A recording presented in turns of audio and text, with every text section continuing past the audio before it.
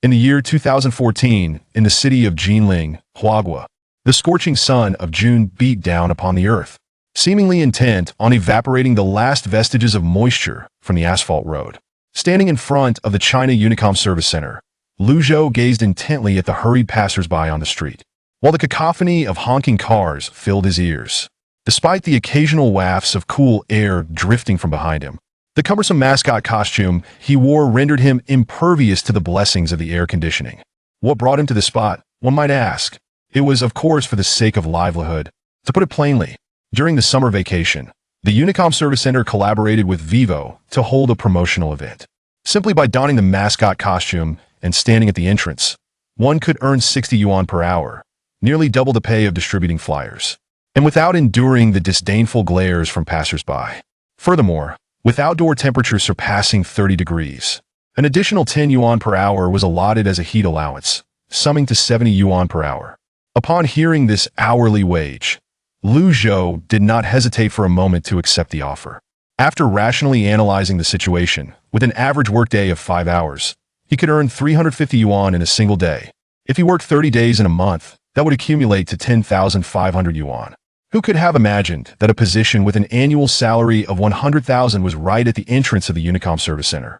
Of course, Lu Zhou was well aware that, regardless of whether it was Vivo or the financially robust Huawei, such promotions could not be sustained daily.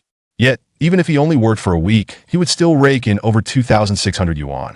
As Lu Zhou found himself growing increasingly bored, counting the leaves on the sycamore trees at the entrance, a plump man with a slightly darker complexion approached, wiping the sweat from his brow. This man, named Wu Dehai, was also a student in the mathematics department at Jinling University, albeit 2 years his senior, currently in his 3rd year, and soon to transition to his final year. As the leader of these part-time students, he was the one who had introduced Lu Zhou to this mascot job. Lu Zhou, are you all right? Should we find someone to cover your shift so you can take a break inside? Wu Dehai, fearing the heat, looked as though he had just emerged from a pool, his entire body drenched. Though he yearned for a respite, Lu Zhou shook his head. I'm fine, I can hold on a little longer. I'm asking you, are you genuinely fine or just pretending? You've nearly stood out here all afternoon. Wu Dehai remarked, a pained expression on his face. He was genuinely concerned that Lu Zhou might suffer from heat stroke. I'm really okay, you don't need to worry about me, Lu Zhou insisted, shaking his head resolutely. There's only an hour left until the end of my shift. Since I've already stood for so long, what's another hour, right?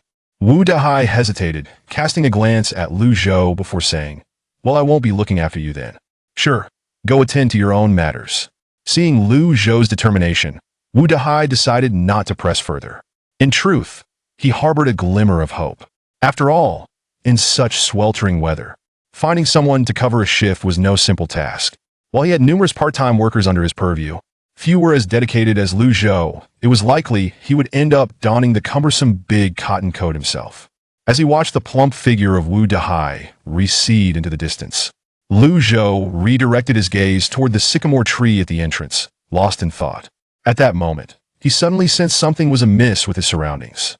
The pedestrians on the street. Why were they soaring into the sky? His legs buckled, and he fell backward. In the foggy remnants of his consciousness, he vaguely heard the urgent footsteps and shouts emanating from within the service center behind him. The mascot at the entrance has suffered from heat stroke. Quick, remove his headpiece and bring him a glass of water. Damn it, Lu Zhou, you must not let anything happen to you. It's no use, he's unresponsive. We need to rush him to the hospital. Get him in my car. The last glimmer of light in his vision was severed, and darkness enveloped him. Lu Zhou, an undergraduate in the mathematics department at Jinling University, was currently in his 1st year, soon to transition to his 2nd. Initially, he had applied for a program in software engineering, but due to a marginal difference in scores, he was redirected to the less popular mathematics department. At times, Lu Zhou couldn't help but question the utility of his rather painful major. What could he possibly gain from 4 years of study? It seemed an unresolvable question. The conventional paths for mathematics graduates were limited to 2 options. Either pursue further studies abroad or graduate school, or switch to another field. There was also the option of remaining at the university. Yet such a possibility was not typically considered by undergraduates unless they had an exceptionally close relationship with the faculty. Even then, staying meant merely performing menial tasks, making it more practical to pursue graduate studies elsewhere. However, for Lu Zhou, The prospect of continuing his education was somewhat unrealistic. His family hailed from Jiangling, although it differed from Jinling by just one character. The geographical distance was vast. His father worked as an ordinary laborer at the Jiangling steel plant, while his mother had long been laid off and remained at home. Her health consistently poor, leading to significant medical expenses. The entire family relied solely on his father's income. Not to mention he had a younger sister currently in high school. And once she gained admission to university, it would incur another considerable financial burden. Although his father insisted that Lu Zhou need not worry about finances and should strive to continue his studies, ideally aiming for a doctorate, Lu Zhou understood all too well that this was an impossibility. Having already dipped a toe into the workforce, he was compelled to confront more pressing realities. To be more specific, the issue revolved around finances. He did not wish to become a burden to his family, nor impede his sister's future prospects. Thus, since the onset of his university life, he had diligently endeavored to achieve financial independence. While others engaged in extracurricular activities, celebrating youth, or diligently studied in the library, he found himself more often distributing flyers, installing routers, or delivering takeout. At times, he couldn't help but ponder the significance of such a university experience. The work he was undertaking lacked any technical complexity. Even someone with a middle school education could perform these tasks. Perhaps even better than he could, at least without succumbing to heat stroke after standing outside an air-conditioned room for hours. Yet this inquiry bore a striking resemblance to the previous question regarding the career paths for mathematics majors. Both remained unanswered. Now he had collapsed. As consciousness returned, Lu Zhou stood amidst a blinding whiteness, his eyes bewildered as he surveyed his surroundings. Where on earth is this? No one responded. Fleeting memories informed him that he had seemingly collapsed from heat stroke at the entrance of the Unicom Service Center. Subsequently, it appeared that kind-hearted individuals had lifted him into a vehicle and transported him to a nearby hospital. Yet this place bore no semblance of a medical facility, nor did it resemble the real world in any capacity. As Lu Zhou began to feel anxious about his predicament, a translucent screen suddenly materialized before him, startling him into taking a step back. High-tech? A system? What on earth? As he gazed at the black text gradually materializing on the semi-transparent screen, Lu Zhou was initially taken aback, only to subsequently be engulfed by overwhelming joy. Could it be that he had been chosen by the fabled system? He had indeed read such tales in online novels. Swallowing hard, Lu Zhou hastily inquired, "System, what functions do you possess?" However, there was no mysterious voice responding to his query. The semi-transparent holographic screen continued to display its text autonomously. High-tech system. This system is dedicated to enhancing the civilization level of indigenous inhabitants.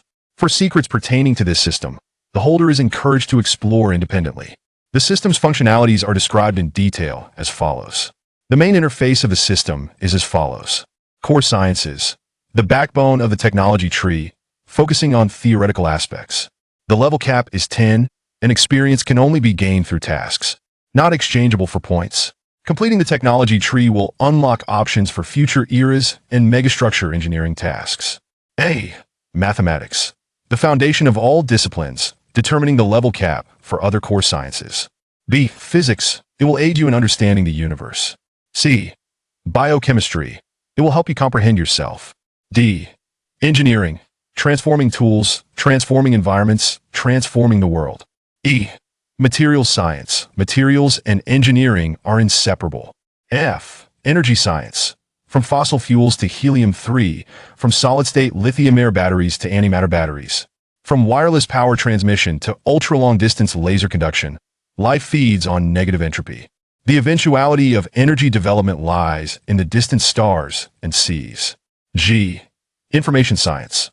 Genetics is the code of God, and the ultimate goal of code is to create God. Branch technologies. These pertain to the branch sections of the technology tree. After unlocking specific branch technologies, the experience required for upgrades can be exchanged for 1 points equivalent.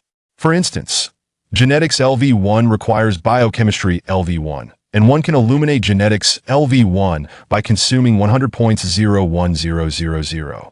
Genetics LV2 requires the simultaneous satisfaction of biochemistry LV2, engineering LV1, and an experience level of 1000 to upgrade genetics LV1 to genetics LV20. Technical blueprints. As the name suggests, these are straightforward and comprehensible technical blueprints. Ranging from a nanotechnology chip to a megastructure Dyson sphere, production can be realized by following the blueprint steps, provided the necessary objective conditions for production are met. Points could be used to unlock reward tasks or consume 200 points for a random task. Points can also be expended to resolve technical challenges. The cost in points is determined by discipline levels, the inclination of the technical challenges, and the difficulty of resolution. Task. Each time, 3 random tasks will appear, and one may choose a task as the objective to execute. Upon completion, the corresponding rewards will be granted. Once a task is completed, the task panel will be immediately reset. At this moment, Lu Zhou found himself at a loss for expression. The mathematics he regarded as a mere trifle seemed to have inverted within this system, transforming into the progenitor of all other disciplines. This unexpected reversal was something he struggled to articulate. What left him even more exasperated was yet to come. As the explanatory text faded, his attribute panel materialized before him. Black Technology System. Host. Lu Zhou Core Sciences. A. Mathematics. LV001000B. Physics. LV001000C. Biochemistry. LV001000D. Engineering. LV001000. The Material Science. LV001000. F. Energy Science. LV001000G. Information Science. LV001000. Branch Technologies. None technical blueprints. None points. 0 tasks. Unclaimed. After all, I am a graduate of a prestigious 985 university. Although I cannot be considered a top scholar since my arrival. This string of zeros, is it not a tad disrespectful? Gazing at this glaring array of zeros, Lu Zhou found himself both amused and exasperated. This system must have made a grave error. Just as Lu Zhou pondered this, a sudden and vigorous shaking on his shoulder yanked his consciousness from this pristine white space. Chapter 2. The life of a top student needs no explanation. Lu Zhou, wake up! A vigorous shaking on his shoulder jolted Lu Zhou from his slumber, and as he slowly opened his eyes, he was met by the pudgy visage of Wu Dahai. Damn. You finally woke up. With a sigh of relief, Wu Dahai withdrew his hand from Lu Zhou's shoulder, a sheepish smile gracing his face. Please don't take it the wrong way. I didn't mean to disturb your rest. I just saw you snoring away and figured you were all right. Lu Zhou glanced around at the stark white walls and the curtained hospital bed. Where am I? You don't remember? You fainted from heat stroke right outside the Unicom Service Center. Wu Dahai returned to his chair, exhaling heavily as he slapped his robust thigh. Honestly, I told you not to push yourself, but you wouldn't listen. We're just part-timers, not professionals in this field. What's the point of working yourself to the bone? Just look at you now. You've sacrificed your health for what? Is it worth it? Lu Zhou managed a weak smile and inquired, what did the doctor say? About my condition? Nothing serious, just a bit dehydrated. Wu Dahai gestured towards the bedside table. I brought you some water. Remember to drink plenty. Swallowing hard, Lu Zhou expressed, thank you. Don't mention it. After all, you're my junior. As your senior, it's only right that I take care of you. Wu Dahai waved his hand dismissively. Just focus on resting. Once you're better, hurry back to school. I've already transferred your part-time wages to your Alipay, so check it. And don't worry about the medical expenses. It's not much. And I've already taken care of it. I can't accept this, Lu Zhou stammered, feeling embarrassed. Enough with the formalities. You were assigned this job through me, so I naturally bear part of the responsibility for your issues. Rising from his seat, Wu Dahai concluded, let us leave it at that. You should rest for a few days. Don't rush back to work. Lu Zhou wanted to say more, but ultimately held his tongue. Simply nodding in gratitude, Wu Dahai waved off his thanks and departed. Reclining on the hospital bed, Lu Zhou sighed as he stared at the ceiling. It seemed he would need to find another part-time job. After such a significant incident, Wu Dahai would likely never let him work there again. Furthermore, he felt too embarrassed to trouble others after causing such a big problem. Turning onto his side, he recalled the bizarre dream he had earlier and closed his eyes, softly murmuring, system. No response. High-tech system. Still no response. Lu Zhou's cheeks flushed slightly. Damn it. So it was just a dream. However, as Lu Zhou pondered this, he opened his eyes, only to be astounded by the sight before him. An immaculate expanse of pure white enveloped the entire space, accompanied by a semi-transparent holographic screen and a panel filled with attributes, all appearing strikingly real. After a brief moment of astonishment, Lu Zhou clenched his fists. Overwhelmed with elation. "Ha ha, this is real. This isn't a dream." At that moment, a line of text suddenly appeared on the semi-transparent holographic panel. "Please select a task." Calming the excitement within him, Lu Zhou stepped forward and tapped the task icon on the screen. Immediately, a dialog box materialized before him. Task 1. Strengthen your body description. To excel in scientific research, one must first possess a robust physique, able to outrun journalists, fight off zombies, and endure 72 hours of relentless work. Physical training is of utmost importance. The host should begin immediately. Requirements. Complete a 5-kilometer slow jog within 1 hour. Chant task, start to commence timing. Failed challenges can be repeated. Reward, 20 random academic experience points, 1 lottery chance, 100 garbage. Task 2. Build connections. Description. Conducting academic research is not merely about socializing, yet to infiltrate the academic circle. One must learn to cultivate relationships. Requirements. Increase the favorability with Professor Lu Fongping, head of the mathematics department at Jinling University, to friendly, favorability of 30. Specific values will be displayed after task commencement. Reward, 100 mathematics experience points, 400 points, 1 lottery chance, 97 garbage, 3 high-tech samples. Task 3. The life of a top student needs no explanation. Requirements. Accumulate 24 hours of library time. Chant task, start to initiate the task. Reward. Academic experience points determined by the types and values of books read. 100 points, 1 lottery chance, 90 garbage, 9 samples, 1 blueprints. This system is quite straightforward, with the drop rates clearly stated. But what's with this long-distance run? And a 100 chance of winning garbage in the lottery. Ridiculous. And what about building rapport with the professor? Socializing over meals? Gifting? Regardless, it seems like it would cost quite a bit. The last task appears to be the most reasonable, even though it doesn't specify the exact experience gained. Yet, the probability of winning non-garbage rewards is the highest, following the logic of online games. This task should be considered the optimal strategy, right? Moreover, spending 24 hours in the library doesn't sound too difficult. Having thought this through, Lu Zhou made his decision without hesitation and immediately selected Task 3.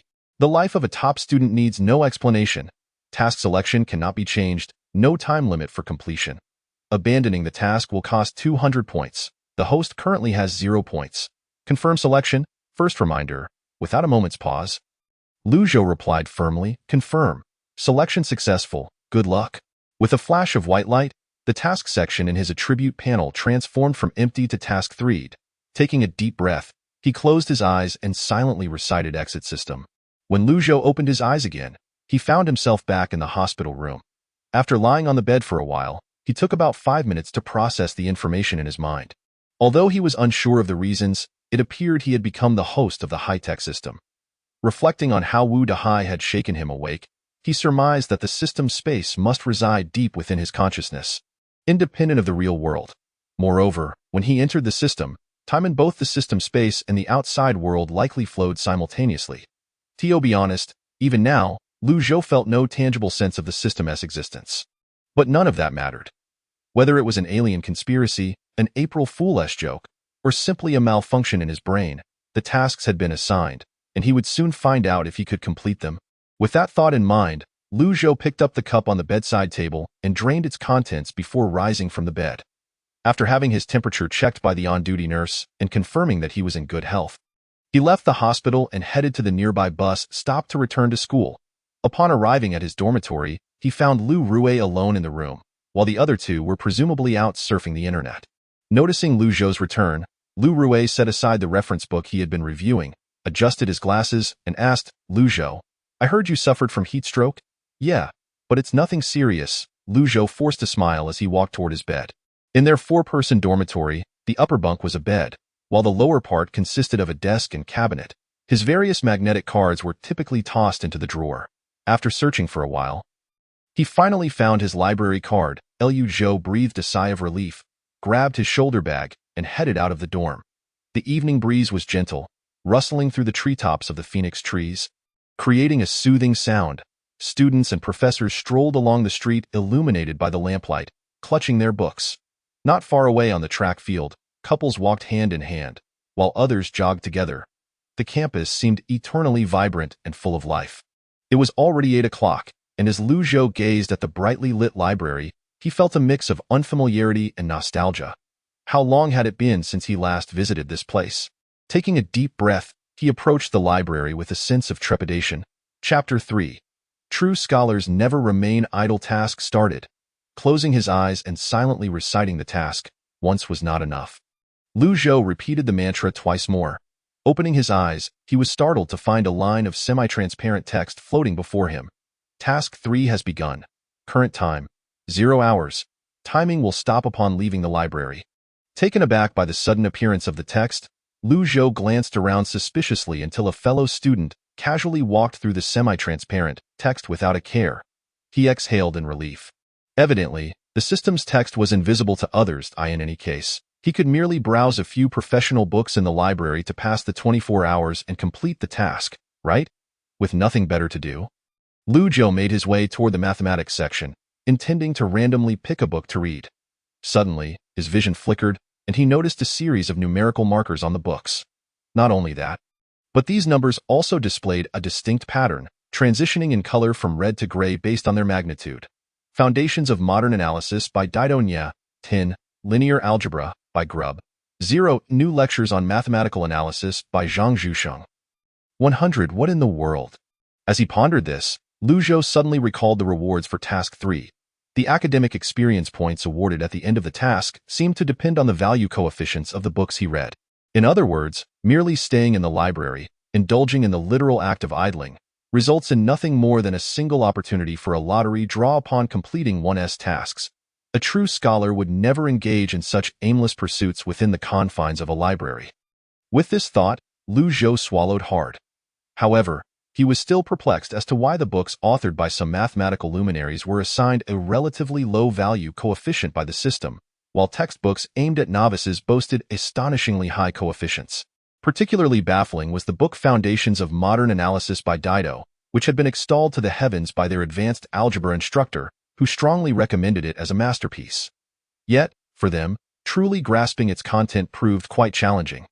One would at least need a foundation in real analysis and functional analysis to comprehend it.at that moment. He suddenly recalled his attribute panel, noting that his mathematics level seemed to be LV0. A dawning realization crossing his face. So that could it be that this so-called value coefficient is assessed based on one's current knowledge level?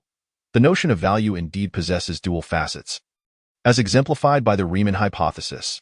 For the academic community, the Riemann hypothesis holds profound significance, with thousands of mathematical formulas built upon its veracity, rendering its value immeasurable. Yet for Lu Zhou himself, comprehending the Riemann hypothesis presented considerable difficulty, offering him no academic assistance whatsoever, and thus its value was effectively zero. Having understood this, Lu Zhou no longer hesitated. He retrieved the book New Lectures on Mathematical Analysis by Zhang Zhusheng from the shelf. Conveniently, he had an upcoming examination in mathematical analysis in 2 weeks, and there were several challenging concepts he still only partially understood, so he considered it a form of revision. Finding a seat nearby, Lu Zhou settled down with the book in hand and began to delve into its contents. To be honest, he was not particularly fond of immersing himself in mathematics, yet surprisingly, this book was quite engaging. Whether it was the influence of the system or not, Lu Zhou gradually felt himself entering a state of intense focus. It was as though he had entirely forgotten the external world. With the text before him being the sole reality, devoid of all else, time passed inexorably. The number of people in the library dwindled, yet Lu Zhou remained blissfully unaware, completely absorbed in the ocean of text. It was not until someone tapped him on the shoulder that he emerged from his reverie. "Classmate, it's 10 o'clock. The library will close soon," said the librarian. Coming to his senses, Lu Zhou hastily stood up. Inserting a bookmark into his book. "I'm sorry. I lost track of time. I'll pack up right away, and no problem," the librarian remarked with a hint of admiration. "In all my years of work, you read the first student I've seen so engrossed in a mathematics book. Can I still borrow this book?" Lu Zhou inquired, still immersed in the lingering enjoyment of his previous reading experience. He felt a sense of unfulfilled desire, as he had never before been so captivated by a mathematical problem. It felt less like a reference book and more like a novel chronicling the life of a particular number. Perhaps recognizing his politeness, the librarian readily replied, "Not an issue. If you wish to read, take it home. The computer hasn't shut down yet. I'll help you check it out. Do you have your library card with you?" "I have it," Lu Zhou sincerely replied. "Thank you so much. No need to mention it." Stuffing the borrowed reference book into his backpack, Lu Zhou exited the library with quickened steps. The moment he passed through the holographic panel, the task timer paused. However, Lu Zhou's attention was far from that. He wished to return swiftly to that enchanting reading experience. Upon returning to his dormitory, he found that his two roommates had also returned and were engrossed in playing League of Legends. Hearing the door open, Huang Guangming, who was in the midst of an intense team fight, nervously called out without turning his head, "Josie, ready to play." The elongated pronunciation of play was an exaggerated signal for their dormitory's summoning of champions. "I have a few things to attend to. I want to join today. You all enjoy yourselves." After finishing a team fight and pushing the enemy's high ground, Shang turned to glance back. Spotting Lu Zhou retrieving a reference book from his backpack and settling down to read, he immediately exclaimed, "Wow, Josie, when did you become so studious?" Upon hearing that Lu Zhou was reading, Lu Rue also abandoned his problem-solving and directed his gaze towards Lu Zhou's desk. Lu Zhou smiled, finding it too cumbersome to explain, and casually offered, "Well, there's an exam coming up. There are lots of concepts I don't understand. If I don't review now, it'll be too late. After the exam, I'll join you for a good session. An exam? Who cares? Just aim for a passing grade," Huang Guangming replied, clicking his mouse furiously as he unleashed attacks on the enemy's defensive tower. The last time he said something similar, if Lu Zhou recalled correctly, his score in Advanced Mathematics 1 was an impressive 89, just 1 point shy of their dormitory's top scholar, Lu Rue. "Everyone is striving diligently in places unseen by others," Lu Zhou chuckled softly, saying nothing further as he flipped to the bookmarked page and concentrated on his book. 10 seconds passed. A minute passed. 5 minutes passed. The sound of victory echoed from behind him. Yet he had only turned 2 pages, quickly returning to the start as he found himself unable to absorb any of the material. "Haha, Silver 4, I've ranked up." Huang Guangming leaned back in his chair, laughing heartily. "Wasn't it me who carried you, you little noob?" Shang also reclined in his chair, stretching lazily. Who carried whom should be clarified. "My fountain seconds the ADC. Why, previous LeBlanc was something to behold. Show off your skills? You're still full of nonsense after fishing in the pond. Get out of that pit. I've been carrying you to silver every day. And you forgot to claim your first win yesterday." Lu Zhou found himself unable to concentrate at all. It wasn't that his roommates were too loud. Rather, his attention simply could not fixate on the book. His current reading state was reminiscent of his usual review sessions, where even the slightest disturbance from the outside world could unsettle his already chaotic thoughts. However, while he was in the library earlier, even with people talking and moving about, he could completely lose himself in the world of the text. Lu Zhou sighed, placing new lectures on mathematical analysis down. So, this is indeed the power of the system? Chapter 4. While others solve problems, I read books at 6 in the morning. As Lu Rue felt a slight tremor in the bed, he squinted his still sleepy eyes, searching for the source of the disturbance. Just then, he spotted Lu Zhou climbing down a ladder from the other end of the bed and mumbled, "Josie, why are you up so early?" In an effort not to disturb the other two still asleep, Lu Zhou replied softly, "Just a bit of business." Lu Rue persisted with his questioning. "Are you going to work?" After a moment's hesitation, Lu Zhou shook his head. "Not going. Taking a break for a few days."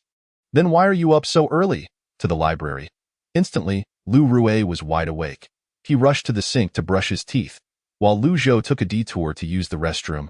Emerging from the washroom, he found Lu Rue climbing down from his bed as well, prompting him to ask curiously, "Aren't you going back to sleep?" "Reviewing," Lu Rue replied, picking up his toothbrush and sprinting towards the balcony sink. Observing his roommate as if facing a formidable challenge, Lu Zhou found it amusing and shook his head without saying anything further. He put on his shoes, slung his bag over his shoulder, and stepped outside.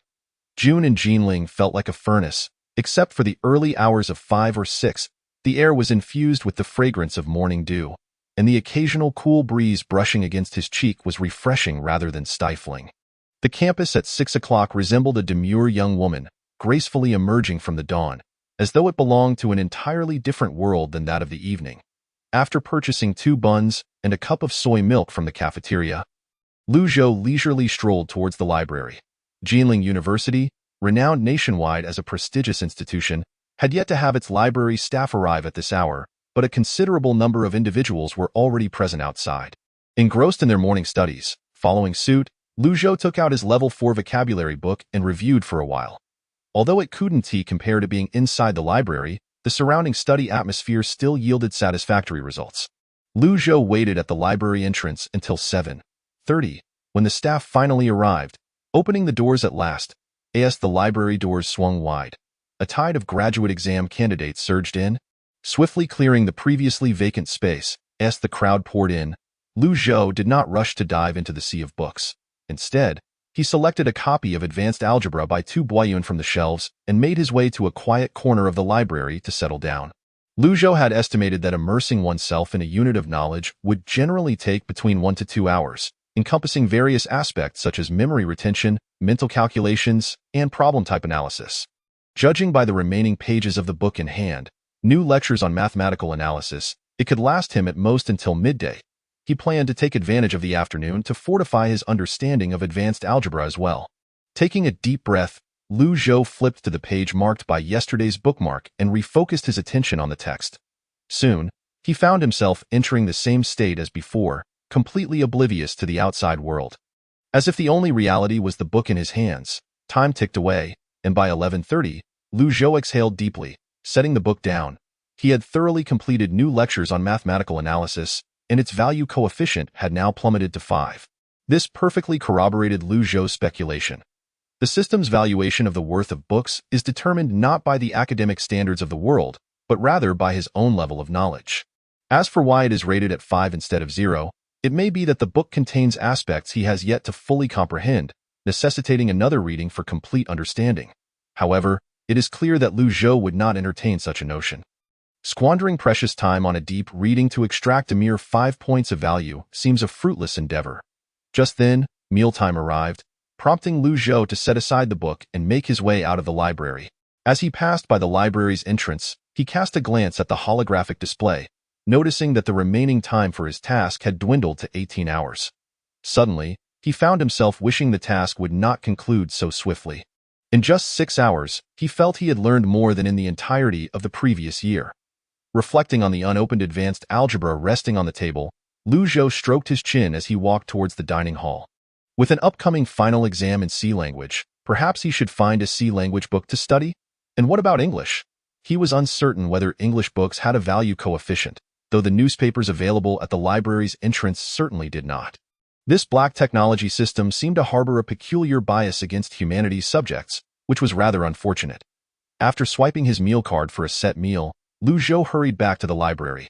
He returned the books he had previously read at the front desk, then made his way to the shelves, retrieving a copy of C Language Detailed Explanation, 5th edition, tucking it under his arm before returning to his seat. As the lunchtime lull faded, the library grew bustling once more. Immersed in the pages of advanced algebra, Lu Zhou was about to delve into the next knowledge point when he suddenly felt a gentle prod on his arm. Turning his head, he saw a girl with round-framed glasses and a single ponytail, her features delicately attractive, holding a pen in her hand and looking at him shyly. "Excuse me, I'm sorry to disturb you. May I ask you a question?" Lu Zhou nodded graciously, responding, "Of course, feel free to ask." Although his reading had been interrupted, he felt no irritation. "Why, you may wonder. It must be said that humans are creatures of aesthetics. In interpersonal interactions, appearance truly holds significance. Why did this girl choose to approach him rather than someone else? Was it not simply because he was more handsome than the rest?" Lu Zhou enjoyed discussing problems with individuals who possessed discernment and honesty. Not for any ulterior motive, but simply for the pleasure it brought. "Thank you," the girl whispered, carefully moving her chair closer to sit beside Lu Zhou, thoughtfully offering him a pen and some scrap paper. Without hesitation, Lu Zhou accepted the pen and paper, glancing at the problem. "Let me see, you're looking for the limit, right? Let's find the positive numbers a and b that satisfy the equation x0, lim1, expanse, t2, at2, dt1. The integral's upper limit is x, and the lower limit is 0. He realized he had not encountered this particular problem before, but while reading earlier, he had seen similar types. Having just studied advanced algebra, it seemed a fitting moment to test the system's capabilities. Habitually twirling his pen, Lu Zhou pondered for a moment. Within less than a minute, he confidently declared, "I've solved it." "You solved it just like that?" Chen Yushan gazed at Lu Zhou incredulously, thinking to herself that he hadn't even put pen to paper. Lu Zhou shot her a glance, musing that her physical endowments seemed inversely proportional to her intelligence. Yet, truth be told, he was also taken aback by his own speed of problem-solving. In the past, he would not have struggled to solve such problems, but would not have done so with such ease. Nor would he have managed it without even needing scrap paper. The solution unfolded clearly in his mind. Without pretense, Lu Zhou seized the pen and elegantly inscribed the solution process on the scrap paper. Explaining as he wrote, "This is a typical indeterminate form of 0,0. We can directly apply L'Hopital's rule. First, we need to separate the integral. This part isn't difficult, right? From x0 lim 1 cos 0. We find that b1. Substituting back into the original equation, we can solve for a forward. Take a look at the answer and see if my solution is correct." Chen Yushan stared blankly at the scrap paper, astonished by how swiftly he had solved the problem, faster than her own comprehension of the lecture. Especially when he wrote down the final two answers, her mind still lingered on the step of solving the integral.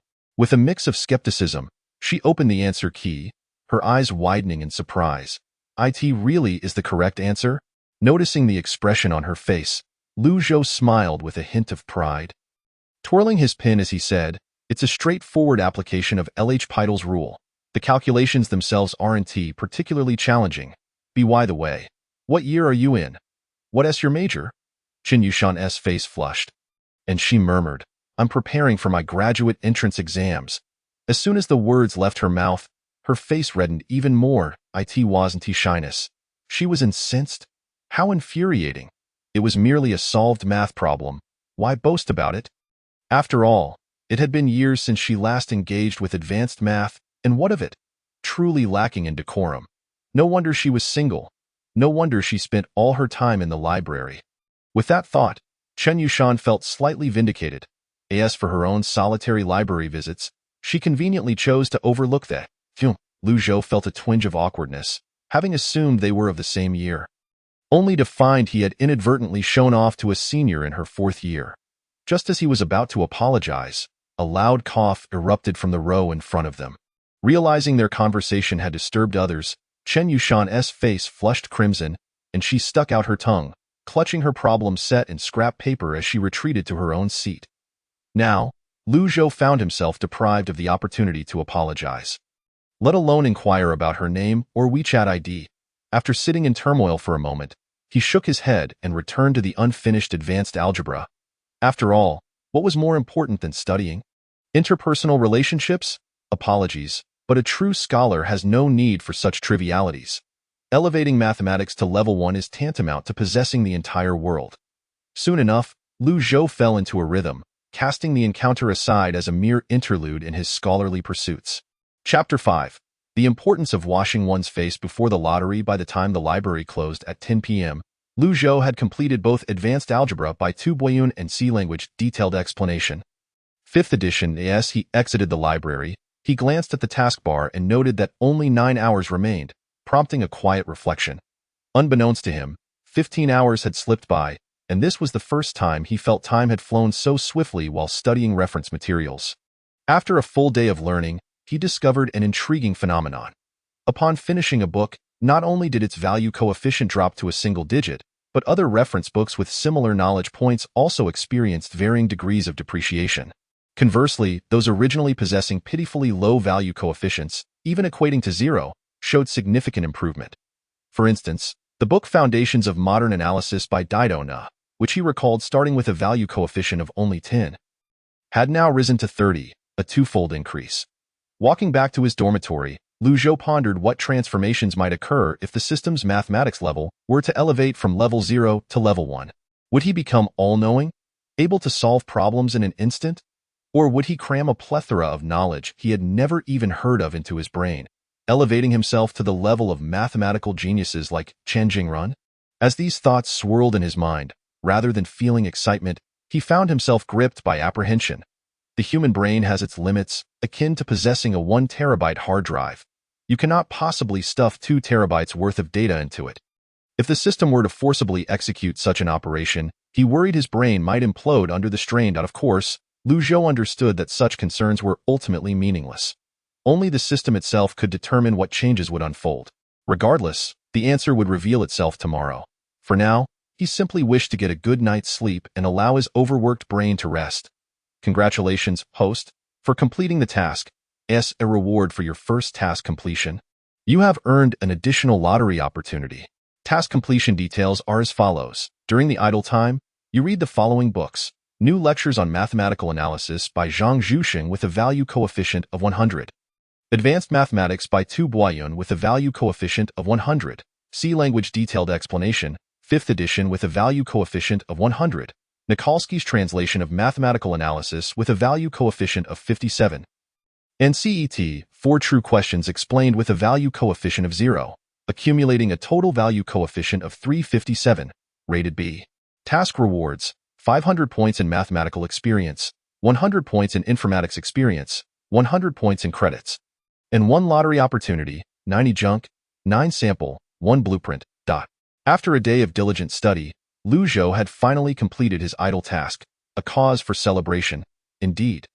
Upon exiting the library, he suppressed his excitement and found a secluded corner beside the dimly lit outdoor basketball court.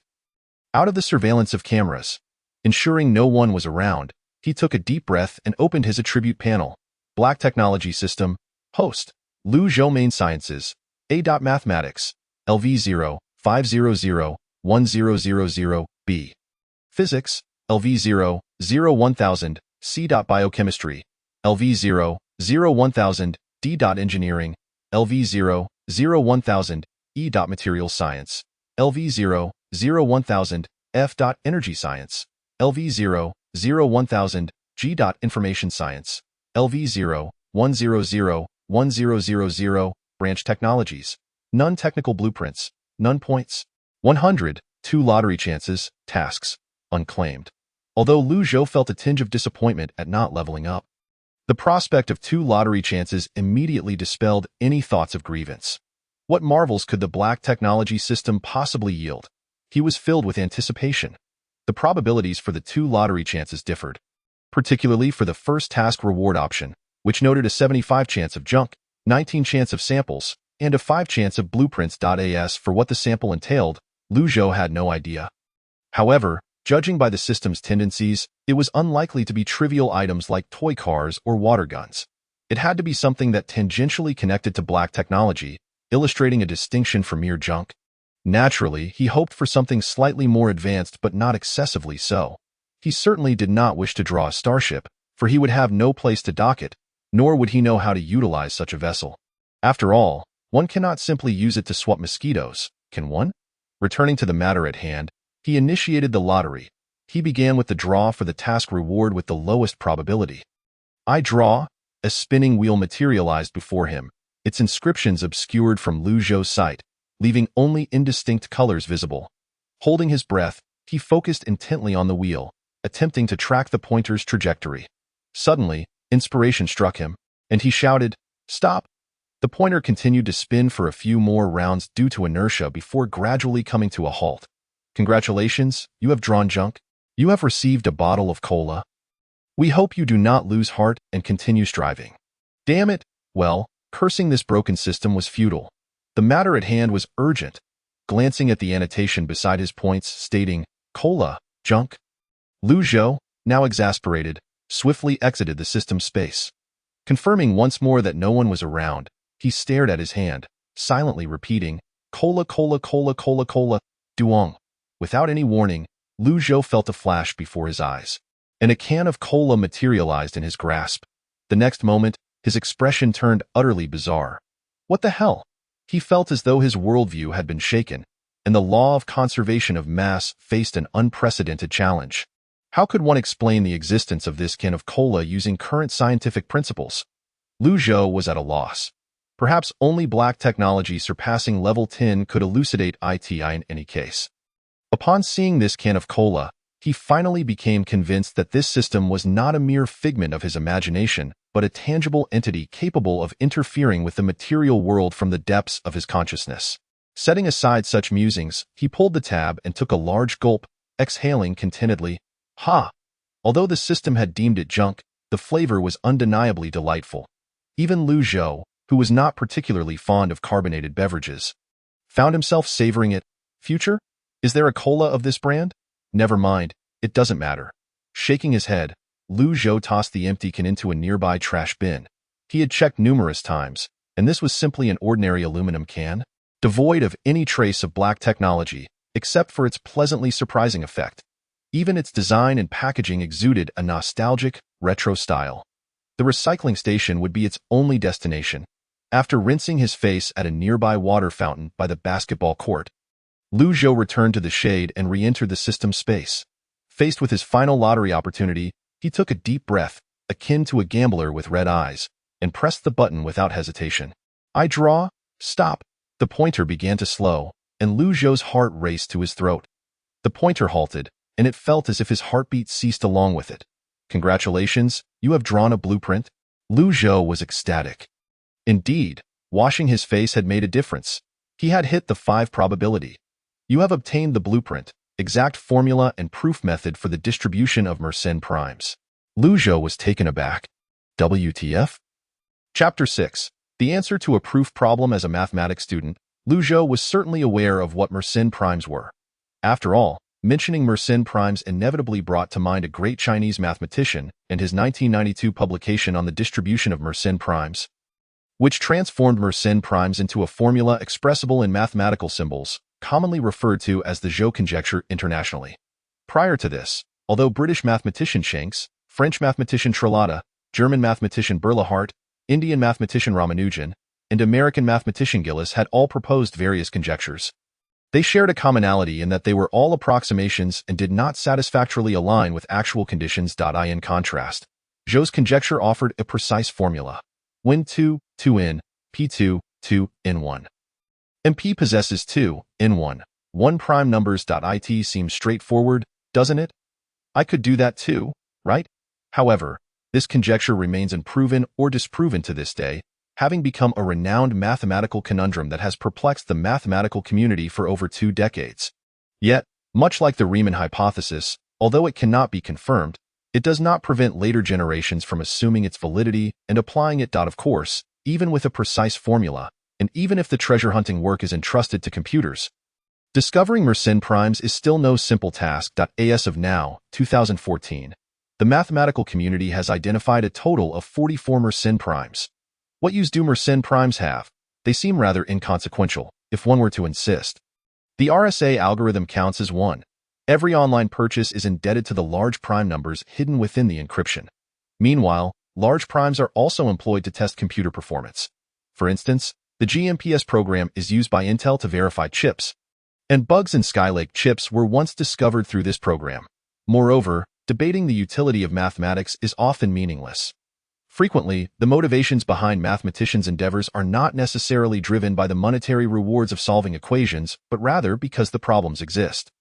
On a grander scale, humanity cannot solely live in the present. We must also aspire for poetry and distant horizons. However, Lu Zhou was not inclined towards such lofty aspirations. What he desired was the immediate practicality. And why did it have to be the proof method for Zhou's conjecture? I would rather have the Riemann hypothesis, or, at the very least, the slightly lesser-known Poincare conjecture would suffice.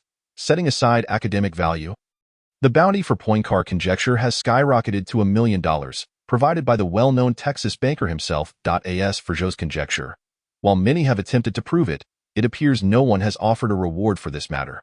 Watching a potential house slip away, Lu Zhou's mood soured instantly. However, looking on the bright side, even if it was merely Zhou's conjecture, if he could prove it, he would still make his mark in the annals of mathematics. As for material rewards, although there was no bounty for this conjecture, he imagined the university would not shortchange him.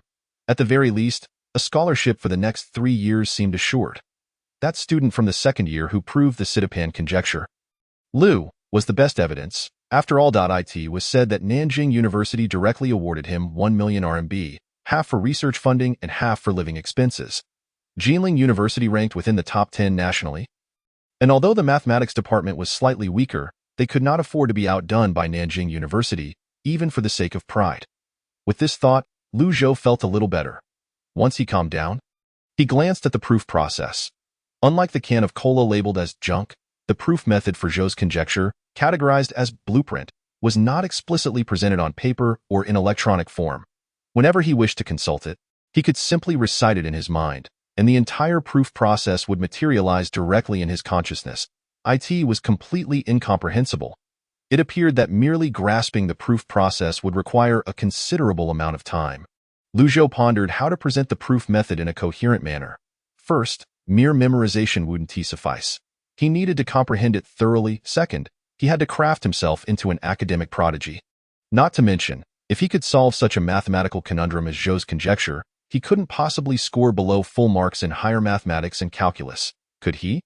Even if he were to lose a point for presentation, he should still aim for at least 99. However, Lu Zhou was not overly concerned about this.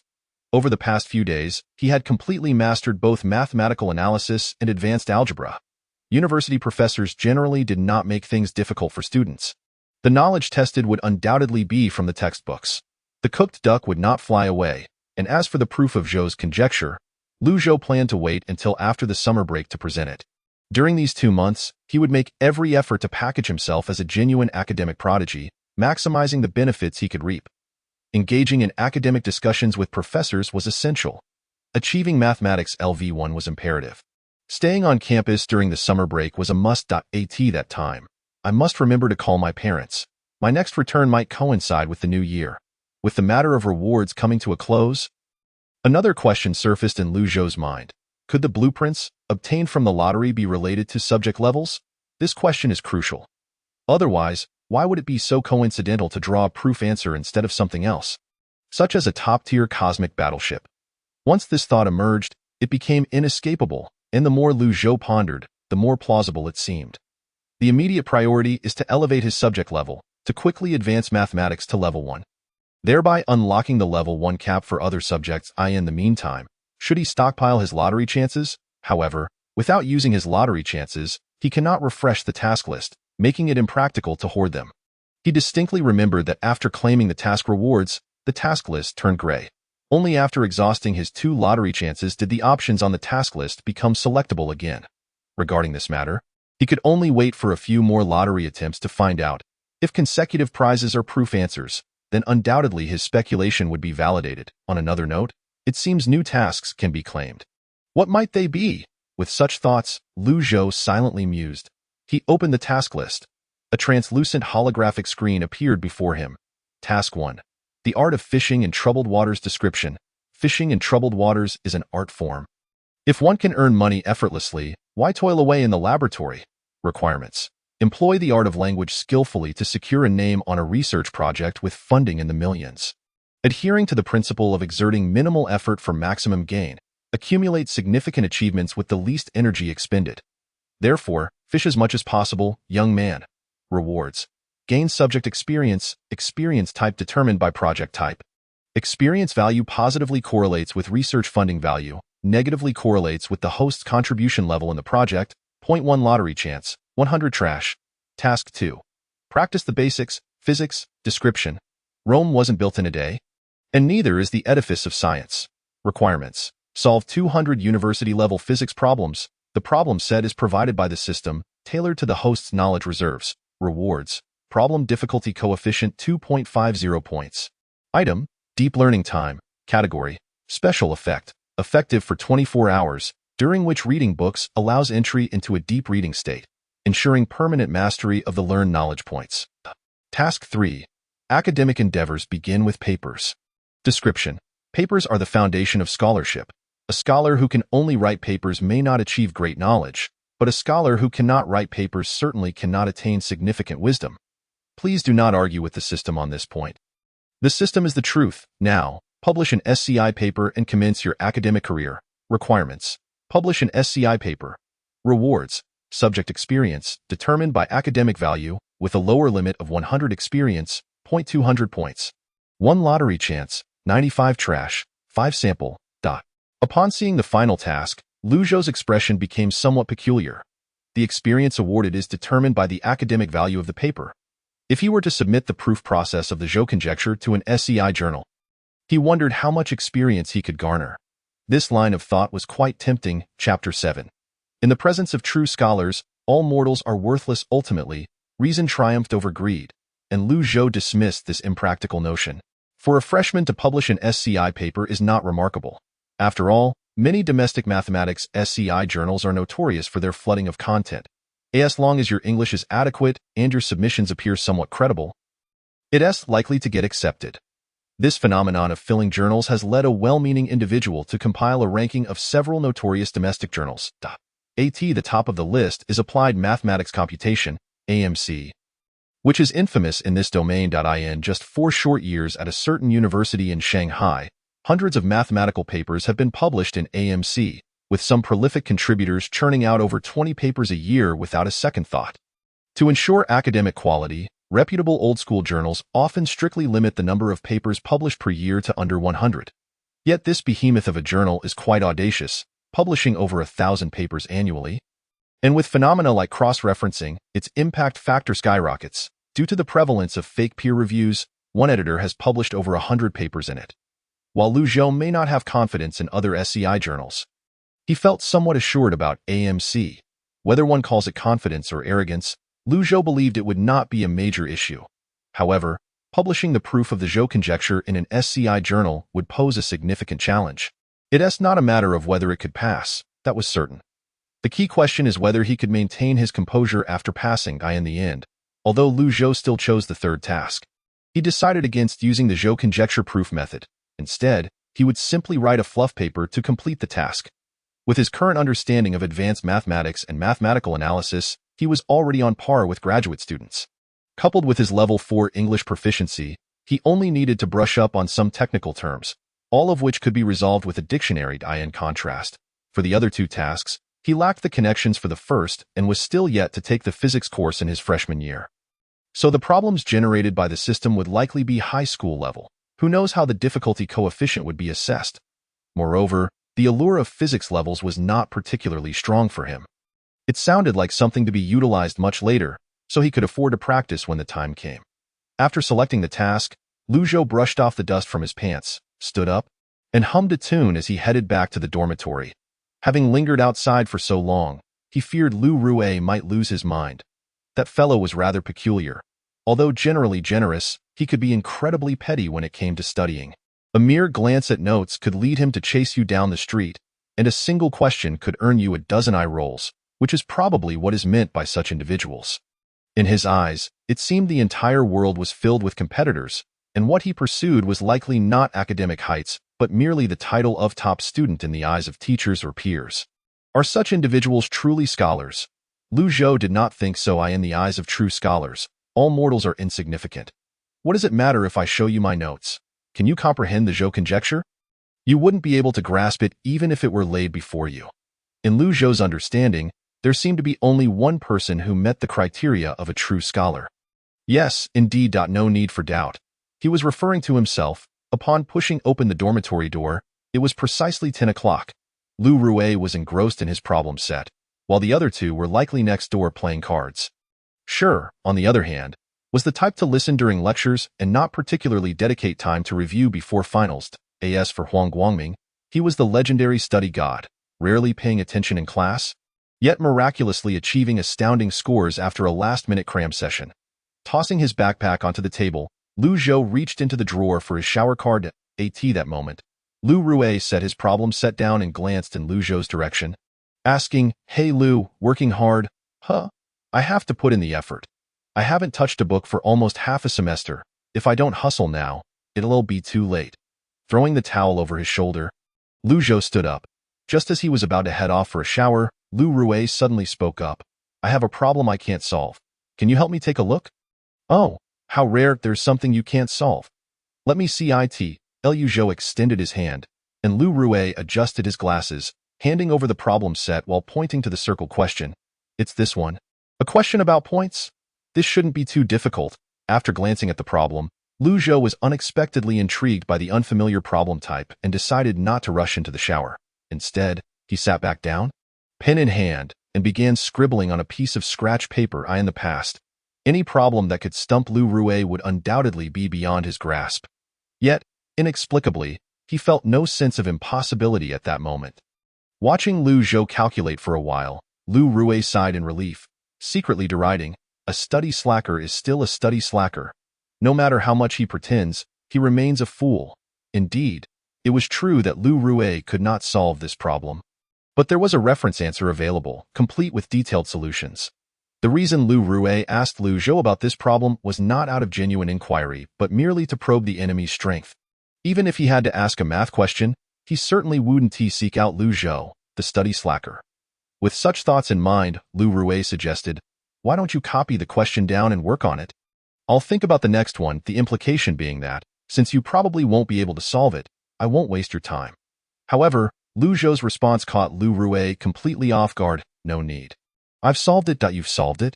Lu Rue's eyes widened in disbelief, astonished as if his eyeballs might pop out. "Yes, you heard correctly." Spinning the ballpoint pen in his hand, Lu Zhou elucidated the equation on the draft paper, proclaiming it a quintessential double integral problem. The first step was to transform the Cartesian coordinates into polar coordinates for computation. Due to the symmetry of the intervals, this segment of the equation could be simplified to cot x, ultimately culminating in the integral of CSC x. Then, substituting back into the original function, Lu Rue's pupils slightly constricted, acutely perceiving the core concept of this solution. The subsequent steps were as effortless as drifting downstream, requiring nothing more than straightforward calculations, devoid of any difficulty. "Damn, why didn't I think of this step? Eureka!" He had answered correctly. Lu Zhou smiled and nodded, internally acknowledging the potential for mentorship. "Thank you. May I borrow your draft paper for a moment? I'd like to study it further." "Go ahead. No problem." Lu Zhou generously waved his hand, rising to head towards the restroom. Returning to his seat with Lu Zhou's draft paper in hand, Lu Rue adjusted his glasses. Fixated on the problem, his brow slightly furrowed as he fell into contemplation. Although the solution was innovative, the methodology was clearly articulated, and the knowledge points involved did not exceed the syllabus. Even without Lu Zhou's explanation, he could comprehend it with ease. What perplexed him was how Lu Zhou had conceived this approach, especially in such a brief span of time. Had he previously encountered a similar problem? Lu Rue pondered, concluding that this was the only plausible explanation. Otherwise, he could not fathom how this slacker, who was perpetually occupied with part-time jobs, had managed to outpace him, a well-recognized academic top performer, in problem-solving speed. Flipping to the back of the exercise book, Lu Rue glanced at the answer and solution, momentarily stunned, muttering to himself, "Impossible. The answer is completely correct, but that's not the crux. The crux is that Lu Zhou's method is even simpler than the standard solution." The answer had entirely overlooked the unconventional approach of converting Cartesian coordinates to polar coordinates, opting instead for a direct application of formulas to split the integral, which resulted in an apparently colossal computational burden. This was one of the methods he had considered as well. How could this be? Lu Rue bit his lip, suddenly feeling a twinge of existential doubt. Chapter 8. The optimal inversion theory of linear operators and linear functionals. Since the advent of the system, Lu Zhou felt his life had acquired a newfound regularity. Early each morning, he would shoulder his second-hand laptop and head to the library. For him, this experience was utterly unprecedented, in the familiar corner. He opened his laptop, located a power outlet by the wall, and after a brief contemplation, began typing several prominent words in a Word document. The optimal inversion theory of linear operators and linear functionals, abstract. This study investigates the inversion problems of linear functionals and linear operators given complete and partial information. It introduces the fundamental results of the optimal inversion theory, particularly the construction of optimal inversion methods. This topic had come to him while he was lying in bed last night. Flipping through notes, as their mathematics analysis professor, Professor Tang, casually mentioned the Fourier inversion formula, touching upon several cutting-edge fields in contemporary mathematics. Combining this with information he had researched online, Lu Zhou formulated this topic. As for how to solve it, well, given his current knowledge level, it was undoubtedly unsolvable, so he would need to employ some conventional methods. If he remembered correctly, the advanced systems integrals were intended to address real-world technical problems. He had attempted to use it to resolve the Riemann hypothesis proof method, But nothing had happened. It seemed either the answer exceeded his mathematical capabilities, or the integral's consumption was astronomical, far beyond his means. With such a challenging topic in mind, surely the system would provide some feedback, right? With this thought, Lu Zhou focused intently on the computer screen, silently repeating system, system, system. It seemed there was no response. Suddenly, a warm sensation surged from behind. Enveloping his head, Lu Zhou felt a rush of heat, and then, with a thunderous sound, a vast stream of information exploded in his consciousness, lines of text cascading before his eyes. Integral consumption, 65 points, based on mathematical level 0. Providing the optimal solution? The sensation was not painful but rather enjoyable. Just as Lu Zhou began to question whether he had transformed into a machine, he suddenly awoke. Staring at the stark white computer screen, he looked at his hands, then at the keyboard, murmuring with barely contained excitement, I solved it? Truly solved it. Had he been in the library when this revelation struck, he might have erupted into jubilant cheers.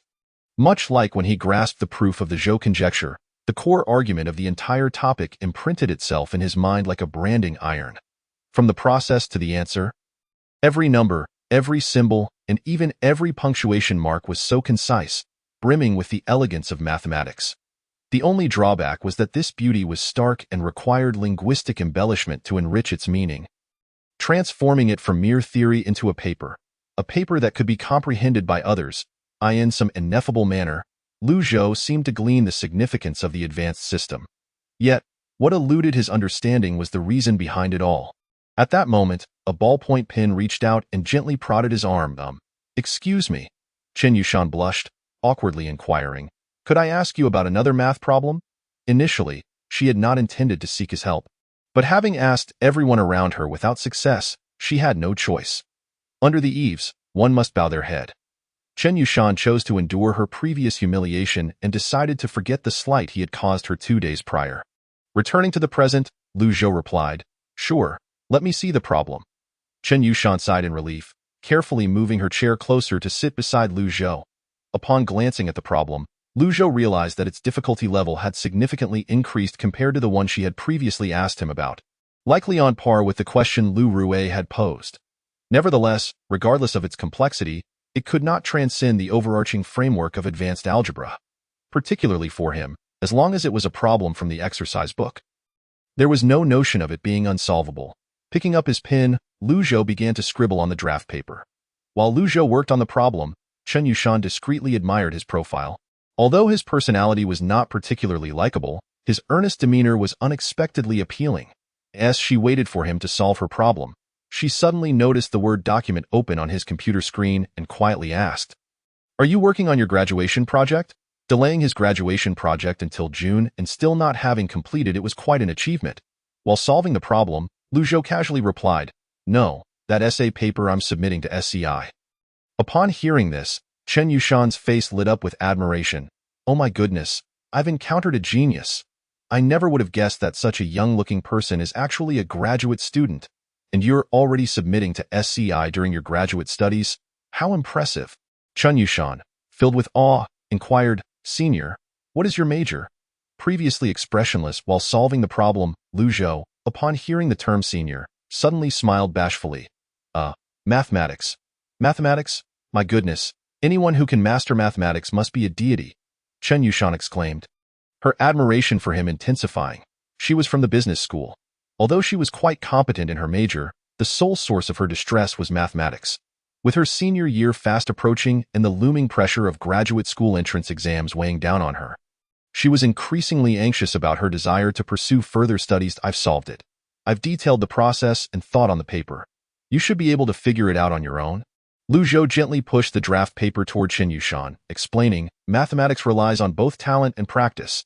Unlike other sciences, merely listening to explanations is insufficient. Since they were in the library, it was not suitable to discuss problems openly. While brief exchanges were acceptable, prolonged conversation would likely attract disapproving glances. Thus, Lu Zhou decided to cease the discussion, leaving the concepts for her to contemplate independently. Chen Yushan promptly expressed her gratitude, took the draft paper back, and then awkwardly requested, Senior, may I add you on WeChat? I might want to ask you about problems I encountered, of course. Liu Zhou, without a second thought, retrieved his low-end Xiaomi phone and scanned the QR code for her. Thank you. Next time, I'll treat you to a meal. Chun Yushan blushed again, expressing her thanks before moving her chair back to her own desk, resuming her diligent writing. That moment, Liu Zhou suddenly realized that he had neglected to clarify a misunderstanding. He was not a graduate student, but merely a freshman, albeit soon to be a sophomore. However, upon reflection, it seemed a bit neurotic to run over and clarify this matter. It might only create awkwardness. He decided to let the misunderstanding linger for now. With this thought in mind, he shook his head and cast the matter aside, refocusing on the screen, his fingers softly tapping the keyboard as he began to concentrate on drafting his paper. Though the system provided a solution based on mathematical level 0, Liu Zhou was certain that the knowledge employed in this solution was not derived from his own limited understanding, but rather called forth from the system's extensive database. While writing his thesis, Liu Zhou simultaneously took notes in a nearby handwritten notebook, meticulously listing the concepts he found perplexing and marking questionable steps with a question mark. For others, writing a paper was akin to squeezing water from a sponge, whereas for him, it felt more like using a dropper to introduce water into the sponge, more an act of input than output. Throughout the entire day, Liu Zhou immersed himself in the library, even resolving to have his lunch with the buns he had purchased that morning. Gazing at the screen filled with thousands of words of his thesis and the 2 pages of notes he had compiled, he leaned back in his chair and stretched. The next task was to thoroughly comprehend the concepts in his notes, seeking out references wherever possible, and for those that eluded him in the books, he would consult his professors. Moreover, he could slightly condense the overly verbose sections of the argument in his paper. When the time came to search on CNKI, he could simply delete the proof of anything already substantiated by other papers, marking them for citation. Finally, there was the matter of plagiarism checking, which, for him, should pose no significant issue, considering every word was penned by his own hand, or rather, written by the system. In any case, it was of little consequence. As time slipped away and his stomach began to rumble, Liu Zhou sighed and rose from his seat, making his way outside the library. Would dinner consist of grilled meat rice again? Or perhaps curry rice? After dinner, he planned to swing by Old Tang's office. If Liu Zhou recalled correctly, he should be on duty in the senior year graduate exam consultation classroom at this hour. Thus, a pleasant decision was made. Chapter 9. I fear I am attending a fake university. Inside the consultation room, every seat was filled. Aspiring graduate students in their 3rd year were diligently engrossed in their studies. The lectern. Professor Tang Jiwei from the mathematics department of Jindasat, having set aside his newspaper, now meticulously fixated on the equations on the draft paper, his right hand rhythmically flipping the cap of his fountain pen. Standing beside him, Liu Zhou was acutely aware that this subtle gesture indicated the professor was deep in thought. Where did you acquire this problem? After a prolonged contemplation of the equations on the draft paper, Tang Jiwei suddenly inquired. It was mentioned in the reference book regarding Fourier coefficients, so I went to the library to examine related materials. I discovered several variants of the Fourier inversion theorem and their applications, and I attempted to derive it, but found myself unable to resolve it at this step. Liu Zhou offered an apologetic smile, his expression conveying a sense of having troubled the professor. Tang Jiwei cast a glance at Liu Zhou before returning his focus to the draft paper. This time, he set down the pen cap and picked up a piece of chalk, pausing momentarily at the blackboard before beginning to outline his calculations. Liu Zhou's gaze remained fixed upon the blackboard. Perhaps due to his prior preparations in this area, he found himself unexpectedly able to keep pace with the professor's rhythm. Captivated by the sound of chalk scratching against the board, the 3rd-year students below, reviewing advanced mathematics, occasionally lifted their heads in confusion, staring blankly at the equations on the board before quickly burying their heads back into their notes. What on earth is this? Time passed unnoticed. And before long, the entire blackboard was filled.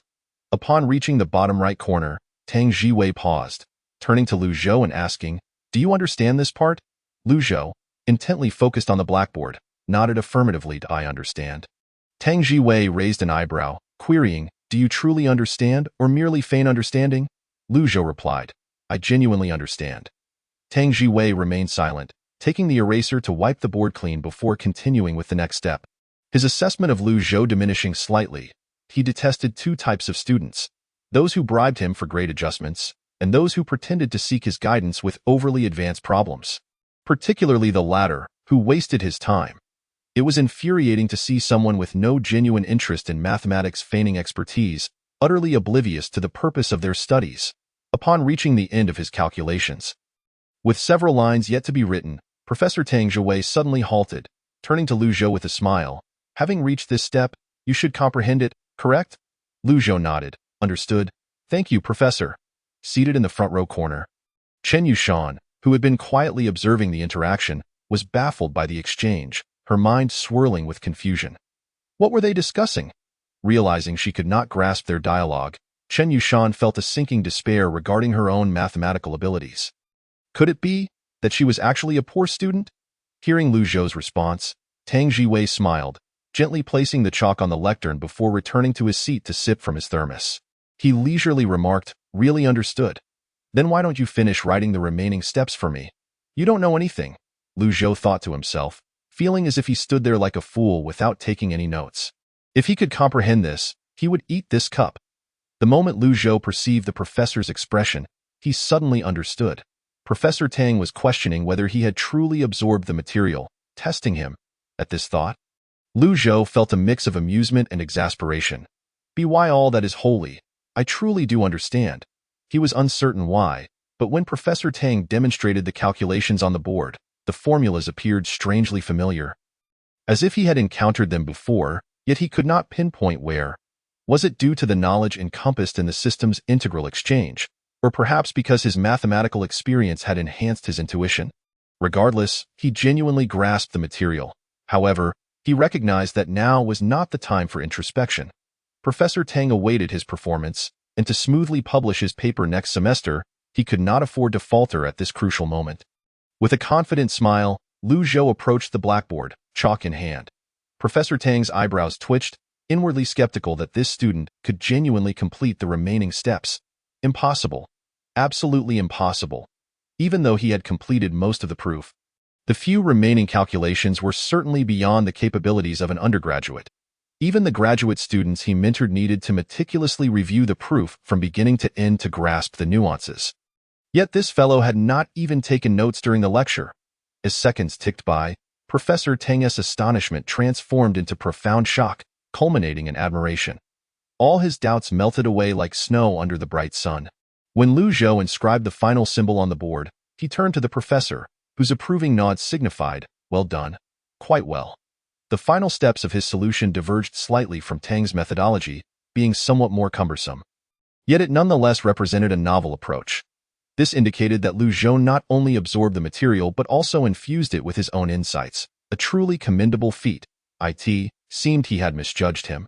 It was fortunate for the guidance of the professor. Had it been solely his own efforts, he would not have reached this step. Lu Zhou smiled sheepishly. He had not lied about this. The system's provided steps did not clarify why certain expressions, such as a b, could be equated. What he sought from Professor Tang was precisely the proof pertaining to that matter. Oh, not be modest with me. I can see your abilities, Professor Tang remarked, capping his thermos. Which class are you in? Class 1 of the first year, Lu Zhou. He replied candidly. Lu Zhou. Professor Tang repeated the name several times, seemingly committing it to memory. So this freshman is named Lu Zhou. Seated in the corner, Chen Yushan suddenly realized something was amiss. She quickly connected the dots. First year? Realizing she had been addressing him as a senior all along, her face flushed crimson, and she buried her head in her arms on the desk. Overwhelmed by shock, not only Chen Yushan, but the third-year students in the front row also exchanged bewildered glances, their minds racing with disbelief. Are today's freshmen so impressive? How are we supposed to survive this? Are you prepared for the advanced algebra exam? How's your review coming along? Almost done. I just want to read some extracurricular books, Lu Zhou replied with a shy smile. If I were to give you that exam, it seems I might have underestimated you, Tang Zhiwei jested. How about I create a special exam for you to tackle? Please, no, Professor. That could be deadly, Lu Zhou replied, half laughing, half exasperated. Humph, do you think answering a question could be fatal? I find that hard to believe. Tang Zhiwei scrutinized Lu Zhou and nodded appreciatively. Very good, indeed. I seldom praise a student to such an extent. Were it not for your status as a freshman, I would genuinely consider recommending you for research in my office. Professor, you flatter me. There is still much I need to learn. If I were to conduct research with you, I would surely be a burden. Lu Zhou humbly responded, recognizing Tang's jest. Humph, Tang Jiwei remarked, admonishing him. Stop with the pleasantries. A scholar should focus on scholarship and refrain from indulging in superficial niceties. Although he found himself inexplicably on the receiving end of criticism, Lu Zhou was aware that Professor Tang was not genuinely angry. Rather, he regarded him as a true student, endeavoring to impart wisdom. When this venerable gentleman was upset, his expression remained adorned with a smile. For instance, just moments ago, while writing on the blackboard, he must have been irked when he mistakenly believed Lu Zhou was merely posturing and feigning intellectualism. The teacher was indeed correct. Lu Zhou understood. Observing Lu Zhou's earnest demeanor, Tang Jiwei nodded slightly, his tone softening as he continued. It is commendable to have an interest in mathematics. I hope you maintain that enthusiasm. Furthermore, the direction you have chosen is commendable. Although it may not be the most popular field, it is likely to yield results with relative ease. Should you have any remarkable ideas, pursue them boldly. In areas of uncertainty, do not hesitate to seek knowledge and ask questions. That is how one cultivates understanding. Who knows, you may uncover insights that others have overlooked. After a brief pause, Professor Tang added, though our mathematics department may not be particularly renowned, our physics department is undoubtedly esteemed. The application of Fourier transforms in fields such as spectral analysis, data compression, and orthogonal frequency division multiplexing is quite extensive. If you were to excel in this realm, I am confident that by your senior year, several professors from the neighboring physics department would be eager to recruit you. With a smile, Professor Tang concluded, study diligently, observe keenly, practice often, and delve deeply into your research. I shall refrain from further admonishments. Take some time to reflect on what we have discussed. I will not detain you any longer. Thank you, Professor. Your heartfelt words shall remain etched in my memory, Lu Zhou replied sincerely. Spare me the formalities. All I ask is a simple thank you. Now, be on your way. Do you expect me to escort you out? Tang Jiwei jested. Lu Zhou chuckled, clutching his notepad and pen as he turned to leave, ensuring to close the door to the consultation room behind him. Casting a glance back at the blackboard, Tang Jiwei smacked his lips, sighing inwardly, filled with reflection. Jinling truly lives up to its reputation as an ancient capital of the Six Dynasties, where exceptional talents abound. Our university, positioned on this dragon vein, indeed produces extraordinary individuals. Meanwhile, the undergraduate students below looked bewildered, glancing at the dizzying array of equations on the blackboard and then at their own exercise books. A myriad of emotions swirling within them. I fear I may have enrolled in a counterfeit university. Chapter 10. I have 2 girlfriends in the male dormitory, room 201, under the glow of a desk lamp. Lu Rue suddenly paused in his problem-solving, glancing nonchalantly at the dormitory door, feigning disinterest as he asked, where is that guy Josie? Why hasn't he returned yet? Seated on the bed engrossed in playing Dota, Huang Guangming did not lift his head, cheekily responding, no idea. Why are you so concerned about him? Are you into him or something? Gross. Shut up. Mind your own business, Lu Rue retorted, jumping up to grab the ladder and shake the bed, startling Huang Guangming into abandoning his phone and clinging to the railing for dear life. Lu Gu, I'm sorry. Please don't shake it. We're going to die. In truth, no one was in any danger. The beds were connected in 2 rows, with a plethora of books and clothes piled inside the cabinets, making it impossible for even Lu Rue's weight to topple such a substantial structure. The antics of these two had become a daily occurrence in room 201 at that moment. Shishang, who was reviewing English, suddenly lifted his head and remarked casually, speaking of which, Josie hasn't been doing any part-time jobs lately. Nor have I seen him gaming at night. He has been holed up in the library all day. Could it be? Could it be what? Lu Rue perked up, intrigued. Could he be in a relationship? Shishang asked, uncertainty lacing his tone. Lu Rue, Huang Guangming. Why is everyone silent?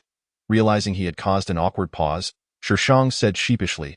Lu Rue and Huang Guangming exchanged glances, silently communicating before focusing on Shishang.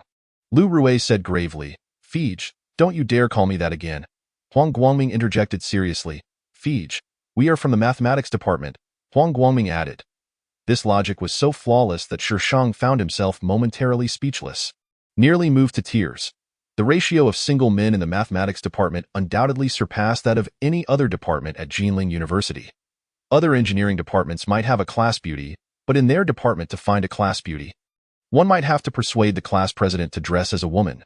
As for those from other classes, upon hearing mathematics department, their first reaction was often, "Oh, those single guys. Have they ever been in a relationship?" Not likely. Generally speaking, girls were not particularly inclined to seek out partners who lacked romantic flair. Those who managed to find a partner were truly rare gems. Otherwise, how could one explain why a strikingly handsome and athletic young man like me, comparable to the likes of Rukawa Keed, remained single? Alas, reality can be quite harsh. Shishang gazed skyward. At that moment, Lu Zhou happened to return to the dormitory, pushing the door open with a smile. "What are you all up to?" I could hear Guangming wailing from the hallway. "Hurry up and find a girlfriend. If you wait too long, I fear something might happen." Huang Guangming, with utmost seriousness, stated, "Zhouzi, I have a very serious question for you. Please answer truthfully." "What is it?" Shishang interjected with a grave tone. "Do you have a girlfriend?" Lu Zhou, visibly impatient, replied, Yes, I have two. Are you jealous? Would you like to borrow one?" "Get lost," the three exclaimed in unison. Lu Zhou was momentarily taken aback by their synchronized response, suddenly realizing something, and he chuckled awkwardly. "What are you all thinking?" "I was referring to Advanced Algebra 2 and Calculus 2. I took notes in those classes. Feel free to take a look if you want. Just remember to return them." It seems we've fallen into an awkward silence in the morning. Lu Zhou rose as usual, washed his face and brushed his teeth, tidying himself up before heading to the cafeteria. As he entered, the cafeteria had just opened, and the hall was nearly empty. Just as Lu Zhou stepped inside, the aroma of freshly steamed buns wafted through the air. "Auntie, I'll have 3 buns and a cup of soy milk to go." "Certainly. You're here early again, young man. I'll pick a large one for you." "Thank you, Annie."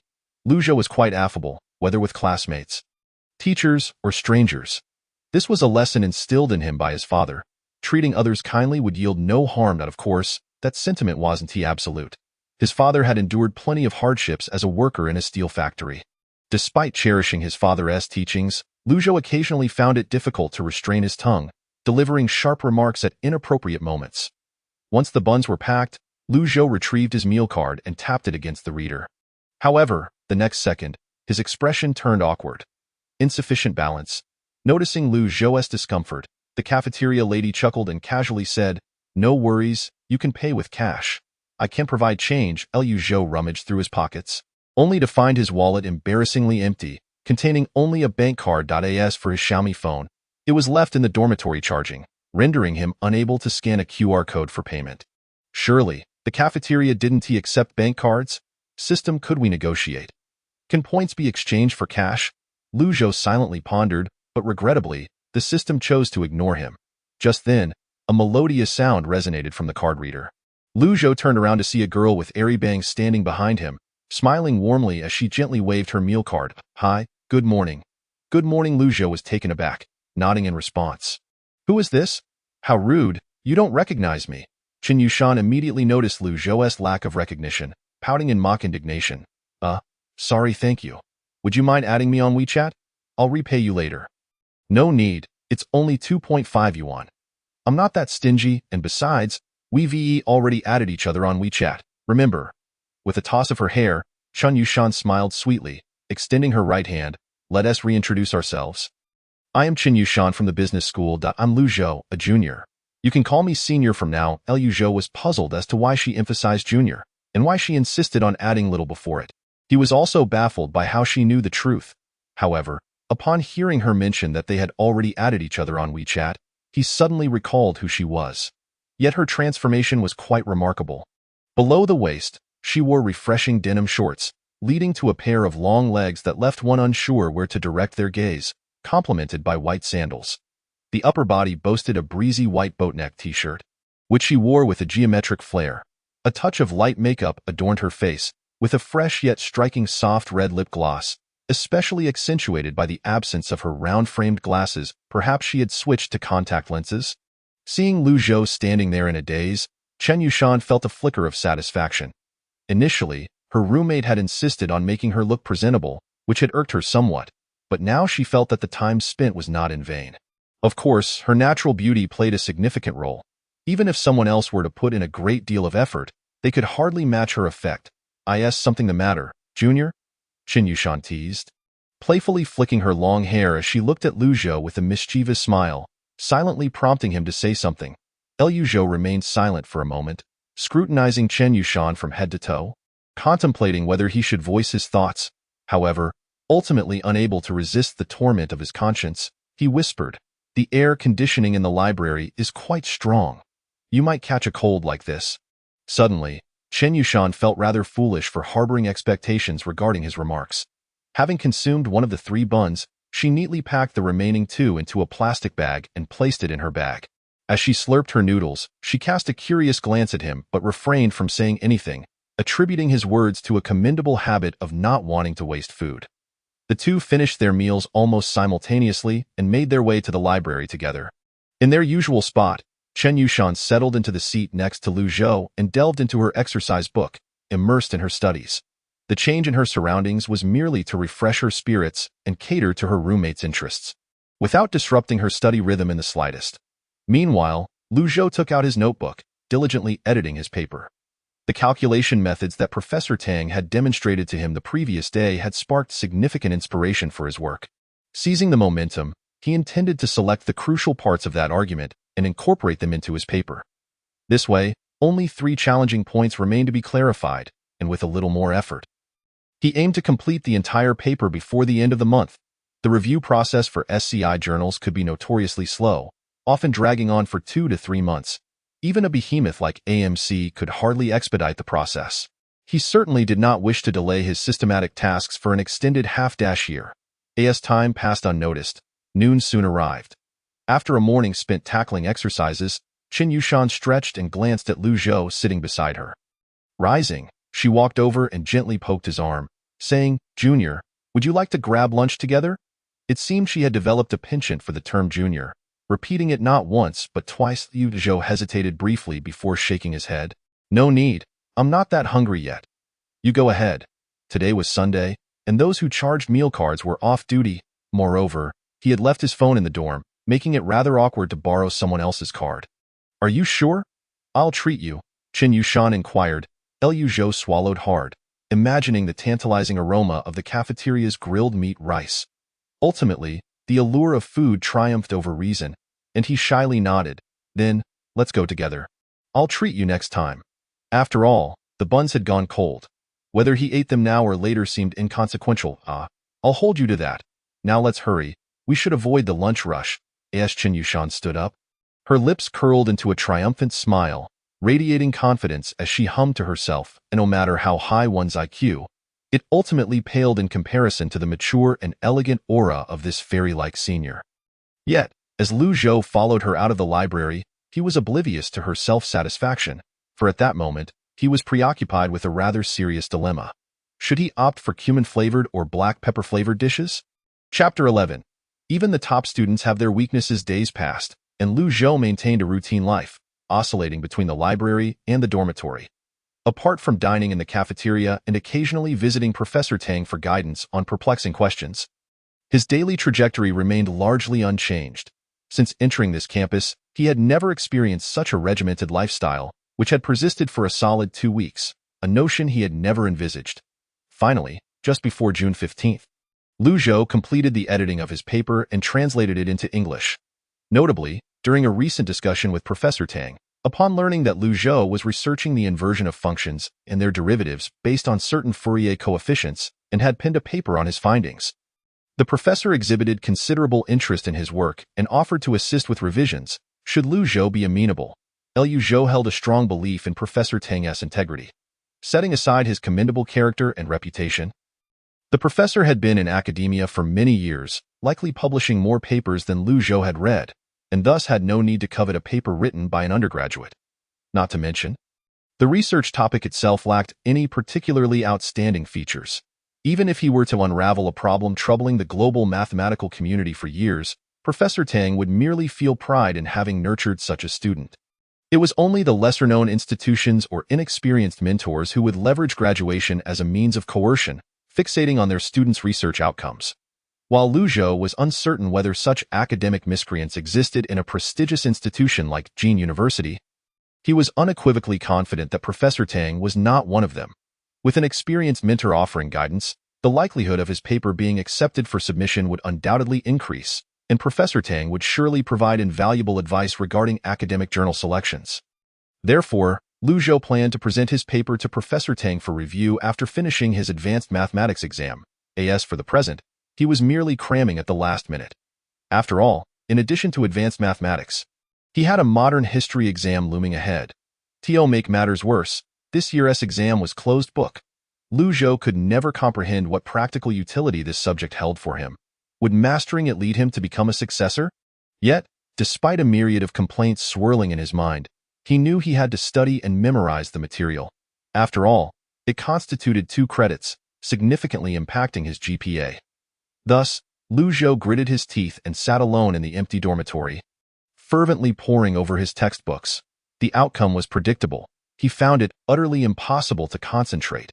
After a morning of studying, Lu Zhou felt dizzy, tossing his textbook onto the table in resignation. When one idles, the temptation to procrastinate becomes overwhelming.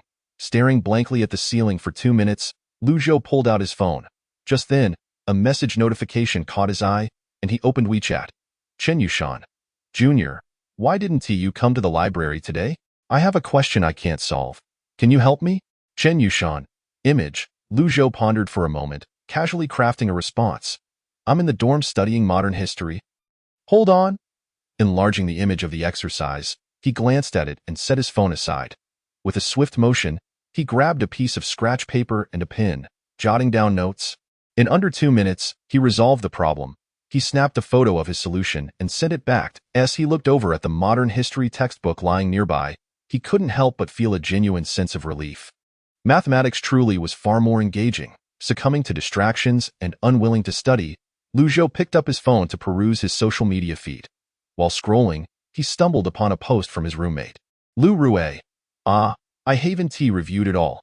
Advanced math is so difficult. I'm going to fail. Lu Zhou considered muting this particular roommate's posts, but, after reciting mantras of goodwill and social harmony in his mind several times, ultimately opted to give the drama king a thumbs up before swiftly scrolling past. He continued to browse through the posts, feeling somewhat akin to reviewing documents. Time slipped away unnoticed. At that moment, the dormitory door swung open, and a sweaty Shishang entered, clutching a basketball. Did you fall into a ditch? Lu Zhou quipped, glancing at him. What ditch? I was playing ball. We have a class tournament at the end of the month after the English exam, and the class monitor is dragging us to practice, Shishang replied. Plopping down onto a chair, he popped open a bottle of water and gulped it down, exhaling a sigh of relief. Damn, that center from class 2 is ridiculously tall. He could be a telephone pole. Aren't you going to review? Review what? I've seen it all before. Reviewing again is just more of the same. And 90 is unrealistic. 80 is barely acceptable, and 70 is a piece of cake. If I want a high score, I'll just have to hope Professor Tang takes pity on me. Shishang fanned himself with his textbook, adding, besides, basketball is far more important than math. Physical education only counts for a few credits. Lu Zhou replied weakly. Shishang fixed a serious gaze on Lu Zhou. When faced with such intensity, Lu Zhou felt a wave of discomfort wash over him. What's with that look? Is your entire life just about GPA? Shishang asked earnestly. What else is there? Let me rephrase. Do you have any desire for romance? Shishang inquired solemnly. Well, I suppose. Lu Zhou felt he wasn't quite that desperate, and from a rational perspective, given his current financial situation, he believed he simply could not afford the cost of a relationship. He was averse to trouble and disliked being a burden to others. Although he believed he would eventually become wealthy, wealthier than anyone else, he didn't want to jeopardize someone else's youth because of his circumstances. Of course, this perspective might simply stem from the fact that he had yet to encounter someone he would wish to love recklessly. Who could say what the future held? What do you mean by I suppose? Lu Zhou, as the dorm leader, I must impart some life wisdom to you, Shishang said, leaning back in his chair with a serious demeanor. Imagine this. You're dribbling the ball, approaching the free throw line, and suddenly 2 burly defenders close in on you. You execute a 3-step drive and go for a slam dunk. What happens next? I can't dunk. Given Lu Zhou's height, reaching the rim wasn't a problem. But he was far from being able to dunk. If he were to exert himself to push the ball upward, he would likely be blocked rather severely, wouldn't he? How about shooting? You can shoot, right? A three-pointer hits the mark. Shang sighed in exasperation. Think again. Shooting hoops is still within my capability. Liu Zhou pondered for a moment and remarked, Did the ball go in? Is that all there is? What a glitch. How absurd. Shang, slapping his thigh, grew increasingly animated, exclaiming, It's a celebration. Just imagine those vibrant, swirling balls, envision the cheerleaders rallying for you, and picture those long legs clad in ultra-short skirts, fervently shouting your name. Their cheeks flushed with youthful exuberance. Stop. Hold on a moment, Liu Zhou interjected, pinching his brow. Are there any girls in our class? Not to mention our class. Even Class 2 across the hall has none. The dormitory fell into a profound silence. In a certain sense, being able to extinguish a conversation with a single remark is a rare talent indeed. Shang sighed deeply, gazing skyward, and said, I find no common ground with you. Liu Zhou sighed inwardly, thinking to himself, I feel the same way. Chapter 12. Envy divides me as days passed and the time for the Advanced Mathematics 2 exam approached. The professor announced, Please turn off your mobile devices and place your student ID and identification card in the upper left corner of your desk. I shall reiterate the examination rules. Any instance of cheating will be dealt with severely and reported to the Academic Affairs Office, as you are about to enter your second year. I hope no one will falter on this crucial matter. Each year sees one or two students who refuse to heed this warning. Let us hope you can adhere to the rules. An unfamiliar old professor stood at the podium, scanning the room before gesturing to a nearby graduate student. Xiao Wang, you may begin your checks from the right. Understood. The man named Xiao Wang nodded and commenced inspecting the student's credentials from the right. The old professor placed a thermos on the lectern and began his checks from the left. Liu Zhou stretched, powered down his phone, stowed it in his backpack, and, like others, placed his reference materials and electronic devices on the first row of desks. Finally, the day had arrived. Once the examination week passed, he would have ample time to focus on his own pursuits. Returning to his seat, Liu Zhou showed his identification and student ID to the graduate student and then sat in a daze, awaiting the distribution of the exam papers. Being from a prestigious university like Jinda, the examination conduct was notably strict. Despite the professor's kindly demeanor and his glasses, should anyone dare to glance at a note or check their phone, even the most discreet attempts would be swiftly uncovered. A few students, who had prepared cheat sheets, sat pale and restless, torn between the desire to copy and the fear of being caught. Liu Zhou sighed for these unfortunate souls and quickly began to write. He heard that the exam was set by Old Tang, but regardless of who penned the questions, it was impossible for the final exam to stray beyond the syllabus, at least in Liu Zhou's view. The questions were rather straightforward. The first category consisted of fill-in-the-blank questions. The first asked for the general solution to a differential equation, which could be solved using established methods, though the formula was somewhat complex. It remained fundamentally the same, and in Liu Zhou's eyes, it was merely a question designed to award points. The second question involved deriving the equation of a line parallel to a given line through specified spatial coordinates. Nothing particularly challenging, another question to garner points. The third involved differentiation, and the fourth required a line integral, both straightforward. The fifth question was intriguing, asking for the value of s minus 5,2, based on the provided f(x) equation, which was expressed as a Fourier sine series with a period of 3,2 It posed a slight challenge. He gently tapped his pen against the scrap paper 3 times, but soon arrived at the solution. Although this question appeared somewhat intricate, particularly as it tested knowledge of Fourier sine series while concurrently assessing integration techniques, once the method was comprehended, the seemingly complex calculations were not excessively difficult, merely a matter of going with the flow. At least, that was how it seemed to Liu Zhou, who had thoroughly grasped 2 textbooks. He then turned his attention to the multiple-choice section, which also comprised questions meant to be easily answered, and hastily marked the answers. Following this, he faced the major problems, where he would need to truly apply himself. Liu Zhou rubbed his hands together, warmed up, and prepared to begin. However, upon seeing the questions, he was taken aback. It wasn't that they were overly difficult. Rather, he thought to himself, is this really the level of difficulty? Stealing a glance to the side, he observed a fellow classmate, furrowing his brow and gnawing on the pen cap in distress. Looking further back, another student had taken the creative route of folding scrap paper into a die, resorting to an almost mystical approach to solving the problems. That moment, a student stood up, approached the podium, placed his paper down, and nonchalantly exited the room. Liu Zhou felt a surge of respect. Great minds think alike. It was clear he wasn't the only one finding this exam exceedingly simple. With this thought, Liu Zhou ceased his hesitation and began to write, swiftly resolving the questions on the paper. Except for the last question, which took him 5 minutes, he completed the rest within 2 minutes each. After reviewing the exam to ensure he hadn't overlooked anything, Liu Zhou glanced at the scrap paper, which remained less than a quarter filled, gathered his things, and rose to submit his paper. The old professor, sipping tea by the lectern, paid no heed to Liu Zhou as he approached to hand in his paper. Yet, when the professor caught sight of the filled-out exam, his eyes narrowed in surprise. "Oh, it's all filled out, and it's only been half an hour." He let out a soft exclamation and reached for the paper, adjusting his glasses as he began to scrutinize the answers line by line. The first question was correct. The second question was correct. The third. As he continued down the paper, his expression grew increasingly serious and stern. The graduate student beside him, though curious about the contents of the paper, ultimately decided against leaning in closer upon witnessing the professor's grave demeanor. Quietly, he stepped down from the podium and began patrolling toward the back of the classroom. Time ticked away, and upon reaching the final question's last line, Professor Liu Fangping's furrowed brow suddenly relaxed, and he nodded slightly in approval. "Interesting. Quite intriguing. It seems old Tang has nurtured a promising student." Reflecting on this, Professor Liu Fangping took a sip from his teacup. Though his face remained impassive, the other students in the examination room paid little mind to the two who had left early, perhaps merely feeling a sense of consolation that they were not the only ones struggling with the exam.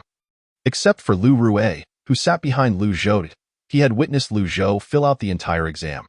Although he couldn't discern the specifics of Liu Zhou's answers, the neat formatting clearly indicated that it wasn't mere scribbling.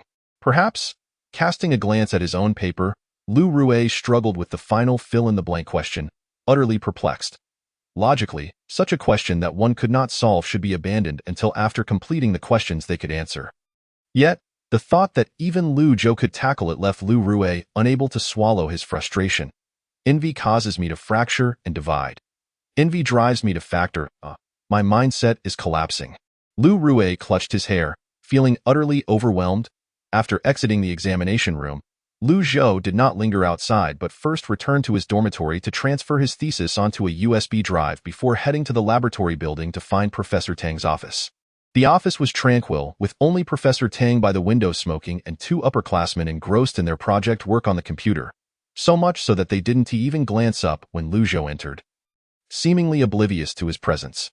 Noticing Liu Zhou standing at the door, Professor Tang gestured him in, and upon seeing the USB drive in his hand, smiled and said, "Ah, you've completed your thesis so swiftly?" Liu Zhou smiled politely and replied, "Yes, I finally finished. Both the Chinese and English versions are on this drive. Could I trouble you to take a look? Hand it over. You came here for this? Didn't you?" After receiving the USB drive from Liu Zhou, Professor Tang approached his desk, opened his laptop, and inserted the drive to access the thesis. "How did the exam go?" "Not too bad. The questions didn't seem particularly difficult." "Ha, quite the bold claim. I will personally grade your paper. Please, have mercy, teacher. You might as well forget that." Professor Tang chuckled and opened the thesis. If anyone else had made such a plea, he would have felt annoyed. However, when Liu Zhou said it, he felt no discomfort. Interpreting it as a jest, he was well aware of his student's capabilities. Having Liu Zhou tackle a paper based strictly on the syllabus would indeed be a disservice. Such a student's stage was not meant for final exams, but rather for prestigious competitions like the Challenge Cup for college students' academic and technological works, or the National College Students' Mathematical Modeling Competition. Focusing on the thesis, Professor Tang donned his glasses and began to read the abstract. Truthfully, when Liu Zhou entered his office with the thesis, he was filled with astonishment. Engaging in scholarly pursuits is akin to carrying a wooden bucket to transport water from the sea to a reservoir. Along the way, it is a bumpy and cautious journey, requiring diligence, traversing mountains and rivers, ultimately arriving at the vast reservoir of academia. Being able to pour even a single drop of water into that reservoir from the bucket signifies that the journey was not in vain. To succeed in academia, one must first possess a sincere heart. Those who seek immediate results are destined to fail. A mere undergraduate, no matter how gifted in mathematics, can only carry a limited amount of water in the bucket he holds. To even consider reaching the vast reservoir of academic achievement seems far-fetched. He may not even traverse half a mile before that little water evaporates along the way. Thus, Professor Tang Jiwei remains remarkably composed. As he reviews the paper, he embodies the mindset of an educator rather than that of a mathematician, tenderly nurturing a delicate sprout that has just emerged from the soil, even before commencing his review. He contemplates how to gently encourage Lu Zhou to revise the paper, imparting the lesson that one should not aim too high in their scholarly pursuits, while ensuring that he does not feel disheartened to the point of losing confidence and interest. However, at that moment, Professor Tang suddenly finds himself taken aback, his brows furrowing in deep thought. Could this truly be a paper authored by an undergraduate? Surely, it cannot have been transcribed from some reference book? With a mixture of skepticism and curiosity, he randomly selects a passage and pastes it into a search engine, and no matches appear. Undeterred, the old professor uploads the entire paper to a plagiarism detection website. Upon viewing the results, his eyes widen in disbelief. How is this possible? A mere 0.3 similarity rate? It is impeccably acceptable, Lu Zhou. I must ask you a straightforward question. Did you genuinely write this paper yourself? Professor Tang's penetrating gaze fixates on Lu Zhou through the thick lenses of his reading glasses, his murky pupils betraying a flicker of astonishment and a hint of excitement. Yet, he still struggles to believe that the intricate mathematical proofs contained within this paper could have originated from an undergraduate. Meeting the professor's probing gaze without flinching, Lu Zhou smiles modestly and replies, "I owe it all to your guidance, Professor Tang. After all, I exchanged my credits for this. It should rightfully belong to me. Shouldn't it?" As he speaks, he feels no guilt. Redirecting his attention from Lu Zhou's face, Professor Tang continues to scrutinize the paper, engrossed for quite some time. Lu Zhou patiently waits by his side. Outside, the sky gradually darkens, and the hands of the wall clock creep towards 6. Finally, Professor Tang reaches the last line of the paper, releasing a sigh of relief. The proof process is commendable, even exceptional. The only flaw lies in the formatting of the paper, with minor issues in word choice and citation style, but these are mere trifles. Don't think that you, as a freshman, could produce such a work. You have a promising future ahead. With that, Professor Tang removes his glasses and places them on the desk. Smiling at Lu Zhou with satisfaction, "I'll keep the paper for now and make a few minor adjustments." Lu Zhou beams with joy and quickly expresses his gratitude. "Thank you, Professor." If he had sought a specialized company for revisions, it would have cost a considerable sum and may not have yielded significant improvements. Encountering a disreputable company could result in his paper being rejected with the blunt comment that the quality was subpar. It would waste a lot of your time. You should head back now. Remember to return in a couple of days or I'll give you a call. Just leave your phone number here. I'm too lazy to search through the roster. Professor Tang gestures to a sheet of A4 paper on his desk and tosses a pen to Lu Zhou. Naturally, Lu Zhou complies and swiftly writes down his phone number. By the way, Lu Zhou, have you considered which journal you would like to submit to? Lu Zhou blushes slightly and replies, "I did some online research and found that the AMC has a high impact factor and a relatively quick review speed. So I plan to—" "What nonsense," Professor Tang interjects, admonishing him softly. "What good is submitting to that? Luckily, I asked you. Otherwise, you would have regretted it too late. Oh, you know that in our school's doctoral evaluation, submissions to AMC do not count towards the assessment? Is that really the case?" Lu Zhou responds, though even if he had known, he wouldn't have been overly concerned, as he had yet to decide about pursuing a master's degree. Let alone a PhD, he merely hopes for a swift review process to complete the system's requirements. Submitting to a journal with strict review standards could lead to several months of waiting, only to receive a completed reject notification, which would be utterly disheartening for Lu Zhou. In terms of mathematics journals, the domestic landscape is quite uneven. I suggest you aim for international publications. Regarding your paper, the Journal of Symbolic Logic or Communications in Theoretical and Applied Mathematics would be excellent choices. The former focuses on publishing original research papers and review articles in symbolic logic, while the latter emphasizes research papers in applied mathematics, mathematical physics, and mathematical analysis. You may consider my advice and remember this. If you dare submit this paper to a journal like AMC, don't bother coming to see me again. Lu Zhou. Suppressing his urge to retort, he instead says, Thank you for your guidance, Professor. Waving his hand dismissively, Professor Tang chuckles. Enough flattery. Now off you go. Lu Zhou promptly exits, closing the door behind him. The office returns to its tranquil state.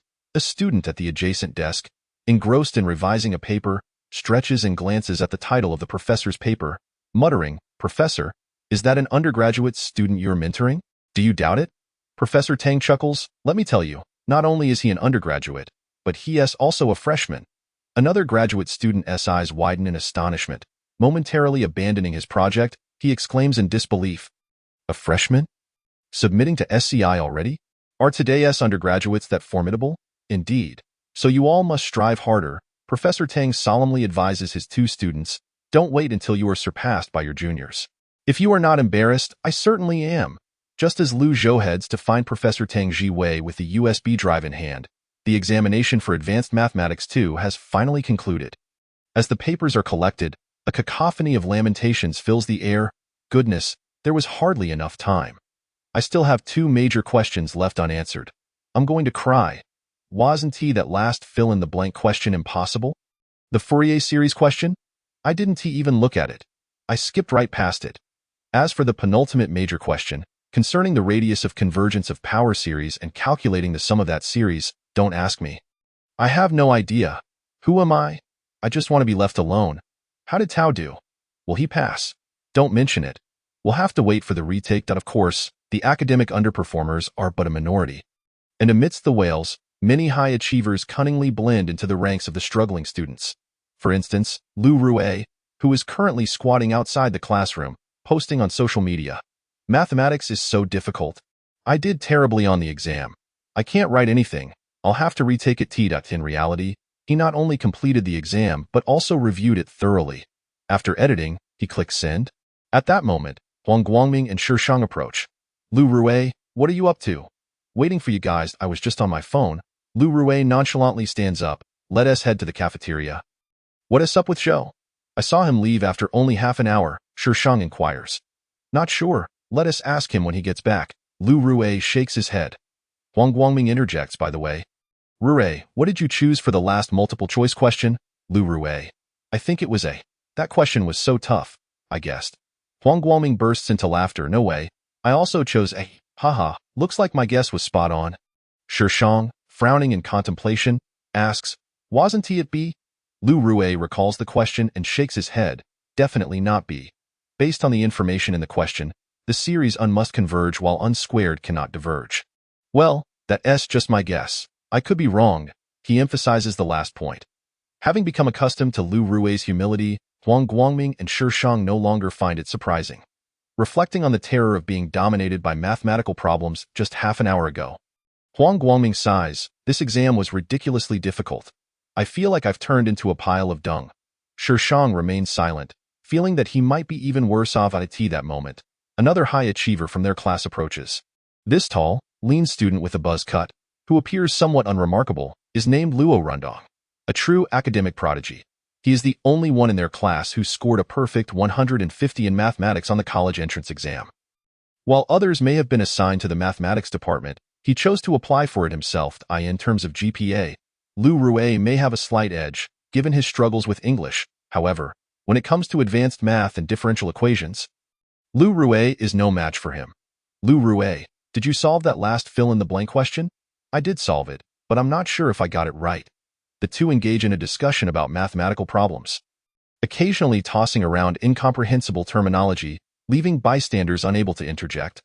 Huang Guangming and Shishang exchange glances, both recognizing a shared sense of helplessness. If only Lu Zhou were here, they think. Without Lu Zhou as a cushion, they feel as though they've both become academic underperformers. That feeling is utterly disheartening. Chapter 14. Let us work, scholars. Lu Rue. Mathematics is so difficult. The fifth fill-in-the-blank question was utterly incomprehensible, and I floundered with the final multiple-choice question, ultimately resorting to a random guess. Alas, I fear I have performed poorly and may have to retake the exam. Sigh. While dining, I scrolled through my social media feed and happened upon a post by a certain Lu. Lu Zhou's lips twitched slightly as he prepared to give it a like and move on, but he simply could not restrain his hand. The answer to the fifth fill-in-the-blank question. I chose option B for the last multiple choice question. Typing symbols on my phone is incredibly challenging. After editing, I hit send. What a relief! Just as Lu Zhou was about to tuck his phone back into his pocket and immerse himself in his noodles, his phone vibrated again. Upon checking, he was surprised to find a message from Lu Rue. Huh. This guy replied so quickly. Intrigued, Lu Zhou opened the social media post. Lu Rue. Wasn't the answer option A? Lu Zhou chuckled and shook his head. Recalling the question and the various options, he pulled a piece of scrap paper from his backpack, took a pen, and meticulously documented his complete reasoning process. Afterward, he snapped a photo of it in a well-lit spot and sent it over. Lu Zhou. Image. This time, Lu Rue took quite a while to respond. After waiting for a bit without receiving a reply, Lu Zhou resumed eating his noodles. Having delayed for so long, he felt he would burst if he didn't finish them soon. However, just as he thought this and was about to slip his phone back into his pocket, it vibrated again, this time with an incoming call. What the heck? Is this guy out of his mind, calling me for no reason? Lu Zhou quickly retrieved his phone, only to see that the caller was not Lu Rue, but Wu Dahai. Speaking of which, he owed Wu Dahai a debt of gratitude for taking him to the hospital the last time he suffered from heat stroke. Feeling a twinge of embarrassment for not having properly thanked him yet, Lu Zhou mentally chastised himself. After a few internal apologies, he pressed the answer button. Hello? It's me, Dahai. Wu Fatty's jovial voice came through. How are you feeling? Any better? Not too bad. Thanks for last time, Lu Zhou replied, somewhat shyly. What are you thanking me for? I should be thanking you for not having a serious issue, Wu Dahai teased, continuing nonchalantly. Are you free tonight? I am free. What do you need? Lu Zhou inquired. There's a sorting job for express deliveries, pays 100 for the night. Are you in? Wu Dahai asked. Lu Zhou immediately asked. Where? Wu Dahai replied. There's a vehicle waiting at the school gate, leaving at 7. Hurry up if you're coming. We still need 2 more people to head out. I'm on my way. After hanging up, Lu Zhou quickly slurped up the remaining noodles, returned his bowl to the dish collection cart, and swiftly exited the cafeteria. As he strode towards the school gate, he dialed his dorm leader, Shishang. Hello? Elbow, what's up? Came a booming voice from the other end. I've got something to do tonight, so I won't be back. What's going on? Is there some situation? Shishang's voice brimmed with curiosity. Lu Zhou sighed. Get lost? What are you thinking? It's just a part-time job. After a brief silence on the line, just as Lu Zhou was about to hang up, Shishang suddenly sighed and lowered his voice, saying, Lu Zhou, I know your family is in a tough spot. If there's something you need to discuss, just talk to your buddies. There's no need to resort to this. Anyway, where are you now? Is the other person male or female? Lu Zhou? Seeing Lu Zhou remain silent, Shishang grew anxious. Damn it, brother. Please don't do anything rash. If you go through with this, you'll regret it for a lifetime. How will you face our future sister-in-law? Don't hang up. I'm warning you. If you dare hang up, I'll call the counselor right away. Lu Zhou. What the hell are you talking about? Shishang paused, sensing something was amiss, and his expression became awkward as he quietly asked, what else can you do for a part-time job at night? I'm trying to advise you against going down the wrong path, sorting express deliveries. Get lost. The cold tone made Shishang shiver involuntarily, and by the time he regained his composure, Lu Zhou had already hung up. The van was parked at the entrance. Spotting Lu Zhou walking out, Wu Dahai waved from a distance. After opening the van door, Lu Zhou took a seat on a small stool and glanced around the interior. Aside from himself, there were 10 other students crammed inside, all male from Jinling University. Clearly, no females would be out doing such laborious work at night. Of course, this kind of job wasn't particularly exhausting. Lu Zhou had done it a couple of times before, and it was certainly easier than handing out flyers. The only downside was the late hours. However, considering the 100 yuan pay, Lu Zhou endured it. He had no choice. He was down to just over 3,000 in his account, and submitting to SCI would likely incur an unknown amount in publication and review fees, not to mention he didn't want to burden his family by asking for money. While other journals provided remuneration, academic journals were a different story. They not only offered no payment but might even require him to pay to publish 100 yuan for a night's work, with payments settled the next day. He reminded everyone to send him their Alipay account numbers. Once at the sorting center, the instructions were straightforward. Unload the cargo from the truck and place it on the warehouse conveyor belt. There would be an hour's break in between, during which they could play pool freely, though I wouldn't recommend challenging the workers. They were all skilled players and could pot 2 or 3 balls in one shot. Will moving things be exhausting? Asked a somewhat shorter fellow. Wu Dahai patiently explained. Don't worry, you won't have to use your hands. You know how to play soccer, right? Two people can pull the items off the truck while others kick them along. The path from the unloading point to the conveyor belt is quite slippery. And unless it's large items like TVs or refrigerators, the express deliveries won't require much effort. Another guy chimed in, what if we break something while kicking it? Wu Dahai shot him a sideways glance and replied with a seasoned tone. Do whatever you want. It's not your responsibility. Just relax. Those businesses usually package their goods very securely, with several layers of bubble wrap. If you have the strength, kick as hard as you can. If you truly have the ability to break something, I'll send you to kick for the national soccer team. The guy chuckled awkwardly and fell silent, thinking to himself that he would love to go. But could Wu Dahai really get him in? As they continued chatting, they arrived at their destination, and the van halted in front of the factory. Wu Dahai took out his phone to pay and then called the students to get out. The factory at the intersection was quite large, easily over 2,000 square meters, with several trucks parked at the entrance. The regular sorting workers had already begun their duties, and a middle-aged man in a blue work uniform stood at the door. Scanning the area, upon spotting Wu Dahai, he waved them over. Is everyone here? Or should you call out names? He asked, revealing a crooked smile with a yellowed tooth. Why call names for just a few people? Let's get started, Wu Dahai said, seasoned in these dealings as he handed the middle-aged man a cigarette. The man accepted it with a grin, saying, all right, follow me. With that, he turned and led them toward the workshop. Chapter 15. How to cash in points. Wu Fatty aptly described it. Sorting the goods truly felt as effortless as playing soccer. A gentle tap with the toe sent the packages flying a good 10 meters. Regardless of how the buyer or seller felt, once the express package entered here, it was beyond their concern. It's not that the part-timers were irresponsible. The regular workers operated in a more straightforward manner. Once the conveyor belt was running, there was no time to be cautious. It didn't matter if something was labeled fragile or valuable.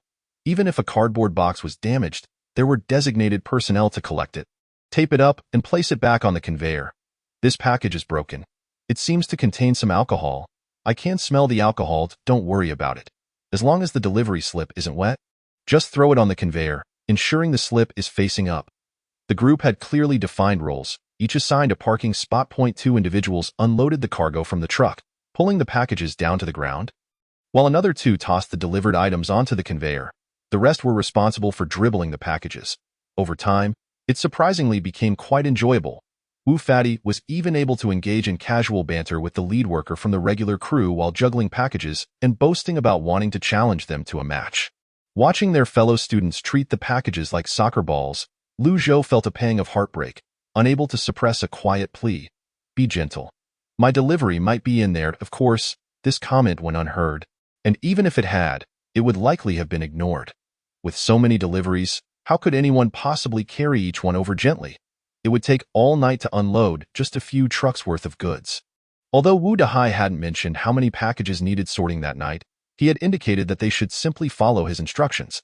Nonetheless, Lu Zhou estimated that the sorting center and Wu Dahai must have some arrangement, likely based on the volume of work completed.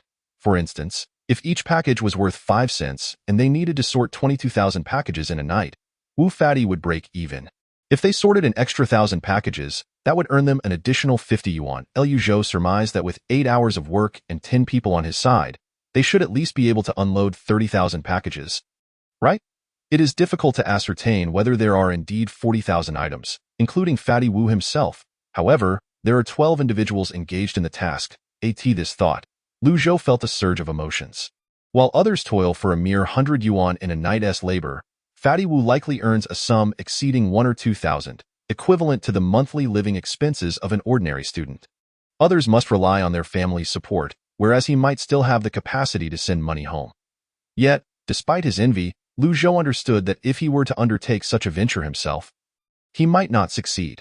Firstly, one must recruit a sufficient number of individuals and organize them effectively. Merely organizing them is insufficient. One must possess the negotiation skills to assure the sorting center's manager that they can be entrusted with the work and to negotiate a fair price that ensures mutual benefit. The emotional intelligence required for such tasks cannot be learned through solving countless problems. Just observing Fatty Wu adeptly offering cigarettes to the manager made Lu Zhou acutely aware that he could never replicate that skill. Nor could he match the prowess of those playing football nearby. Otherwise, the one earning 1 or 2,000 a day would not be Fatty Wu, but one of them. Alas, the wickedness of capitalism. As he mechanically maneuvered the goods on the truck, Lu Zhou endeavored to distract himself from the monotony, allowing his gaze to wander around the factory, his thoughts drifting, to be frank, from the perspective of a new generation university student. He deemed the design of this sorting center utterly irrational. Firstly, it is devoid of intelligence, and secondly, it squanders a significant amount of labor on repetitive tasks devoid of technical complexity. Of course, he recognized that his thoughts were merely an example of armchair criticism. Upgrading technology necessitates financial investment, and such an outsourced sorting center is unlikely to attract external capital for equipment upgrades. Moreover, even if the shareholders of the sorting center possessed ample funds for upgrades, it is highly improbable that they would allocate such resources to the sorting center. According to the principle of risk diversification in investments, these funds would likely be diverted into the real estate market or various types of fund products. The ultimate goal of capital has never been to upgrade technology for the benefit of humanity's future. Rather, it serves capital itself. It is only because the interests of both parties align in visible contexts that many people confuse the causal relationship between them. If a parallel conveyor belt were added at the entrance of the sorting center, utilizing intelligent robotic arms to identify and classify packages, it would not only reduce losses during the logistics process but also enhance the operational efficiency of the sorting center. As he pondered this issue, Lu Zhou's brow furrowed slightly. Suddenly, as he was deep in thought, he perceived a subtle shift in the visuals before him. With his focus intensifying, a semi-transparent holographic window materialized before him. Model number 001 Intelligent Sorting System Design Blueprint, including Intelligent Mechanical Program. Requirements: Informatics LV1, Engineering LV2. Required points: 5,000. What the heck? Startled by this sudden appearance, especially upon seeing the required points, Lu Zhou was taken aback. 5,000 points? Seriously? Is this advanced technology of the system that costly? What's wrong? The guy next to him looked at him in confusion, unaware of his sudden outburst. Nothing. Just remembered that I seem to have made a mistake on today's calculus exam. Lu Zhou chuckled awkwardly, quickly dismissing the guy before refocusing on the holographic window that only he could see, his mind racing. The system can resolve real-world problems through the expenditure of points, indicating that the issue can not only be specific to a single problem but can also point to a vague concept. With the system refining the details in simpler terms, it is akin to co-authoring an academic paper. The host presents the idea, while the system acts as the hired hand, responsible for realizing that idea. For instance, this model number 001 blueprint is a perfect reproduction of his concept, tailored to the actual circumstances of the sorting center. However, due to his overly vague specifications, the system has rendered some components excessively futuristic. Additionally, based on the difficulty of the problem and the relevant skill levels, the system determines the point cost. Suddenly, an idea struck Lu Zhou, causing a flicker of excitement within him. What if he specified the issue as the intelligent program needed for the sorting mechanical arm? Shaking his head, Lu Zhou concentrated on this new problem. And soon a line of text popped up on the holographic window. Intelligent Mechanical Arm Control System for the Sorting Center, XX Sorting Center. Requirements: Informatics LV1. Required points: 1570. Indeed. Lu Zhou clenched his fist in exhilaration. This is precisely the correct way to utilize the system. For example, if he wanted to build a mobile phone, it is unnecessary to present the entire grand idea to the system.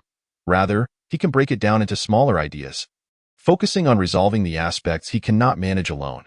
To be more specific, if he held a Xiaomi 4 in hand and exclaimed to the system to enhance its performance by 10, the result could yield a point cost ranging from 1,000 to 10,000, providing a comprehensive upgrade plan. However, if he dismantled his Xiaomi 4, held the Qualcomm Snapdragon 801 chip in hand, and requested the system to devise a design plan that could enhance the chip's performance by 10 without altering the manufacturing process, the system would likely offer a solution for under 1,000 points, resulting in the upgraded blueprint for the Snapdragon 801 chip within his Xiaomi 4. Lu Zhou was immediately engulfed in joy. He had finally discovered a way to convert system points into tangible benefits. However, he soon regained his composure. Upon reflection, he realized that he only had 35 points remaining. Even with a method to convert points, one must possess points to begin with, and with his current total, it seemed barely sufficient to tackle a few math problems. With this thought, Lu Zhou's mood swiftly darkened. Chapter 16. An unrivaled class of its own. At 10 o'clock in the morning, in the laboratory building, Mathematics Department office. Professor Tang, sitting at his desk, meticulously focused on the computer screen, was revising a paper. Each time he encountered the logically coherent calculations and demonstrative processes, he could not help but feel a sense of admiration. Even with a critical eye, attempting to identify flaws for the student to amend, he found himself at a loss. The argument was already complete. With no superfluous lines of calculation, all he could do was make minor corrections in the phrasing and some English grammar. The youth is formidable indeed. Reflecting on this, Professor Tang Jiwei leaned back in his chair. Just then, the office doors swung open. The visitor neither knocked nor greeted, a rudeness that made Professor Tang frown. However, upon recognizing the individual, his expression relaxed, and a smile graced his face. Liu Fangping, the head of the mathematics department at Jinling University, was not only his colleague but also an old friend and classmate. Old Tang, why is your phone turned off? I've been trying to reach you. As Liu Fangping entered, he greeted with a smile. I always turn off my phone for a few days after exams. You know that well. Glancing at Professor Liu Fangping, Tang Jiwei chuckled, leaning back in his chair and taking a sip from his thermos. Speaking nonchalantly, aren't you quite busy lately? What brings you here today? Settling onto the office sofa, Liu Fangping replied with a smile. I actually need your help with something, so I decided to drop by uninvited. You brazen old fellow. When others seek my assistance, they at least bring a couple of boxes of wine. You, however, come empty-handed, Tang Jiwei teased. You know I can't stand such formalities. If I had brought something, I'd probably have trouble getting through the door. Liu Fangping laughed heartily. Tang Jiwei chuckled in return. All right, let's leave the banter aside.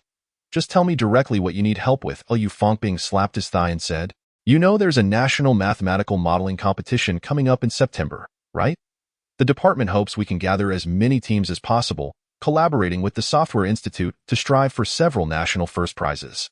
It would reflect well on our department and school. Moreover, it would bolster our year-end teaching assessment. Imagine if we fail to secure even one national first prize.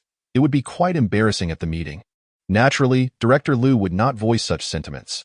You want me to be a guiding teacher? Tang Jiwei frowned slightly. But I specialize in pure theoretical mathematics. I fear I wouldn't be of much assistance in mathematical modeling. While both mathematical modeling and mathematical research share the term mathematics, they represent entirely different realms. Whether in innovative thinking or adaptability to new concepts, an esteemed professor like Tang, devoted solely to academic pursuits, would find it challenging to keep pace with the younger generation's thought processes, thus making it improbable for him to provide effective guidance. No, the teacher group has already been arranged, so there's no trouble for you. I just want to borrow 2 individuals from you to see if any of the majors you oversee possess a remarkable talent in mathematics and exhibit agile thinking, Liu Fangping said with a smile. Oh, is that all? Well, your timing is impeccable. I happen to have a talent to recommend to you. Liu Zhou from the first class of mathematical applications is at your disposal, so feel free to utilize him without hesitation. Tang Jiwei replied with a grin. Liu Zhou? Liu Fangping furrowed his brow. That name seems familiar. Suddenly, he recalled that this was the very student who had completed the exam paper in less than half an hour with perfect answers while he was proctoring the advanced mathematics exam yesterday. However, he is only a freshman. The National College Student Mathematical Modeling Contest is not a conventional Olympiad. It simply involves completing a paper. Its primary focus is not merely the mastery of theoretical knowledge, but rather the ability of college students to apply theoretical concepts to solve practical problems. Furthermore, based on past competition experiences, the correlation between award-winning results in the mathematical modeling contest and the contestants' math grades is not straightforward. In fact, students with balanced scores across various subjects tend to perform better in the competition. Given the broad scope of the competition's questions, it is quite challenging for a freshman to make a significant impact due to their limited knowledge based on, of course, if it's merely for participation. That's inconsequential, as the emphasis is on involvement. However, Liu Fangping clearly seeks students who can secure a national first prize. As for Liu Zhou, while his mathematical ability is not in question, his breadth of knowledge remains too narrow. Feeling that he is too young, Tang Jiwei remarked with a knowing smile, having instantly discerned his old friend's thoughts. Indeed, Liu Fangping nodded, the Software Institute is taking this collaboration quite seriously. They are sending out a second-year computer genius who has won national-level software innovation awards twice during high school and secured a first prize in the National University Software Cup during his freshman year. I do have a few candidates here, but I wanted to ask for your opinion first. Why minimum requirement is at least a second-year student. You understand what I mean, right? Lu Fangping felt he had made himself quite clear. Although, in principle, the school encourages free team formations, it does not oppose departments taking the lead in forming formal teams. After all, winning more national awards is a political achievement for the leadership and an honor for the school. With such a talent emerging from the Software Institute, they should at least not let their teammates down. If the formally designated team from the department cannot even enter the national competition, it would be quite embarrassing, Tang Jue chuckled, not answering directly but instead glancing at the computer on his desk, saying, I happen to have a paper here. Take a look. Lu Fangping was momentarily taken aback, unsure of the intent behind his old friend's words, but nonetheless approached with a mix of skepticism and curiosity. The optimal inversion theory of linear operators and linear functionals. When did your research focus shift to this? Lu Fangping exclaimed in surprise, intrigued by the title and abstract of the paper. Without responding, Tang Jue urged, stop asking so many questions. Just read the paper and give me your feedback. With a plethora of questions swirling in his mind, Lu Fangping continued to read, becoming increasingly engrossed as he progressed. After finishing the last line of the proof, he paused for a moment, letting out a soft sigh of admiration. Old Tang, to be honest, I envy you. Why are you envious? I asked for your thoughts on this paper. Tang Jue laughed. I mean, how come all the promising talents in our mathematics department seem to be monopolized by you? It's one thing to have an undergraduate like that, but even your graduate students are of the same caliber. The more Lu Fangping pondered, the more discontent he felt. Why couldn't he produce graduate students of such a level? Hearing this, Tang Jue burst into laughter, leaving Lu Fangping bewildered, unable to understand what his old friend found so amusing. Graduate students? Ha ha ha! This paper was written by that kid Lu Zhou. Guess what happened yesterday? I asked him where he planned to submit the paper, and he told me he wanted to submit it to AMC. Fortunately, I stopped him. Otherwise, when that kid pursues his PhD and looks back at this paper, he might regret running into a wall. Tang Jue said, still chuckling. Lu Fangping was utterly stunned, glancing at the paper on the laptop and then at his old friend. After a long pause, he finally cleared his throat and said uncertainly, I say, old Tang, there's really no need to play tricks on me, is there? I'm not joking. Sobering his expression, Tang Jue looked at his old friend and said in a serious tone, the entire proof process of this paper was independently completed by him. My guidance was limited to explaining a few conceptual difficulties. It was precisely the questions he raised that convinced me the paper was indeed his work. The only part one assisted him with was in refining the language. Regarding the core proof and final conclusion, I couldn't find any faults, aside from my admiration. Although this kid can be a bit utilitarian and somewhat impatient, his merits far outweigh his flaws. He's a rare gem. If you ask me who should be recommended to join our department's formal team, he would undoubtedly be my choice in terms of both research foundation and mathematical prowess. No student from Jinling University's first 3 batches can surpass him. What a claim. No one can surpass him. Do you have any idea how many students there are in the first 3 batches of Jinling University? Even I, as the department head, am unaware. Yet, Lu Fangping found himself unable to refute that assertion. Especially after seeing the paper, all doubts he had harbored regarding the abilities of the student named Lu Zhou dissolved in an instant. If Tang Jue had not informed him, he would have thought this paper was authored by a graduate student or even a doctoral candidate. At least in the realm of functional analysis, he had reached heights unattainable by an undergraduate. Clearing his throat, Lu Fangping remarked, I have nothing further to say. The task of persuading him to enroll falls to you. Rest assured, that kid will listen to me. Don't rush off just yet. I'll call him and clarify this matter right away. Tang Jue assured, reaching for the phone on his desk. Participating in such a national-level competition as a formal team member from the department is an invaluable opportunity. Not to mention, if they win that award, the department leadership will know your name, and the scholarship for the next 4 years is guaranteed. Adhering to the principle of keeping benefits within the department, Tang Jue wanted to finalize the arrangement promptly, so he called Lu Zhou in front of the department head. The user you are trying to reach is not in the service area. Please try again later. Beep beep beep. His phone is off? Tang Jue was taken aback, frowning as he hung up. What is that kid up to? Not answering his phone. I'll have a word with him later. Lu Fangping was in no hurry. He was determined to secure this talent, regardless of his knowledge base. The quality of this paper was already sufficient for competition eligibility. The standard configuration for a mathematical modeling team consists of programming, modeling, and paper writing. He could handle both paper writing and mathematical modeling independently, so this competition was practically assured.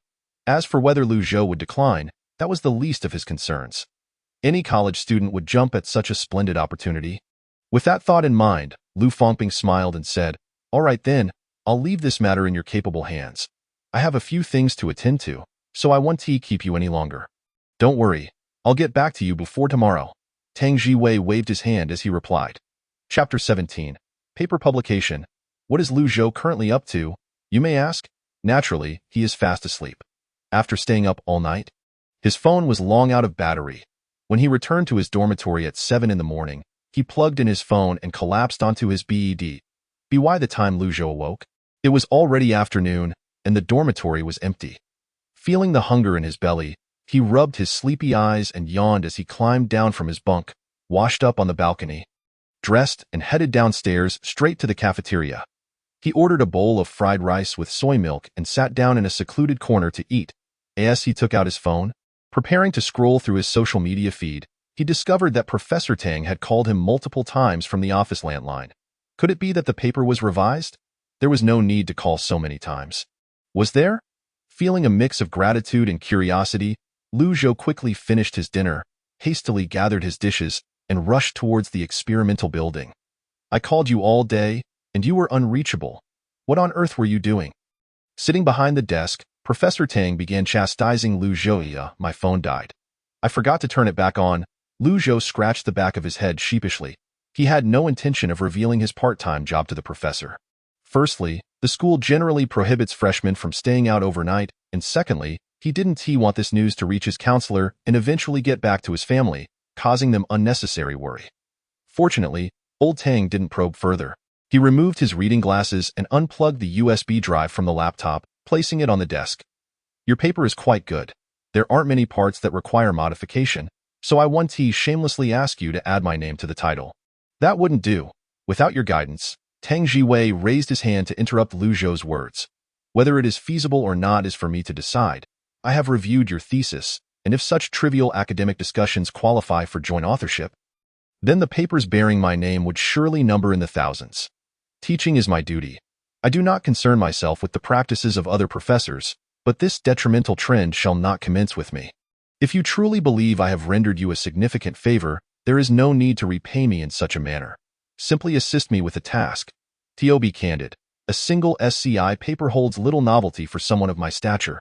However, for Lu Zhou, an independently published paper is of immense value. Having his name attached might afford his submission certain advantages during review, but for him, it may not necessarily be a boon," Lu Zhou earnestly replied. "Please do not hesitate to instruct me on how I may assist you." It's not such a major matter, rest assured. It will only benefit you," Tang Jiwei replied leisurely. "In September, the National College Student Mathematical Modeling Competition will take place, and our department intends to collaborate with the Software Institute to form a formal team. After consulting with your director, Lu, we have decided that you will be part of it." "The National Mathematical Modeling Competition?" Lu Zhou was mildly astonished. He had heard of it.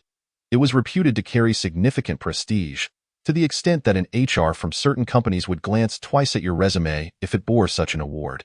Yet, he had only heard tales of the legendary competition. With mid-June upon them, merely 3 months remained until the end of September.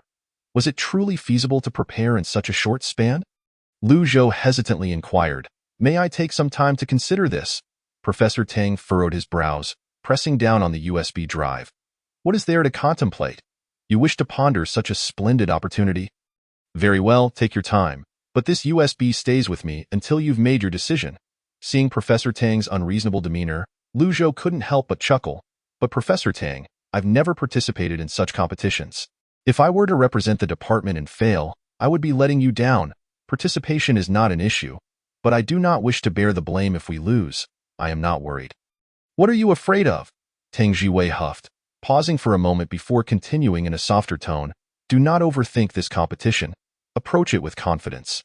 Your abilities are undoubtedly sufficient, of that I am certain. With Professor Tang's words laid bare, to refuse would be to show a lack of appreciation. Upon reflection, participating in such a competition would undoubtedly be beneficial. The only factor causing Lu Zhou hesitation was his concern that the training might encroach on his work schedule and hinder his progress in completing system tasks.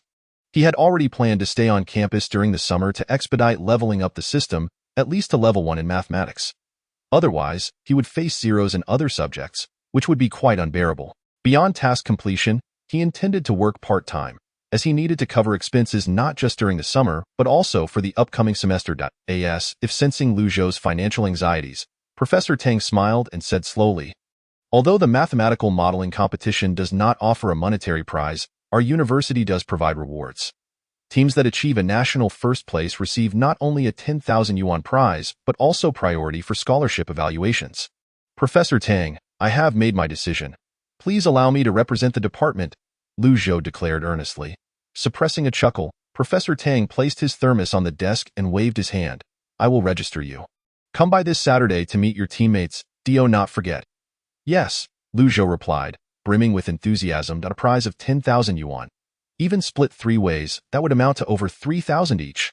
Added to the 8,000 yuan national scholarship, that would sum to over 10,000. For students from affluent families, it may not seem significant, but for Lu Zhou, who only had 3,000 in his account, it was an extraordinary sum.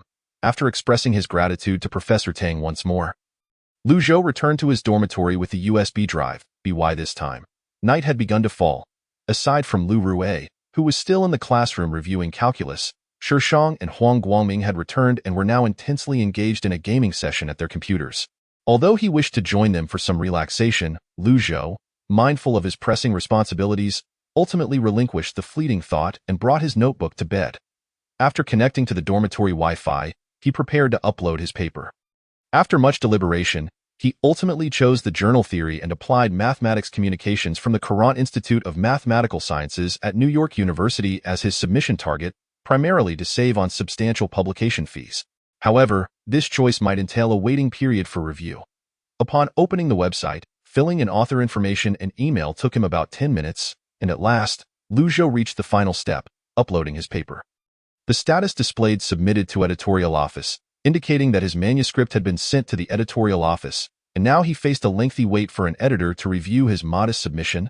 Stretching, Lu Zhou was about to lie back on his bed for a moment when his phone vibrated slightly. Initially thinking it was a math question from a senior named Chen Yushan, he unlocked the screen only to find an email. Upon seeing the subject line, Lu Zhou froze, nearly doubting his own eyes.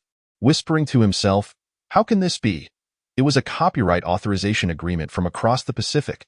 This signified that his submission had entered the so-called proof process. Although the rules vary among journals, most send out authorization agreements only after accepting a manuscript, a process that typically takes 1 day to 2 weeks. This meant his submission had inexplicably jumped ahead, appearing directly on the journal editor's computer. Was this the power of the system? Lu Zhou swallowed hard, opened his email, downloaded the agreement, signed it as required, and sent the electronic document back to the address provided. After approximately 5 minutes, he refreshed the submission webpage. Under review, Lu Zhou felt his heart race. This meant his article had passed the technical editor's formatting review and was about to undergo evaluation by professional academic editors, essentially the external review process. Typically, first-time submitters encounter several hurdles with technical editors. However, due to Professor Tang's prior assistance in revising his paper, he seemed to have passed this stage on the first attempt. The subsequent external review would be the most rigorous and prolonged phase of the entire SCI submission process. Generally, academic editors are busy researchers themselves, and reviewing manuscripts is an unpaid task that demands considerable effort. Hence, the timing of when they contribute their efforts to the academic community relies heavily on the reviewer's whims. Encountering a slow or preoccupied reviewer could lead to delays of 1 to 2 months in this stage. After another 5 minutes, Lu Zhou refreshed the webpage again. This time, the manuscript status remained unchanged. For some reason, witnessing this, Lu Zhou felt a sense of relief. Although the system's influence had, to some extent, shattered his understanding, it seemed to revert to the realm of common sense at the most critical juncture. Academic editors cannot possibly monitor their inboxes constantly for such unpaid work. It appeared the system could not manipulate individual behavior. While it seemed to employ some mysterious force to allow his submission to bypass the queue within the rules, There were still certain constraints in place. As for what these constraints entailed, Lu Zhou could not ascertain at the moment, but regardless, it was a positive development. If the system were truly powerful enough to control a person's actions, it would indeed be terrifying. While he relished the knowledge and various conveniences bestowed upon him by the system, he did not wish to become a puppet to it one day. Freedom is priceless. Even in times of hardship, he held this belief dearly. Of course, it would be ideal if the final external review could be completed before the calculus exam. Chapter 18. The 100 experience that drives perfectionists to their wits' end. Lu Zhou never anticipated that his offhand thoughts would come to fruition. Just a day before the calculus exam on Saturday, he received an email confirming that his manuscript had passed the review. Eagerly, he opened his computer and logged onto the website, his heart racing with excitement as he entered his credentials. The submission status had indeed changed to completed accept. This meant the editor was quite satisfied with the author's work and had decided to accept the manuscript. With this status, barring any unforeseen circumstances, the paper would be published in this month's or next month's journal and included in the SCI journal database for researchers worldwide to reference and cite. Overflowing with exhilaration, Lu Zhou took a deep breath and recited the phrase "maintain equanimity" several times until he finally calmed himself. In general, those who can bypass the revision phase are undoubtedly luminaries in the technological realm. Even seasoned professors occasionally find themselves compelled to revise their manuscripts multiple times due to minor imperfections or the nearly neurotic demands of academic editors. Skipping this stage undoubtedly indicates that one's paper has reached a caliber where reviewers can find no faults. Of course, the lion's share of this accomplishment must be attributed to the system. If the process provided by the system were to reveal flaws, then the reviewers would truly be exceptional. As for the format and choice of words in the paper, with Professor Tang overseeing it, there is certainly no cause for concern. He has published countless SCI papers and is a reviewer for several prestigious mathematical journals in the country, so his expertise in this regard is unquestionable. Glancing at his roommates diligently reviewing calculus beneath the bed, Lu Zhou placed his laptop at the bedside, closed his eyes, took a deep breath, and entered the system's space hidden deep within his consciousness. Upon reopening his eyes, he was greeted by a pure white expanse. Lu Zhou navigated effortlessly to the holographic panel and selected the task icon. Congratulations, host, on completing the task. Please continue to strive for excellence. Task completion details. Estimated paper value coefficient based on the academic value of the comprehensive paper and journal impact. Final evaluation. Points reward 100. Task rewards. 400 points in mathematics. 100 points in physics. 200 points. 1 chance for a lottery draw. 95 junk. 5 sample. That was a close call. It turns out there was a requirement regarding journal impact. Had he chosen the notoriously disreputable AMC as his submission target, the evaluation would likely not have been so favorable. Lu Zhou silently expressed gratitude for Professor Tang's assistance. Without his advice and insistence, the ultimate fate of his paper would have surely led to the high-speed submission of AMC, only to be drowned in an ocean of obscurity. UNS rating means 100 points. System, open my attribute panel. Lu Zhou eagerly requested. Core Sciences, A. Mathematics, LV0, 900, 1000, B. Physics, LV0, 100, 1000, C. Biochemistry, LV0, 1000, D. Engineering, LV0, 1000, E. Materials Science, LV0, 1000, F. Energy Science, LV0, 1000, G. Information Science, LV0, 100, 1000, points, 335, 1 lottery chance in used, tasks, unclaimed. Upon seeing the mathematics experience points, Lu Zhou's brow twitched violently. He had no idea how the system determined the paper's inclination, but it had allocated 100 experience points to physics, resulting in his mathematics being precisely 100 experience points short of leveling up. This was utterly maddening. Lu Zhou felt he was on the verge of a breakdown. System, could you allocate those 100 physics experience points to mathematics instead? The system ignored him. Lu Zhou attempted to reason with it. System, your evaluation criteria are flawed. Where in my entire paper was there any issue related to physics? However, the system remained unresponsive. Faced with this obstinate system, Lu Zhou sighed and gave up entirely. Fine. It's only a matter of 100 experience points. The next task will surely suffice. Still, it was infuriating that those 100 experience points went to physics. Even if they had gone to information science, That would have been of some use. Engineering would at least be somewhat beneficial. Anything would be more useful than this purely theoretical discipline. Next came the thrilling lottery segment. Seeing the paltry 5 chance for a sample, Lu Zhou sighed, instantly feeling that it was no longer exhilarating. Without a second thought, if this draw didn't yield a junk item, he would gladly devour the system screen. Speaking of which, the last time he drew was a bottle of cola. What would it be this time? Could it be Sprite? Please, could I at least get a proper meal, something to save on food expenses?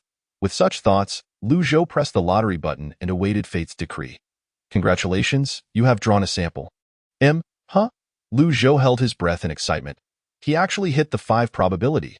This was cutting-edge technology, and it wasn't a blueprint. Surely, this time it wasn't the answer to a proof problem. Received. Nano-physical enhancement injection, duration 2 hours. No side effects, enhances muscle cell mobility, coordination, and reflex nerve efficiency by 50. Lu Zhou? Staring at the icon and description on the screen, Lu Zhou was at a loss for how to react. What use was this? Would it serve as a pick-me-up during late-night study sessions? But 2 hours was hardly sufficient. It would be better to brew a cup of tea. Selling it to athletes might be a worthwhile option. The stimulant provided by the system surely wouldn't be detectable in a urine test or blood draw. However, Lu Zhou felt that once this substance was out in the world, it could lead to complications for him.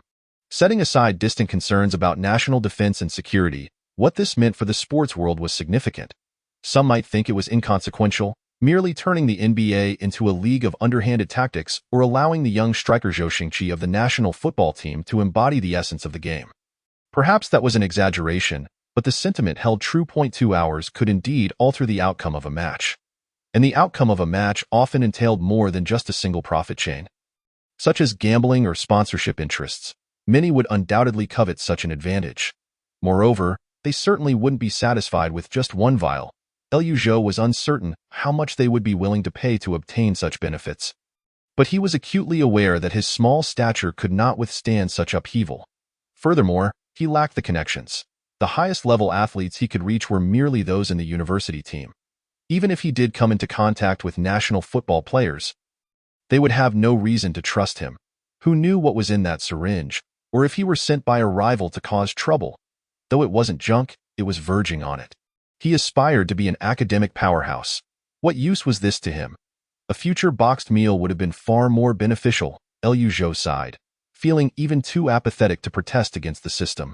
This was truly ridiculous. Forget it, he thought.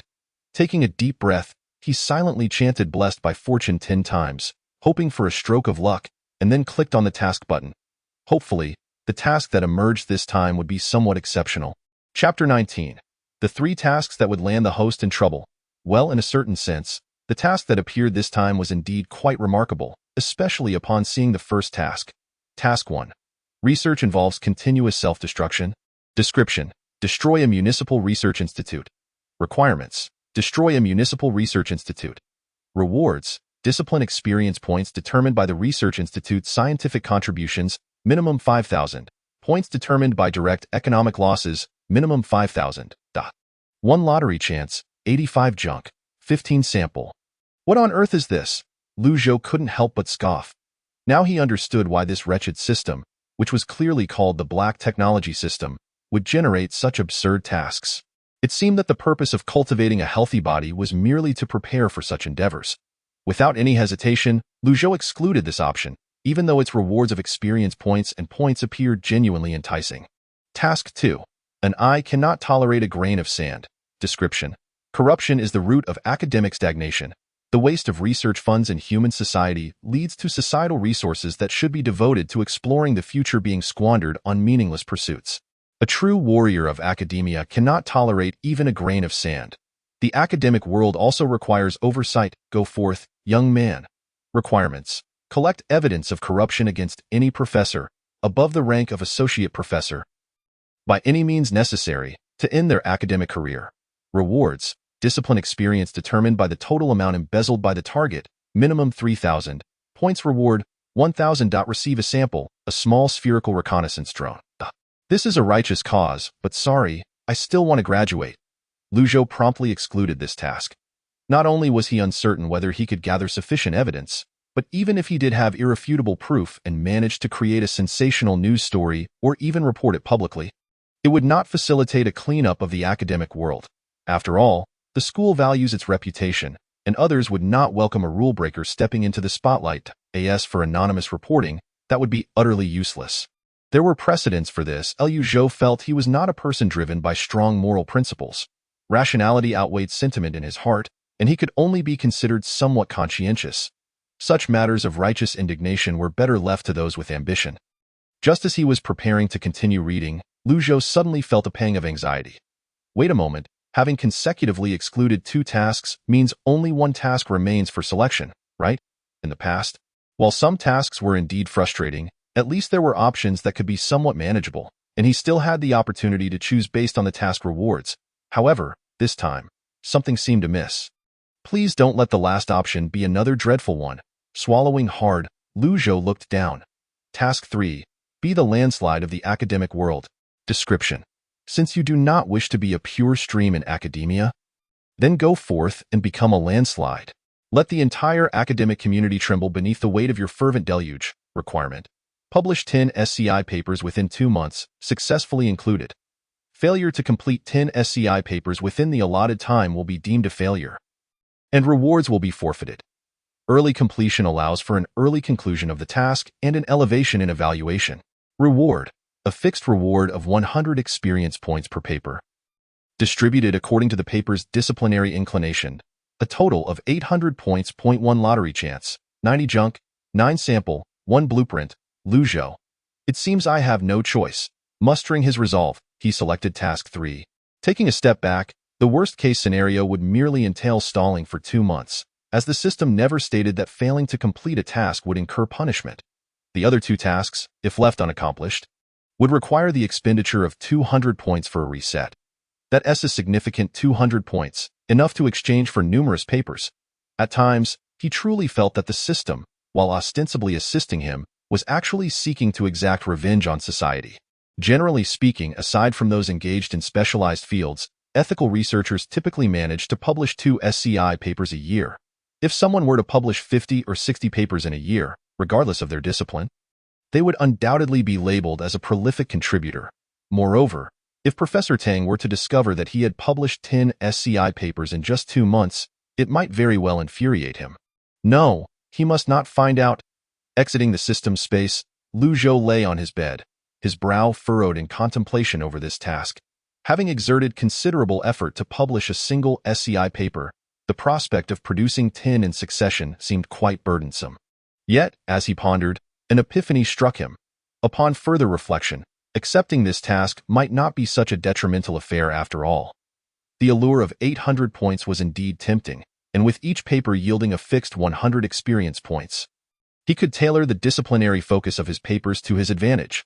If he wished to enhance his mathematical experience, he would publish a mathematics paper. If he desired to bolster his computer science experience, he would write papers related to computing. In essence, this represented a pool of experience points at his disposal. He could easily publish 1 mathematics paper followed by 9 computer science papers. This approach would allow his computer science experience points to reach precisely 1,000, fulfilling the requirements for advancement, achieving a combo. Furthermore, the system imposed no stringent quality requirements on submitted papers, and task rewards were not tethered to the academic merit of the papers. This implied that, regardless of how mundane his papers might be, as long as they passed the review and were accepted by SCI journals, he would succeed. With this realization, Liu Zhou's eyes sparkled with renewed determination. With a swift motion, he sprang from his bed, descended the ladder, retrieved his computer from the bedside, and hastily donned a t-shirt. Lu Rue glanced over at Liu Zhou, noticing his calculus textbook still on the desk, and feigned concern, asking, "Liu Zhou, aren't you going to review calculus? The exam is tomorrow." As Liu Zhou reached the door, slipping on his shoes, he casually replied, "I have some matters to attend to at the library. I'll review once I return." Lu Rue, feigning curiosity, pressed further, "What do you need to do at the library?" "Isn't there Wi-Fi in the dorm?" "The Wi-Fi in the dorm can't access the literature from CNKI. I recently signed up for a mathematical modeling competition, and many specialized resources can't be found using Baidu alone." Liu Zhou certainly wouldn't divulge that he was going to research materials for his paper's topic. Instead, he concocted a convenient excuse. After all, if Lu Rue were to learn that he had published an SCI paper while they were all busy preparing for exams, it would likely disrupt the boy's mental balance. He was genuinely concerned about his roommate's mental state. Upon hearing about the National Mathematical Modeling Competition, Wang Guangming, who was busy solving problems, suddenly looked up, exclaiming in surprise, "Wow, that's amazing. If you win a prize, you must treat us to a meal, haha, call me Brother Lu, and I'll treat you." With that, Lu Zhou swiftly exited the door, leaving no opportunity for further conversation, while Huang Guangming continued to shout behind him, Brother Lu, don't go. I was just calling you." Facing the densely scribbled problem sets before him, Lu Rue's expression turned somewhat rigid, his mind in turmoil. The mathematical modeling competition. He had previously followed this competition closely, even consulting a senior who had won a first prize in the previous year's competition for details. Feeling inadequately prepared, he had intended to participate in his sophomore year, only to find that the dorm's self-proclaimed underachiever had signed up without a word. Though the likelihood was slim, what if he won a prize in the competition? No. Taking a deep breath, Lu Rue clenched his fists, resolutely deciding. This September, with 3 months remaining, once the calculus exam is over, I will also sign up. Chapter 20. 2 Gods Leading 1 Pit. On Saturday afternoon, after completing the calculus exam, Lu Zhou submitted his paper early as usual and proceeded to Professor Tang's office. Upon entering, he was surprised to find a considerable number of people present. In addition to Professor Tang, there was also Director Lu, along with Professor Zhang Zhongjia, the head of the Computer Science Department at the Software Institute. This esteemed figure in the realm of computer science was renowned. Even Lu Zhou, who had never attended his classes, had heard of him. Additionally, there were 2 young individuals, one male and one female. The male, wearing glasses, was of average height and appearance, yet even from a distance, Lu Zhou could sense an aura of intellectual superiority emanating from him. It seemed this was the genius Professor Tang had mentioned. Having won the National High School Computer Design Competition award not once, but twice. Truly a prodigy. Lu Zhou mused to himself. As for the female, he had completely overlooked her presence.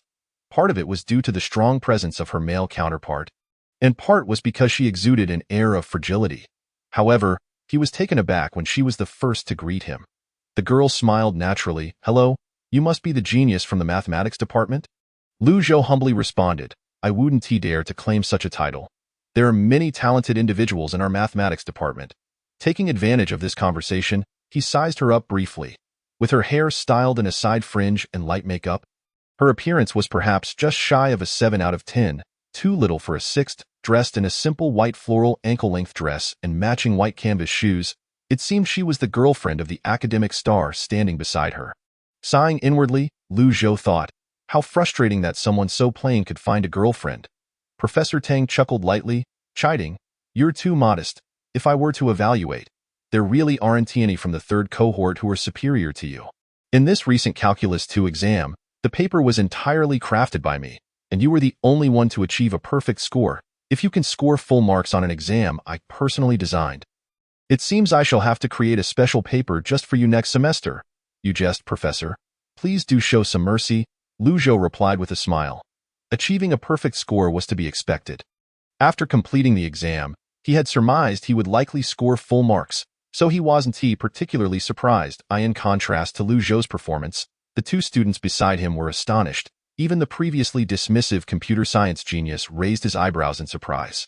Mastering mathematics was no trivial feat, and while his own math scores were commendable, achieving a perfect score was an entirely different matter. "Wow, that's impressive." The girl blinked her long eyelashes, gazing at Lu Zhou with admiration. Before extending her hand with openness, "I'm Lin Yuxiang, a student worker from the Computer Science Institute. May I consult you about math problems in the future?" Lu Zhou, "Of course," he replied, shaking her hand briefly before letting go. Speaking with a hint of shyness, "Haha, I have no objections to you discussing mathematical issues, but let us continue that discussion after we wrap up here." Professor Lu interjected, "Let me introduce you to these individuals. This is Wang Xiaodong, and this is Lu Zhou, and this," he hesitated for a moment before Zhang Zhongjia, the department head, interjected with a smile, "This is Lin Yuxiang, also a freshman, and she seems to be the vice president of our student council." Accompanying Wang here, implicitly suggesting that she was not summoned by him. The expressions of Professor Tang and Director Liu were somewhat peculiar, but they refrained from commenting further. Hello, hello. The exchange between the two scholars was quite straightforward. As for the specifics, I believe Professor Tang and Professor Zhang have already briefed you, so I want to reiterate. This meeting is primarily concerning the team formation for the National Mathematical Modeling Competition.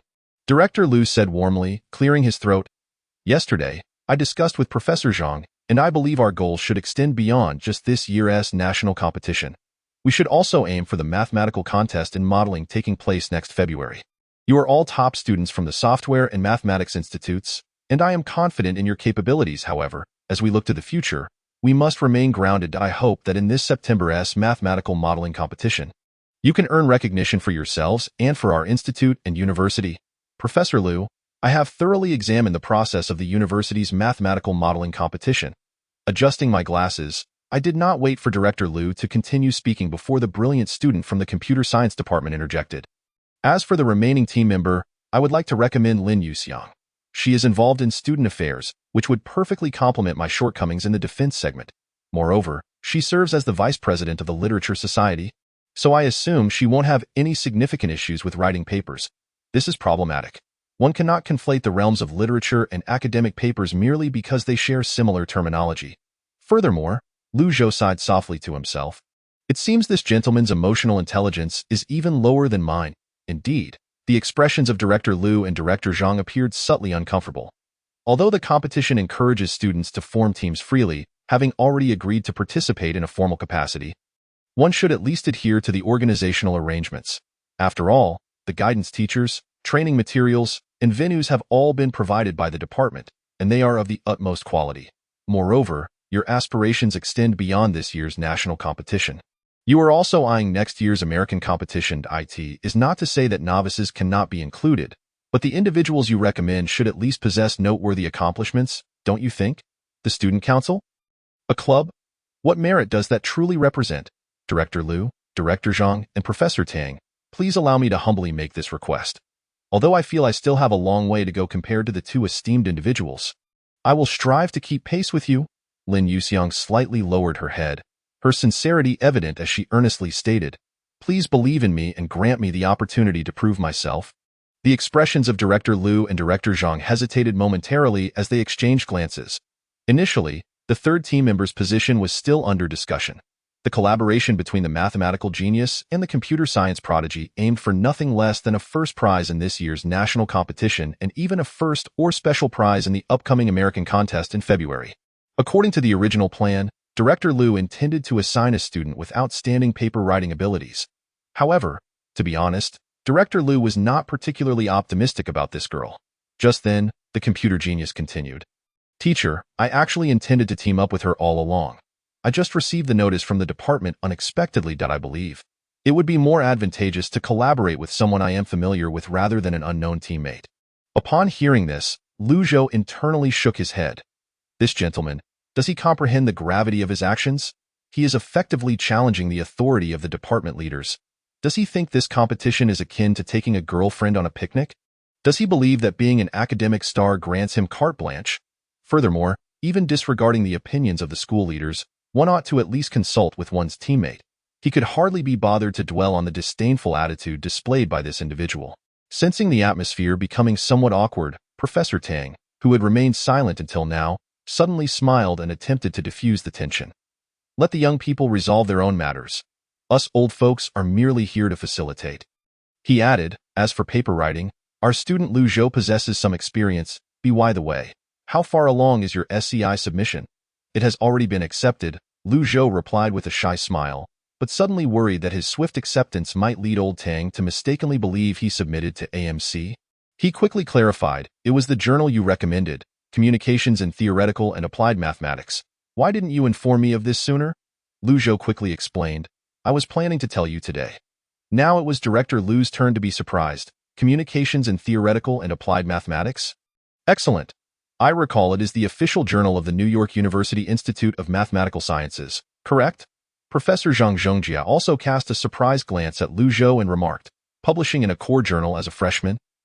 Impressive work, young man. Indeed, one must not overlook who has nurtured such a student." After sipping his tea, Professor Tang's eyes crinkled with joy, the wrinkles at the corners of his eyes deepening. This old gentleman is just that kind of person. Shower him with flattery, and he might end up displeased. However, if one praises his students, he will be delighted for quite some time. Incredible! I thought you were a senior. I didn't realize you were also a freshman like me. Lin Yuxiang exclaimed, her mouth agape in admiration. Wang Xiaodong remained silent, though his expression suggested he was slightly more accepting of this teammate.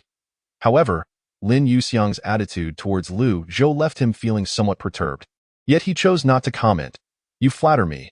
It is largely thanks to Professor Tang's guidance, Lu Zhou humbly replied. Professor Zhang Zhongjie nodded approvingly at Lu Zhou's modest demeanor, but then recalled the prodigy from his own department and couldn't help but shake his head internally. Youthful exuberance is not a bad thing, but arrogance and complacency are entirely different. There is still room for improvement. Well, let's proceed with this year's national competition as planned. As for next year's American competition, we shall observe for now. Upon learning that Lu Zhou had experience publishing SCI papers, Professor Lu ceased his objections, merely smiling and asking, So, our student Lu, do you have any objections to this new teammate? Lin Yuxiang looked towards Lu Zhou, her eyes sparkling with a pleading innocence akin to a fawn. How naive, young lady. Do you think your charm will sway me? Lu Zhou pondered for a moment and shrugged. I have no objections. Even if he was not entirely satisfied with this third teammate, considering the presence of the computer science genius, it would certainly compensate for his deficiencies in programming, given this scholar's disposition. If he disagreed, it seemed unlikely the team would form at all. Weighing the pros and cons, 2 geniuses and 1 liability were preferable to seeking out 2 liabilities on his own. Moreover, this liability might prove somewhat useful, particularly in the defense segment where he was not particularly adept. After hearing old Tang mention that the school would provide monetary rewards for the competition, he had made his decision. The first prize in the national competition was a goal he was determined to achieve. Wang Xiaodong exhaled in relief, and Lin Yuxiang's face blossomed with a victorious smile as she cast a grateful glance at Lu Zhou. Lu Zhou smiled back and said nothing. Professor Lu clapped his hands and announced, Then it is settled. Professor Lu Xiangping will be your supervising teacher. Please gather at 8 a.m. tomorrow in classroom 104 of Building A. Professor Lu will provide you with a brief overview. It is getting late. You should all return and rest. Chapter 21. It turns out he is a simpleton Lu Zhou. Hearing someone call his name, Lu Zhou paused on his way back to the male dormitory and turned around to see Lin Yuxiang, dressed in a white dress, jogging towards him. Supporting her knee with a pale hand, Lin Yuxiang bent slightly and breathed heavily, murmuring, Why are you walking so fast? Lu Zhou inquired with curiosity, Is there something you need? It's nothing much. I just wanted to thank you that I truly owe you one for what happened in Professor Tang's office, Lin Yuxiang said, her face lighting up with a smile. Not at all, it was my pleasure. Lu Zhou replied, shaking his head. Although I know I am quite slow, I will strive to catch up to you all, so, thank you for giving me this opportunity, Lin Yuxiang said shyly to I find that rather unlikely. Not only will you struggle to catch up, but you might even find it challenging to keep up with the tail lights. However, being considerate, Lu Zhou encouraged her with a gentle smile. Well, keep at it. You can definitely do it. Really? Thank you for your encouragement, Lin Yuxiang said cheerfully, her fingers intertwined behind her back. Then, as a token of gratitude, may I treat you to a meal? While the proposition of dining out was tempting, Lu Zhou politely declined, considering the dynamics between teammates. You should go with your boyfriend. I wouldn't want to be a third wheeled. At Lu Zhou's words, Lin Yuxiang burst into laughter, tossing her long hair playfully as she said, Don't tease me. I don't have a boyfriend. Lu Zhou was momentarily taken aback and asked, Isn't that Wang fellow your boyfriend? What are you talking about? Lin Yuxiang feigned annoyance, gazing earnestly at Lu Zhou as she clarified. He's just my senior. I view him as an older brother, not in that way. Is that how it is? Lu Zhou was initially surprised but quickly understood. So that is the legendary dynamic, Lu Zhou smiled and gently declined. I'm sorry, but I have some personal matters to attend to tonight. Perhaps another day. Clearly caught off guard by the rejection, Lin Yuxiang hesitated briefly before her face broke into a radiant smile again.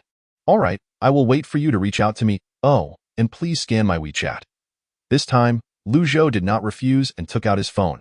After all, they were teammates, and having each other's contact information would be quite convenient. After exchanging WeChat details, Lin Yuxiang cradled her phone as if it were a treasure. expressing her gratitude before happily turning on her heel and departing. In university, one often encounters a certain type of girl. They are beautiful, innocent, and their smiles can remind you of your first love, tugging at your heartstrings with every glance. They create the illusion that you might be the object of their affection, drawing closer to you without you even realizing it. So impressive. Wow, you are so amazing.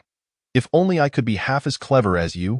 To candidly acknowledge one's own shortcomings and to discern the nature of those deficiencies is a rare and commendable virtue. However, it is evident that they are far from being content with such self-awareness. They adeptly wield the art of language and their social circles to craft an image of a lonely, pitiable victim, evoking the protective instincts of the opposite sex, whom they then exploit with impunity. Yet, as you begin to pursue them and make progress, they retreat, prompting you to introspect and question your own worth. Gradually, you find yourself losing your identity, pouring everything into a gaping void that can never be filled. Until one fateful day, you realize you are merely one among many captives. If this phenomenon were to be abstracted into a model of social behavior, one would find striking similarities between this collective social conduct and the societal structure of ants. All worker and soldier ants pledge their allegiance to a singular queen, yet these ants possess no reproductive rights. Only a select few male ants, those unproductive, winged, and with underdeveloped mandibles, often the affluent and attractive, truly enjoy the privilege of entanglement with the queen. As for that senior named Wang, his role could be likened to that of a mere backup option. Perhaps, through rational analysis, Lu Zhou believes he has grasped the situation. As for the intentions of this classmate Lin, they are quite clear. To latch onto a robust ally in the hopes of securing a favorable position in the mathematical modeling competition. Perhaps she has discerned that Lu Zhou is not entirely satisfied with her as a teammate, hence her deliberate approach to ingratiate herself. If she can incite jealousy between two engineering students, all the better. Her role is merely to facilitate, thereby ensuring her victory in this national-level competition without any personal cost. It must be admitted that such types of girls are indeed the nemesis of academic achievers. Those who invest excessive energy into their studies inevitably find it challenging to balance other aspects of personal development. As for why Lu Zhou does not take the bait, it is because he possesses a degree of self-awareness.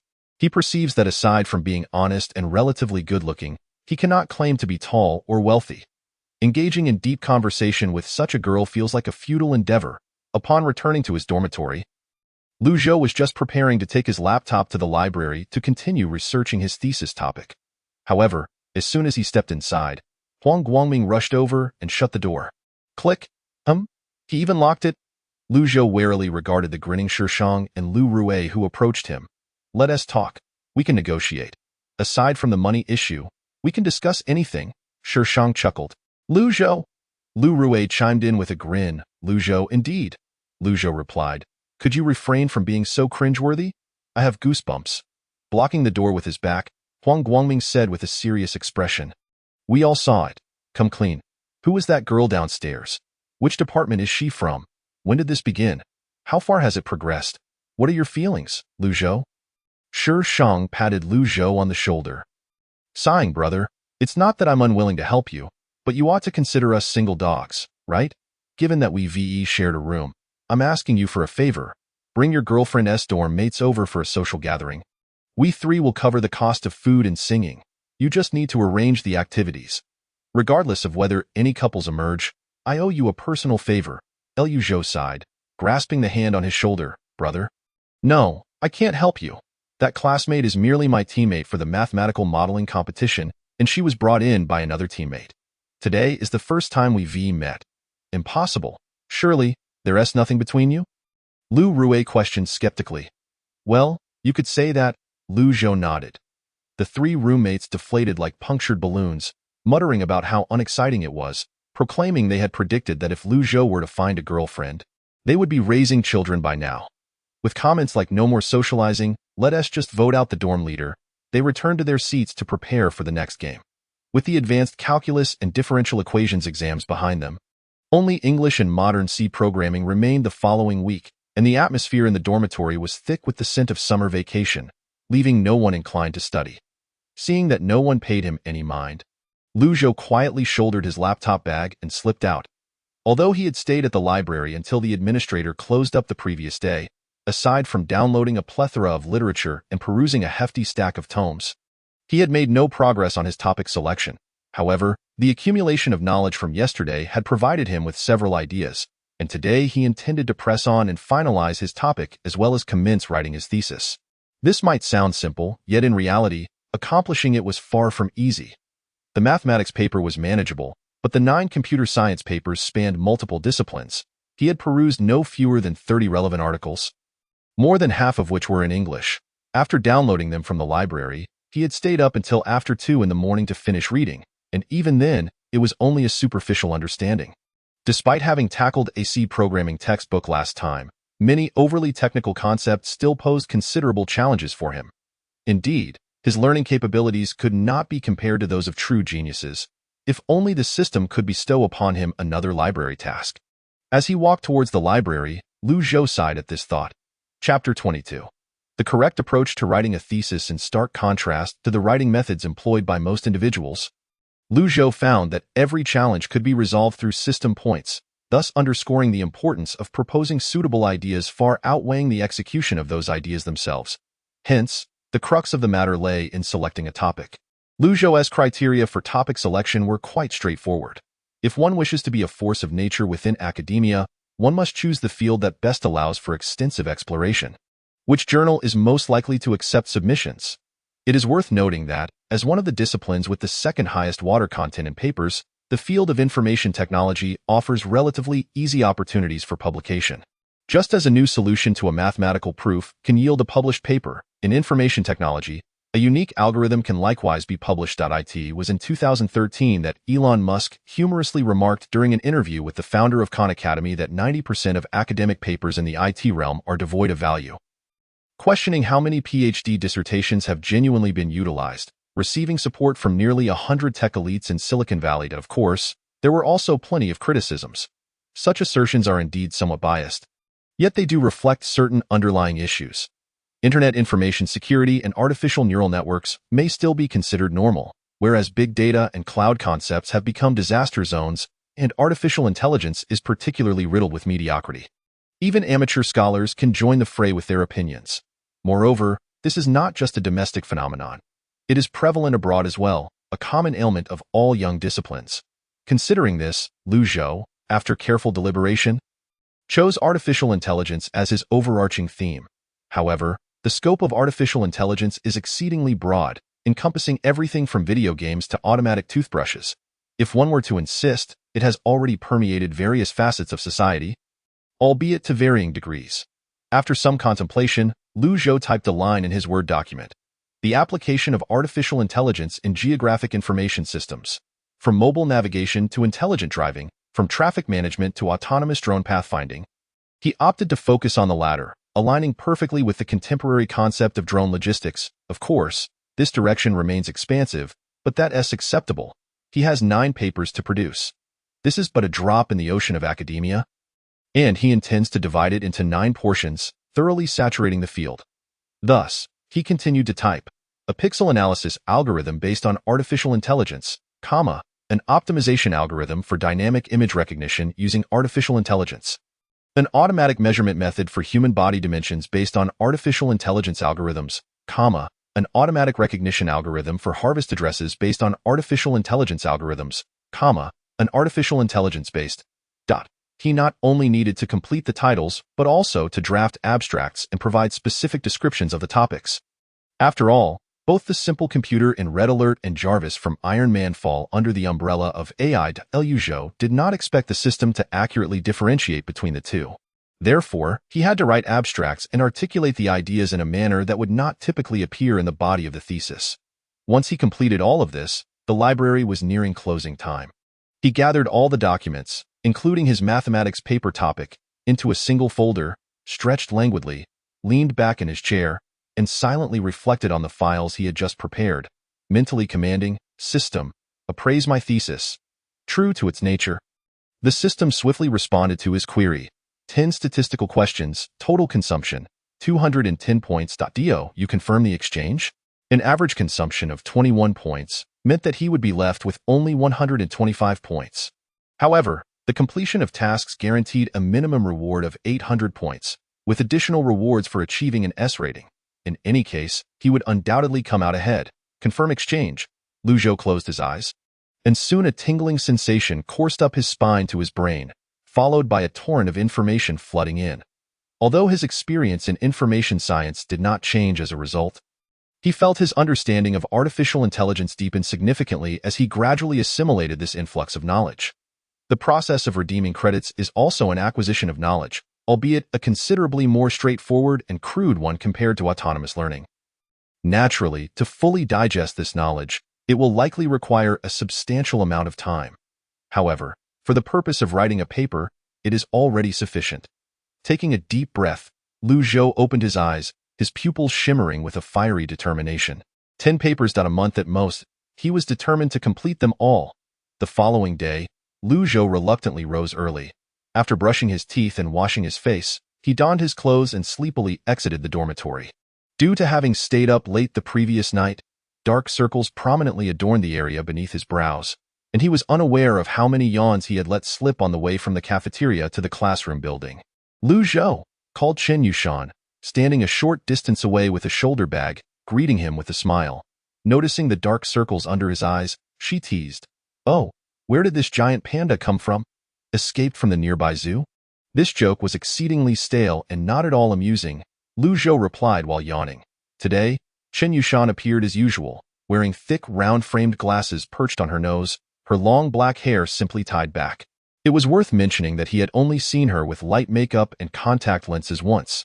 In an era where even young men were beginning to apply face masks, her unkempt appearance was indeed a rarity. Since their paths coincided, they decided to walk together. "Aren't you going to the library today?" Chen Yushan inquired. Lu Zhou contemplated for a moment and replied, "I might go in the afternoon. I have a training session for a mathematical modeling competition in the morning." "Ah, the mathematical modeling competition," Chen Yushan nodded in realization, immediately adopting the tone of a seasoned participant. "Those competitions carry quite a bit of weight and can be extremely beneficial for your future employment prospects. You must give it your all. Have you participated?" he asked. "Of course. I even won a national second prize. I dominated the entire competition," Chen Yushan said with pride, raising an eyebrow and patting her chest. "If you have any questions, don't hesitate to ask me. Please don't be shy." "Impressive," Lu Zhou yawned. Responding nonchalantly, it seemed that this modeling competition did not place much emphasis on mathematical prowess. Just as he was pondering this, Chen Yushan suddenly spoke up. "Wait, stay still." "Huh." She rummaged through her shoulder bag and pulled out a pack of tissues. As Lu Zhou wondered what she was up to, she took a couple of steps closer, intently examining his face, and suddenly reached out, wiping his cheek. "Ew, that's disgusting. You really are unkempt. You even left eye crusts on before heading out." Tossing the tissue into a nearby trash bin, she casually remarked. "What?" Lu Zhou's cheeks flushed instantly, all remnants of sleepiness vanished. It was not due to embarrassment, but rather, "I can't believe I walked around with such a large clump of eye crust." Lu Zhou's expression stiffened as he quietly asked, "It shouldn't be very noticeable, right?" Chen Yushan chuckled softly. All right, it's not that noticeable, but I suggest you wash your face before entering the classroom." "Thanks for the advice," Lu Zhou thought to himself, wishing he could dash to the restroom immediately and splash water on his face multiple times. After washing his face, he felt refreshed. With his face still slightly damp, Lu Zhou arrived at the classroom, only to find one person inside. He chose a seat in the front row and casually greeted, "Morning." Noticing Lu Zhou, Wang Xiaodong's expression remained unchanged as he nodded slightly in acknowledgement, then resumed perusing his materials. With various departments set to commence English exams next week, only Lu Zhou, who had devoured an entire Level 4 reference book along with its accompanying vocabulary list, felt utterly unfazed. After all, the vocabulary and grammatical structures required for college-level English were essentially equivalent to the Level 4 standards. Possessing a Level 4 vocabulary was more than adequate to secure a passing score of at least 80. Feeling somewhat bored sitting idly and finding conversing with Wang Xiaodong even more tedious, Lu Zhou took out his phone and began reviewing the materials he hadn't finished the previous day, slowly digesting the knowledge he had absorbed the night before. Fortunately, most artificial intelligence programs are primarily written in C, which has a higher degree of freedom for kernel development, while the increasingly popular Python is typically used for shell scripting. A prime example of this is Google's first-generation artificial intelligence learning system, DIST Belief, Liu Zhou was somewhat familiar with C, making it easier for him to grasp this knowledge. Even if someone were to ask how he managed to write those papers, he could easily fabricate a response. As both of them busied themselves, the clock soon struck 8, and their mathematical modeling competition advisor, Professor Liu Xiangping, entered the classroom just as the bell rang. Chapter 23. The classic modeling problem of merchants and their followers. Glancing at the two occupants in the classroom, Professor Liu paused momentarily, smiling as he inquired, "Are there only two of you? I heard there was another. Let me call and check on her." Wang Xiaodong, appearing somewhat awkward, took his phone and stepped outside. The professor, not in a hurry, unscrewed his thermos and sipped some hot water, leisurely making his way to Liu Zhou's side. Smiling as he asked, "What is the configuration of your team?" Liu Zhou put down his phone and replied with a smile, "I am responsible for modeling. Wang Xiaodong handles programming, and Lin Yuxiang is in charge of writing the paper and defending it." Modeling, programming, writing, standard configuration. Professor Liu chuckled, continuing, "By the way, you're the Liu Zhou from the class of 2013, right? I read your paper. It truly is an excellent piece." Liu Zhou's eyes lit up. "Professor, you also specialize in mathematics?" "Sort of, but my research leans more towards physics. I haven't published many mathematics papers." Professor Liu squinted his eyes, casting a glance toward the classroom door, before continuing, "It seems your female teammate is very reliable." Liu Zhou smiled, awkwardly yet politely. Professor Liu chuckled as well, not dwelling on the matter. And after a brief pause, he continued, "Regarding your team's configuration, I suggest you consider a slight adjustment to IT would be beneficial for the same person to handle both modeling and writing, while the other two focus on programming. The advantage of this arrangement is that the person responsible for modeling will have a stronger grasp of the overall topic, resulting in a more coherent writing process. However, the downside is that your workload will be quite heavy. The competition lasts only 3 days, which means once you complete the modeling, you must immediately start writing the paper." Liu Zhou pondered. "So 2 people will handle programming?" Professor Liu sipped his tea leisurely. "Exactly." Liu Zhou smiled but did not respond immediately. "I'll think it over. After all, I need to discuss it with my teammates." Just then, footsteps echoed in the hallway, and their final teammate arrived, albeit a bit late. "I am so sorry. I overslept a little. I truly apologize." Lin Yuxiang entered the classroom alongside Wang Xiaodong, bowing her head apologetically to the professor. "No worries. Now that everyone is here, let us get started." Professor Liu said with a friendly smile, not reprimanding her for being late. He turned to the podium, plugged in his USB drive, and activated the projector to display his PowerPoint presentation. "Before we begin, I would like you to look at an example problem. This problem is not particularly difficult but can serve as a case study for mathematical modeling. I hope this case will help you understand what mathematical modeling truly entails." As he spoke, he clicked the mouse to advance the PowerPoint to the next slide. Point 3 Merchants, each accompanied by a follower, must cross a river, but their small boat can only hold 2 people at a time. The followers have secretly agreed that if the number of followers exceeds the number of merchants on either bank, they will commit murder and plunder. However, the power to ferry across the river lies solely with the merchants. The question is, how can the merchants cross the river safely? Indeed, this problem posed no difficulty whatsoever. Even without relying on systematic reasoning, Liu Zhou quickly formulated an answer, responding, "In the first round, 2 followers cross, and 1 follower returns. In the second round, another 2 followers cross, and 1 follower returns. In the third round, 2 merchants cross, and 1 follower and 1 merchant return. In the fourth round, the 2 merchants cross again, and 1 follower returns. In the fifth round, the 2 followers cross, and 1 follower returns. In the final 6th round, the last 2 followers cross successfully." Clapping her small hands softly, Lin Yuxiang beamed with admiration, while Wang Xiaodong's expression remained unchanged, exuding an air of indifference, convinced that the problem posed no challenge. Although he hadn't worked it out, he believed in his own intelligence and felt he could solve it with minimal effort. "Completely correct," Professor Liu smiled, continuing, "Even without any mathematical knowledge, this problem can be resolved purely through logical analysis. But what if we generalize the problem to in merchants?" This question indeed posed some difficulty, but the challenge did not lie in mathematics. Rather, it was in how to abstract the problem into a mathematical one for resolution. Liu Zhou pondered earnestly for a moment, and a general idea began to form in his mind. "May I use the blackboard?"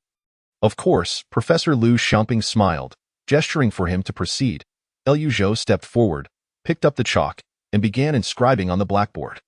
Let the number of merchants on the shore before the KTH River crossing be denoted as XK. And the number of attendants is YK, where K1, 2, with YK taking values from 0 to 3. We define the two-dimensional vector SK, XK, YK, as the state, and the collection of states under the condition of safe river crossing is referred to as the allowable state set, denoted as S. Thus, we have S, E, X, Y, X0, Y0, 1, 2, 3, X3, Y0, 1, 2, 3, XY1, 2A. Let the number of merchants on the KTH ferry be UK, and the number of attendants be VK. We define the two-dimensional vector DK, UK. VK, as the decision. The allowable decision set is denoted as D, which can be derived from the boat's capacity. DEU, V, 1 UVV, U, V0, 1, 2E. Consequently, the variation of state SK with respect to DK is expressed as S, K1, SK, minus 1, KDK. Astonished and bewildered by the intricate equations on the blackboard, Lin Yuxiang slightly parted her lips and, gazing at Lu Zhou as he descended from the podium, whispered in surprise, "Do you not require any drafts?" "I have already composed it in my mind," Lu Zhou replied with a gentle smile. Wang Xiaodong, as reticent as ever, remained silent. However, from the expression on his face, it was evident that this proud scholar had come to fully respect Lu Zhou's mathematical prowess. After glancing at the process outlined on the blackboard, Professor Lu Xiangping nodded with a smile. Absolutely correct, however. From the perspective of mathematical modeling, this task can only be deemed half complete. Following the modeling phase, we still require a program to actualize this model. Of course, this model is quite simple. I trust that with Wang's capabilities, such a program will be effortlessly executed, so I shall not waste precious time here. Wang Xiaodong adjusted his glasses, his expression remaining impassive, as though this was to be expected. Although he regretted not having the opportunity to showcase his programming skills in person, he remained undeterred. After a brief pause, Professor Lu continued, "Data modeling essentially simplifies a real-world problem into one that can be expressed succinctly in data and language, and then employs mathematical tools to solve it. Therefore, the key question your team must confront is, what is the actual problem at hand? Modeling is neither an assessment of the team's programming capabilities nor their mathematical skills. Rather, it evaluates the ability to translate real-world issues into a data-driven language and to devise solutions. This is a point you must bear in mind. Regarding the modeling process itself, I have little advice to offer. Aside from practicing and broadening your knowledge, there are no shortcuts. As for programming, I can share a few insights. The primary software tools are 4: MATLAB, Mathematica, Lingo, and SAS. You need not master all of them, but at least one should suffice, as the key lies in applying the software that best fits your needs to address practical problems. As he uttered these words, Professor Lu's gaze was directed towards Wang Xiaodong, for this statement was primarily intended for him. Wang Xiaodong adjusted his glasses and nodded. "I have experience with MATLAB and SAS. There should be no problem."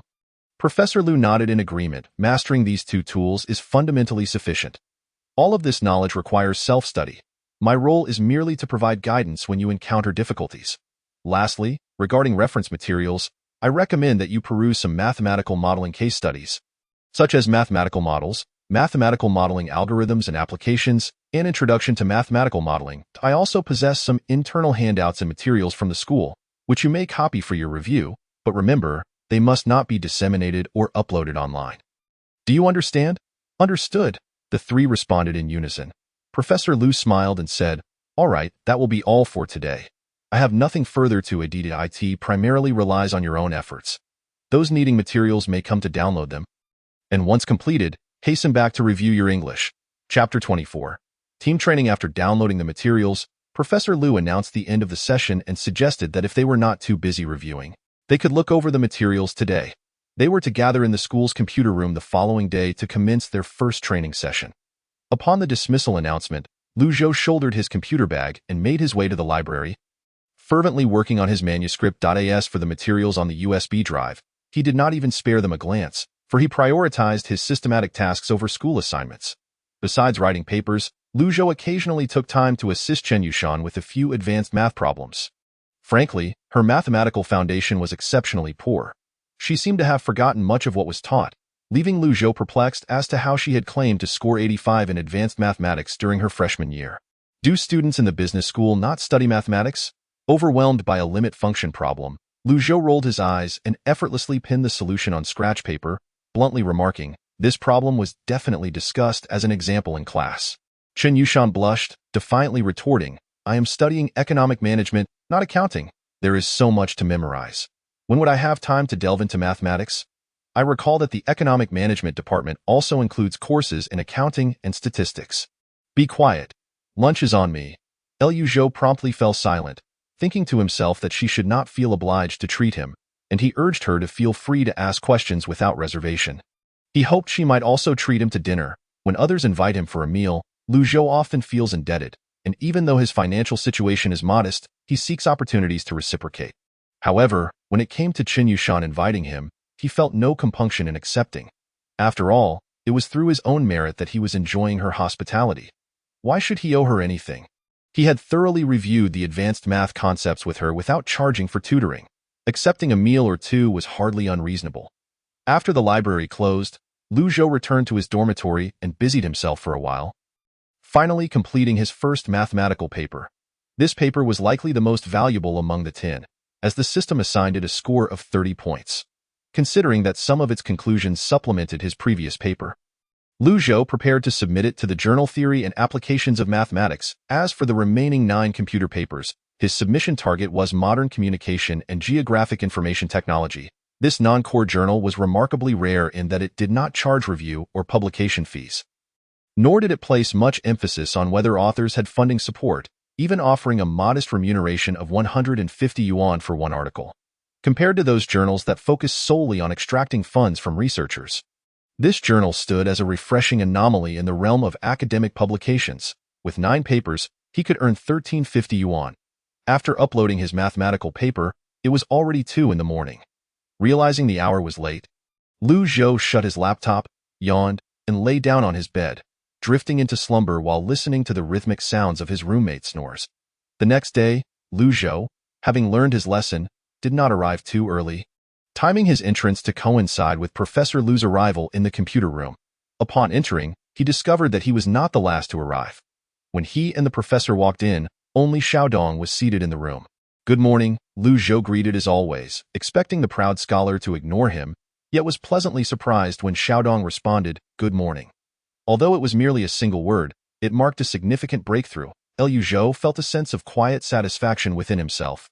To be honest, he harbored no concerns about his team's capabilities. His only worry was the compatibility among team members.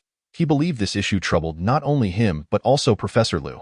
Perhaps having Lin as a team member, despite her shortcomings, was not entirely a negative thing, perhaps. Just as he was momentarily distracted, Lin arrived fashionably late, though thankfully only 15 minutes behind schedule, which was not excessively tardy. Professor Lu, as usual, did not reprimand her, merely offering a faint smile and gesturing for her to take a seat before commencing the day's lesson.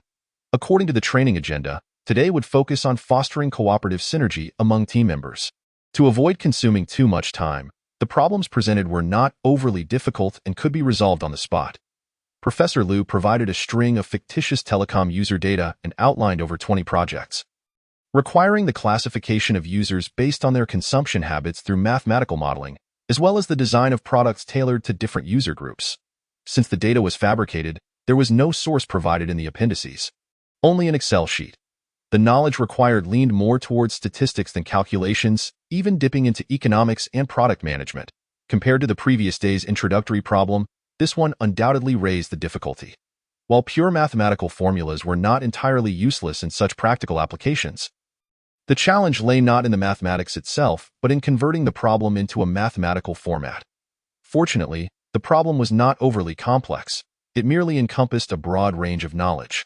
After about half an hour of contemplation, Lu Zhou categorized the user groups using statistical knowledge and ultimately employed matrix algorithms to address the 2 questions posed in the prompt. Taking several sheets of draft paper, Lu Zhou approached Wang Xiaodong and placed the papers on his computer desk. "The modeling is complete. I've already sent the email to your inbox. For the other part of the process, I calculated it by hand and have documented everything on the paper. Is it all right for you to handle the organization of the equations and the input into the computer?" Wang Xiaodong nodded and succinctly replied, "No problem."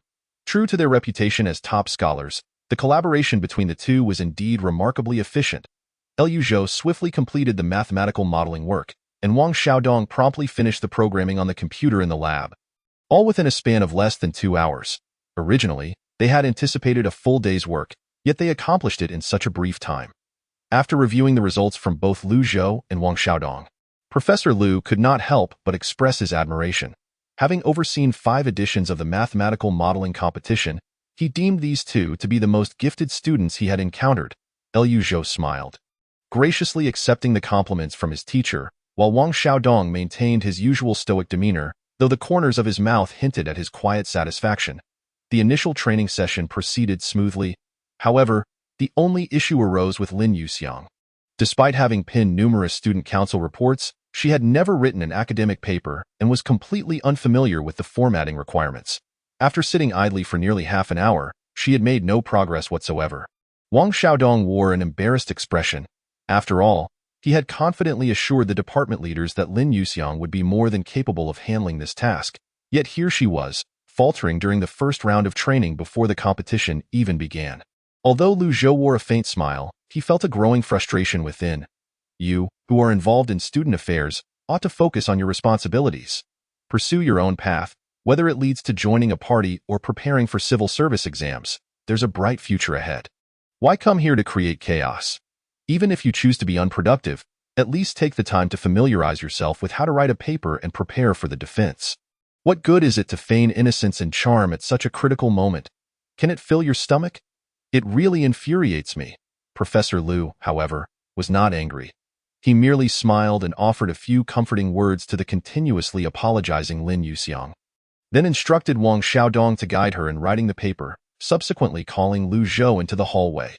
After lighting a cigarette and glancing at the 2 students in the lab, Professor Liu smiled and said, "So, have you given any thought to the suggestion I mentioned to you yesterday?" Liu Zhou remained silent. "I can understand. You must have some thoughts on it." Professor Liu chuckled. "In any research team, there are always 1 or 2 individuals who just go with the flow, merely passing the time. These people are a constant presence. Your mindset is admirable, Professor," Liu Zhou remarked with a smile. "It's not that my mindset is particularly good," Professor Liu waved his hand dismissively, laughing, "but rather that I have seen a lot." He then placed a hand on Liu Zhou's shoulder, speaking earnestly, "You must be clear about one thing.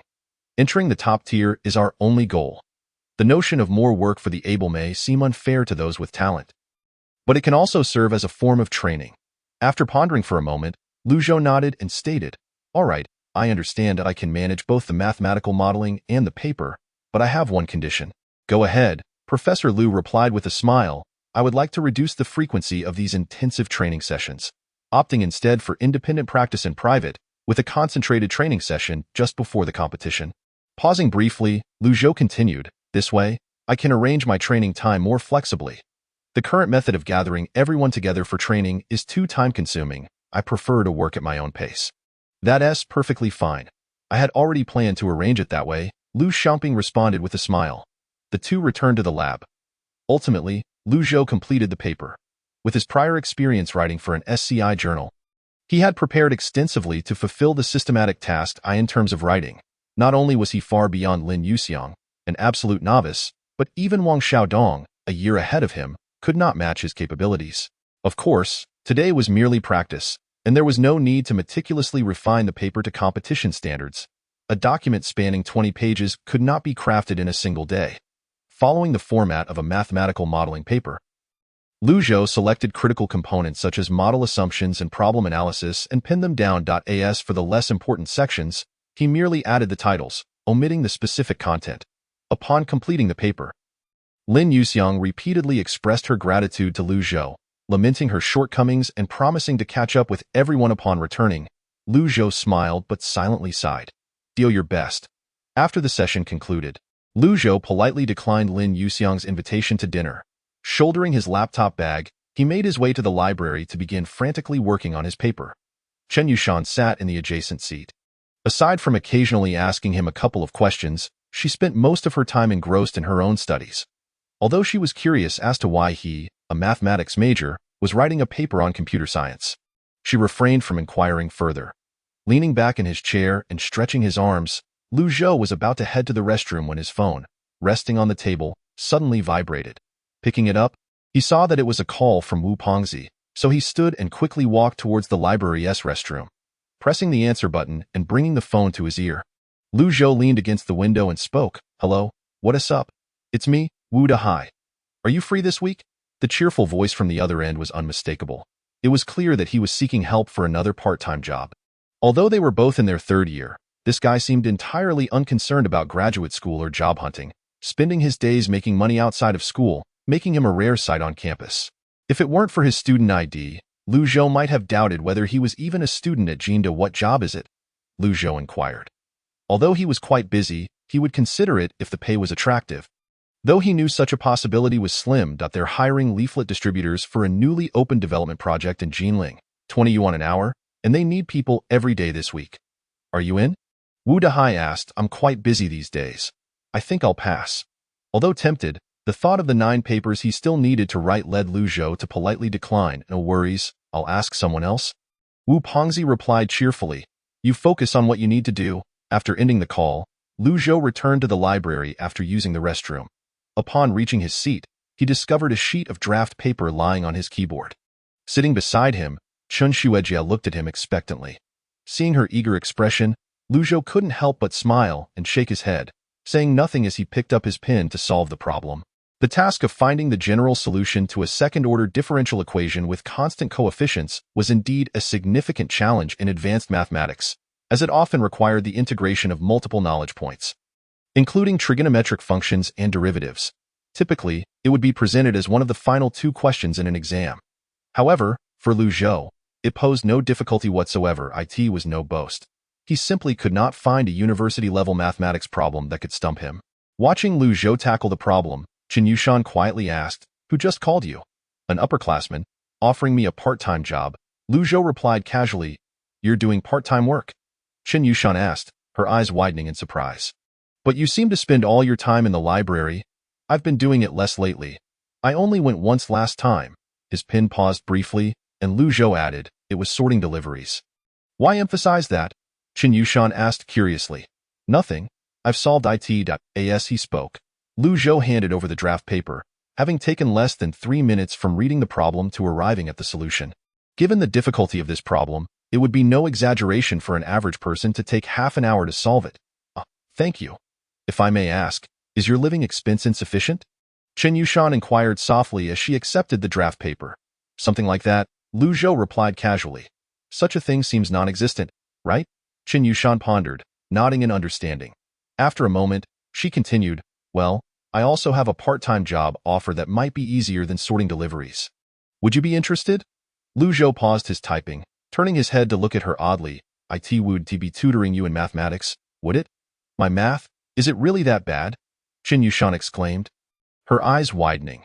Just as she was about to raise her voice, she remembered they were in the library, biting her lip and lowering her tone. "Though it is math tutoring, it's not for me.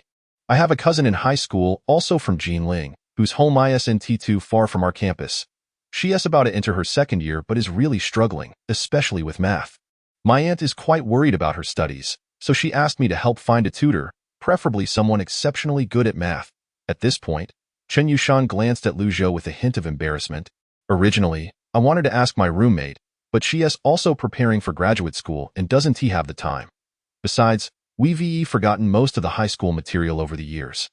"As I pondered, you seem quite harmless, so I thought I might inquire if you have time during the summer vacation." "Lu Zhou? What does harmless even mean?" "If you wish to compliment my looks." "There's no need for such roundabout expressions, right?" Noticing Lu Zhou's prolonged silence, Chen Yushan softly asked, "Are you busy? Should I ask someone else?" "How much?" Lu Zhou decided to first inquire about the remuneration before contemplating whether to accept. Initially, he had intended to find a part-time job during the summer to earn some pocket money, and working for Wu Pengzi or assisting a senior seemed equally plausible. Chen Yushan considered for a moment and replied, 200 per hour, with transportation costs reimbursed. You would only need to come in on weekends starting from July. How much? 200 an hour. What's wrong with that? After hearing this, Lu Zhou rested his hands on the keyboard. Remaining silent for a considerable time, is that insufficient? Seeing him silent, Chen Yushan assumed he found the pay lacking and tentatively suggested, "Should I ask my aunt again?" "No need to inquire further. Lu Zhou shook his head decisively. It's a deal. Then why do you look so solemn? I thought you were dissatisfied with the amount. Chen Yushan sighed in relief while rolling her eyes at Lu Zhou. It's nothing. I just feel. Lu Zhou gazed skyward, softly sighing. It's quite vexing. Chapter 26. Who am I? Where am I? What am I writing? Mom, I won't be coming home this summer. Well, here's the thing. The professor suggested I enroll in the National Mathematical Modeling Competition. And the school will organize training during the summer. No, there's no registration fee. The department has already covered it. I might not be home until the new year, so please take care of yourselves. I'm in good health, so don't worry about me. You really don't need to send me money. I still have some of the scholarship funds from last semester, and I also have a few part-time jobs when I'm not busy. You should save your money for Tong Tong. She'll need it when she goes to university. All right, let us leave it at that. Taking a deep breath, Lu Zhou leaned against the balcony railing of the dormitory and ended the call. Every Sunday evening, he would call home. Time truly flies. Gazing at the twinkling stars in the night sky, Lu Zhou felt a wave of nostalgia in the blink of an eye. His first year of university was nearing its conclusion, and his younger sister Lu Xiaodong was about to enter her second year of high school, a pivotal year that bridges her middle school and high school journey. Unlike him, she was studying the humanities. Aside from offering some assistance with mathematics, he felt utterly helpless in other subjects. Adjacent to the balcony was the bathroom, where Huang Guangming was showering. Suddenly, he mischievously shouted, "Hey, brother-in-law, are you on the phone with home?" Lu Zhou was momentarily taken aback, then regained his composure, saying, "You don't want to come out, do you? Just wait. I'll prop the door with a mop. I don't know. Oh no. Brother Lu, spare me. I made a mistake. Please don't. If you don't let me out, I'll sing in here." As he spoke, Huang Guangming began to belt out a tune in an atrocious manner. 5 rings. You have one more than 4 rings. Lu Zhou cringed at the sound, akin to a castrated rooster, and swiftly closed the balcony door, retreating into the dorm room. However, the bathroom had poor sound insulation, and a mere wall could not contain the noise. As soon as Guangming's singing pierced through, the 2 occupants of the dorm burst into laughter, especially Lu Rue, who was the most dramatic, collapsing onto the table in mock agony. "Why do you let Guangming sing? My teeth are killing me." In this moment of distress, the dorm leader showed his valiance. Shirshir stood up resolutely, declaring, "Fear not, brother-in-law. I shall apprehend this little rogue. Get lost? Indeed. One cannot expect pearls from a dog's mouth." Lu Zhou was exasperated, wishing to confine this fellow in the bathroom alongside Guangming. Why was there not a single normal person in the entire dorm except for him? Alas, such discomfort. In the following 2 weeks, Lu Zhou either found himself in the library working on his manuscript or on his way to the library, or seated in an examination hall. During the final exam week, few could rival his lack of diligence. However, his carefree attitude was underpinned by a sense of confidence. As he had anticipated, he breezed through his English exam without a hitch. The same applied to C language, with only one particularly creative question posing any challenge. The knowledge acquired from system tasks felt indelibly etched in his mind, leaving no room for forgetfulness. However, when it came to the modern history exam, Lu Zhou was utterly flabbergasted. As he unfolded the paper and stared at the questions, he felt a wave of confusion wash over him. Who am I? Where am I? What am I writing? He sought guidance from the system, but received no response. No amount of points could elicit assistance, evidently indicating that social science topics fell outside the system's purview. Fortunately, Lu Zhou had some knowledge of modern history, and as long as he identified the overarching themes, filling the paper would not pose an issue, irrespective of his personal belief in the validity of his responses. As for how far he deviated from the standard answers, that would be left to the judgment of the grading teacher. Ultimately, he gave it his all. 3 days after completing the modern history exam, Lu Zhou finally uploaded his last paper. Nearly 3 weeks of relentless work had taken a toll on his physique. Yet upon reflection, he felt an overwhelming sense of accomplishment. 3 papers a week for SCI. 10 papers in under a month. I wonder if anyone can match that? After 3 days of anxious waiting, the last paper was unexpectedly accepted for publication. Upon receiving the acceptance email, Lu Zhou couldn't help but ponder whether flooding other journals with submissions was truly acceptable. Moreover, with several papers bearing the same author, could no one notice? Perhaps the system had distributed his submissions among different review editors. Regardless, whether there would be repercussions was a matter for months down the line. with excitement coursing through him. Lu Zhou entered the pristine white system space and strode towards the semi-transparent holographic screen. Congratulations, host, for completing the task. Task completion details are as follows. Host has published 1 mathematics paper and 9 computer science papers. With 39 days remaining. Evaluation. S. Earned additional reward task, an S evaluation, and a reward. Which turned out to be an additional task. Lu Zhou gazed at the S on the holographic screen. Along with the subsequent rewards, feeling an exhilaration that was almost overwhelming. Although he was uncertain about what the additional task entailed, he was acutely aware that it had a clear price in the points market. Requiring 1,000 points for redemption, task rewards, 100 points in mathematics experience, 900 points in computer science experience, 800 points in points, and 1 chance to draw, 90 trash, 9 samples, 1 blueprints. Note. Mathematics LV0 LV1. Computer Science LV0 LV1. At long last, this confounded mathematics level had finally advanced. Lu Zhou felt a surge of excitement, not merely for the consecutive upgrades, but because the breakthrough in mathematics meant he had finally stepped out of the novice village. Unlocking the level cap for other subjects to LV1. However, something felt amiss. It seemed that the system's level advancements did not bring about any substantive changes. He had expected that, much like redeeming points for a paper, the system would impart a sudden enlightenment to his brain, yet it appeared otherwise. At least, he did not feel as though he had gained any new knowledge or memories. It seemed the system's academic level did not equate to his mastery of knowledge, but merely unlocked access to a certain database. Consulting this database would also require the expenditure of points. He was curious whether consulting lower-tier materials would incur any discounts. Pondering this, Lu Zhou stroked his chin, silently recalling the details of the Riemann hypothesis while commanding the system to assess its value. However, the system remained unresponsive as ever. It appeared that a mathematics level of LV1 was insufficient to tackle the Riemann hypothesis. After contemplating for a moment, he wondered about the Birch and Swinnerton-Dyer conjectured a generalization of the already proven Fermat's last theorem.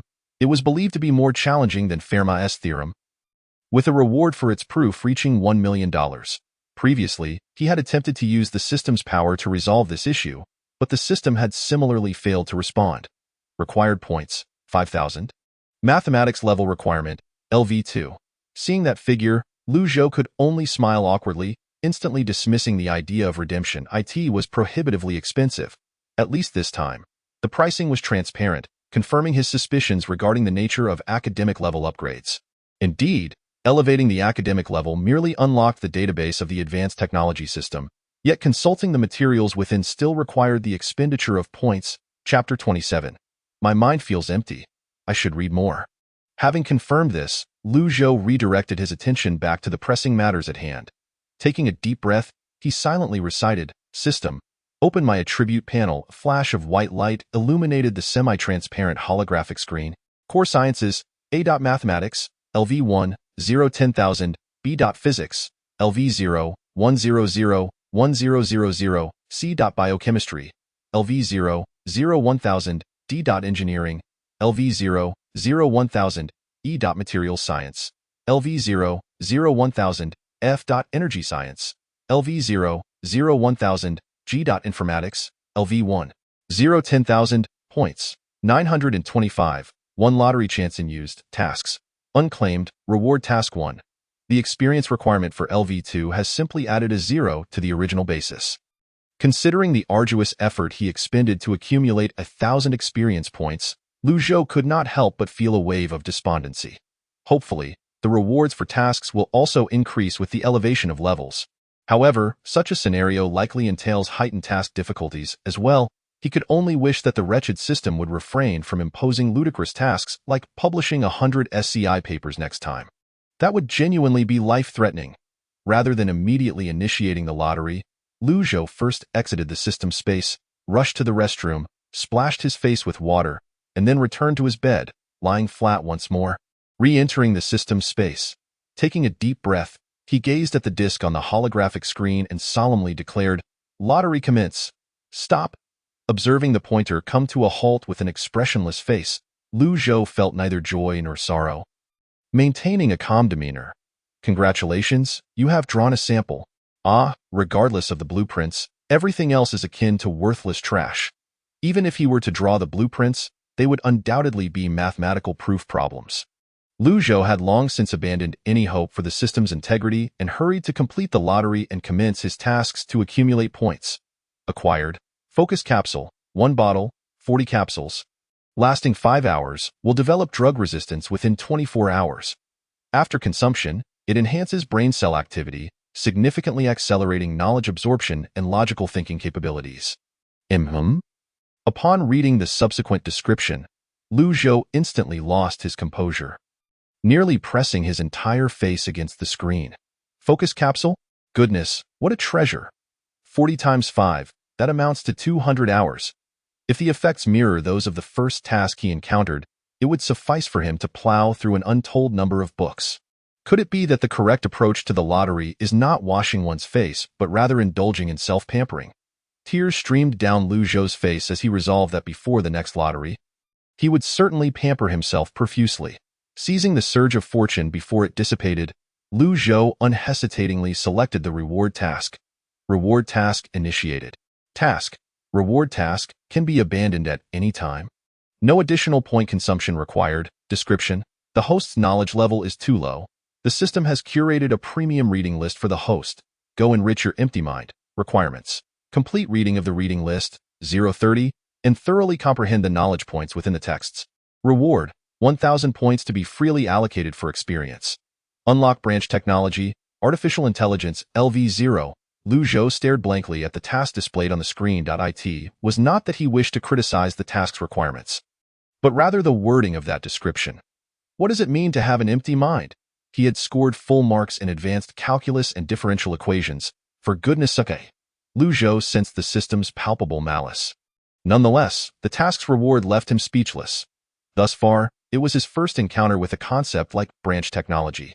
Though he did not understand why the system had separated artificial intelligence from informatics and designated it as an independent branch technology with a completely different upgrade system, he assumed the system must have its reasons. In any case, upgrading artificial intelligence from LV0 to LV1 wasn't too costly, and the prerequisites for informatics LV1 were satisfied. Once the task was completed, he could spend 100 points to upgrade this branch technology and ascertain the outcome. With this thought in mind, Lu Zhou clicked on the lengthy reading list within the task objectives. Introduction to Ordinary Differential Equations, Theory of Functions of a Complex, Variable, University Physics, Inorganic Chemistry, Organic Chemistry, Linear Principles of Biochemistry, Mechanical Engineering, Drawing, Introduction to IC Design, Construction, and Interpretation of Computer Programming, Introduction to Python Programming. Spanning from mathematics to informatics, the knowledge points covered in this reading list almost encompass every aspect of the core technology tree. Lu Zhou scanned the contents of the reading list and was momentarily left speechless. Fine, he now admits that his mind is indeed quite empty. By the system's standards, it seems unlikely that one could find many individuals in this world who could be considered knowledgeable. But speaking of which, do individuals exist who are proficient in every discipline? Even within the same field, it can be subdivided into countless domains and research directions. Had the system perhaps developed a misunderstanding regarding humanity as a species? The more Lu Zhou pondered, the more plausible he found this notion. Exiting the system's space, Lu Zhou rose from his bed and retrieved his laptop from the side. Logging into his email, he discovered that Teacher Lu had already sent the exercises to his inbox. Following the training plan established previously, Lu Zhou was to complete the mathematical modeling of the exercises and then package them to send to Wang Xiaodong and Lin Yuxiang, who would handle the programming steps and compile the results for Lu Zhou, who would ultimately undertake the thesis writing and provide feedback to Teacher Lu via email. Considering that everyone had their own commitments, including Teacher Lu with his projects, the training schedule was set to proceed at a pace of 1 problem per week. As for the remaining time, it would primarily focus on self-study and additional training. Efficiently completing the mathematical modeling, Lu Zhou packaged all the data and sent it to the other two, then stretched lazily and casually closed his laptop. Although the school examinations had concluded, his tasks were only just beginning. Since he had nothing else to do, he planned to visit the library shortly as he prepared to get out of bed. A knock came at the dormitory door. "Lu Rue, go answer the door," Huang Guangming shouted, still clad in slippers and engrossed in a game. Lu Rue, who was also gaming with them but playing the support role and was rather inept at it, had no complaints about Huang Guangming's command. He promptly dashed to open the door and quickly returned to his seat. The visitor was the class monitor, named Tianjun, who, upon entering the dormitory, glanced around and smiled. "You're all playing games, huh?" Shishang replied. "What else would we do? The exams are over." Class monitor, "When can we go home?" Tianjun chuckled and continued, "We have a class meeting this afternoon. The holiday arrangements will be announced by the class advisor then. By the way, are any of you interested in signing up for the mathematical modeling competition? If you scored above 80 in advanced calculus and differential equations, the registration fee is waived, and the school will organize training over the summer." Huang Guangming and Shishang chorused, "No way." Lu Rue hesitated for a moment and asked, "Isn't the mathematical modeling competition open for individual registration? What's the difference between registering with the school?" Tianjun replied with a smile. "If you register individually, you have to find a supervising teacher yourself. The school-organized teams have dedicated faculty guidance. However, I've heard that many will sign up, and there will be several rounds of eliminations, with only about 60 participants forming around 20 teams for the competition." Although the news of summer training at the school made Lu Rue feel somewhat disheartened, the thought that Lu Zhou was also registering and had already planned to stay on campus instilled a sense of urgency within him. Lu Rue resolved not to hesitate any longer, stating, "Sign me up. All right, I'll add your name." Tianjun smiled and turned to Lu Zhou, who was just ascending the ladder. "What about you, Lu Zhou? Are you signing up?" "I've already registered," Lu Zhou replied with a smile, answering modestly. "Wow, Lu Zhou, you scored over 80 in advanced calculus despite how difficult it was this time." Huang Guangming turned to Lu Zhou, astonished. In reality, the scores had been released a couple of days prior. And apart from Lu Zhou, the other three in the dormitory had already confirmed their grades with one another. There had been no significant changes compared to the previous semester, with Lu Rue scoring the highest. Huang Guangming closely following with an 88, and Shishang barely scraping an 80.as. For why the three had mutually refrained from asking Lu Zhou about his score, it was not out of exclusion, but rather a concern that it might upset him. So they were cautious not to bring it up. After all, the three clearly remembered that during the 2 mathematics exams, this gentleman had submitted his papers in just over half an hour. What could one possibly write in half an hour? Could he even tackle the major questions? Even Lu Rue, who had witnessed Lu Zhou fill his paper, found it hard to believe that he had seriously reviewed all the questions before writing. Instead, he was more inclined to think that most of the answers were hastily scribbled. Lu Zhou hesitated, contemplating whether or not to disclose his scores to Guangming. Full marks in both subjects would be too shocking. Surely, that would capsize the friendship boat. However, the class monitor misinterpreted Lu Zhou's hesitation as a sign of disappointment in his performance. Feeling awkward and eager to smooth things over, he quickly laughed and said, "There are no restrictions on self-registration. You can sign up even without an 80. All right, that's settled then. Lu Rue, if you're certain, I'll submit the list, I'm sure." Lu Rue nodded firmly. In truth, he had already made up his mind long ago. Not only did he want to compete, but he also aspired to excel in the national competition. For this purpose, 2 mere months during the summer vacation sufficed. If even Lu Zhou was signing up, how could he allow himself to fall behind? Chapter 28. The last class meeting of freshman year in the afternoon, in classroom 403 of the A teaching building, the last class meeting of the second semester for the 2021 Mathematics and Applications class was held as scheduled.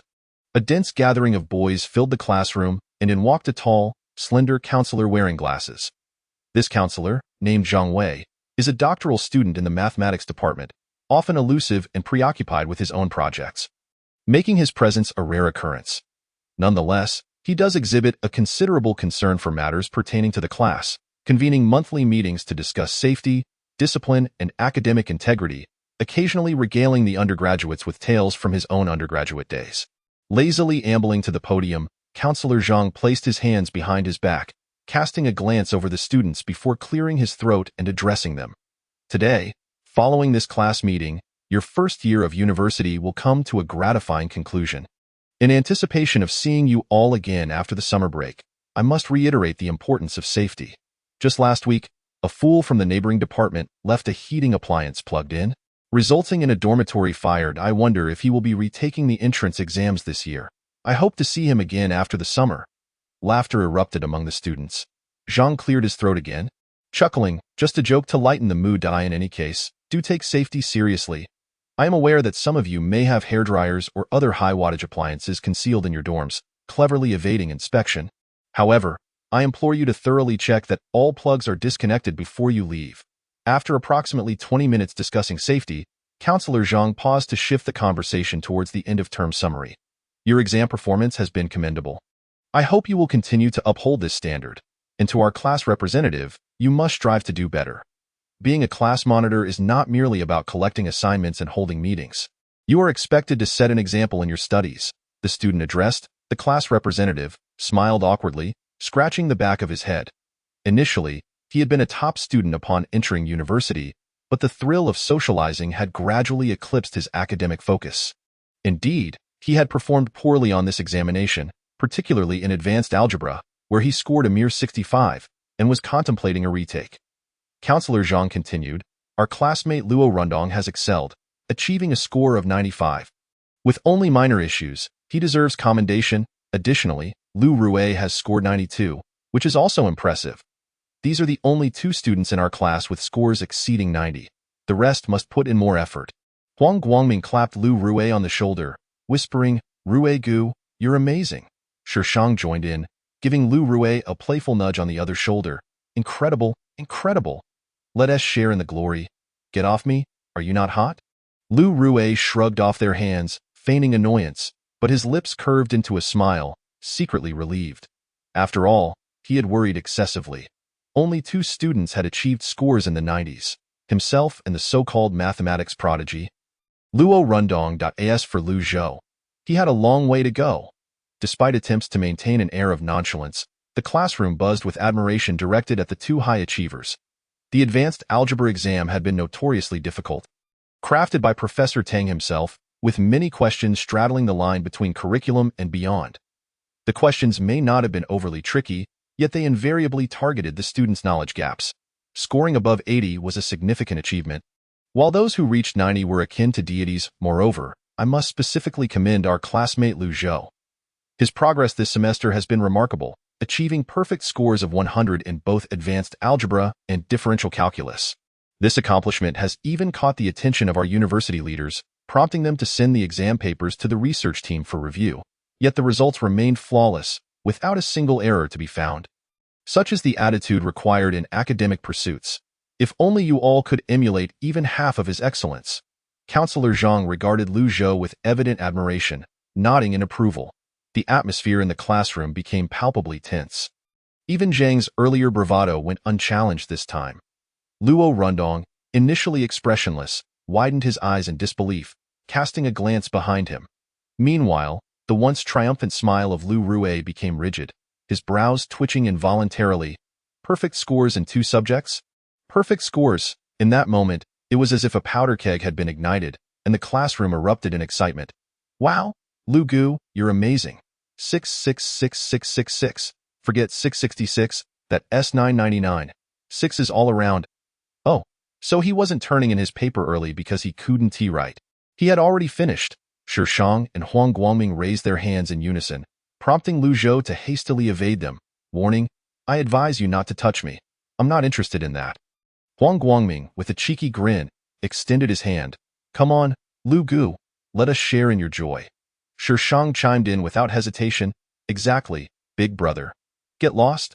Observing the raucous class, Counselor Zhang chose not to intervene, instead leisurely strolling over to Lu Zhou and speaking privately.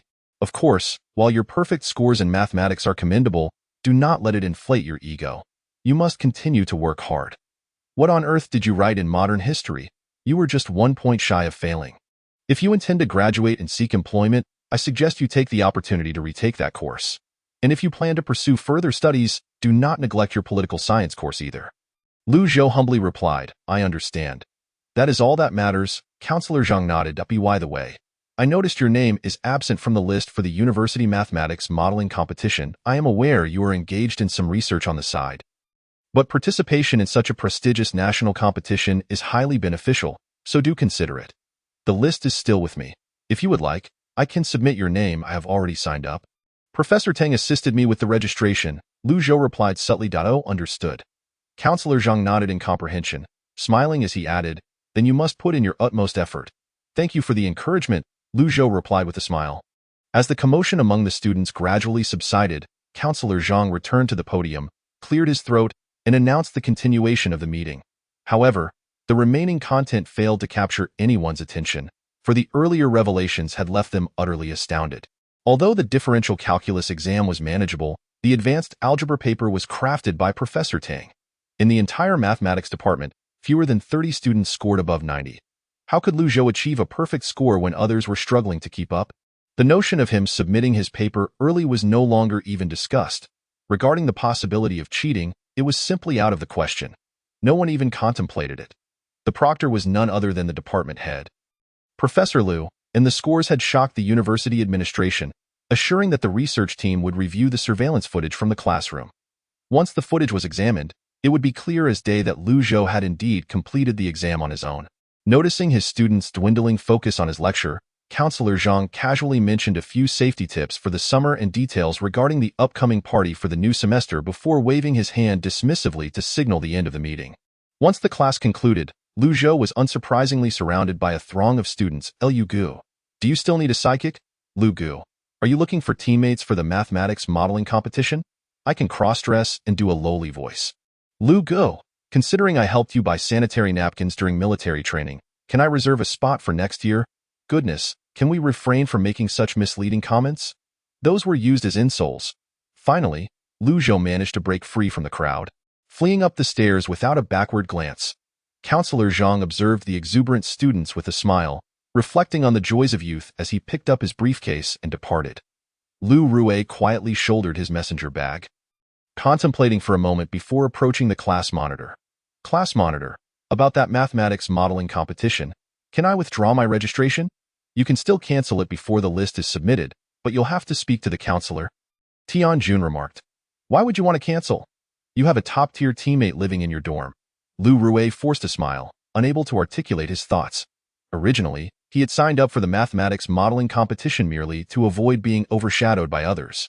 Now, however, that rival, whom he had once viewed with suspicion, had become a celebrated figure in the eyes of their peers. In the future, when the dormitory of Class 201 is mentioned, no one will ask if there is a top student named Lu Rue.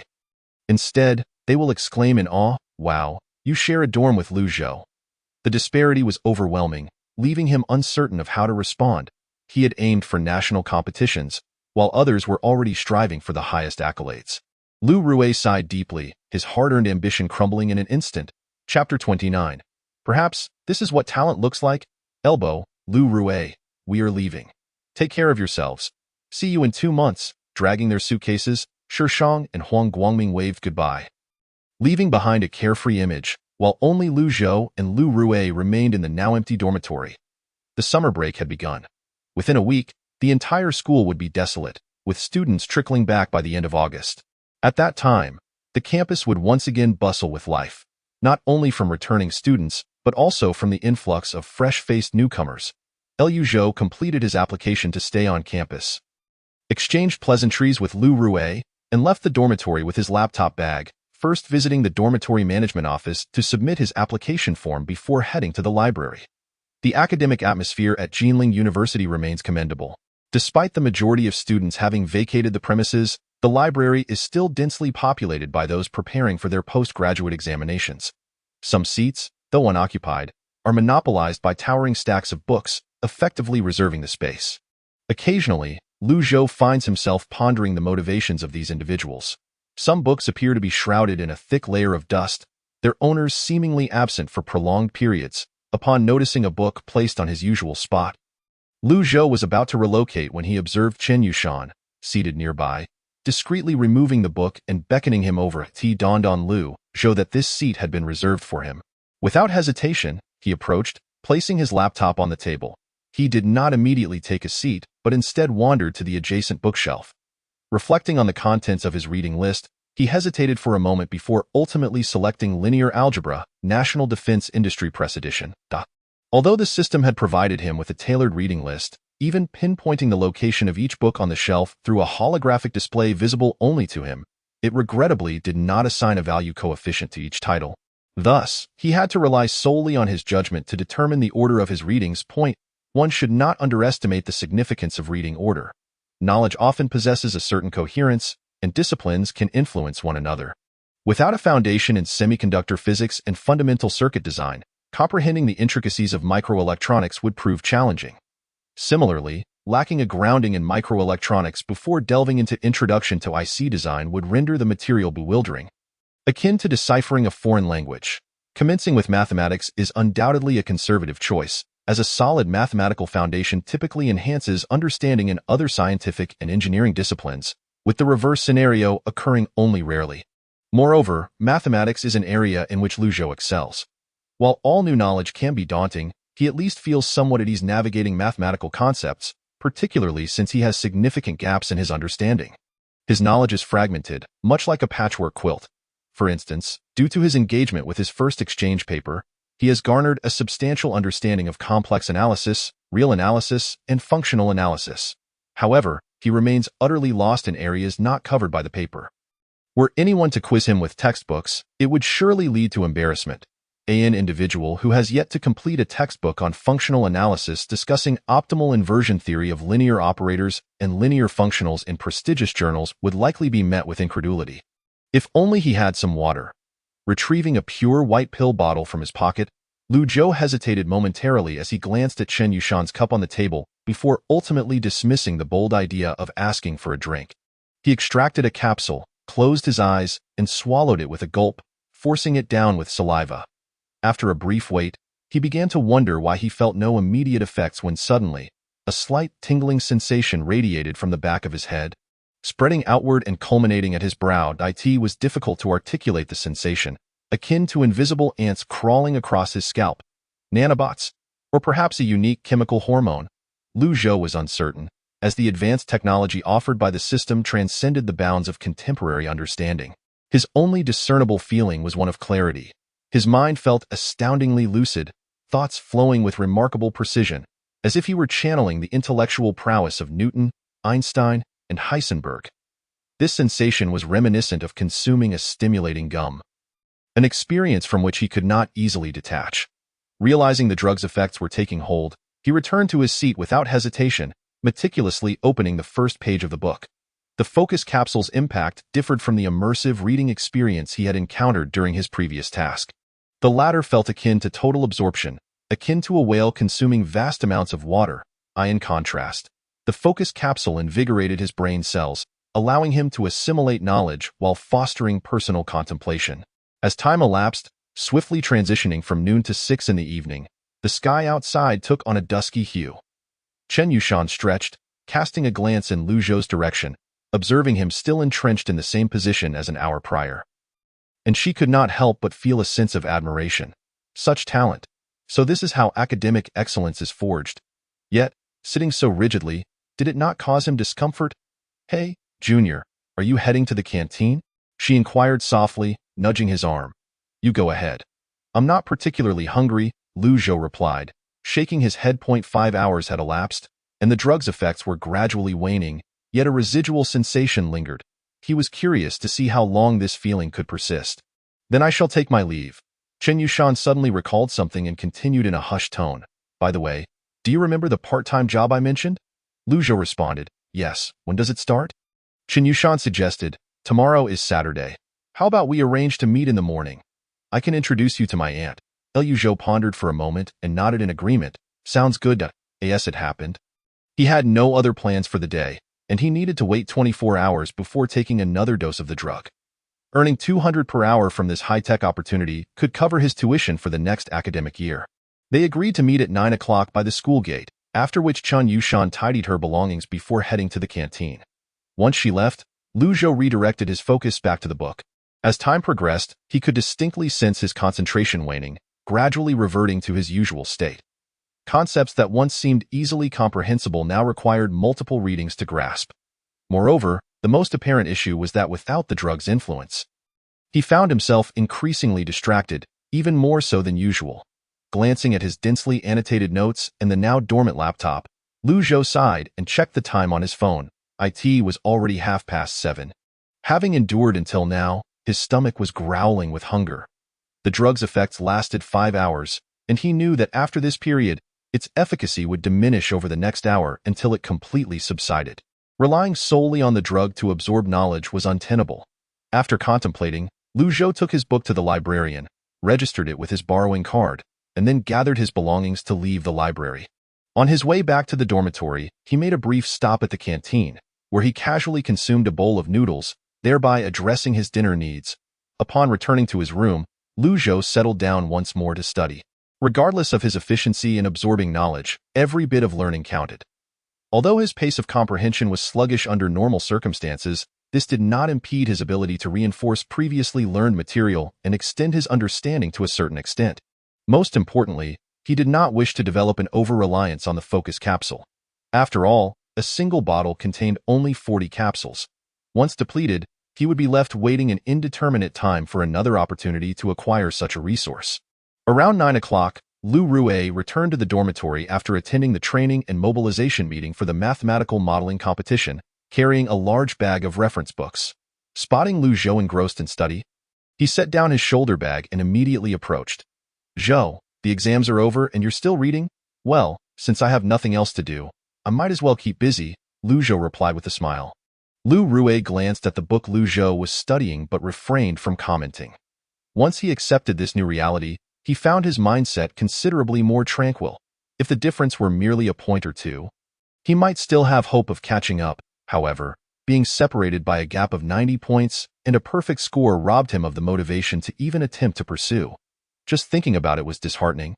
In the month leading up to the exams, he had awakened each day with a singular focus on studying, yet Lu Zhou had nonchalantly engaged in part-time work 2 weeks prior to the exams, only to awaken to the gravity of the situation and make a slight effort, ultimately surpassing both Lu Rue and Luo Rundong. Lu Rue remained perplexed, unable to fathom the remarkable transformation that had occurred in Lu Zhou. Finally, he could no longer contain his curiosity and asked, "Zhou, do you have some secret to studying mathematics? Could you share it with me?" As he posed the question, Lu Rue felt a slight flush of embarrassment. After all, he had previously been rather reluctant whenever his roommates sought his help or borrowed notes. Lu Zhou paused, contemplating seriously for a moment. "I'm not sure. Perhaps it's talent." Upon hearing this, Lu Rue nearly choked on his disbelief. Was there really a need to be so pretentious? Even a poor student deserves a measure of dignity. Watching Lu Rue return to his seat in a daze, Lu Zhou silently sighed, realizing that this friendship was likely on the verge of capsizing. But what could he do? He felt equally despairing. Surely he could not disclose that his mind was hosting a system, could he? Chapter 30. Shall we play checkers? I'll let you go first. The following morning, Lu Zhou roused himself from sleep, completed his morning routine, and ventured out for breakfast. As he walked, he unexpectedly encountered Lin Yuxiang in the company of a tall, unfamiliar male student. They walked together, laughing and chatting, their rapport appearing quite intimate, as if they were on the cusp of holding hands.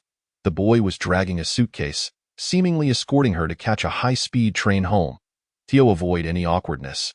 Lu Zhou refrained from approaching, instead sighing internally as he offered a moment of silence for Senior Wang.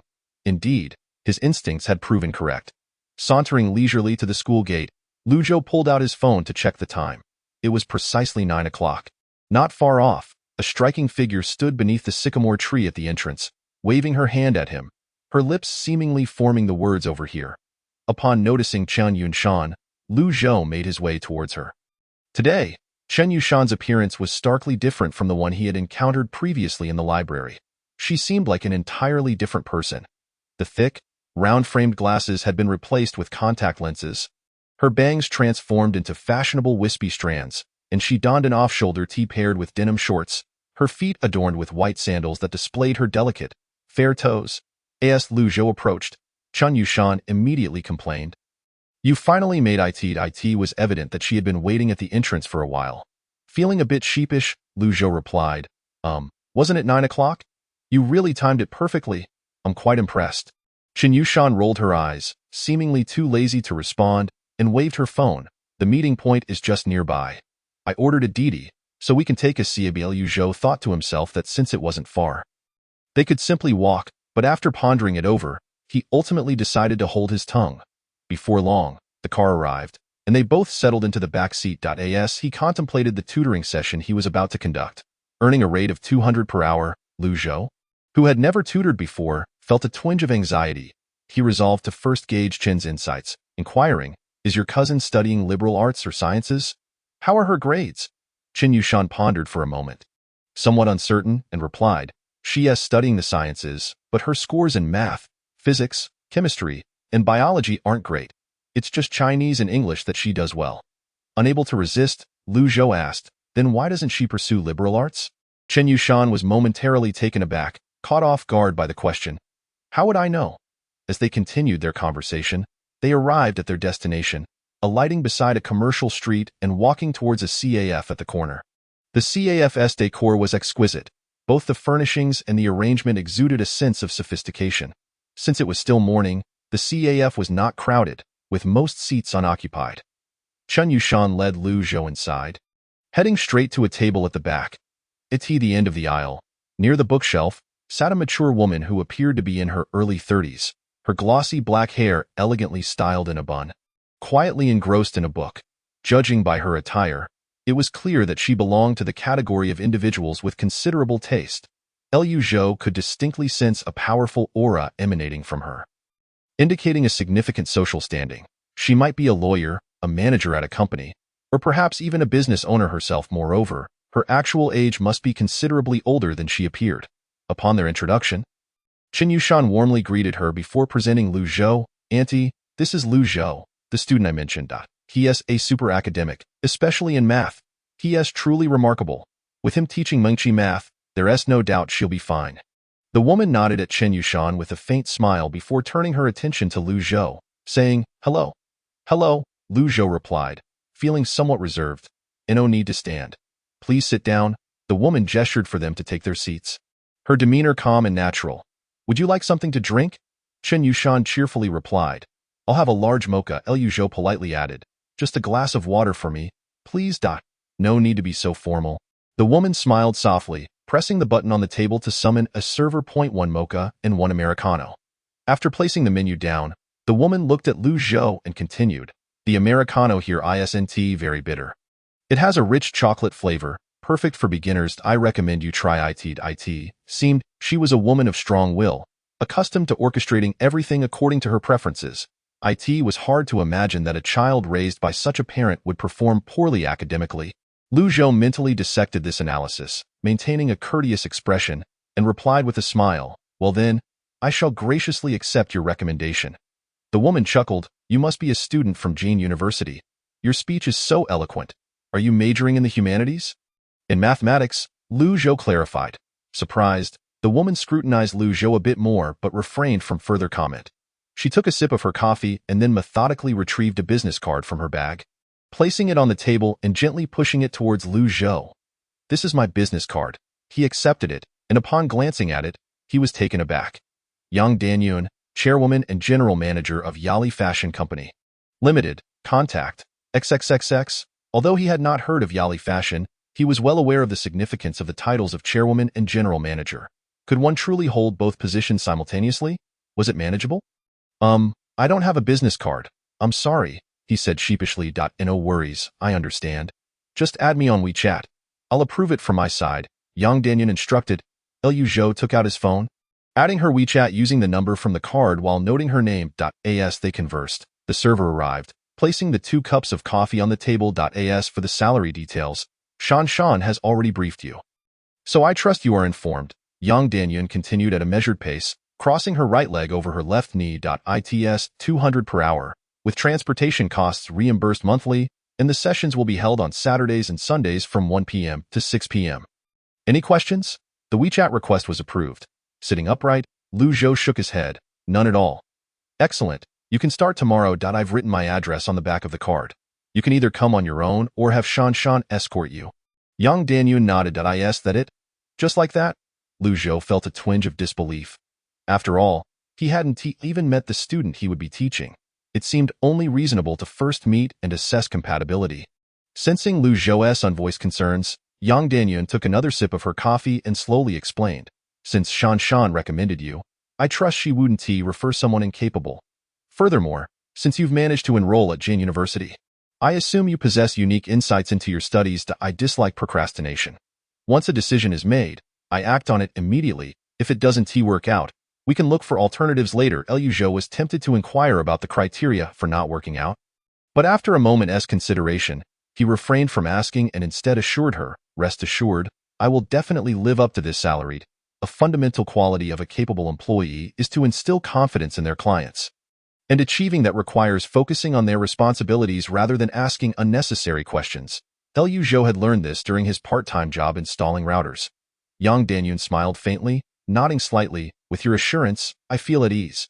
After glancing at her watch, she placed her phone into her BFES. Getting late.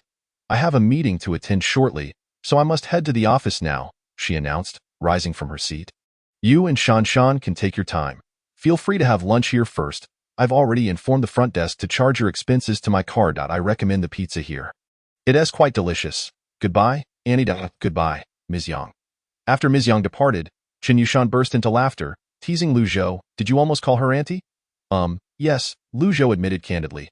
Chen Yushan replied generously, well, calling her auntie isn't entirely wrong. She is over 40, but it seems my aunt isn't fond of being called Annie, so you can just refer to her as Ms. Yang. From now on, Liu Zhou nodded in understanding. Generally speaking, women who are particular about their appearance and maintain their youthfulness tend to be quite sensitive about ag. To secure this 200 per hour job, it would be wise to steer clear of such obvious pitfalls. Liu Zhou inquired. So, what shall we do next? Should we stay here until noon for lunch? You could also eat while waiting. After all, someone else is treating, and I know you love that. Chen Yushan replied with a smile that, of course, if you prefer not to wait here, we can go out for a casual stroll. You just need to treat for lunch today. Let us stay here for now.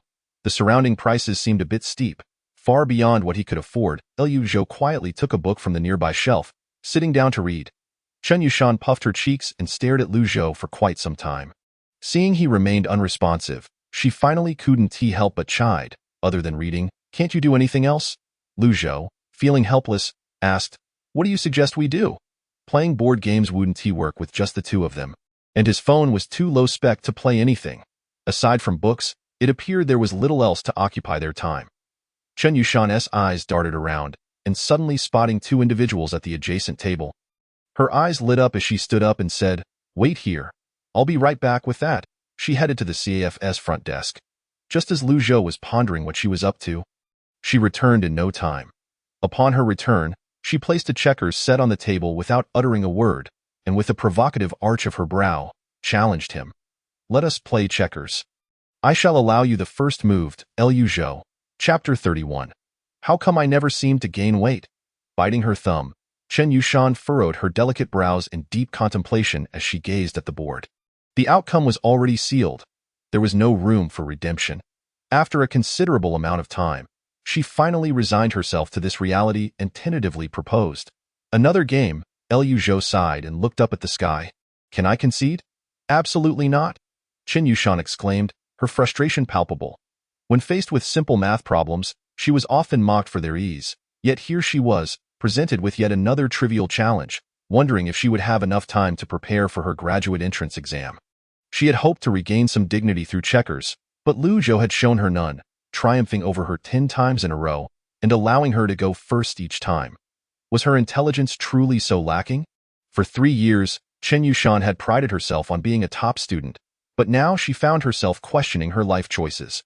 Observing her stubborn refusal to abandon the board and her insistence on a rematch, Liu Zhou couldn't help but inquire, may I pose a question? Chen Yushan, visibly irritated, replied, go ahead. Liu Zhou, with utmost seriousness asked, how did you come to the erroneous conclusion that your checker skills were formidable? Upon hearing this, Chen Yushan blushed and awkwardly admitted, when I was younger, I played with my parents and I never lost. Just how young were you? Liu Zhou pressed. Chen Yushan mumbled, I think. I was in elementary school. Good heavens. You still remember your elementary school days? And your parents were clearly letting you win. Have you never played against anyone else?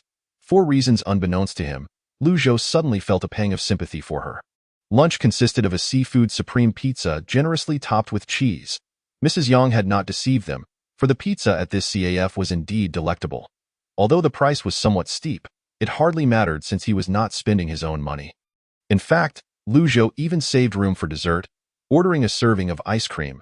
As he indulged in his meal, Chen Yushan, sitting across from him and nibbling on a sandwich, couldn't help but comment, you really can eat. Be careful not to turn into a big fatty. I actually wish I could gain a bit of weight. Liu Zhou replied nonchalantly while savoring his rich chocolate mousse ice cream. But for some reason, no matter how much I eat, I never seem to gain weight. Suddenly, the atmosphere grew tense, and Chen Yushan fell silent. Perhaps that joke was a bit too provocative. Sensing a wave of resentment brewing around them, Lu Zhou involuntarily shivered. By the time they returned to school, it was already 2 in the afternoon, the hottest part of the day. Fearing a tan, Chen Yushan did not linger outdoors. She waved goodbye to Lu Zhou and hurried back to her dormitory. Seeing that he still had time, Lu Zhou first returned to his dorm to grab his laptop and the books he had borrowed from the library, then made his way to an empty study room in the teaching building. With approximately 4 hours remaining until his medication regimen began, starting at 6 o'clock and lasting until 11 that evening, he figured he could manage to stay up until midnight without much trouble. The library had long since closed, making it impossible to study there today. Although his original plan had been to take the medication every other day, he had pressing matters tomorrow. To avoid wasting valuable time and to complete the reward task as soon as possible, he decided to push himself a little harder today. After booting up his computer, Lu Zhou checked his email and found that Wang Xiaodong had sent over the completed program. He downloaded it, skimmed through the code, extracted it to a text file for safekeeping, and then began writing according to the format of a mathematical modeling paper. After spending the entire afternoon on his paper, he packaged both the paper and the program and sent them to Professor Lu's email. I should grab a meal at the cafeteria before getting back to work. Stretching lazily, Lu Zhou stood up from his seat and walked out of the classroom. Due to the summer break, the cafeteria was nearly deserted. The upside was that there was no need to queue. However, the downside was that many of the cafeteria staff were also on vacation, leaving only a few windows open. Nevertheless, this did not affect Lu Zhou much, as he typically resolved his dinners with a simple bowl of noodles. While dining, he happened to run into Professor Tang and approached him to say hello.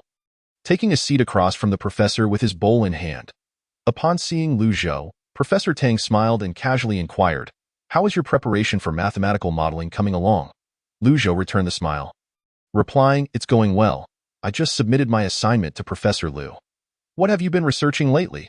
Lu Zhou understood that Professor Tang was not referring to the mathematical modeling work, so he pondered for a moment before saying, "I recently read a paper regarding the progress of the GMPS research project." Professor Tang raised an eyebrow, asking with a grin, "The one from the Chinese Academy of Sciences?"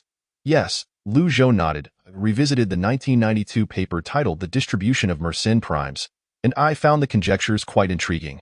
However, the exposition was far too brief, containing almost solely a conclusion, so I attempted to explore it further." That paper. "I recall it well," Professor Tang mused, a hint of nostalgia in his voice. Mr. Zhou's paper certainly made a significant impact on the international mathematics community, showcasing the prowess of our Chinese scholars. The only regret is that the paper was too short, merely 2 pages. Although it proposed an exact formula for the distribution of Mersenne primes, it did not provide a proof, rendering it merely a conjecture. After a brief pause, Professor Tang looked at Lu Zhou and said with a smile, "Speaking of which, why have you diverted your attention from your research on linear functionals to delve into Mersenne primes?"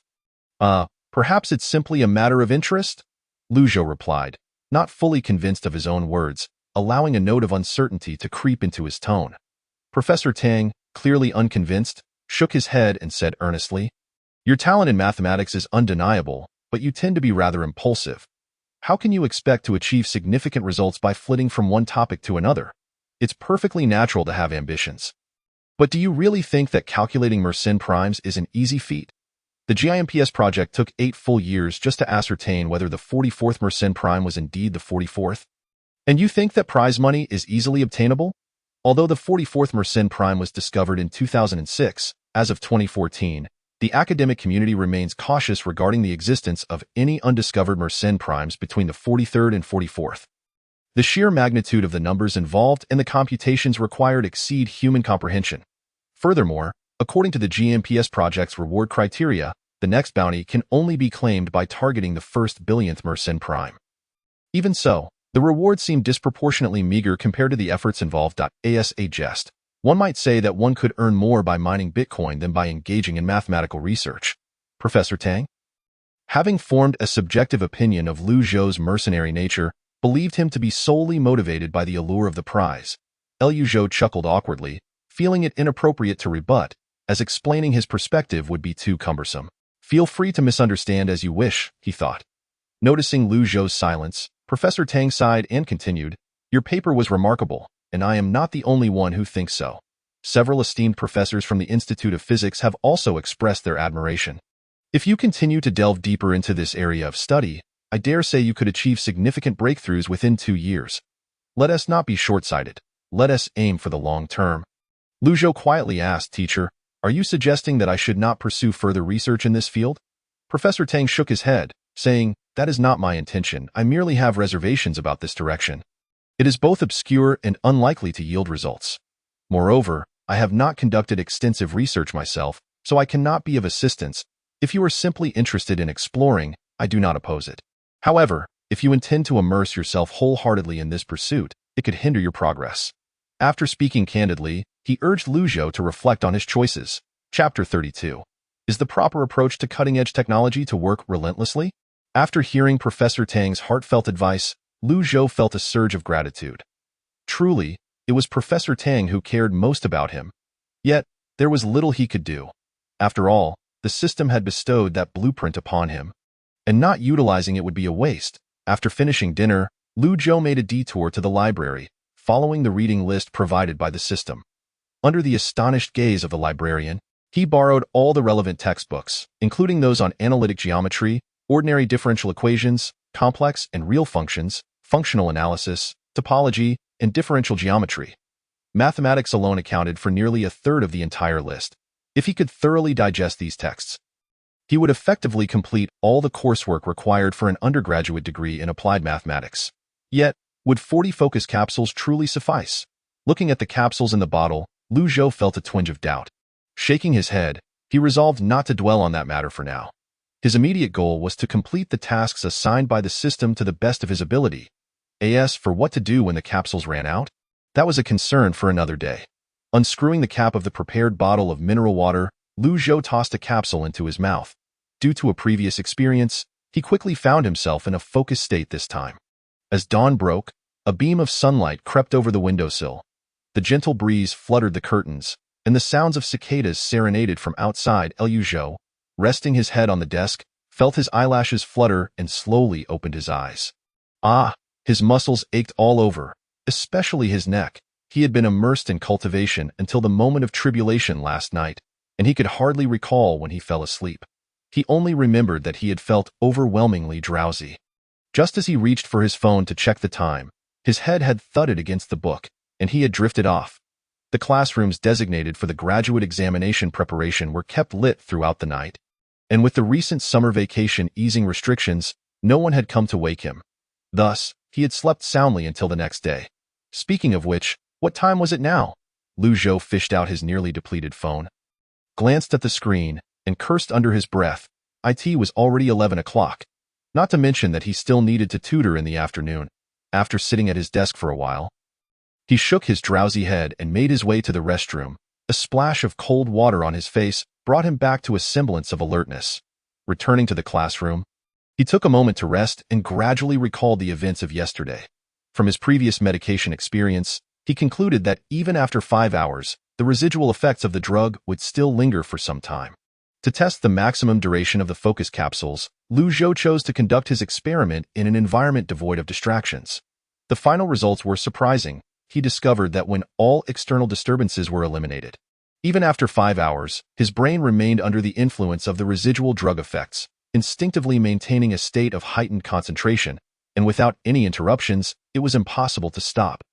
However, this intense focus also imposed a significant burden on his brain, initially manifesting as a mild headache, which eventually triggered the body's self-protective mechanisms, causing him to faint. It seemed that the 5-hour drug efficacy duration was not absolute. If he pushed through, extending the effects by as much as 50 was not out of the question, especially in a state of extreme fatigue. Surpassing the critical point made one's consciousness remarkably clear. As for the side effects, they appeared to be no different from those of typical all-nighters.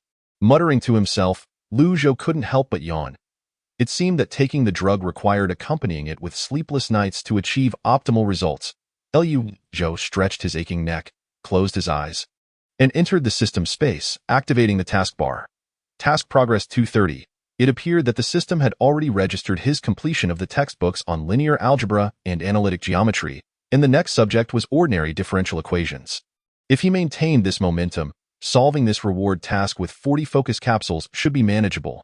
Clearing the clutter from his desk, Lu Zhou first returned to his dormitory, took a shower, changed into fresh clothes, and then hailed a ride at the school gate to the address on the business card. The summer in Jinling City was sweltering, the kind of oppressive heat that felt inhumane. Since the fare would be reimbursed, he opted to avoid sweating on public transport and took a taxi instead. Soon, the vehicle came to a halt in front of a residential complex named Zijing Huayuan. Stepping out of the car, Lu Zhou gazed up at the entrance and couldn't help but feel a sense of awe. This complex truly lived up to its name, exuding an air of grandeur. Moreover, the area was a prime location close to the urban commercial district. Constructing such a lushly landscaped complex here, with duplex apartments resembling villas, must mean the property prices were unimaginably high. Only those so-called elite classes could afford to reside here. Theo think that even if one calculated the first billionth Mersenne prime or proved the Riemann hypothesis for $1 million reward, it would be difficult to purchase a unit here. Lu Zhou glanced at the security guard, who was also observing him, clearly discerning that he did not belong to this residence and exhibiting an expression that suggested he had no intention of letting him pass. With a resigned expression, Lu Zhou dialed Ms. Yang, waiting for her call to reach the security office before he was granted access. Ascending the elevator to the upper floors, he approached and pressed the doorbell. Just then, he suddenly heard the sound of something crashing behind the security door, accompanied by faint sounds of an argument. "You clearly don't care about me, so don't pretend to act as if you're doing this for my own good." Bang! Even through the door, Lu Zhou could feel the dull thud of the door slamming shut. This doesn't look good. This job might be more complicated than it seemed. Lu Zhou hesitated internally, contemplating whether to head back today. But at that moment, footsteps echoed from behind the door, and the security door swung open. Standing at the threshold was naturally Ms. Yang. Upon seeing her, Lu Zhou's expression shifted subtly with surprise. From the woman's expressionless calm demeanor, he could hardly imagine she had just had a heated argument with her daughter. Ms. Yang spoke in a composed tone. "You must be Teacher Lu, correct? There are slippers at the entrance. Please come in." Lu Zhou's expression was somewhat nuanced, yet he managed a polite smile. "I'm not really a teacher. You can just call me Lu Zhou." "Nonsense. A tutor is still a teacher. This way, please." Passing through the foyer, Lu Zhou noticed shattered glass scattered across the living room floor, resembling a broken ornament. A nearby door was closed, presumably the room of Chen Yushan's cousin. Ms. Yang did not leave him in the living room but led him to the adjacent study, gesturing for him to sit down as she offered a faint smile. "I apologize for the mess. It's a bit awkward." Lu Zhou chuckled lightly, refraining from commenting. He was merely there for the part-time job and did not wish to delve into the family's troubles. Ms. Yang said nothing further and took out a pack of women's cigarettes. "Would you like to smoke?" "No, thank you." Lu Zhou declined. Ms. Yang nodded, saying nothing more, closing the cigarette case and placing it back, her gaze drifting to the wall clock. In a voice tinged with fatigue, she began. "From now until 6 p.m., I will be off work, and during this time, I entrust Han Mingqi to you. Her books, exam papers, and the supplementary materials I purchased for her are all in this study. Your main focus will be on teaching her mathematics. Is her current situation manageable for you?" Lu Zhou hesitated. If she keeps the door closed, it will be impossible to conduct the lessons. It's manageable. Ms. Yang replied expressionlessly, producing a key and placing it gently on the table. "This is the key to her room." "What? Is she really her mother?" This was a more serious issue than he had anticipated. He thought, "What do you think?" "Nothing." Lu Zhou shook his head. He had initially intended to express that this would only exacerbate the conflict between mother and daughter, but considering his position as an outsider, he felt it inappropriate to meddle in their domestic affairs, as it could touch upon sensitive topics. Furthermore, he believed Ms. Yang was unlikely to overlook this aspect. Yet, he wondered if she was truly at a loss or just indifferent. "Then I'll leave it to you." Ms. Yang stood up, stating that at the end of July, prior to the summer break, her daughter would have a monthly exam. If her mathematics score exceeded 100, she would consider a pay raise for Lu Zhou next month. However, if she couldn't even reach 80, she would contemplate replacing him with another tutor. Without waiting for Lu Zhou's response, she headed toward the study door. "Oh, there's one more thing I need to mention. To prevent her from sneaking out the moment I leave, I will lock the front door from the outside. You have no objections, right?" "No objections?" Lu Zhou shook his head. After all, she would return by 6 o'clock, and he had no intention of going out during that time. However, even though I was introduced by your niece, is it really acceptable to lock a stranger in a room with your daughter? Yet her next statement shattered all his doubts. Additionally, I've installed about a dozen cameras around the house, leaving virtually no blind spots. If you feel this infringes on your privacy, you can bring it up with me beforehand. When she said this, her expression remained unchanged, but Lu Zhou sensed a profound warning in the oppressive atmosphere surrounding her. Indeed, she is still a mother? I have no objections. Liu Zhou had never harbored any intentions of wrongdoing. He was merely there to work. As for the surveillance issue, he was accustomed to cameras in libraries and classrooms, so it did not faze him. However, upon hearing Ms. Yang casually mention having installed numerous cameras in her home, he began to understand why the relationship between her and her daughter was so strained. Chapter 33. The Rampaging Cockroach. After detailing everything, Ms. Yang left the house. Standing before Han Mingqi's door, Lu Zhou examined the key in his hand, contemplated for a moment, and ultimately decided to slip the key into his pocket and knock on the door. Bang. A soft thud echoed. The door seemed to have been struck by something soft. Like a pillow. Go away. I warn you, if you dare to come in, I will call the police. What a truly ill-tempered girl. Her voice was quite pleasant.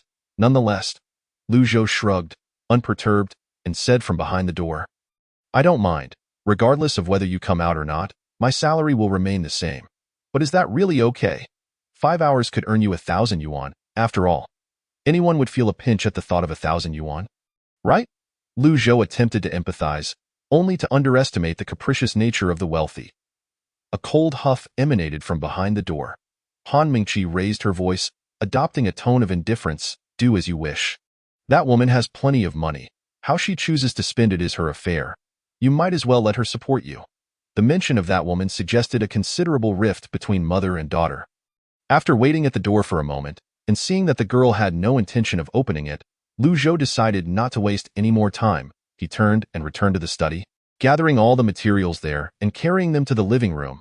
He had not dealt with high school subjects for quite some time, but a quick glance revealed that it was not particularly challenging. After all, he was a graduate of a prestigious 985 university, a valiant warrior who had once triumphed amidst fierce competition. One simply could not lack competence. Seated on the sofa, Lu Zhou flipped through a couple of textbooks, only to suddenly notice the shards of glass scattered on the floor, causing him to furrow his brow. His obsessive-compulsive tendencies resurfaced, and with a sigh, he stood up to fetch a broom from the bathroom, promptly clearing away the debris. However, just as he was about to set the broom down, a piercing scream suddenly erupted from the room beyond the closed door. Lu Zhou's heart raced, fearing an accident had occurred. Without hesitation, he dropped the broom and rushed towards the room. He fished out his keys, opened the door, and as soon as he pushed it ajar, a dark, unidentified creature scurried past his feet. A cockroach? Instinctively, Lu Zhou crushed it underfoot and continued into the room, hastily inquiring, what happened? The room was dimly lit due to the drawn curtains, making it hard to believe it belonged to a young lady, and equally difficult to fathom that such a high-end apartment could harbor such a disarray. In a sense, the chaos here rivaled that of their dormitory. Books were haphazardly piled in a corner alongside plush toys and snack wrappers strewn across the floor. With remnants of potato chips visible on the ground, it was no wonder the cockroach had ventured in to forage. It was particularly sensitive to grease. A petite figure, with tousled long hair, huddled in the corner of the bed, gripping a pillow tightly, trembling with her knees drawn up. She was clad in loose-fitting pajamas, her pale face taut, lips bitten until they turned blue, and her expression mirrored that of someone who had encountered a ghost. Dead? Is it dead? Han Mingqi stuttered, peering cautiously beneath the bed, torn between wanting to see and fearing to look. Liu Zhou paused momentarily, then with a peculiar expression glanced at the floor beside him. You mean, a cockroach? Han Mingqi nodded nervously. It's already dead. It's right there. Liu Zhou sighed and pointed downwards. I thought something serious had happened. Turns out it was just a bug. Just step on it. What's the big deal? Hearing that her nemesis was indeed deceased, Han Mingqi finally exhaled, her tense body relaxing somewhat. However, she quickly focused her gaze on Lu Zhou again, pulling out her iPhone and warily stating, Who gave you permission to enter? Get out, or I really will call the police. Why did you suddenly turn on the lights? You rude person. The sudden brightness of the light stung Han Mingqi's eyes, prompting her to instinctively shield them with her arm. Ignoring her, Lu Zhou turned back to retrieve the broom from the bathroom. He meticulously cleaned up the room, not just the wrappers on the floor but also the corners and under the bed. The result was startling. He was taken aback by the sheer volume of garbage he had swept up. Wiping the sweat from his brow, he couldn't help but comment, with so many snacks piled up in here. Are you planning to raise pests? The girl sitting on the bed blushed at his remark, retorting, mind your own business. Meddler. Lu Zhou gave her a glance, then looked at the box of snacks, asking, is this all you've eaten for lunch? Han Mingqi merely snorted in response, remaining silent. Without further ado, Lu Zhou tied up the garbage bag and turned to leave, casually shutting the door behind him. As she watched the door close, Han Mingqi was slightly taken aback, her grip on the pillow loosening. She hadn't expected this seemingly heartless tutor to concede so quickly. She had braced herself for a prolonged battle, but now felt an inexplicable sense of powerlessness. Back in the living room, Lu Zhou spread out the high school mathematics textbooks on the coffee table. Among them were not only school texts but also supplementary materials, including past examination papers that Ms. Yang had left behind. Just as Ms. Yang had mentioned, her mathematics grades were indeed lacking. Out of a possible 150 points, she had barely managed to score half, with her highest mark being a meager 80. Such results made it questionable whether she could even gain admission to an undergraduate program. However, her Chinese scores were commendable. Lu Zhou noted her essays displayed unexpected eloquence, AS for English, while not exceptionally high. It consistently hovered above 120. The subjects of biology, chemistry, and physics fluctuated unpredictably, making them difficult to assess. With such a shaky foundation, it would be wiser to focus on the humanities. There was still hope for recovery there. Lu Zhou shook his head, picking up a pen from the table and began jotting down notes on a sheet of A4 paper. High school mathematics was not particularly difficult, of course. This did not consider the complexities of various problem types, but merely the volume of knowledge to be covered.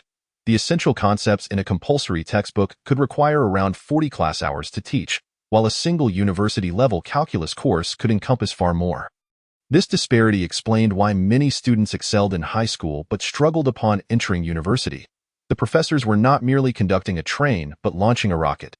Han Mingqi's foundation was weak, yet Lu Zhou believed there remained room for improvement. After all, examinations were not competitions.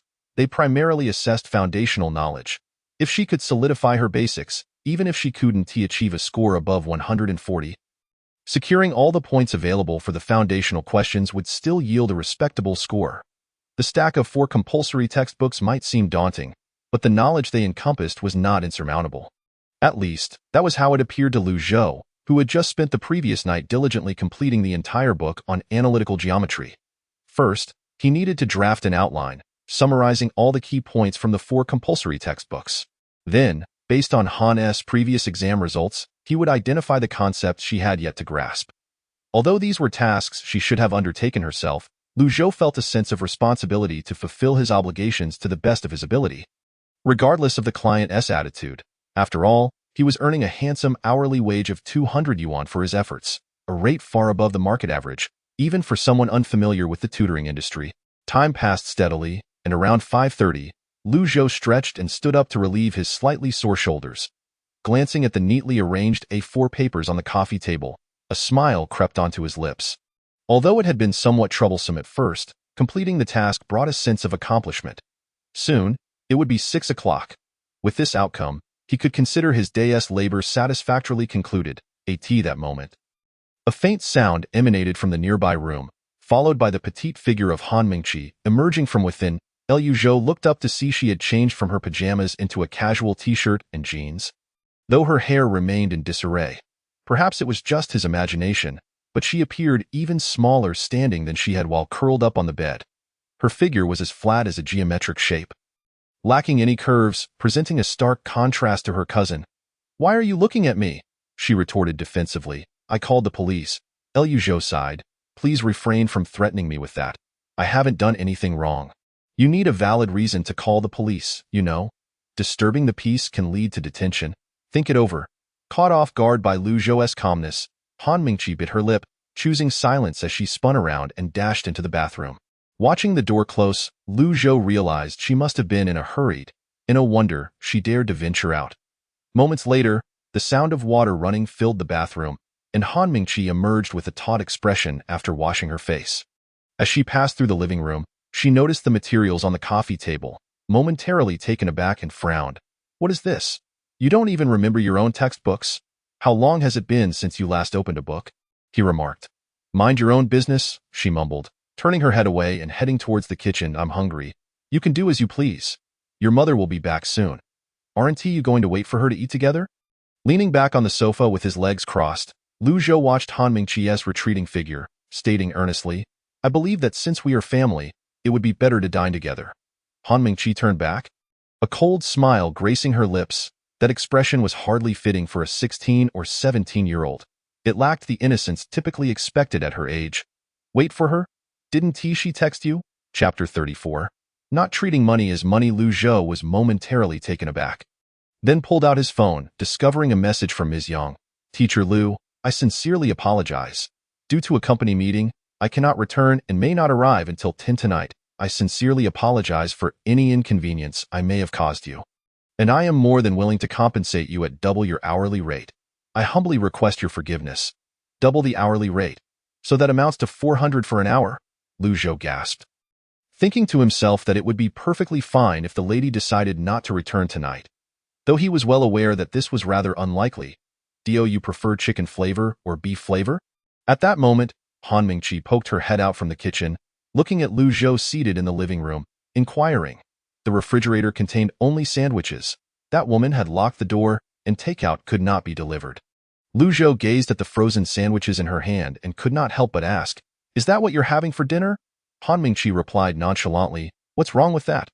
There were numerous issues with that. Lu Zhou sighed, rose from the sofa, and walked towards the kitchen. "What are you doing?" Han Mingqi stepped back slightly, her expression filled with suspicion. "I'm here to cook." "You can cook?" Han Mingqi's eyes widened in disbelief as she stared at Lu Zhou. He rinsed the pot in the sink, chuckling. "Oh, did you think I was like you?" Han Mingqi raised her chin in displeasure. "What do you mean by that?" "Nothing much. If you're free, you might as well go to the living room and take a look at the materials I've prepared for you. They might be beneficial," Lu Zhou said without turning his head while washing the pot. This household had not cooked in who knows how long, and a layer of dust had settled on the cooking pots, requiring Lu Zhou to scrub several times before they were thoroughly clean. Aside from sandwiches, the refrigerator surprisingly contained some fresh ingredients. According to Han Mingqi, these were the ingredients that woman used to prepare salads. Stir-fried cabbage, shredded chicken with chili, 2 dishes should suffice.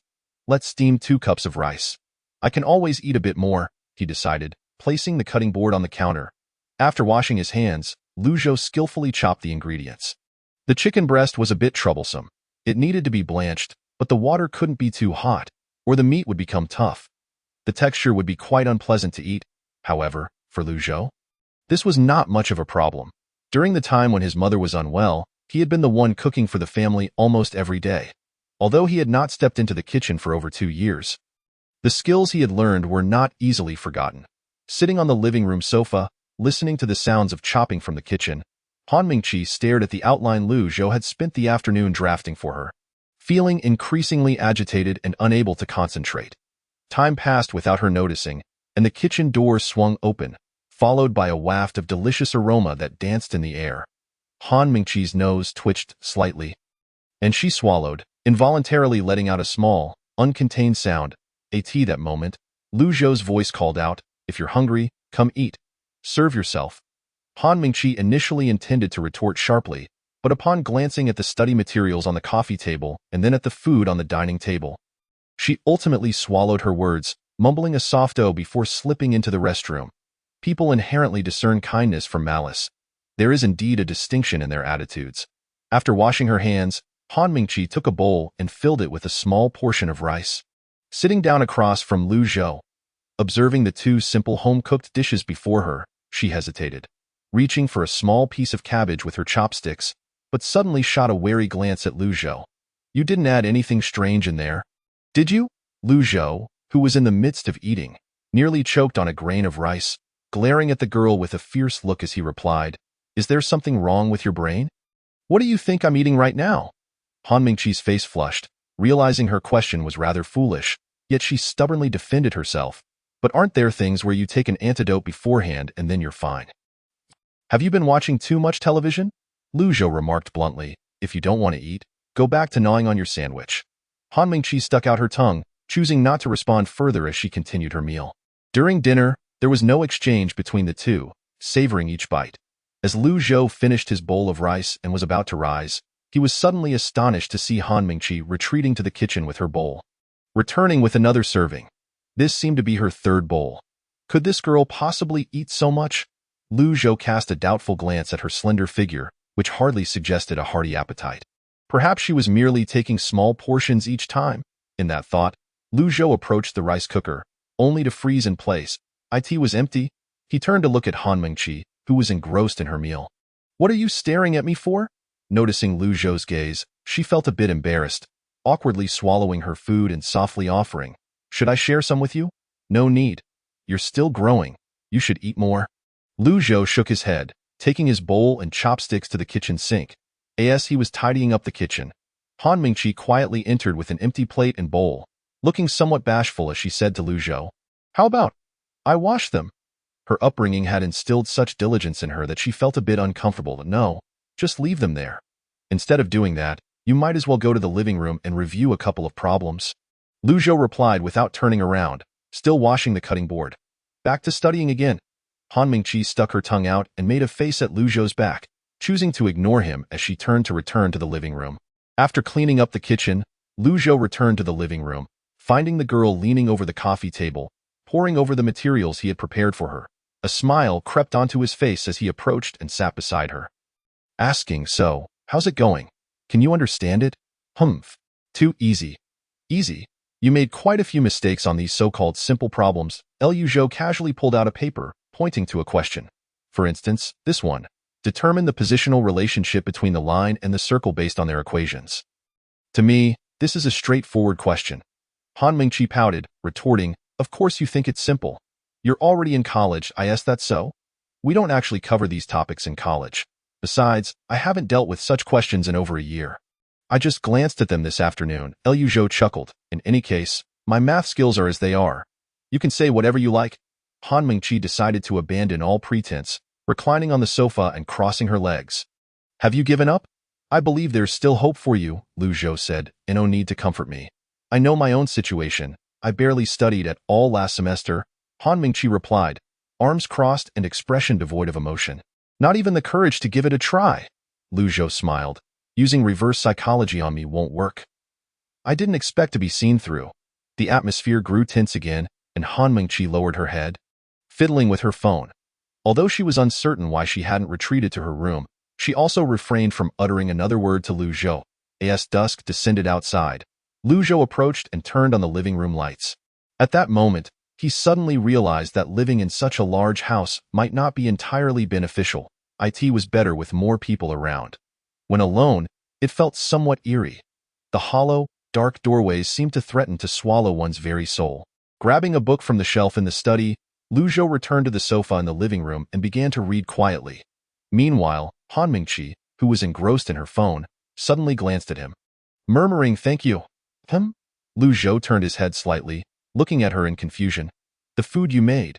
It was delicious, Han Mingqi said, staring fixedly at her phone screen. Her tone stiff. It was just some very simple dishes.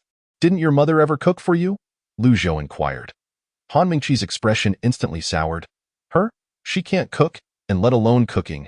I barely see her throughout the day, and no wonder the food tasted so good.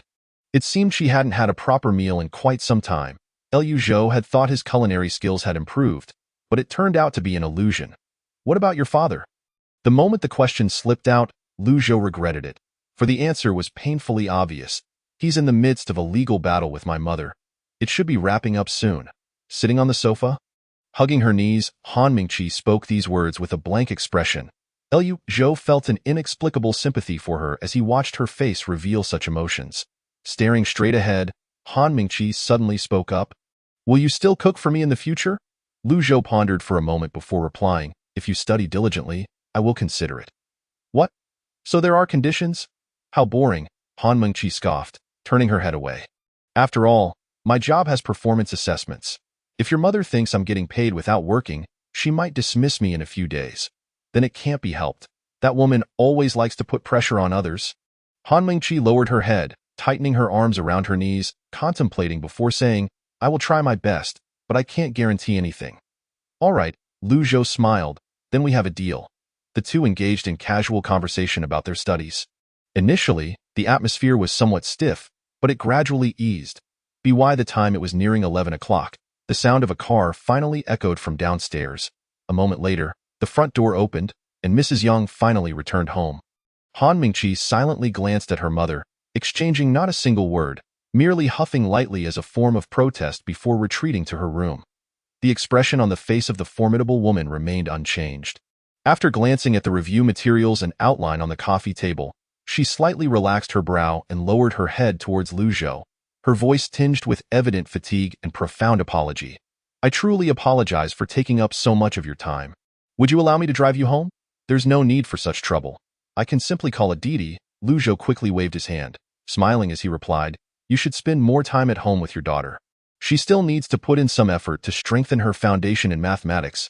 I've devised a study outline for her, and if she dedicates time to it, I believe it won't be difficult for her to catch up.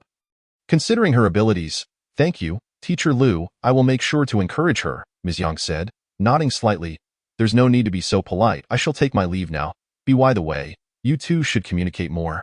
I mean concerning her studies. After all, this cannot be rushed. Being overly demanding may yield adverse effects. It's better to let the child find her own pace in solving problems. After once again declining Ms. Yang's offer to drive him back, Lu Zhou took the elevator downstairs and summoned a Didi with his phone. Once in the car, Ms. Yang transferred the tutoring fee directly to his account via WeChat. The first 5 hours were calculated at 200 yuan per hour, and the subsequent 5 hours at 400 yuan per hour, totaling exactly 3,000 yuan. Gazing at the amount, he couldn't help but marvel at the wealth of others. Indeed, they seemed to treat money as inconsequential.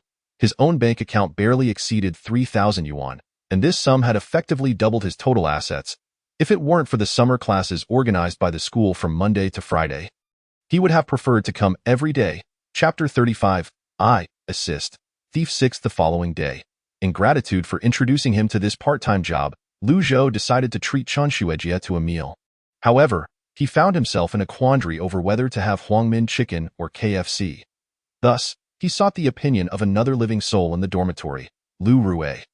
Engaged in a double queue with an online friend, Lu Rue, frustrated by being sent back to the spring water, was only half listening to Lu Zhou's question and casually replied without turning his head, Spicy hot pot.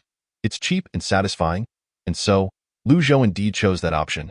At the entrance of the school's snack street, Chen Yushan, sporting a single ponytail, sat opposite Lu Zhou at the entrance of the Mountain City Spicy Hot Pot, sticking out her tongue from the spiciness. Despite the tears nearly spilling from the heat, she bravely continued to eat while asking, So, is there still hope for my sister's math skills? Is it really that spicy? Lu Zhou, somewhat puzzled, tossed a fish ball into his mouth and replied between chews. There's still hope, probably. In any case, I will do my utmost. Then I entrust her to you, Danwai's sister. Actually had very good science grades in middle school, but then, it's so spicy. Lu Zhou silently handed her a glass of water and inquired. Then what happened?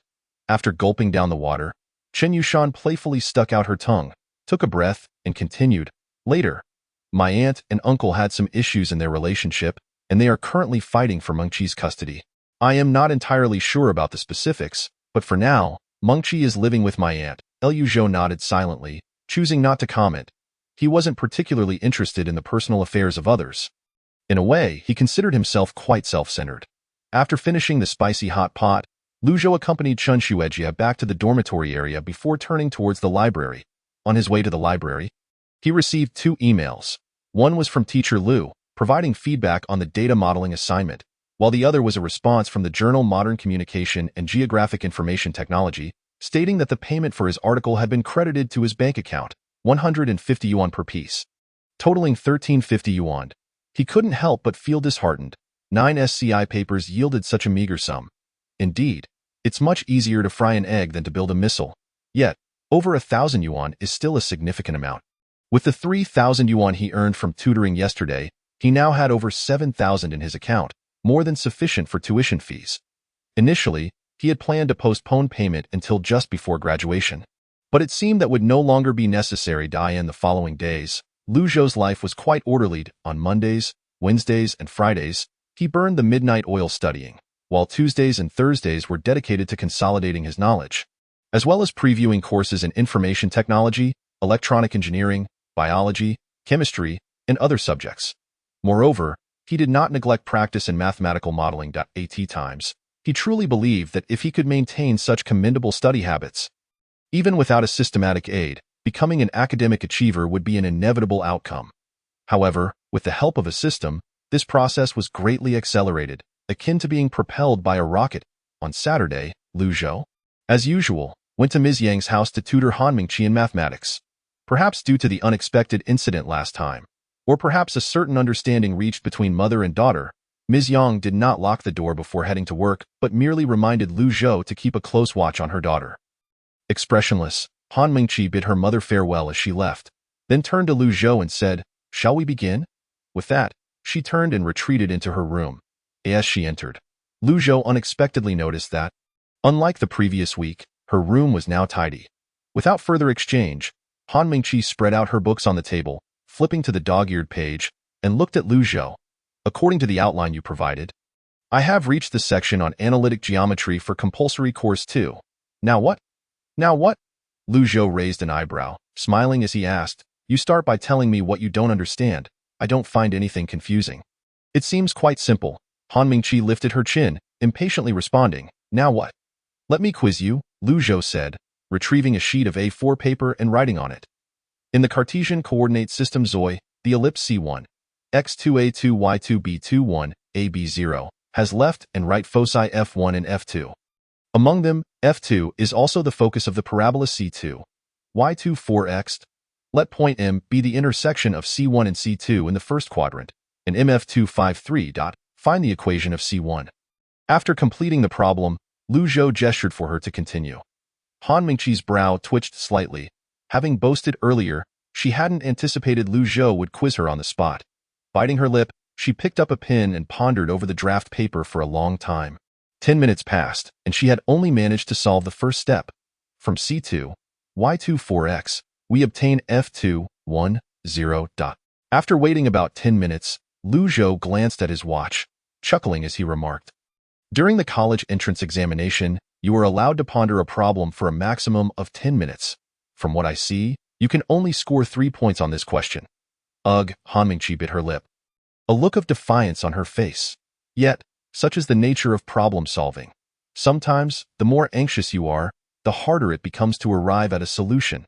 Lu Zhou smiled, rummaging through the stack of materials beside him, pointing to the second-to-last problem on the paper, and continued, "Moreover, the crucial point is that this problem is one you missed on this paper." "You are bullying me," Han Mingqi threw down her pen, glaring at Lu Zhou in indignation. "I know I'm not clever, all right? I am merely teaching you, and I have never said you were not clever. On the contrary, I have great faith in your intelligence. So please do not belittle yourself." Lu Zhou picked up the pen she had discarded and wrote out the remaining steps on the A4 paper. The key to this type of problem is determining the value of M. So the second step must involve setting M, x1, y1, and solving based on mf2, 5 3 and m2 being on the parabola C2 using the two conditions given. Our second goal is to accurately find the semifocal distance of the ellipse C1. Once we resolve this step, the remaining issues will reduce to solving a system of equations. Lu Zhou meticulously outlined the critical steps on the paper, clarifying the thought process for solving the problem. Initially, Han Mingqi appeared impatient, but as she focused on the paper, her expression gradually became serious. Ultimately, a hint of realization crossed her face. Her little mouth moved slightly, and with a furrowed brow, the attentive Han Mingqi nodded in understanding. "Oh, so that's how it is. Your teacher must have explained this. You simply didn't listen." "Our teacher does not explain in as much detail as you do," Han Mingqi retorted weakly. Lu Zhou chuckled. "You might want to share that with your math teacher and see if it can frustrate him." Han Mingqi gritted her teeth in frustration, unable to counter him, and merely huffed. "In a wonder my sister said you can be so sharp-tongued." "Lu Zhou? Someone is speaking ill of me behind my back? I cannot let this go unheard." Clearing his throat, he shifted the topic, picking up his pen as he said, "This problem is a classic intersection problem for finding the equation of an ellipse. I believe that next time you encounter such a problem, You should at least be able to secure half the points. And the other half? Han Mingqi tilted her head, inquiring. The other half is on the second question. Such problems are often examined in conjunction with vector questions in the college entrance examination, so there will typically be a second question. As he spoke, Lu Zhou continued writing on the back of the problem statement. A point N in the plane satisfies vector Mn vector Mf1 vector Mf2. The line L is parallel to Mn, and C1 intersects at points A and B. If vector OA OB0. Find the equation of the line L. Upon catching sight of the question, Han Mingqi was utterly bewildered, gazing helplessly at Lu Zhou. Yet, Lu Zhou paid her no mind. Instead, he settled on the edge of the bed, casually picked up a nearby exercise book, and searched for the next example problem. Give it a try first. If you can't solve it, I'll teach you. You have 15 minutes, begin. This problem was even more daunting than the first. Han Mingqi managed to write only a single character for solution, while the rest of her attempts were all incorrect. Perhaps due to having a younger sister of a similar age, Lu Zhou did not exhibit any impatience, nor did he mock her for yet another seemingly simple question. Instead, he patiently elucidated the thought process and steps involved in solving the problem. As she observed the workings on her scratch paper, Han Mingqi's eyes widened in amazement, and she murmured, "So impressive. My learning process involves continuous summarization, drawing lessons from my mistakes. I hope you can identify the problems you struggle with. It would be best if you wrote them down in a notebook. I will explain them to you every week." Lu Zhou remarked, returning the paper to Han Mingqi. He added, "A mistake notebook is essential for studying mathematics, and indeed for all sciences. If you wish to excel in the sciences, you must be prepared. Just like an ADC must carry a Doran's blade when leaving the base, a support needs to bring wards. These are fundamental operations." Han Mingqi's eyes sparkled with interest as she interjected, "Do you play League of Legends too? Which server? I'm an amazing support, BlackBerry. Add me as a friend. Give me your QQ number." Lu Zhou playfully tapped her forehead and, observing her shielding her brow, remarked with mock annoyance, "Still playing games? Let's talk about that after you score 100 on your math exam this month." Chapter 36. Lu Gu. Something big has happened. At 6 in the evening, as agreed, Lu Zhou entered the kitchen, donned an apron, and began to prepare dinner. The little girl trailed behind him into the kitchen, standing by and watching with keen interest. The refrigerator was well stocked with ingredients, presumably purchased by Ms. Yang. There was tofu, pork tenderloin, and an assortment of fresh vegetables. Not only that, but seasonings such as salt and Sichuan pepper, which were nearly depleted, had also been replenished. It seemed she tacitly approved of his use of her stove, as she likely did not wish for her daughter to consume junk food and take out daily. However, if that were the case, why not hire a nanny? For Lu Zhou, it was of little consequence. Being able to prepare dinner at a client's home was a welcome convenience, especially since it spared him the expense of his own funds. After confirming with Han Mingqi that she could handle spicy food, he set to work in the kitchen. "Have you ever worked as a tutor before?" Han Mingqi asked as Lu Zhou poured oil into the hot pan. "This is my first time," he replied. Han Mingqi's eyes widened in surprise. "Really? I think you're doing quite well at IS. That's so. Perhaps it's because I occasionally helped my sister with her studies."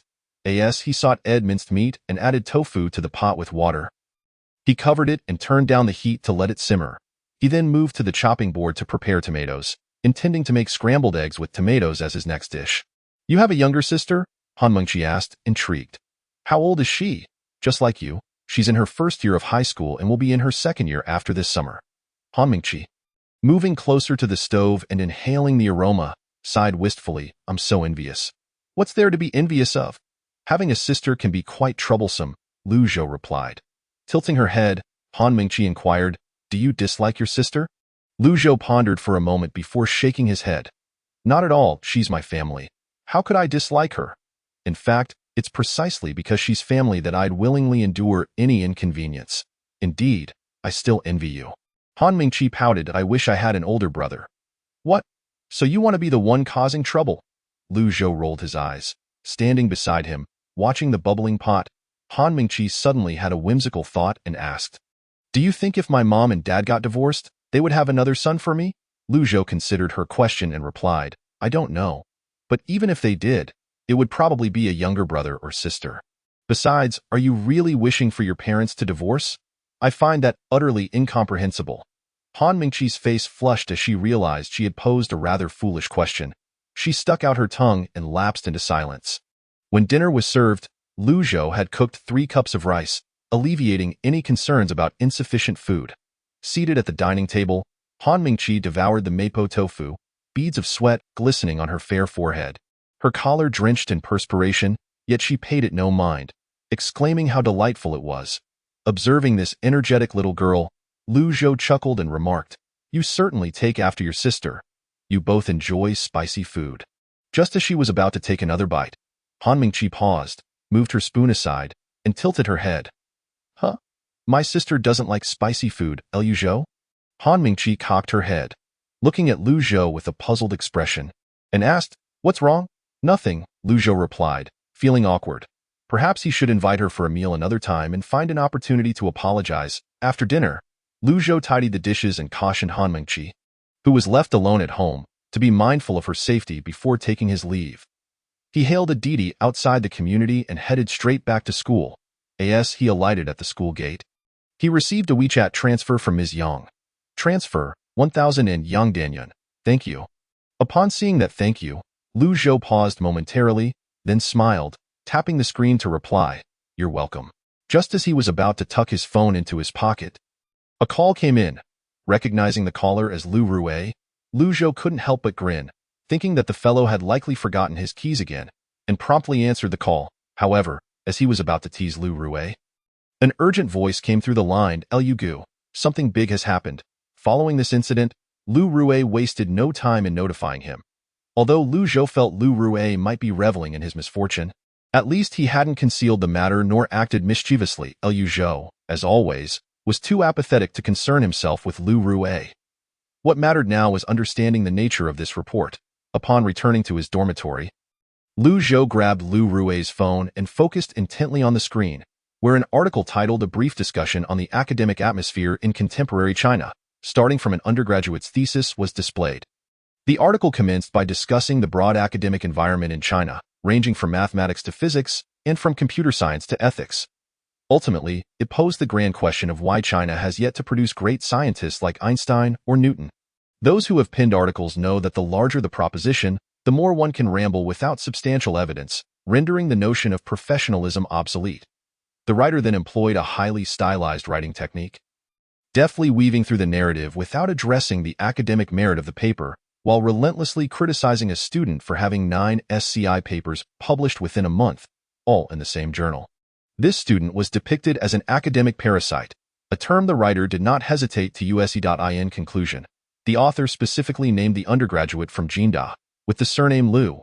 The article was authored by Zhu Fengkai, an educational commentator, popular science writer, and renowned grassroots scholar, whose profile bore a verified V mark and boasted millions of followers. Lu Zhou was utterly flabbergasted. Who was this person? He had no grievances against him. What was the intent behind this attack? Why should a paper earned through hard work be deemed unworthy of publication? Had he consumed the writer's rice or drunk their tap water? Clearly oblivious to the severity of the situation, Lu Rui stifled a laugh and quipped, "When did you become adept at computer science? You can even publish SCI papers now." He held back another thought, musing to himself that he might try publishing a couple of papers himself one day. "I learned it casually while watching videos. What is wrong with that? Who are you to judge me?" Lu Zhou shot him a glare. Seeing Lu Zhou's displeasure, Lu Rui quickly fell silent. Taking a deep breath, Lu Zhou regained his composure and asked, "Where did you find this?" He could hardly believe that Lu Rui had become so bored as to follow some famous educational commentator or popular science writer. A senior from the computer science department in our mathematical modeling training group shared it in the group chat, and I just happened to see it. Of course, I didn't share it. Lu Rui hurriedly clarified. Jealousy may exist, and comparisons may be made, but possessing a small mind did not equate to harboring ill intentions. They were all brothers in the same dorm, and Lu Rui would never stoop to such underhanded tactics. Lu Zhou ignored him, continuing to scrutinize the article. Sensing Lu Zhou's silence, Lu Rui tentatively asked, "What should we do?" Lu Zhou was equally at a loss, especially since he didn't even have a Weibo account. He had merely heard of its existence but had never engaged with it. "Help me curse at him," Lu Zhou finally decided. "What should we curse about?" "Wait, why don't you do it yourself?" Lu Rui countered, "I don't have a Weibo account." Ultimately, Lu Zhou and Lu Rui agreed not to engage with the troll. "What does it matter if they criticize me? I won't even acknowledge you." Go ahead and perform your solo act. Whoever wants to pay you any mind can do so. With that, Lu Zhou shouldered his computer bag and headed to the library to study. However, he ultimately underestimated the situation. Because he is not merely Lu Zhou, he possesses another layer of identity, that of a distinguished university student. Chapter 37. I agree. In the conference room of Jinling University, an impromptu meeting was convened, presided over personally by President Su Jian, who insisted that the leaders of the Software Institute be present. Numerous professors, who had been engrossed in their laboratories, were summoned by a phone call to attend the meeting. The crux of the discussion was straightforward. It revolved around a highly controversial article circulating on Weibo, a brief discussion on the contemporary academic atmosphere in Huagua, starting from an undergraduate's thesis. The article highlighted that an undergraduate had published 9 SCI papers within a month, using this as a springboard to critique the academic atmosphere of Huagua's higher education institutions, denouncing a particular journal for its lax review standards, and specifically naming the undergraduate as a student from Jinda. This essentially placed Jinda under intense scrutiny. During the meeting, an elderly professor from the Software Institute adjusted his glasses, standing up to calmly state, I have reviewed those 9 papers, and they are quite well written. It is indeed no small feat for an undergraduate to produce such quality work. Go claim that he is merely inflating his contributions seems rather far-fetched. Many submissions to computer science journals lack the caliber of his work. That so-called education commentator, Zhu Fengkai, may not even comprehend information technology. Perhaps we should reach out to him to clarify his errors, which should lead to the retraction of that post. Is it truly a crime to publish extensively? Many professors harbored a sense of bewilderment, feeling that this meeting was utterly nonsensical, unrealistic. Does Zhu Fengkai even realize the extent of his own ignorance? Just look at his titles: education commentator, popular science writer, none of which suggest he could engage in a meaningful dialogue with us. The secretary seated at the conference table shook his head, remarking, they are clearly attempting to provoke us. What negotiation could we possibly have with them? This matter is indeed delicate. First and foremost, the student bears no wrongdoing. Even if we were to entertain the notion of punishing him, the university could not take action against a student who has done nothing wrong. Yet, public opinion has formed an unidirectional denunciation. Ironically, the entire situation is merely an outsider leveraging their social standing to criticize U.S.A.S. for their motives. Several university leaders were equally perplexed. Fortunately, it was not a month prior when students were filling out their applications. Otherwise, the ire of those present would have been palpable. Nevertheless, regardless of the circumstances, this incident has severely tarnished the university's reputation. President Su's expression darkened. After a moment of silence, he slowly began to speak. The issue at hand transcends the quality of the papers. It lies in the societal skepticism regarding our institution's academic integrity. Our immediate priority is to address these doubts and clarify our stance to the public. Furthermore, we must ascertain the true nature of the situation.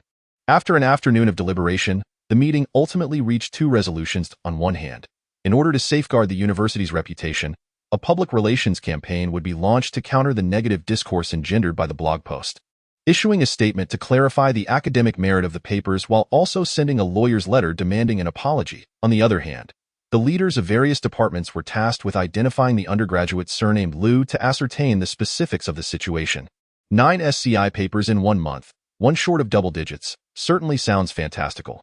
Although the professors from the Software Institute had their own experiences with inflated submissions, given the intrinsic value of computer science papers, none had ever witnessed such a reckless degree of inflation.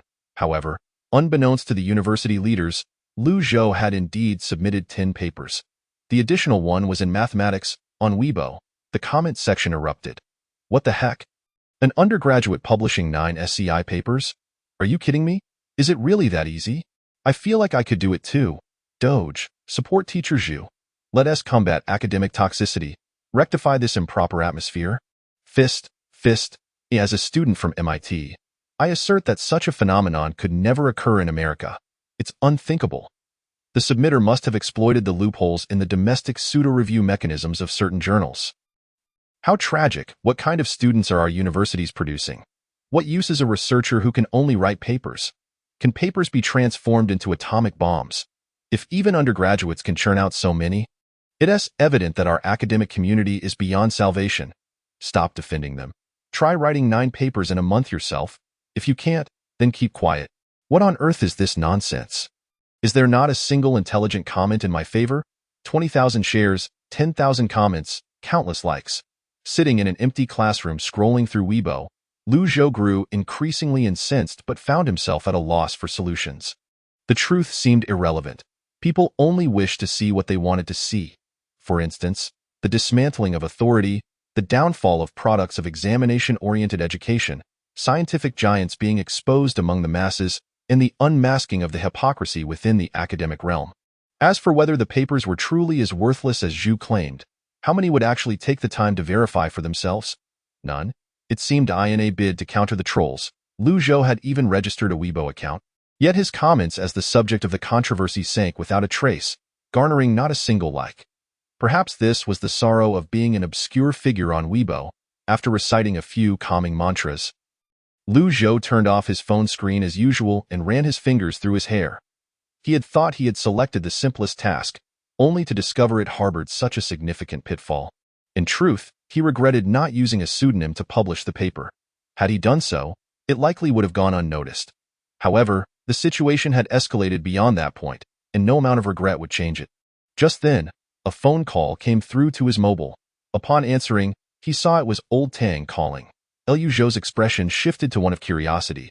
He could not fathom why old Tang would seek him out. Wondering if it was related to the paper. Surely not. With a sense of uncertainty, Lu Zhou answered the call. Hello? Xiao Lu, what are you busy with? The tone was surprisingly calm. Lu Zhou steadied himself and replied. Studying in the classroom. Is there something you need? Professor Tang hesitated for a moment before continuing. If convenient, please come to my office. Now? Yes, right now. After gathering his belongings, Lu Zhou shouldered his computer and books, making his way to Professor Tang's office. Upon entering, he noticed that Director Lu from the Applied Mathematics Department and Director Zhang from the Computer Science Department were also present. After glancing at Lu Zhou, the three professors exchanged subtle expressions and silent glances before Professor Tang sighed and got straight to the point. Lu Zhou, I would like to ask you something. Lu Zhou replied. Please go ahead. Professor Tang continued. Recently, after you published that mathematics paper, have you submitted any manuscripts to SCI journals? Knowing he could not evade the question, Lu Zhou sighed internally and answered truthfully, yes.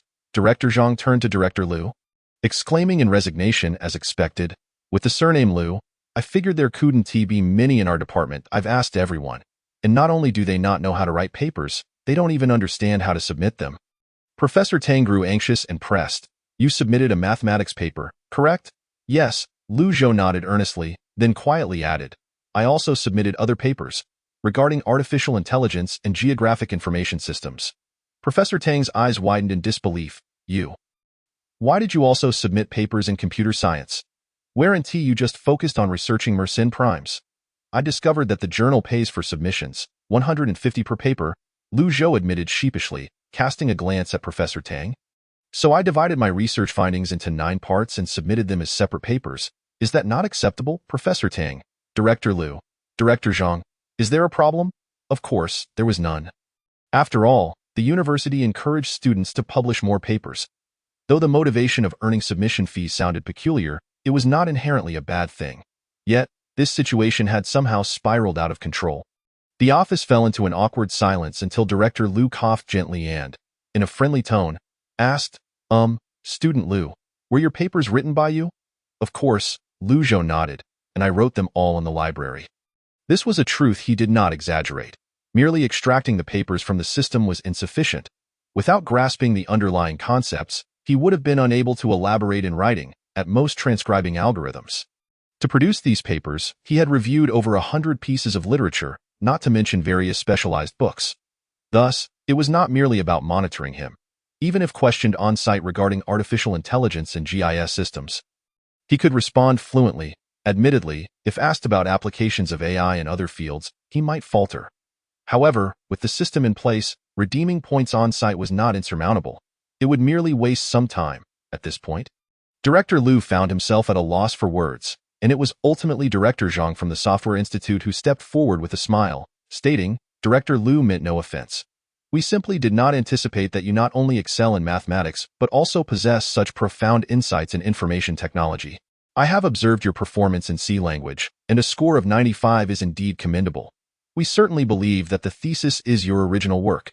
However, there are some skeptics who have brought this matter to light. Have you been active on Weibo? Although it is true that the majority of artificial intelligence systems are developed using C, there is no direct correlation between your C language examination results and artificial intelligence, as the instructor only covers the basics of C without delving into more profound concepts. Nevertheless, one must consider that an individual capable of producing such a thesis would undoubtedly not falter in foundational aspects such as the C language. Achieving a score of 95 certainly meets Director Zhang's expectations. Is it that article you mentioned? Lu Zhou inquired. Indeed, Director Zhang nodded, fixing his gaze on Lu Zhou. Have you read it? I have, Lu Zhou replied. Though I am utterly infuriated, I must maintain composure in front of outsiders. He waved his hand dismissively, stating that it was nothing more than a mindless smear campaign, unworthy of my engagement. Yet, as he spoke, he harbored a strong desire to retaliate against the author Lu Zhou. I must correct you on one point, Director Lu said sternly. You are not merely an individual. You are a student of our institution. Representing its reputation, we do not condone unethical academic behavior, nor will we allow anyone to maliciously tarnish our students' image. I urge you to adopt a serious attitude and regard this incident with the gravity it deserves. Director Lu, but I am powerless in this situation. I have messaged him, yet he has ignored me, Lu Zhou lamented. In truth, Director Lu's intention was not to be harsh, but to encourage a more positive outlook. Director Zhang interjected gently, stating that the institution will issue a public response to the controversy. However, we hope you will cooperate with us and speak up for yourself and the school when the opportunity arises. Is that agreeable? So, you intend to stand up for me? I was wondering what this was about. You should have mentioned it sooner. Lu Zhou sighed in relief and nodded. I agree. Chapter 38. A timely assistance in Shenzhen. At the headquarters of Shunfeng Group, in the office of the president, Wang Wei reclined in his chair, scrolling through his smartphone screen. It was lunchtime, and he routinely dedicated half an hour post-meal to unwind, perusing trending topics on Weibo or catching up on the day's headlines. After all, for enterprises like theirs that have close ties to the internet, staying abreast of current affairs is imperative. Undergraduates publishing 9 SCI papers. Are today's undergraduates this formidable? Wang Wei chuckled, shaking his head. Clicking on the trending topic, the name of renowned science writer Zhu Fengkai appeared prominently. Upon seeing this name, Wang Wei furrowed his brow slightly, his first impression not being particularly favorable. Zhu Fengkai is somewhat of a celebrity, known in the Weibo community for his confrontational style, yet he possesses little genuine talent, earning the moniker Zhu Big Mouth. Such attention-seeking clowns have never appealed to Wang Wei, a man of action, especially since this individual frequently criticizes the education system in Huaguo, often using Wang's high school diploma as evidence to support his arguments. Although Wang Wei is not ashamed of his high school education, after all, with his financial means, he could easily donate to any institution and obtain an honorary doctorate. Being repeatedly reminded of his educational background is irksome. Nobody enjoys having their shortcomings highlighted ad nauseum. Thus, upon encountering this name, Wang Wei lost all interest in reading the article. There was no need to even glance at it. It would merely be another instance of sensationalist rhetoric. Discussing Huaguo's academic community through the lens of an undergraduate S9 papers? Who do you think you are? Just then, a knock echoed at the office door. Come in. The individual who entered was Liang Shenghao, the technical director of the company's Drone Logistics Research and Development Center. A graduate of the California Institute of Technology, he holds dual PhDs in logistics management and computer science. Remarkably, he is only in his early 30s. Recently, advancements in drone technology have sparked considerable interest in drone logistics. As a leading private logistics enterprise in China, Shunfeng is keen to stay ahead in this domain, which led to a collaboration with Dajiang Drone to establish a drone logistics project, investing 500 million yuan to construct a new R&D center in Shenzhen. Naturally, given the constraints of hardware conditions, achieving functional drone delivery in the short term remains a daunting challenge. Wang Wei is well aware of this. Thus, while the center is nominally a drone logistics R&D facility, it primarily focuses on intelligent logistics, utilizing big data to optimize warehouse location and sales forecasts, as well as enhancing automated sorting technologies at logistics centers. Approaching the desk, Liang Shenghao placed a computer journal on the table, smiling as he said, President Wang, I believe I have found a promising talent for you. Oh? Wang Wei set his phone aside, glancing at the journal on the table. Modern communications and geographic information technology? Didn't you just tell me that there are too many subpar papers in computer journals, yet you subscribe to 2 of them? I have always subscribed to a range of computer journals, particularly core publications on artificial intelligence research, but I seldom pay attention to domestic journals. Liang Shenghao adjusted his glasses and continued. Fortunately, I happened to come across these while browsing trending topics. Otherwise, these papers might have been lost amidst the clutter. You are referring to? Wang Wei's expression shifted slightly. Indeed, that undergraduate has published 9 papers. I reviewed them, and the concepts and algorithms presented are quite intriguing. However, an undergraduate possesses such capability that it piques the interest of a PhD recruited from abroad? Wang Wei's interest was piqued, and he sat up straighter, asking, "But what is it?" "It is merely that his research exhibits a certain, forward-thinking nature." Liang Shenghao carefully chose his words. Currently, drone logistics remains a conceptual framework. No company has produced drones that meet the rigorous standards for delivery. Thus, mainstream logistics companies are primarily focusing their research on hardware aspects in this field. Wang Wei nodded, prompting, "I understand." And then, the content discussed in his papers is predicated on the feasibility of drone delivery. For instance, he proposes the concept of creating a logistics hive within urban areas, interfacing with sorting centers, integrating drones into GIS systems for autonomous navigation, employing cameras to identify delivery addresses, utilizing facial recognition technology to verify recipients, confirming receipt through gestures, and automatically uploading alarm data in the event of drone interception. At this point, Liang Shenghao paused, lightly tapping his finger on the desk. Wang Wei fell into contemplation, and after a considerable pause, he remarked, "So, he has merely proposed a concept. If it were just a concept, there would be little to discuss. Anyone capable of creating a PowerPoint presentation could easily expound on the vast topic of artificial intelligence. Merely articulating such ideas would suggest he has some understanding of the subject. If his abilities were limited to this, he would not only fail to pass Wang Wei's scrutiny, but would struggle to satisfy even the HR representatives dispatched for campus recruitment. Not merely a concept." Liang Shenghao shook his head. "There are algorithms involved, primarily concerning facial recognition and GIS systems, and that is where I see his potential.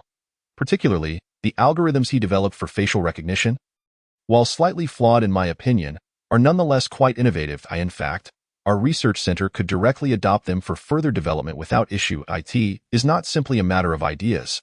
Lu Zhou has also implemented his concepts, thereby elevating their significance entirely. IT is akin to one person stating their intent to construct a building, while another physically demarcates the land and places 2 bricks on it. The value created by the 2 individuals is fundamentally distinct. As for the extent of progress made by this undergraduate's research, Wang Wei was indifferent. Every research endeavor necessitates a process.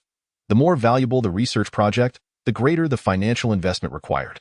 Wang Wei remained silent, instead picking up the computer journal and flipping to the dog-eared pages. Discussion on the prospects and framework of drone logistics, RD, an AI-based pixel analysis algorithm optimizing algorithms for dynamic image recognition in AI, an AI-based method for automatic measurement of human body dimensions. While some of the content may indeed lack depth, it cannot overshadow the collective value of these papers. Noting the president's silence, Liang Shenghao pressed on, "It would be a shame for these algorithms to merely be published in a journal.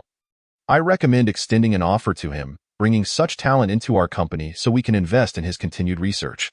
"Let us not rush." Wang Wei gestured dismissively. Liang Shenghao frowned. "Are you concerned about his academic credentials? With the capabilities he has demonstrated, I dare say even a graduate student specializing in AI applications could not outperform him. Furthermore, while we may not need drone logistics in the immediate future, entering this field is only a matter of time. It is far better to begin talent acquisition now than to compete for individuals later. As a relatively nascent discipline, computer science distinguishes itself from other fields. While academic qualifications remain significant during recruitment, this criterion proves impractical for certain distinguished technical luminaries who have achieved considerable accomplishments. After all, they belong to a category of exceptional talent, typically absent from the conventional job market and more likely featured on the lists of renowned headhunting firms. "Ha, you need not instruct me on this. I value ability over origin, and you are well aware of that." Wang Wei chuckled, tossing the journal onto the table. "There is no rush to send this offer. Let us hold off for the moment. After all, we are currently the only ones in the country engaged in drone logistics, so there is no fear of him being poached by competitors." Liang Shenghao paused slightly, intending to say a few words, but soon grasped the president's deeper intent, his eyes lighting up. So that is it? The president is indeed astute. For impetuous youth, enduring such slander, with their hard-earned research results being devalued, must surely be harboring a wealth of grievances. Let that jumping jack, Zhu Fengkai, continue his antics for now, and allow that young man named Lu Zhou to be tempered a bit. When he can no longer endure it, that is when Shunfeng Group will make a grand appearance, extending an offer of 500,000 in annual salary, affirming the value of his research. Would he not then be wholeheartedly devoted to Shunfeng for a lifetime? High-paying positions are ever at the next company. Thus, many enterprises cultivate corporate culture, employee benefits, and stock ownership schemes, all with the aim of retaining talent. The key to retaining talent lies partly in ensuring that individuals perceive a promising future for the company, and equally in fostering an emotional connection to the organization. In a certain sense, the latter may even outweigh the former in significance. Leaning back in his office chair, Wang Wei remarked with a smile, "Let this journal remain with me for now. I shall keep this matter in mind. You may carry on with your tasks." "Understood." Liang Shenghao nodded and exited the office. Chapter 39. A letter from the lawyer. An examination. Zhu Fengkai was in remarkably high spirits today. His usual tirades against the heavens, the earth, and even the air unexpectedly propelled him to the top of trending searches. Although Jinling University and the Editorial Office of Modern Communications and Geographic Information Technology both issued responses asserting that the paper posed no issues, the self-justification of the accused party failed to convince the onlookers. Indeed, Jinling University found themselves at a loss, even resorting to sending a letter from their lawyers. In this correspondence, the university unequivocally stated that the paper was flawless, demanding not only the immediate retraction of Zhu's remarks, but also an apology for his previous statements, lest they reserve the right to pursue legal action. Moreover, the official Weibo account of Jinling University, having locked comments, published a post showcasing the responses from several academic editors responsible for reviewing the paper, thereby demonstrating its scholarly value.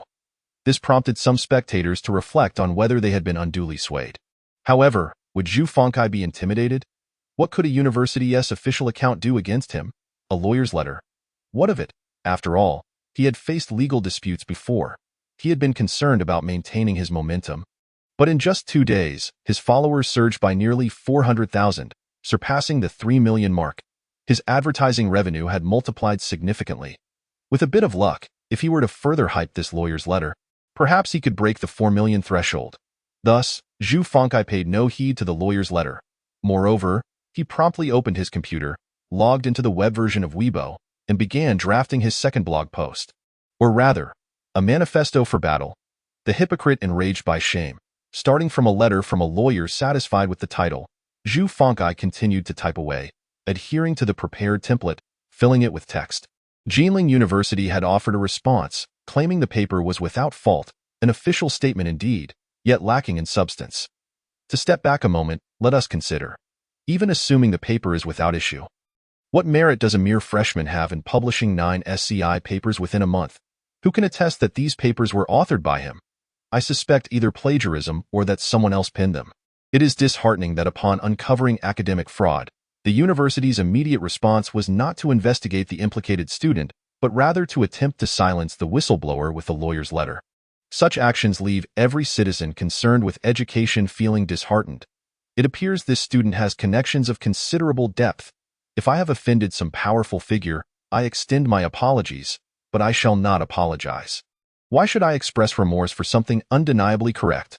I am a researcher myself, and I believe it is impossible to complete 9 papers in a month. Additionally, as an education commentator, I feel it is my right to speak out on behalf of the public and maintain a skeptical stance. Should you wish for my apology, it can only be granted if Lu Zhou confronts me directly, responding to all my inquiries. But would he dare? As he typed out the name Lu Zhou, Zhu Fengkai paused, his eyes suddenly shifting, a mischievous smile creeping upon his lips. He pressed the backspace key, erasing it, replacing it with a certain student Zhou. Not only did I indicate his surname as Lu, but I also highlighted his given name, Zhou. Click to send. Zhu Fengkai pressed the send button, reclining in his office chair, crossing his legs, and began to pick at his foot. In the brief moment he spent doing so, comments and likes began to pour in. Shocking. P.S. Only a freshman. Surname Lu, given name Zhou. So this brilliant undergraduate is indeed Lu Zhou. This time it's solid proof I feel sorrow for our education. Support teacher Zhu. Fight against academic fraud to the end. Fist. Fist. If this were in some Western country, one would be taken away by the police upon being found guilty of academic fraud. What on earth are those saying the paper is fine thinking? Jinling University is surely defending their student. After all, they must uphold their academic reputation. However, I see that this student has stirred up quite the commotion. It seems he has done for now. Smile. Ha ha ha. Watching the soaring search volume, Zhu Fengkai was overjoyed. Just then, his phone on the table rang. Clearing his throat, he picked up the phone and pressed the answer button. Hello? Good day, Mr. Zhu. This is the Academic Affairs Office of Jinling University. Oh, quite impressive. You managed to get my number? Let me say this. I am not your student, so get to the point. Pulling a cigarette from the pack, Zhu Fengkai placed it between his lips, leisurely lighting it. His audacious demeanor momentarily left the teacher on the other end speechless, but she quickly regained composure to continue. I will be direct. Your unfounded accusations have caused distress to our student, and we hope you will take this matter seriously and apologize for your words and actions. Zhu Fengkai chuckled, flicking off the ash from his cigarette, and responded nonchalantly, Distress? I don't perceive any distress. You are certainly welcome to challenge my statements, but you cannot restrict my freedom of speech. What I say is my prerogative, you. Zhu Fengkai's attitude incensed the teacher, who had barely uttered a word before abruptly halting. Point 1 can never underestimate the depths of a rogue's shamelessness. Should he record the call and edit it, tomorrow's headlines might very well declare that a certain university threatened a whistleblower. Noticing the agitated teacher's silence, Zhu Fengkai clicked his tongue in disappointment, switching the phone to his other hand, and continued. All right, let us not waste time. You can demand my apology, but only if you can prove two things. First, that the paper is indeed valuable and not merely fluff. Note that it must be a more authoritative proof. Your own validation is hardly credible. Secondly, you must prove that he actually wrote the paper. If you cannot substantiate these 2 points, I shall continue to uphold my stance. For the sake of clarity in academia, I shall fight to the end. With that, Zhu Fengkai hung up without further ado. In recent days, Lu Zhou felt akin to a panda. He had no clue who had leaked his WeChat, but suddenly found himself inundated with friend requests. Big shot, seeking assistance with paper writing. I'd like to inquire about SCI matters. Can we discuss this seriously? Looking for someone to write an SCI paper. Prices are negotiable. It seems there are still some genuine individuals out there, albeit their methods of expressing support were rather perplexing. Of course, there were also many bizarre insults, likely from fervent fans of that Mr. Zhu. Their enthusiasm bordered on fanaticism. Liu Zhou had grown accustomed to it, as he found the repetitive insults lacking in creativity.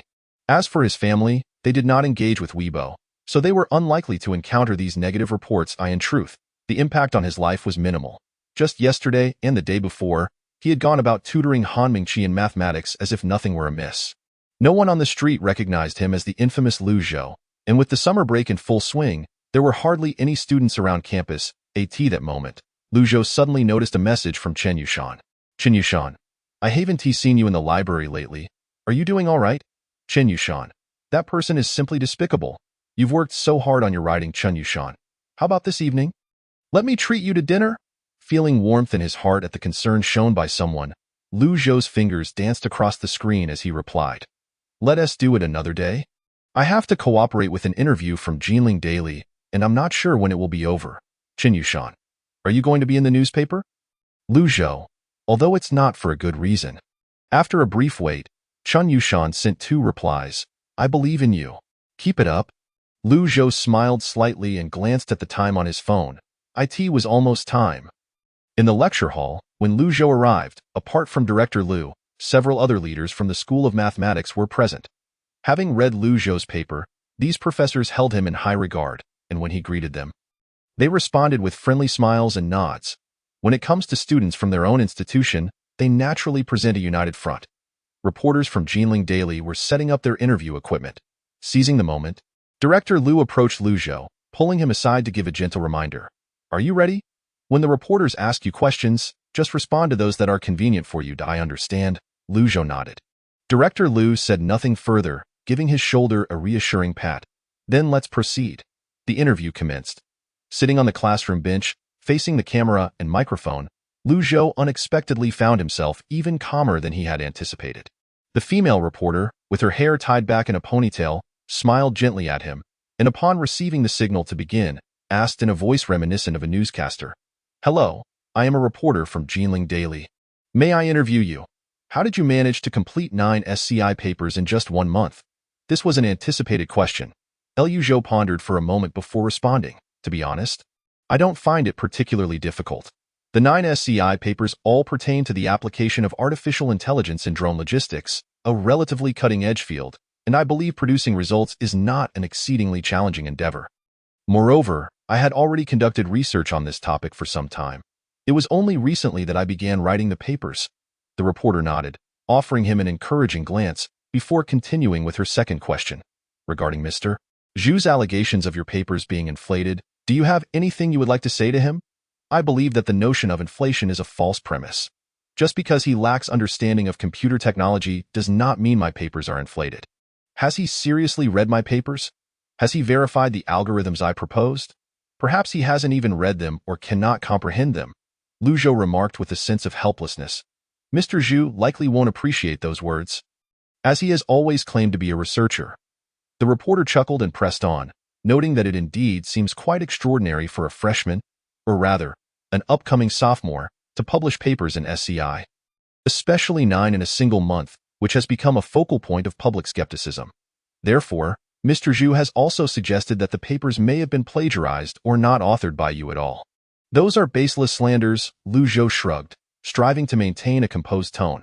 Since my first mathematical paper was published, every paper has been completed in the library. If necessary, I am willing to request the school to provide surveillance data. No need for surveillance data. You mentioned you had previously published mathematical papers. Is that correct? The reporter keenly picked up on the newsworthy point in Lu Zhou's statement, ready to delve deeper. This matter cannot be concealed. Rather than allowing others to unearth it as ammunition against me, it is better to disclose it myself. With that thought in mind, Lu Zhou nodded, graciously admitting, "Yes, not only computer science papers, but I have also published 2 papers in the core journal Communications in Theoretical and Applied Mathematics Abroad. And one of those papers was published prior to the 9 computer science papers. Thus, stating that I published 9 papers in 1 month is actually inaccurate. It should be 10 papers in a month." Upon hearing this, the reporter's eyes sparkled, while Director Lu's expression darkened, as he desperately signaled to Lu Zhou to steer the conversation away from unfavorable topics. However, Lu Zhou intentionally ignored him, since others have chosen a high-profile offensive. Maintaining a low profile here would be futile.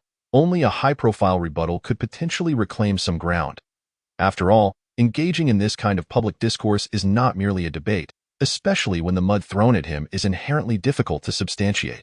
I mentioned that there are dedicated academic editors who can validate the professionalism of my papers. You may also question the authority of these academic editors, or suspect that the school and journals are covering for their own reputation. As for hoping that the bystanders will learn to think independently, it would be easier to expect a watermelon to think. Regardless of the truth, prevailing public opinion will hastily draw conclusions. Thus, Lu Zhou had already made up his mind. Ordinary individuals cannot achieve this, but a genius is not an ordinary person. If you wish to tarnish my reputation as nothing more than an academic parasite inflating papers, then I shall present myself as a genius. The reporter nodded, preparing to ask her next question, when suddenly, an unreserved knocking echoed from outside the classroom. The interview was interrupted, and Director Lu frowned slightly, about to inquire about the disturbance when a teacher entered with an excited voice. Unable to contain himself, Director Lu, our department's transmission room has received a thank you letter from New York University. The recipient is Lu Zhou. Chapter 40, Utter Nonsense. Dear Lu Zhou, greetings. This is the Courant Institute of Mathematical Sciences at New York University. First and foremost, we thank you for your submission to our institutional journal Communications in Theoretical and Applied Mathematics. The conclusions you presented in your article regarding the optimal inversion theory of linear operators and linear functionals have provided crucial insights for us as we face bottlenecks in our collaborative project with the Swiss Paul Scherrer Institute. This project pertains to the analysis of seismic wave return frequency spectra, which will be applied in geological resource exploration and earthquake research. Specific details are confidential due to contractual obligations, but we assure you that your research findings are being utilized for peaceful purposes. Upon learning that you are only 19 years old, Professors Rodwell and Lee at our institute expressed their astonishment and admiration for your talent in mathematics. While expressing our gratitude for your research contributions, we sincerely invite you to contact us if you are interested in pursuing your undergraduate and master's degrees in the United States. The doors of New York University are open to you. In Beijing, beside Wadaiku Vocational College, within an old apartment building. Spread out on the table was Jinling Daily, which quoted a letter from New York University, excerpting portions, and providing a comprehensive report on the recent debates that had transpired online. This newspaper had been sent by an old classmate of his who was now the president of Jinling University. Accompanying it was a photocopy of the original thank you letter in English. Utter nonsense. After reading the newspaper, the elderly gentleman, with graying hair, removed his glasses from the bridge of his nose, shaking his head in disbelief. That moment, a middle-aged man entered the study, and upon seeing the expression on the elderly gentleman's face, he couldn't help but ask, "Dad, what has you so upset? Take a look for yourself." The old man tapped the newspaper with his index finger. As the middle-aged man observed the front page of the newspaper, a look of realization spread across his face. Unlike his retired father, who spent his days walking dogs and playing chess, he frequently engaged with the internet and was well aware of current events. Just yesterday, he had even discussed this matter with colleagues. Regardless of whether the papers truly had issues or not, an expert self-identified as a grassroots scholar targeting an undergraduate student is indeed a rather despicable tactic. To put it mildly, that is slander and confusion. To put it more seriously, it is the persecution of intellectuals, a crime deserving of condemnation. You are aware of the incident? The middle-aged man asked with a smile. An outsider pointing fingers is nothing short of nonsense. I assent it. Will they next parade him through the streets with a sign hanging around his neck? I can hardly bear to watch. Do you know what this reminds me of? It brings to mind events from over 40 years ago. The elderly man's murky eyes seemed to drift into memories of the past. He opened his mouth, suddenly sighed, and shook his head. Never mind, it's all in the past. He then turned his gaze back to the newspaper, which quoted a portion of the blog post by that individual named Zhu Fengkai. This article was indeed well written. It truly carries the legacy of the young talents of yesteryear. Ha! The elderly man snorted coldly, propping himself up on the arms of his chair as he stood up. The middle-aged man inquired, "Dad, are you going out? Dinner will be ready soon." The elderly man waved his hand, heading towards the door. "Not today. I'm going to visit an old classmate. If I don't vent this feeling, it's simply won't sit well with me." The publication of the thank you letter in Jinling Daily shifted public opinion in another direction. Could a talent recognized by New York University truly be an academic parasite of no merit? Those who had initially harbored doubts about Lu Zhou began to reflect. The ranking of New York University places it among the top 30 in the world.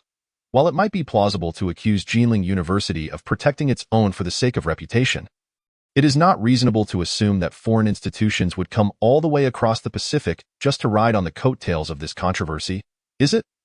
There is also that Swiss Research Institute, which sounds quite prestigious. Upon the release of this report, Zhu Fengkai's nose was almost bent out of shape with indignation. Unable to sit still, he immediately sprang into action, publishing his third blog post overnight. This time, he did not linger on the issue of the academic value of the paper. Even if you could prove that the paper was flawless, it does not substantiate that you are the author. How can a student who hasn't even graduated from undergraduate studies possibly write such a paper? Who can verify that? Can Jinling University attest to it? Just because you visited the library a few times? I have frequented libraries far more numerous than those you've merely heard of. How could I not manage to write 10 papers in a month? You claim to be a genius, but I remain unconvinced. Upon seeing Zhu Fengkai's scathing blog post directed at him, Lu Zhou felt an urge to confront him directly. It's simply because you're foolish, however. Regrettably, his counterpart did not grant him that opportunity. This debate had devolved into something akin to a street brawl. Just when Lu Zhou thought this war of words would continue to drag on, suddenly, an article published by the Huagui Youth Daily shattered the stalemate of this farce. The title of the article was grand and imposing. Heroes do not question their origins. Ambition does not diminish with age. The article made no mention of the recent online debate, but rather straightforwardly reported on an ordinary university student, detailing the 11 SCI papers he had published this year, along with the objective evaluations from 2 professors at Wadaiku University and a letter of gratitude from across the ocean. And his name is Lu Zhou. This report was not only published in print media but also simultaneously released on the official WeChat of the Huagua Youth Daily, garnering reprints from several other media outlets, including Renren Daily. Once again, Liu Zhou found himself thrust into the spotlight, but this time, the nature of the attention was entirely different. Staring at the screen of his phone, Zhu Fengcai's eyes widened in anger, yet cold sweat poured down uncontrollably. He suddenly realized that he might have gone a bit too far. Previously, he was ignored, free to bounce around as he pleased, engaging only with other minor figures or those slightly stronger than him. Yet still far from being able to crush him effortlessly. But now, the official media clearly intended to promote Liu Zhou as an exemplary student of the new era, establishing him as a role model for contemporary university students. Meanwhile, Zhu Fengcai's rhetoric stood in stark contrast to this promotional narrative. This was becoming quite serious. What should he do? Back down? Yet fans would hardly accept that. After all, it was a hard-fought battle to gain followers. And it could all vanish in an instant. But not backing down, Zhu Fengcai felt a twinge of fear. He could easily be the next one called out in the face of the official narrative. No matter how many followers one has, they become insignificant, merely a slightly larger grasshopper. If they truly wanted to squash him, it would merely be a matter of a swift strike. Just then, his phone rang.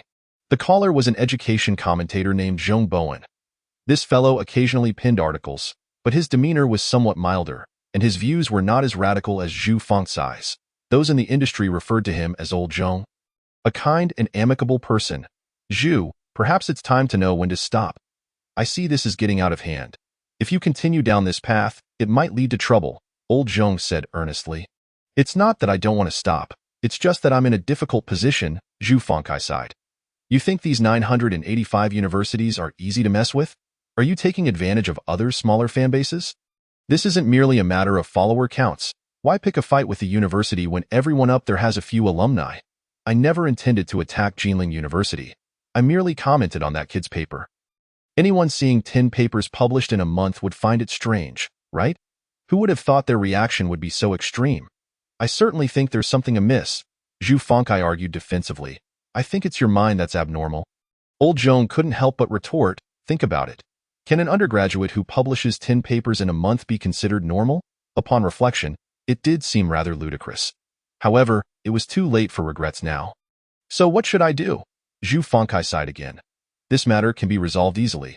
They merely want you to apologize. Just admit your mistake, and this could all blow over, Old Zhong suggested over the phone. That's impossible. I would rather go to court. What could they possibly win from that? If I back down, the losses would be far greater. His expression was conflicted, but ultimately, Zhu Fengcai shook his head, at most. I will speak less moving forward. Apologizing is out of the question. I will never apologize in this lifetime, at worst. I will handle it coldly, and if necessary, I will resort to legal action. What storms has he not weathered? When he wrote about how Longjing tea causes cancer, he even faced lawsuits from local governments, and in the end, he only paid 60,000. What can they ultimately do to him? Can the court force him to pay? Let alone compel him to apologize? Old Zhong sighed and shook his head. Then I won't advise you any further. Take care of yourself. With that, he hung up the phone.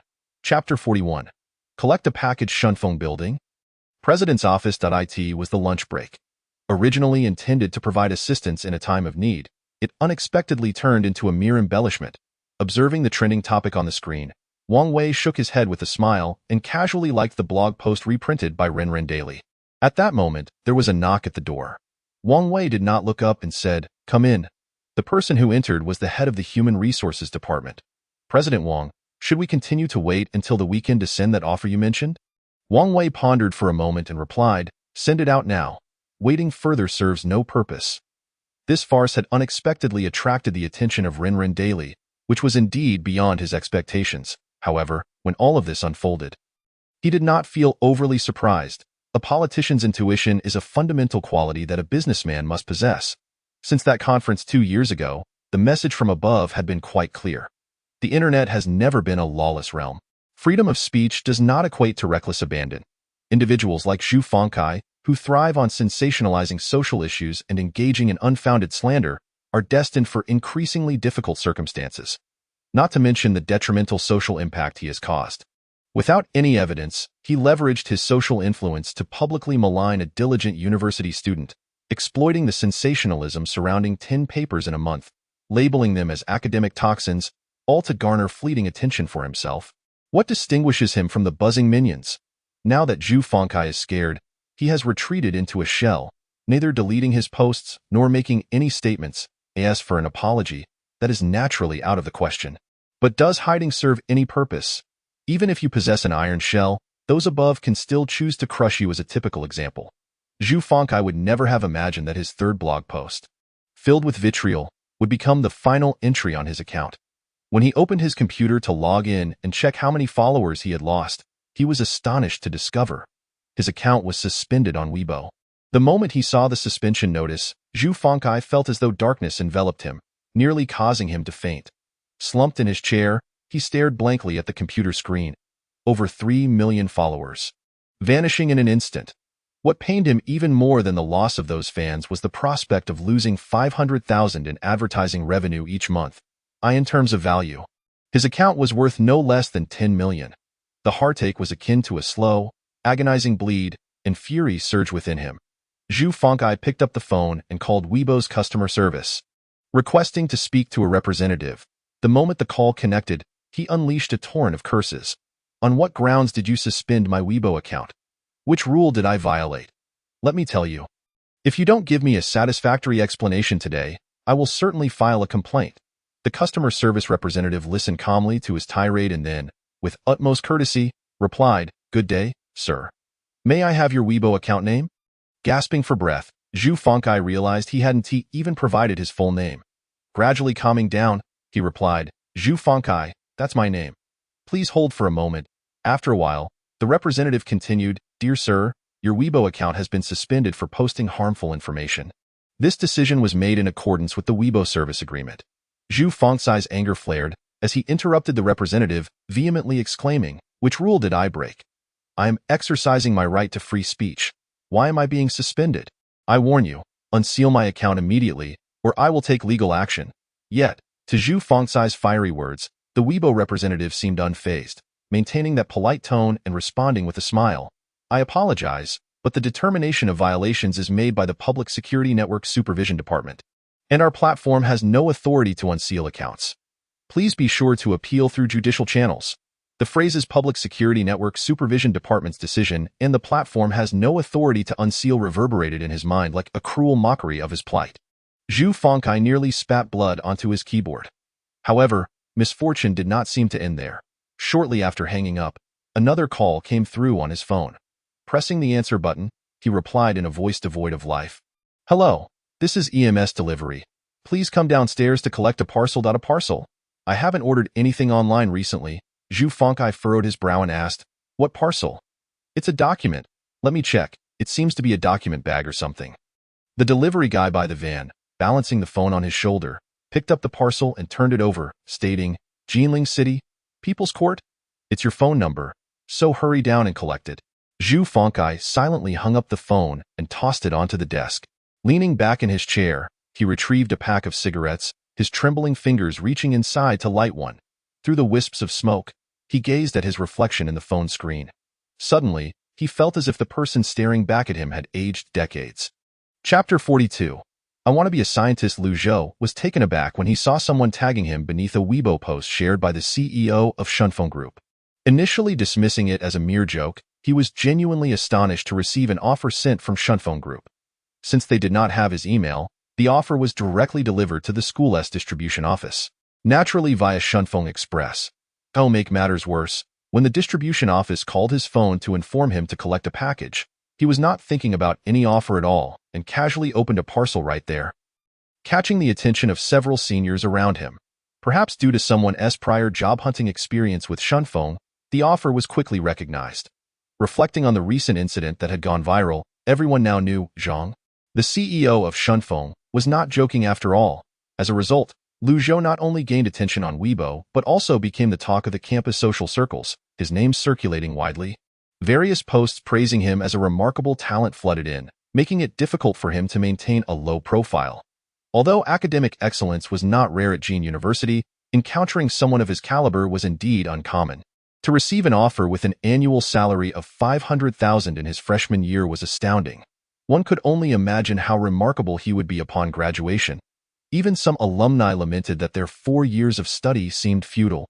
They had pursued the most popular majors, accumulated numerous certifications, and had toiled in the workforce for several years, only to end up with a pre-tax monthly salary of $20,000 to $30,000. Now, glancing in the mirror, they found themselves approaching middle age. Their hair thinning. $500,000 in annual salary was a figure that most could only aspire to. Yet, at this moment, Lu Zhou felt somewhat troubled. He was torn about what to do with this offer. Since receiving it just yesterday, he had read it several times.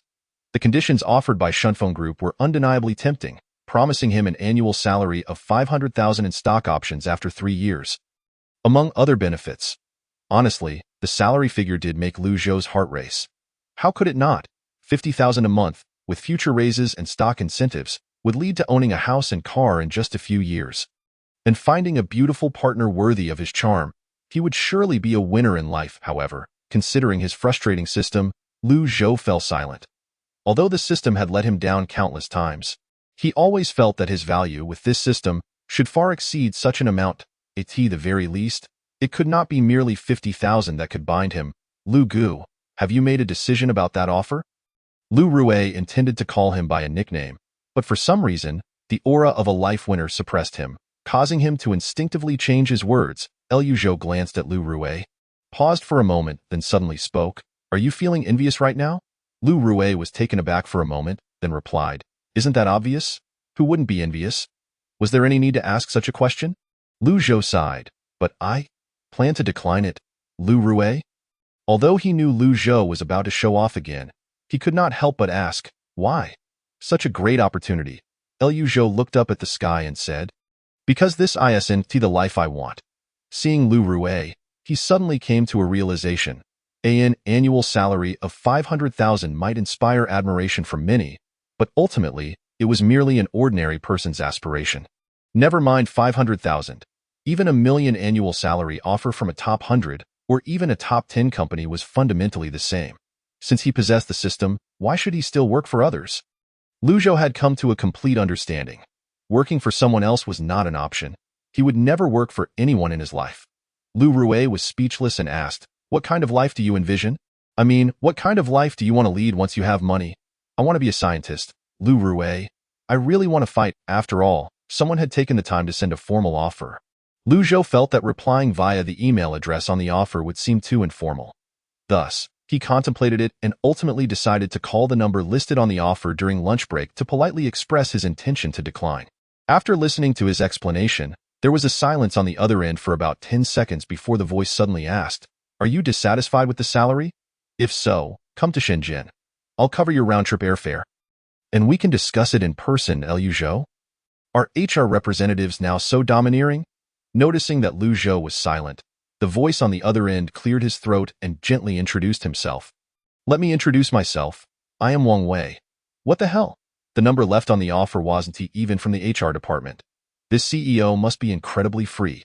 If Wang Wei knew what Lu Zhou was currently thinking, he might just spew blood in frustration. Not fazed by the fact that he was speaking to a big shot on the Forbes wealth list, Lu Zhou took a deep breath and continued. It's not about the money. I believe I have much to learn and improve upon. So, while your proposal is quite tempting, I currently do not intend to seek employment. I sincerely apologize. However, the voice on the other end did not give up. Continuing in a tone reminiscent of a mentor, many things can be learned through work and in society. It does not have to be solely within the confines of academia. I believe that if you join us, you will learn much more about the things you are interested in. To be honest, I think that if you can write such algorithms now, the university has very little left to teach you. What you need are resources and opportunities for practical experience, which are hard to come by at school, but I can provide that. At this point, he paused, smiled, and continued. If you are worried that your degree will hinder your future promotions, you need not be concerned. Degrees are merely filters for mediocrity. They do not apply to exceptional talents. What I value more is capability and performance, not GPA. Lu Zhou sighed inwardly, secretly admiring him. Truly, one could see why he had risen from nothing to the Forbes wealth list. His demeanor and eagerness for talent were remarkable. If it had been Lu Zhou from 2 months ago, he would have likely felt grateful for such recognition. bowing in gratitude and acknowledging him as a mentor. It appears that there is indeed much for me to learn.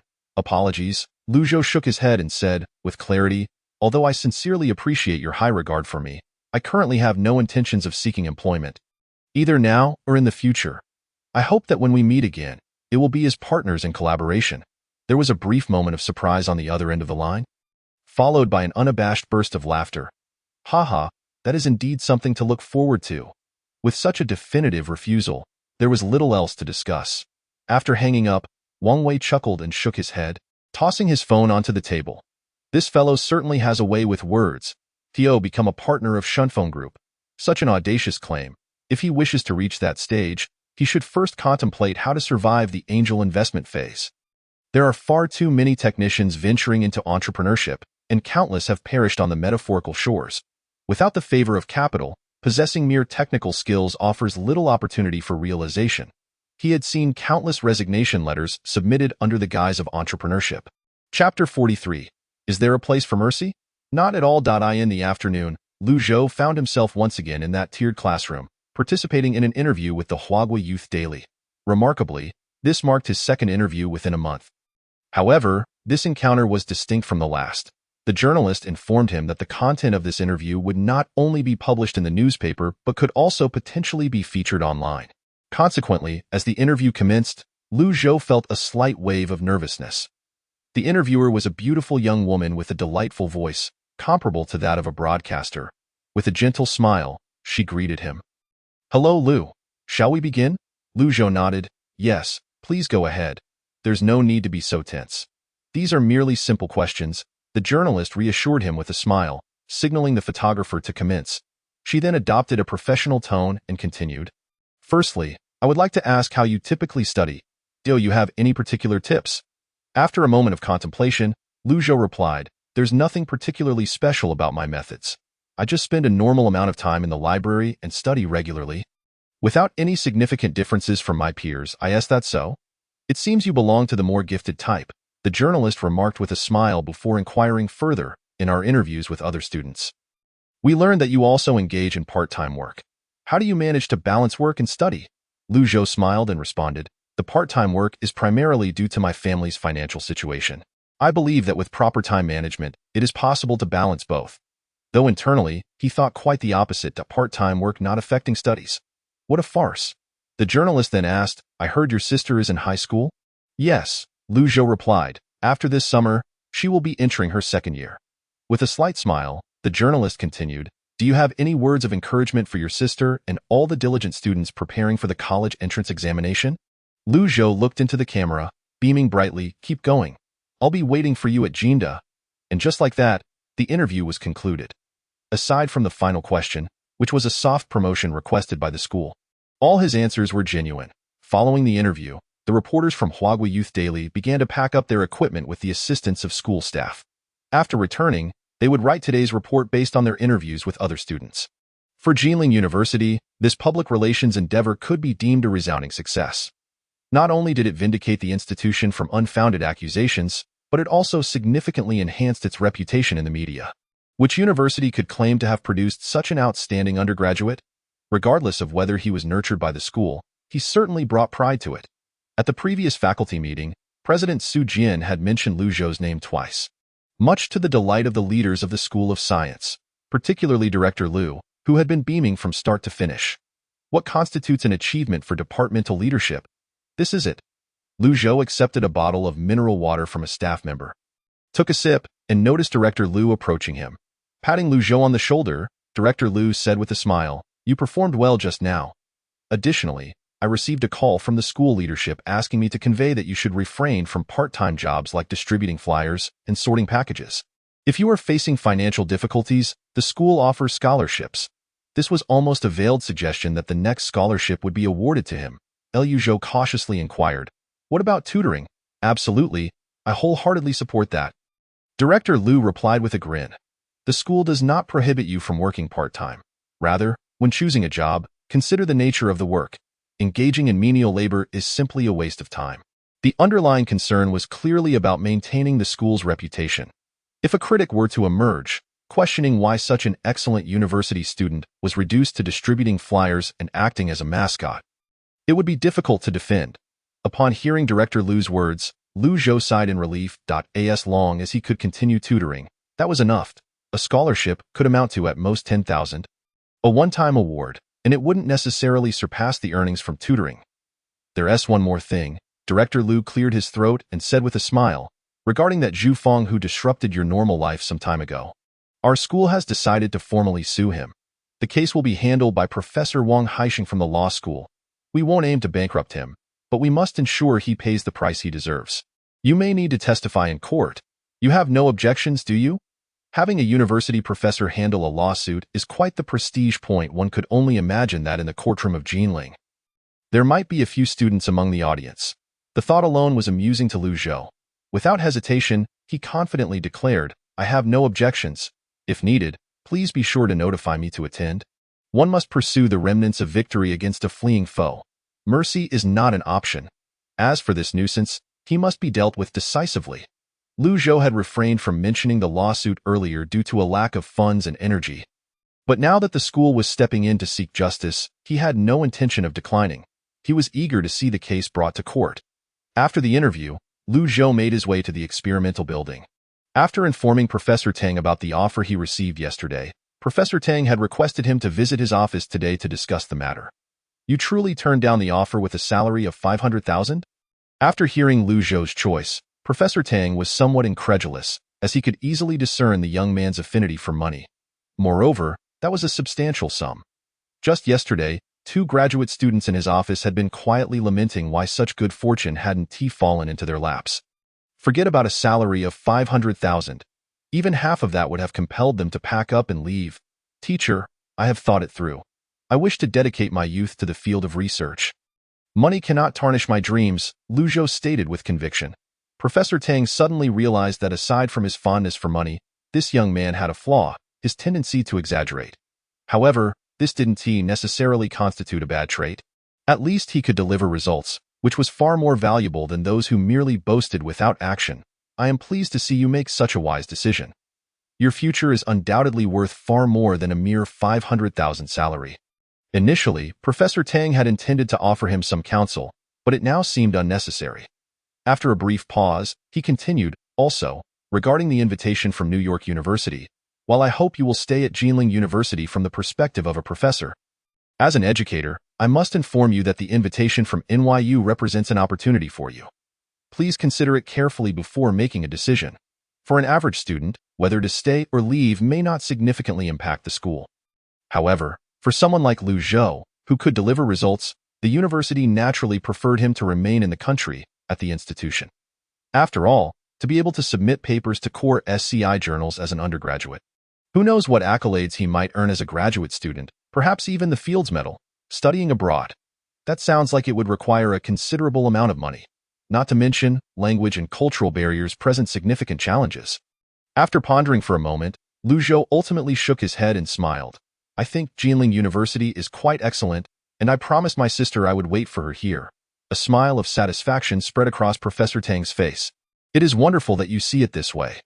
The school leadership asked me to persuade you, but it appears that is no longer necessary. If you remain at Jinda, I cannot guarantee everything. But I can assure you that the scholarships and graduate school recommendations for the next 3 years are secure. Lu Zhou smiled and replied. I truly appreciate that. That is only right. Professor Tang nodded and said with a smile. Well, I have nothing more to say. Remember to write a reply to New York University, then prepare well for your modeling competition. I hope to see your name on the national list. Lu Zhou smiled and nodded. Yes, I will definitely do that. Chapter 44. The grievance of a single dog in the morning. Lu Zhou found himself in the library. Having finally emerged from the storm of public opinion, he continued his study routine as usual. As usual, I encountered Chun Shuejia, who was diligently preparing for the postgraduate entrance examination. While discussing mathematical problems, we happened to touch upon recent events. Upon hearing that Lu Zhou had declined that offer, Chen Yushan's eyes widened in disbelief. You turned down the offer from Shunfeng? That was a 500,000 annual salary. That's not like him at all. Lu Zhou rolled his eyes, replying, Am I supposed to abandon my studies and go work in Shenzhen? That would surely infuriate my father. Oh, I see. Chen Yushan nodded in realization. prodding her chin with a pin. It's better that you don't go. Obtaining a diploma is quite important. Liu Zhou chuckled softly at this moment. He truly found that diploma to be of little significance. However, considering the tasks assigned by the system, it was indeed more convenient to accomplish them within the confines of a school, i.e. the library. One could find any book, access literature from CNKI for free, and consult professors for clarification. Heaven knows what bizarre tasks that wretched system would assign him once he stepped outside the school gates. Until he could elevate his level, it was best to remain where he was. After all, if he were to venture into entrepreneurship, it would certainly be in the high-tech sector. Could there be a better place for research than a school? By the way, Chen Yushan interjected, my aunt asked me to inquire if you were free this evening. Free? What is up? Liu Zhou responded. She wants to treat us to dinner. Dinner? Why? Liu Zhou looked at Chen Yushan. Puzzled that it seemed odd to him that someone would treat them without any apparent reason, of course. If someone insisted on treating, he would certainly not refuse. Chen Yushan laughed. Haven't you been tutoring my cousin? The results of this month's mock exam are out, and her math score was unexpectedly good. My aunt simply wants to express her gratitude to you. And of course, as your referrer, I also played a part. So I must go too, Liu Zhou asked with a smile. What score did she get? 116. I heard she was overjoyed when the scores were released and my aunt was too. I haven't seen her smile like that in ages. Chen Yushan's lips curled into a smile, adding, it seems you have quite the knack for teaching math. High school math is manageable, with a review outline, a collection of mistakes, and the 5 years of college entrance exams. 3 years of simulated tests. With those 3 essentials and a willingness to invest time, one shouldn't score too poorly. As for aiming for high scores, that still depends on talent. Some individuals are inherently sensitive to numbers. There's little you can do about that, and it's difficult to catch up through sheer effort. For instance, there was a prodigy in the class next door during my high school days who could solve a system of quadratic equations without writing anything down. Just a glance was enough for him to see the answer. Every time the math teacher discussed the test paper, he would mention that odd genius. Liu Zhou continued, looking at Han Mingqi. It's evident she possesses some aptitude for the sciences. At least she doesn't make mistakes on topics I've already taught her. I believe that as long as she maintains a proper attitude toward her studies, she won't have much trouble keeping up. Liu Zhou chuckled, adding, perhaps it's because your cousin is about the same age as my sister. At this stage, communication is key. You have a sister? Chen Yushan's eyes brightened. At that moment, a loud cough erupted from the front row. A palpable aura of resentment wafted towards them, prompting both to instinctively fall silent. It was the discontent of a single individual. Chen Yushan stuck out her tongue and, gathering her draft paper, moved back to her seat. It was indeed inappropriate to chat and laugh in the library. Even the faintest sound could disturb others' studies. Liu Zhou, realizing this, sheepishly smiled and resumed his reading. He had spent the previous night fervently poring over the final book on topology, effectively completing the mathematics section of his reading list. The next subject awaiting his conquest was informatics. Among the books listed by the system in the field of informatics, there were only 3.1 pertained to a novel algorithm, while the other 2 mainly covered advanced C knowledge. The only challenge was that to learn advanced programming concepts, mere reading would not suffice. It required the accompaniment of numerous academic papers. Extracting genuinely valuable insights from the vast ocean of computer science literature was no simple task. It was at this moment that Liu Zhou deeply realized how exasperating those academic parasites, who flood journals with trivial content, truly were. In the evening, Liu Zhou gathered his belongings and followed Chen Yushan to the school gate. A white Maserati was parked by the roadside, and a young lady dressed in summer attire stood by the open door. Upon spotting them, Han Mingqi tiptoed and waved enthusiastically in their direction. This was Liu Zhou's first glimpse of Ms. Yang's luxurious vehicle, which genuinely astonished him. In a wonder, she was wealthy enough to run her own company. This single car could very well be worth an entire apartment for an average person. Upon their meeting, Han Mingqi immediately embraced her sister's arm, beaming with delight. Sister, you're finally out. I've been waiting for ages. This young girl seemed to embody the type that was warm toward acquaintances yet quite reserved with strangers. At least, Liu Zhou had never seen her so carefree and unguarded in his presence. Of course, it might also be due to her good performance in the mock exam, coupled with the impending 20-day summer vacation, which had likely made her a bit too proud at this moment. Ms. Yang also stepped out of the car and approached. Upon seeing Liu Zhou, she smiled and nodded slightly. Mr. Liu, thank you for helping Mingqi with her math. You're welcome. It was my duty. Lu Zhou replied with a smile. This was also the first time he had witnessed a genuine smile from Ms. Yang, rather than a mere polite grin. However, the tension between mother and daughter did not seem to have eased much. At least when Han Mingqi spotted her mother, she immediately suppressed her smile and averted her gaze. Unperturbed by her daughter's coolness, Ms. Yang greeted her niece and then cheerfully said, "Let us get in the car." Before turning back to the vehicle, Han Mingqi quickly claimed the back seat, while Chen Yushan and Lu Zhou exchanged glances, silently communicating. "Who is sitting in the front?" Lu Zhou asked. "How about I go?" Chen Yushan suggested. "All right then." Chen Yushan opened the door and settled into the front seat, while Lu Zhou took his place beside Han Mingqi. The car started and glided onto the road. Han Mingqi glanced sideways at Lu Zhou, her lips curling into a smirk as she cleared her throat. "Hey, I have some good news for you." Feeling as though the statement was directed at him, Lu Zhou smiled and inquired, "What good news?" Han Mingqi's eyes twinkled mischievously. I won't tell you just yet. Guess what I scored in math on the mock exam? 116? Fifth. You've spoiled the surprise. That doesn't count. It must have been your sister who told you." Han Mingqi pouted in displeasure, while Chen Yushan in the front seat struggled to suppress her laughter. "If it doesn't count, then it doesn't. We weren't betting money," Lu Zhou said, exasperated. Mingqi, Ms. Yang, who was driving, gently interjected. Han Mingqi continued to sulk, remaining silent. It was evident she still held some trepidation toward her mother. However, one could hardly blame her. Who wouldn't feel apprehensive around a mother who installed dozens of cameras in their home? Due to the mother-daughter dynamic, the atmosphere in the car became oddly stiff. Aside from the occasional exchange of words between Chen Yushan and her aunt, Han Mingqi mostly kept her face turned toward the window, not uttering another word. Suddenly, Ms. Yang, while driving, posed a question. "I heard you decline the offer from Shunfeng Group." Lu Zhou was momentarily taken aback, then chuckled. "Yes, how did you find out?" Ms. Yang asked, "Are you planning to start a business?" Lu Zhou replied, "I do have such intentions, but for now, my studies take precedence." Ms. Yang nodded, continuing, "If you have any promising ideas and need funding, feel free to give me a call.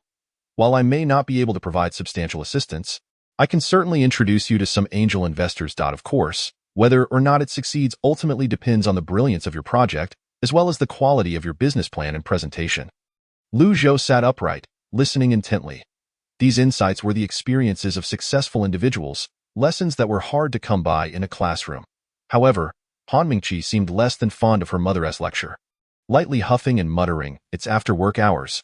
Can't we leave the business talk for another time?" Her words caught Ms. Yang off guard. Within the car, silence fell once more. Chapter 45. A disquieting reflection. The car came to a halt.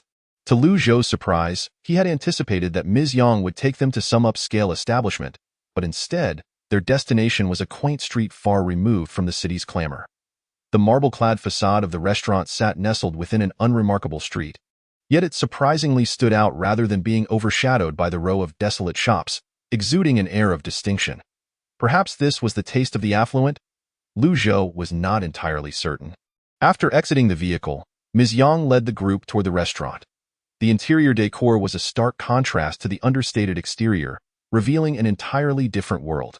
Under the marble statue at the entrance, a gentle stream flowed, harmonizing with various potted plants and Western-style landscaping, creating a stunning blend of Eastern and Western aesthetics. Lu Zhou is now certain that opening such a stylish Western restaurant in such a narrow alley must either mean the owner is exceptionally wealthy or has an abundance of money with nowhere else to spend it. "For people. This way, please."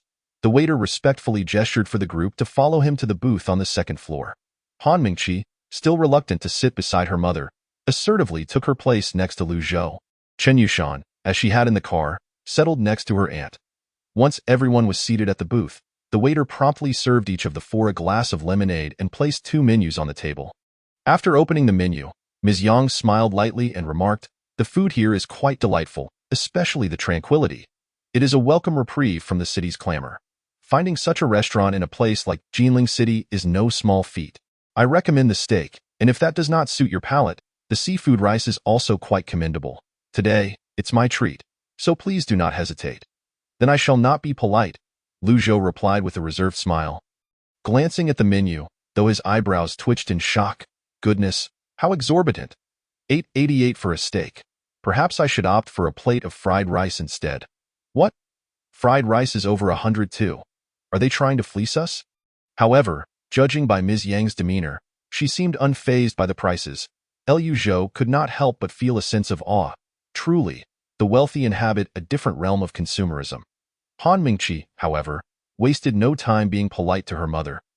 Snatching the menu from Liu Zhou's hands and quickly flipping through it, exclaiming, "I want a filet mignon with applewood, and this ice cream." Chen Yushan, too, ordered without hesitation. When it was Liu Zhou's turn, he pondered for a moment before finally settling on the Spanish seafood rice. Firstly, he had never tasted it before and did not wish to dawdle. Secondly, he found using a knife and fork overly pretentious.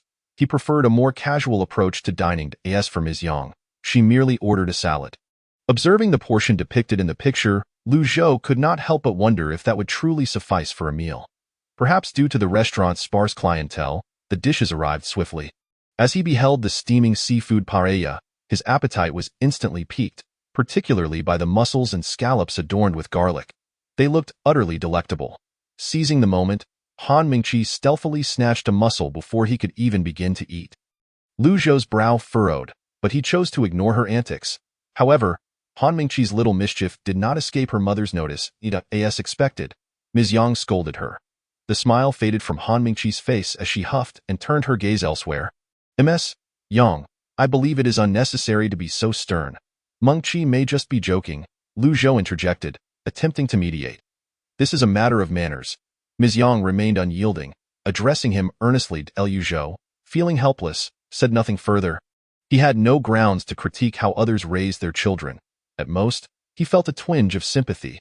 After dinner commenced, the atmosphere grew somewhat subdued. Sensing the tension between mother and daughter, Liu Zhou and Chen Yushan exchanged glances. Both perceiving the mutual frustration. "I'm sorry. I did not anticipate it would turn out this way," Chen Yushan murmured. "It's all right. I had foreseen it to some extent," Liu Zhou replied. Suddenly, Liu Zhou realized he seemed to have acquired an impressive new skill, communicating solely through eye contact. What was this? A tacit understanding forged from days of playing charades in the library? Or perhaps it was something else. To confirm this, Liu Zhou turned his gaze to Han Mingqi. This seems ineffective. Feeling somewhat uncomfortable under his scrutiny, Han Mingqi's face flushed as she glared back. "What are you looking at?" Nothing. Just thought you looked like you were enjoying your meal." Liu Zhou quickly averted his gaze, offering a hasty excuse. Fortunately, at that moment, Ms. Yang rose to take a call, oblivious to their exchange. Otherwise, it would have felt rather awkward under the watchful eye of that stern woman. In any case, Han Mingqi surprisingly accepted Liu Zhou's explanation, tossing a small piece of steak into her mouth as she chewed, mumbling, "Well, it's all right. Just not as good as what you make." Flattered, Liu Zhou smiled modestly. "Even with your compliments, it does me no favors. I never speak falsehoods. If you don't believe me, there's little I can do." Han Mingqi rolled her eyes. "You can cook?" Chen Yushan glanced at Liu Zhou, surprised. "I wouldn't have guessed." "Of course. The dishes I prepare are quite delectable. Especially that one. What's it called? Mapo tofu. It's absolutely scrumptious." Before Liu Zhou could respond, Han Mingqi eagerly interjected, her expression almost boastful. The mention of something so spicy made Chen Yushan shrink back, recalling how Liu Zhou had taken her out for spicy hot pot, leaving her with lingering trauma. Just then, Ms. Yang returned to the booth, accompanied by a rather refined-looking man. "Mingqi, aren't you going to greet your uncle?" The man smiled. "Hello, uncle. Goodbye, uncle." Han Mingqi replied nonchalantly, not even bothering to look up. "Child," Ms. Yang sighed, glancing apologetically at the man. "I'm sorry. Mingqi is like this with everyone. It's quite all right." The man chuckled awkwardly, nodding at Chen Yushan before turning his attention to Liu Zhou, his eyes lighting up. "You must be Liu Zhou?" Liu Zhou was taken aback. He had no idea he had become so well known. After all, even in the campus, few could recognize him. Although puzzled about how he knew his name, Liu Zhou instinctively stood and politely shook the man's hand. "Hello. May I ask who you are?" "I am the manager of this restaurant and a friend of Ms. Yang," the man replied with a smile, shaking Liu Zhou's hand before releasing it. Not bad for a young man. Even turned down an offer from Mr. Wang. Just busy with studies, feeling overwhelmed, Liu Zhou humbly declined, secretly critiquing the situation. It's just a matter of rejecting an offer. "How many have there been now?" "I am Du Haifeng. Let's get acquainted. We can chat more when there's an opportunity," he said, handing Liu Zhou a business card with a smile. Please continue your meal. I won't intrude any longer. Perhaps due to Han Mingqi's aloofness making him feel somewhat awkward, or perhaps he had other matters to attend to, he indeed did not linger, turning to leave. Back at the booth, Lu Zhou examined the business card. A shareholder at Haifeng Capital? Best to keep this card for now. Having an extra contact can never be a disadvantage. Should he ever venture into entrepreneurship? Such connections would prove invaluable. Noticing Lu Zhou accept the man's card, Han Mingqi appeared somewhat displeased. Sensing this change in her expression, Lu Zhou's mind began to race with speculation. Could it be that Mr. Du shares a special bond with Ms. Yang? They were both adults, one a resilient woman facing familial misfortune yet still retaining her charm, the other an accomplished gentleman. It would not be entirely surprising if a plot akin to those found in domestic dramas were to unfold. It was challenging to assess. Matters of the heart, once intertwined with family, become inherently complex. Lu Zhou did not wish to intrude upon others' lives. He was quite firm on that point. Han Mingqi shot a glance at her mother and, lowering her voice, leaned closer to Lu Zhou, whispering, "That guy is not a good person. You must be cautious around him." Understood. Due to the misunderstanding born from her concern, Lu Zhou gazed at her with a caring expression, perhaps even tinged with a hint of sympathy. Although he refrained from suggesting a stepfather, it was clear that children often resist when their parents consider remarriage. Perceiving that Lu Zhou did not take her words seriously, Han Mingqi grew anxious and insisted, "I'm serious." Lu Zhou responded, puzzled, "I'm not disbelieving you." "You?" Biting her lip, as if resolved to divulge more, Han Mingqi's gaze darted around before she leaned in closer, lowering her voice further. "I saw it. That Uncle Du. He likes me and Lu Zhou?" The last statement was utterly shocking. Connecting it to the earlier remark, not bad for a young man, Lu Zhou was nearly driven to toss the business card out of his pocket in alarm. Chapter 46. Nighttime Python coding. After dinner, Ms. Yang drove Lu Zhou and Chen Yushan back to the school. Before parting, Han Mingqi reluctantly said goodbye. Starting tomorrow, her summer vacation would commence. According to Ms. Yang, she would be heading to Shanghai to stay with her father until the end of the month. During this period, attending supplementary classes would be impossible. The next session would have to wait until September. As they walked along the tree-lined path to the dormitory, Chen Yushan turned to Lu Zhou and asked, "I plan to go back to the dorm to study vocabulary. What about you?" Lu Zhou pondered for a moment before replying, "I think I'll spend some time in the library." Chen Yushan remarked, "You, a freshman, are working so hard. It really puts pressure on the upperclassmen." Lu Zhou chuckled, humbly replying, "It's not that I'm particularly diligent. I'm not the only one staying on campus. There's another in my dorm." Chen Yushan gazed skyward, letting out a sigh. Have the novices of today become so peculiar? The two parted ways near the dormitory building. Lu Zhou first made a trip to the library to tidy up his desk before heading to an empty classroom in Building A. He flicked on the lights and found a seat, emptying the contents of his backpack onto the table. Glancing at the clock hanging at the front of the classroom, he noted that it was precisely 8 o'clock. Taking the focus capsules now would guarantee a 5-hour efficacy, which would wear off around 1 o'clock. According to previous tests, he could maintain an optimal state until approximately 5 in the morning. He would wake up around noon, just in time for lunch at the cafeteria, before making another trip to the school's computer lab. Twisting open a bottle of mineral water, Lu Zhou took a deep breath, extracted a capsule from the vial, tossed it into his mouth, and swallowed it down with a gulp of water. The sensation, akin to ants crawling across his scalp, once again made its way from the back of his head to his brow, causing everything in his field of vision to become extraordinarily cleared. It felt as though he had activated a cheat code. No, he was already operating on one. Wasting not a single moment, Lu Zhou swiftly retrieved the introduction to Python programming from the table, skipping past the table of contents and diving straight into the first page, scanning the text line by line. There's a joke that goes, the best way to incite a brawl among a group of frail programmers is to shout. Which programming language reigns supreme? They would likely splinter into factions of C, Java, Python, and a host of others, engaging in a fierce battle until only one remained standing. Thus, debating the superiority of programming languages is futile. There is only the most suitable language for a task, not a universally best one. A proficient programmer cannot limit themselves to a single language, much like a general who cannot solely command infantry but must also adeptly manage cavalry and archers providing long-range support. As for tanks, artillery, and aircraft, Perhaps they exist within the system's database, but he currently has no access to them.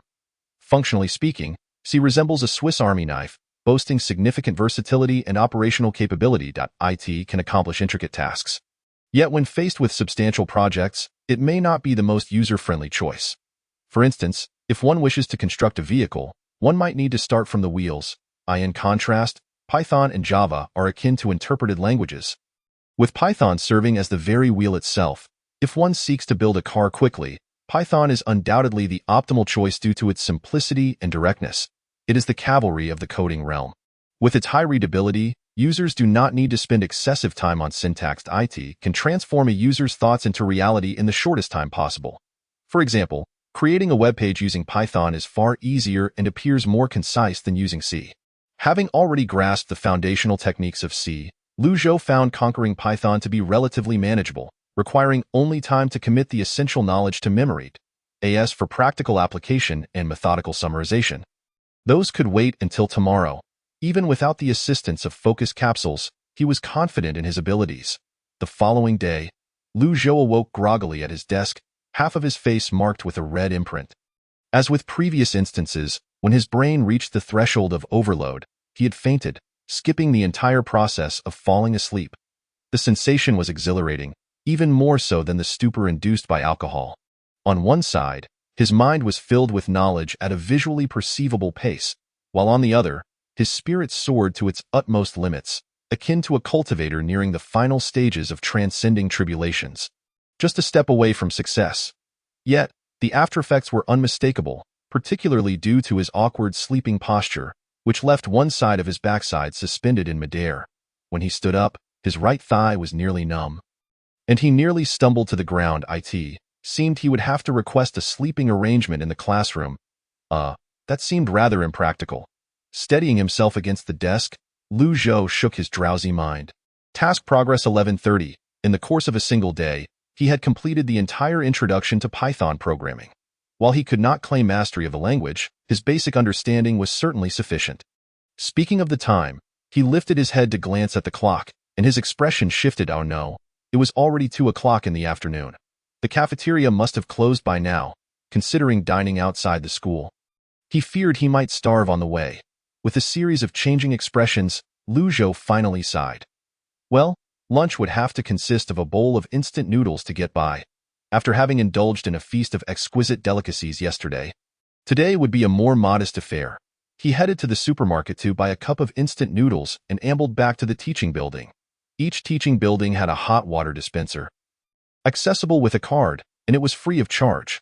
The only downside was that the flow of water varied from fast to slow, making it easy to scald one's hand.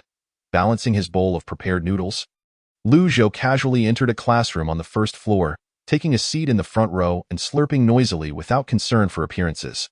After consuming a bowl of noodles, he finally had something in his stomach.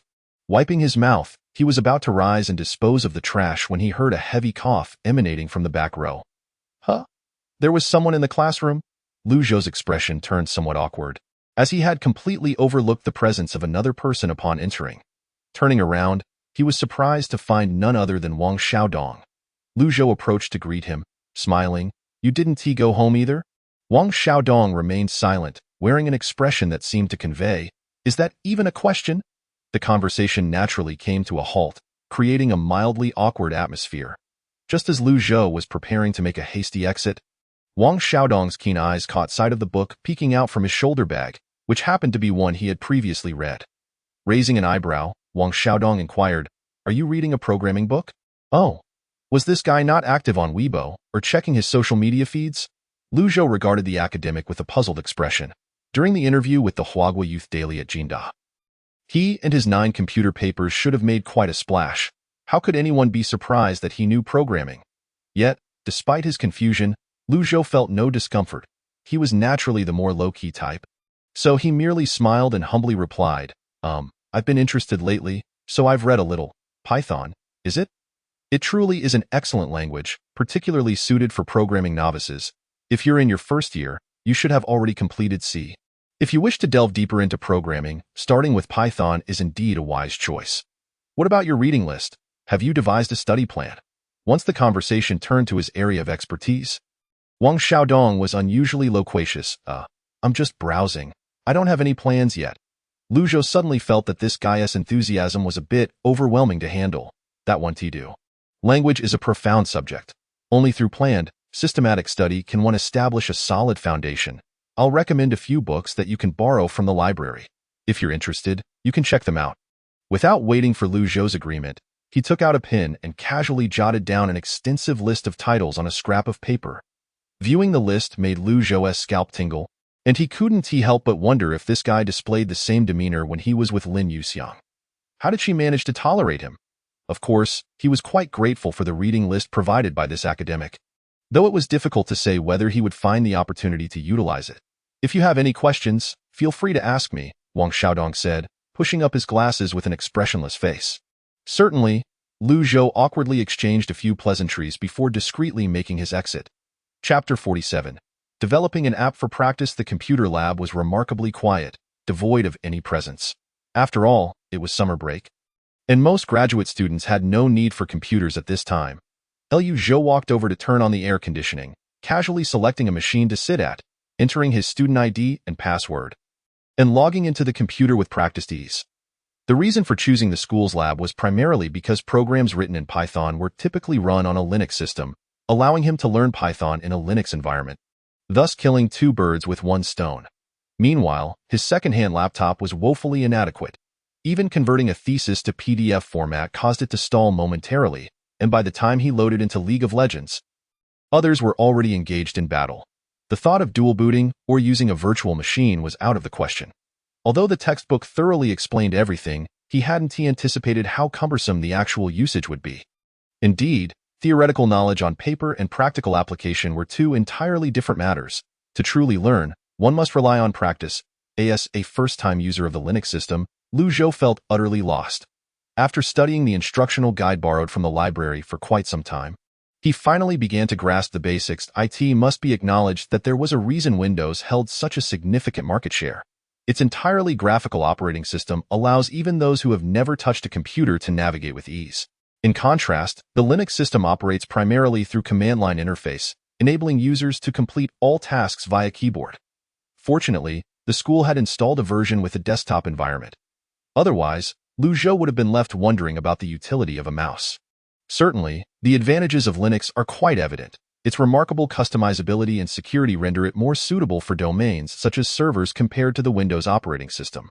Moreover, once one becomes adept at command-line operations, the efficiency achieved can surpass that of Windows by several magnitudes.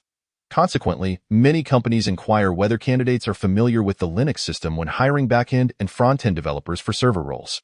Having grasped the fundamental operations of the Linux system, Lu Zhou opened the Python software, perused a book, and sat contemplatively before his computer. One of the applications of Python is the creation of web crawlers.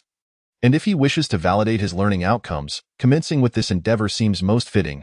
But what kind of crawlers should he create? Should he scrape blog posts from Weibo? Or perhaps threads from Tieba? Such tasks seem rather mundane. The crux lies in the fact that the data collected would be of little use, and with an abundance, there would be no space to store it all. Suddenly, an idea sparked in his mind as he recalled the arduous ticket-buying experiences each time he returned home. It was not due to his computer lagging, but rather the utterly inhumane UI design of the Railway Ministry's official website.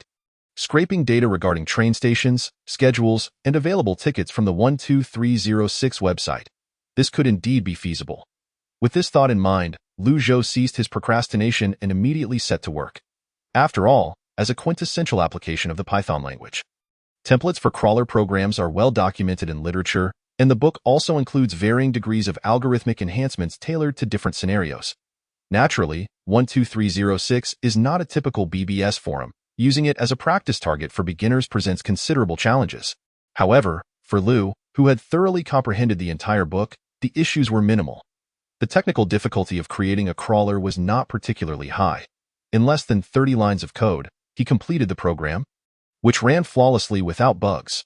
Next came the data scraping. After copying the website's URL into the code, Lu Zhou opted to execute it, generating a table and importing the data into a pre-established folder. The computer's fans began to whir, and it became sluggish as lines of code flashed across the black terminal, swiftly organized into a table. Observing the continuously filling folder, Lu Zhou leaned back in his chair, marveling at how convenient the Python language truly was. It was no wonder so many experts recommended it. Watching the lines of data scroll by, Lu Zhou experienced a fleeting illusion of indulging in hacker-like activities. However, it was merely an illusion, for this endeavor bore no resemblance to hacking techniques. Scraping publicly available information from servers is not illegal. At worst, it may raise suspicions of consuming other server resources, incurring the ire of many webmasters. As a result, many parsimonious websites implement anti-scraping measures. Those with advanced technology either prevent any data from being scraped or yield nothing but gibberish, while those with simpler methods may directly lock your IP after monitoring access frequency. However, the 12,306 website is evidently not that petty. One must consider that a monopolistic giant indifferent to user experience would hardly care about a trivial amount of server resources, as long as you do not crash their servers. Who cares? Gazing at the accumulating train data in his folder, Lu Zhou's mind whirred with possibilities. Should he create a ticket booking website? That seemed somewhat redundant. Suddenly, a thought struck him. What if he developed an online ticket booking app? This spontaneous idea took root in his mind uncontrollably. Although numerous third-party ticket booking apps exist, there is no official app that stands out. If he could create something unique and sell it to interested operators, he might even earn a bit of pocket money. The moment monetary gain entered the equation, Lu Zhou's mind became fervently engaged, contemplating the potential, on a technical level. Independently developing an app from front to back poses substantial challenges. Far more intricate than writing a simple crawler program, yet it is not insurmountable. Moreover, any algorithmic challenges could be addressed through the system, and the process of consuming points to seek information itself constitutes a valuable learning experience. Once he completes the reward task and unlocks the AI Level 0 branch of technology, those precious experiences will surely prove beneficial. However, purchasing and maintaining a server would likely incur significant costs, and the electricity and maintenance expenses for operating a server could amount to a hefty sum. With barely 10,000 yuan in his account, even generating a small flame of expenditure seems daunting. Gritting his teeth, Lu Zhou resolved to overcome these obstacles. Having already relinquished a 500,000 yuan annual salary, what else was beyond his reach? Even if he were to fail, it could merely serve as practice for his coursework. Thus, Lu Zhou closed the program, postponing any immediate coding alterations. Instead, he opened a Word document, akin to drafting an outline for a thesis, and began to design the development process for the app. Real-time data scraping for train ticket inquiries necessitates high server performance, and the code must be as concise as possible. The interface may be simple, but the information must be accurate and comprehensive. This can be modeled after mainstream third-party ticket booking apps, albeit with a necessity for innovation. At this juncture, Lu Zhou's fingers gently grazed the keyboard, contemplating deeply before resuming to type. First, there is the automatic ticket grabbing feature. This should not be considered innovative, as browsers like Cheetah and 360 have long incorporated this functionality.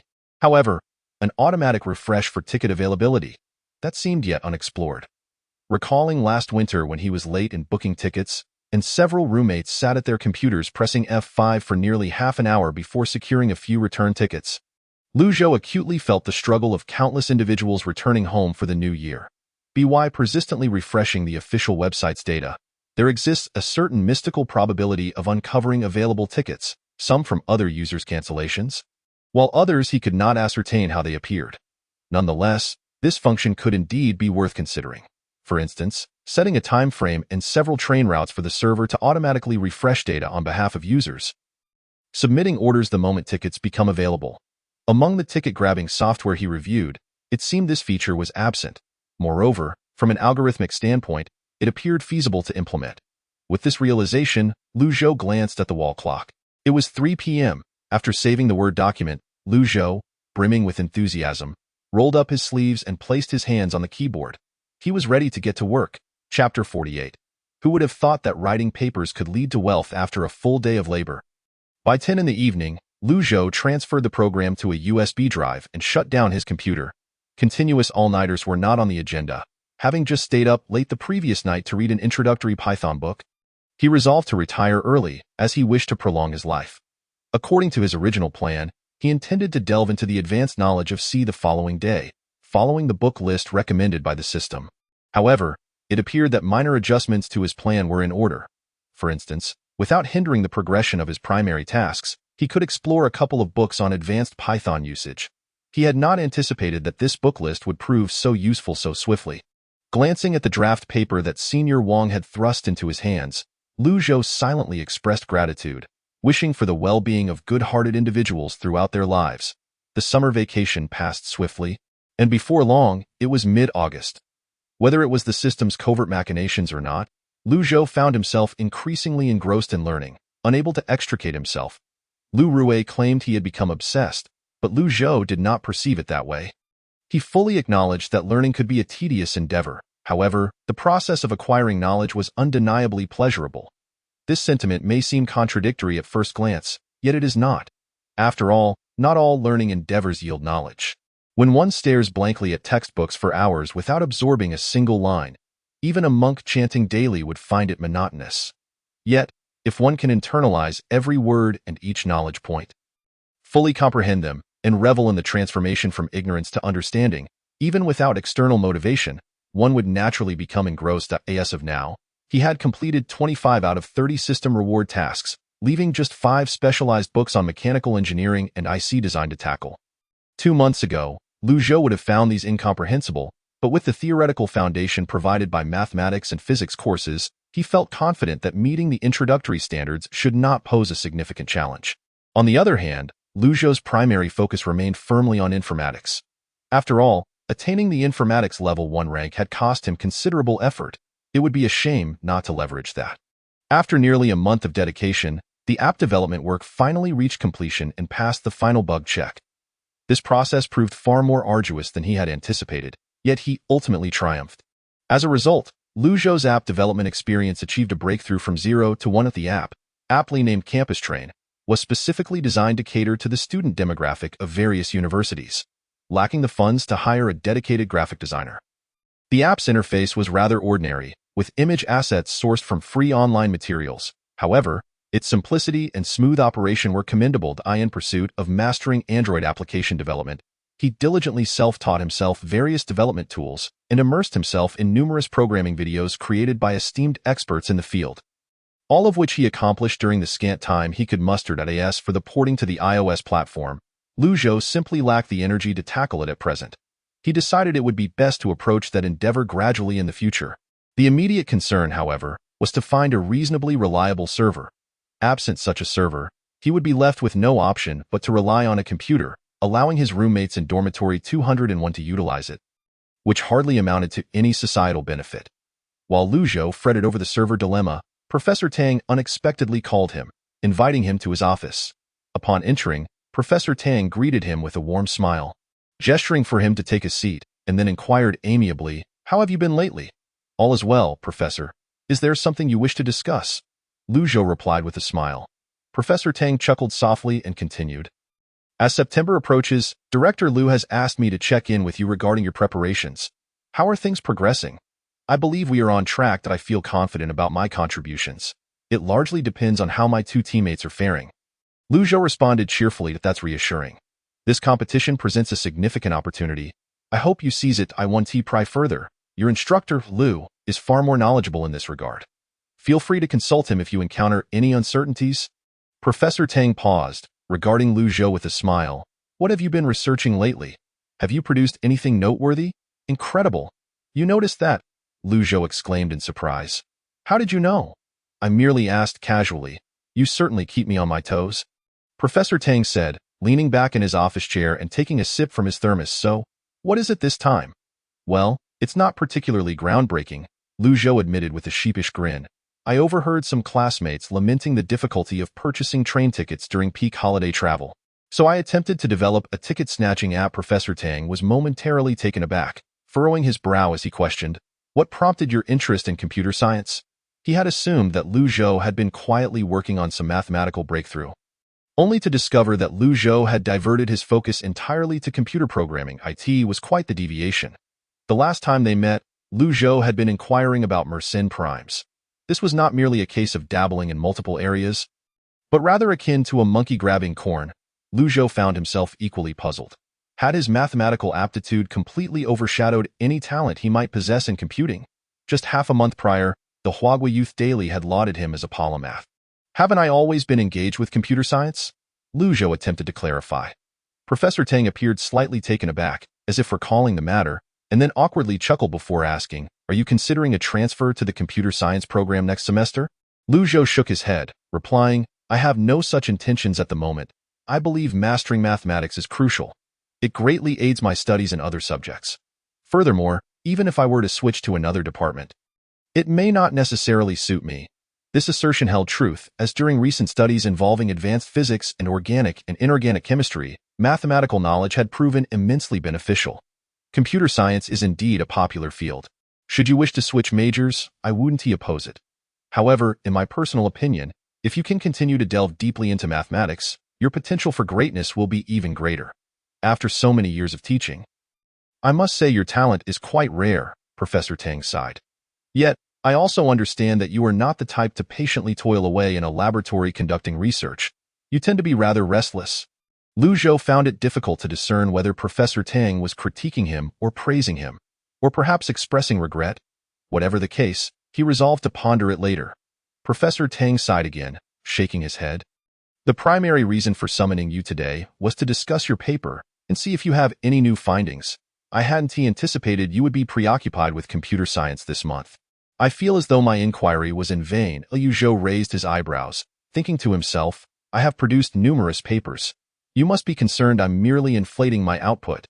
If I haven't written anything in a month, it's likely you'll complain that I'm not attending to my responsibilities." Naturally, while such thoughts crossed his mind, he refrained from voicing them. Clearing his throat, he smiled and said, "Professor, mathematics is easily mastered. I assure you I am doing my utmost." Professor Tang waved his hand dismissively, not contesting the statement, and placed his thermos on the desk. "Very well, let us leave it at that. Please provide me with your bank account number, and you can head back." "Bank account number?" Lu Zhou was taken aback. Noticing the astonishment on his student's face, Professor Tang squinted slightly and chuckled. "What's the matter? You seem quite surprised. Haven't you heard about this?" What matter?" Lu Zhou's brows knitted together, a sense of foreboding creeping in. A few days prior, the school had convened a meeting, announcing its intent to vigorously support individual research endeavors, encouraging students to innovate. They instructed everyone to tally the number of SCI papers published by their respective departments in the previous academic year. At this point, Professor Tang paused for a moment, then continued with a smile. "In simple terms, they're dispersing funds." "How will the funds be distributed?" Lu Zhou inquired. "According to the impact factor of the journals in which the SCI papers are published. I can't recall the specifics, but the amount is no less than 5,000. 5,000? Lu Zhou gasped, his expression turning serious. "Professor, I suddenly have several brilliant ideas. Is it too late to submit my SCI papers?" "Get lost with that nonsense." Professor Tang laughed heartily. "It's too late." For reasons unknown, observing Lu Zhou's dismay brought an inexplicable sense of satisfaction to Professor Tang. An indescribable delight. Chapter 49. What a loss! What a loss! Logging onto the school's official website, Lu Zhou was struck by the recently updated announcement, reflecting on the unexpected turn of events. Who would have imagined that writing papers could lead to wealth? All it took was a meeting held by the administration. The official announcement regarding the reward system read as follows. Reward amount, if 1, 5,000 yuan. The if is quite straightforward, representing the impact factor of the journal. For instance, the impact factor of communications in theoretical and applied mathematics is 3.130. Thus, for his 2 published papers in that journal, the school would grant him a total of 41,300 yuan in rewards. Furthermore, according to Professor Tang, this bonus would be disbursed as a research grant, which, per the personal income tax law, would be exempt from taxation. As for the other 9 papers, while they were also published in SCI journals and had impact factors, unfortunately, they fell outside the reward criteria. Upon reaching this point, Lu Zhou felt a pang of regret. Judging by the evaluation from the president of a publicly listed company, these 9 papers undoubtedly held value. Yet, in pursuit of a meager 150 yuan in manuscript fees, he had inadvertently trapped himself. Regret was futile now. However, upon further reflection, it was difficult to determine whether he had truly lost or gained.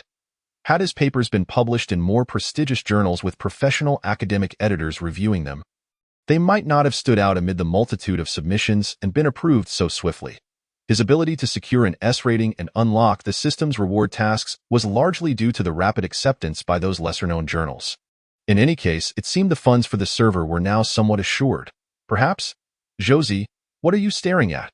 Seeing Lu Zhou unusually absent from the library, instead staring blankly at his computer screen in the dormitory, Lu Rue approached curiously.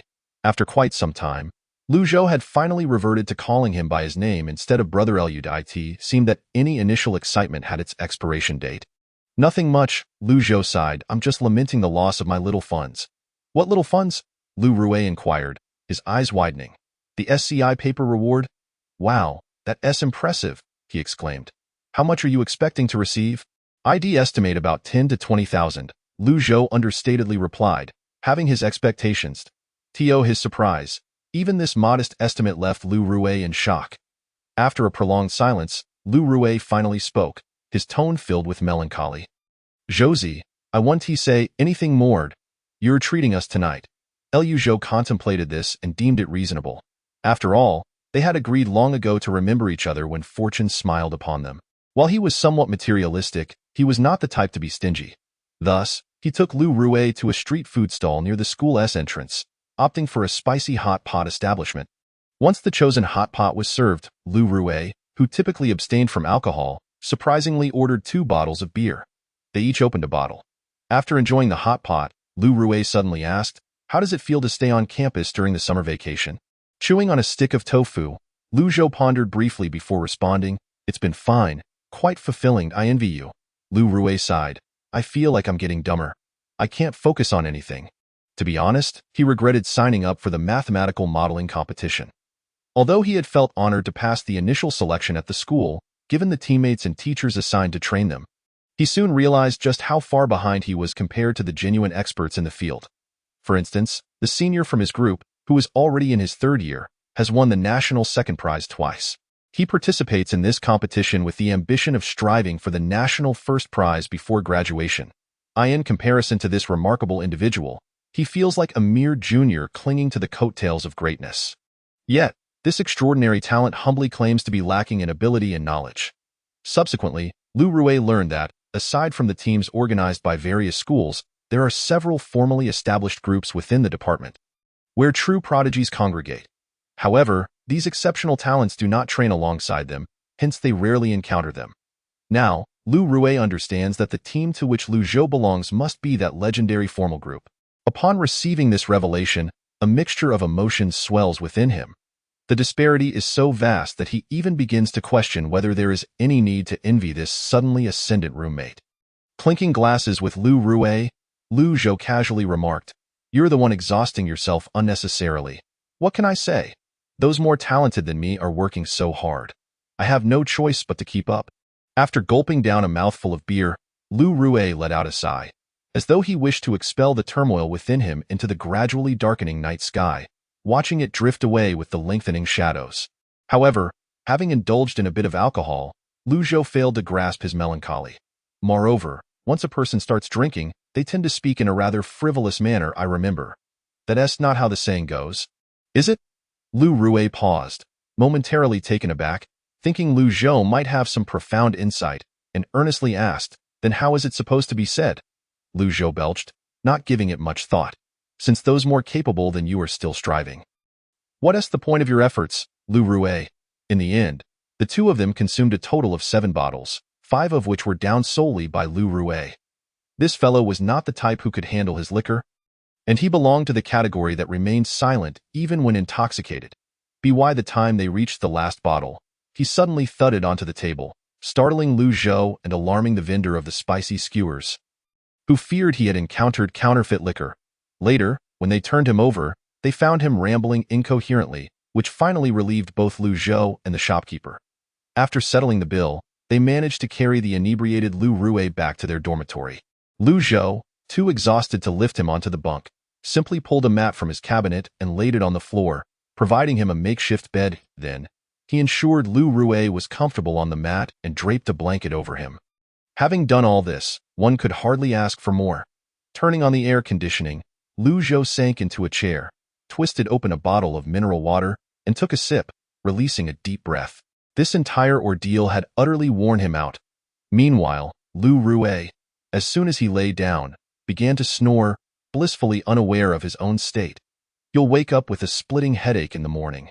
Lu Zhou shook his head, opened his laptop, logged onto an online shopping site, and began searching for suitable servers. According to Lao Tang, the school's finance department would transfer the funds to his account by tomorrow at the latest. If he could finalize his selection today, he could place the order as soon as the money arrived. If possible, he aimed to purchase a server of better quality. IT was not solely for the ticketing app he intended to develop, but also in preparation for unlocking the reward for the Artificial Intelligence Level 0 task. What would happen if he upgraded artificial intelligence from level 0 to level 1 using points? This would be the first branch of technology he unlocked after obtaining the system, and Lu Zhou's heart brimmed with anticipation. However, upon glancing at the server prices, his expression darkened. Dell? A 2U rack-mounted chassis, 56 cores, 112 threads, 256 GB of memory, equipped with 12 8TB hard drives, 270,000, forget it.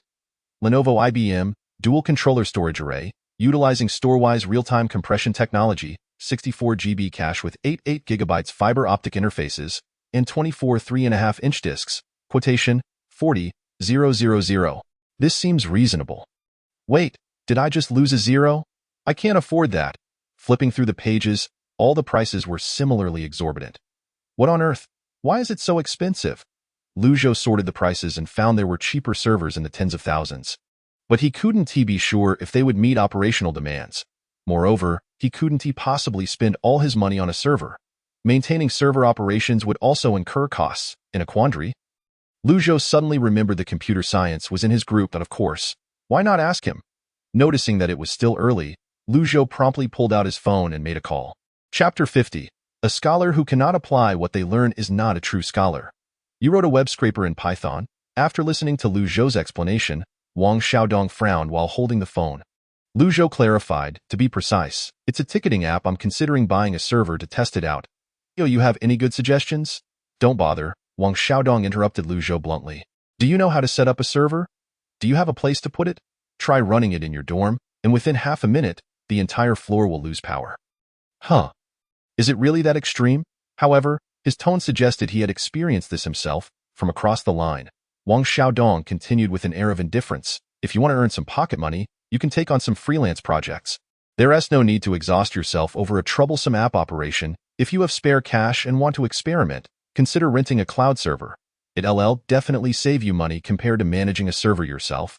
You won't have to worry about electricity costs, internet fees, noise, or cooling.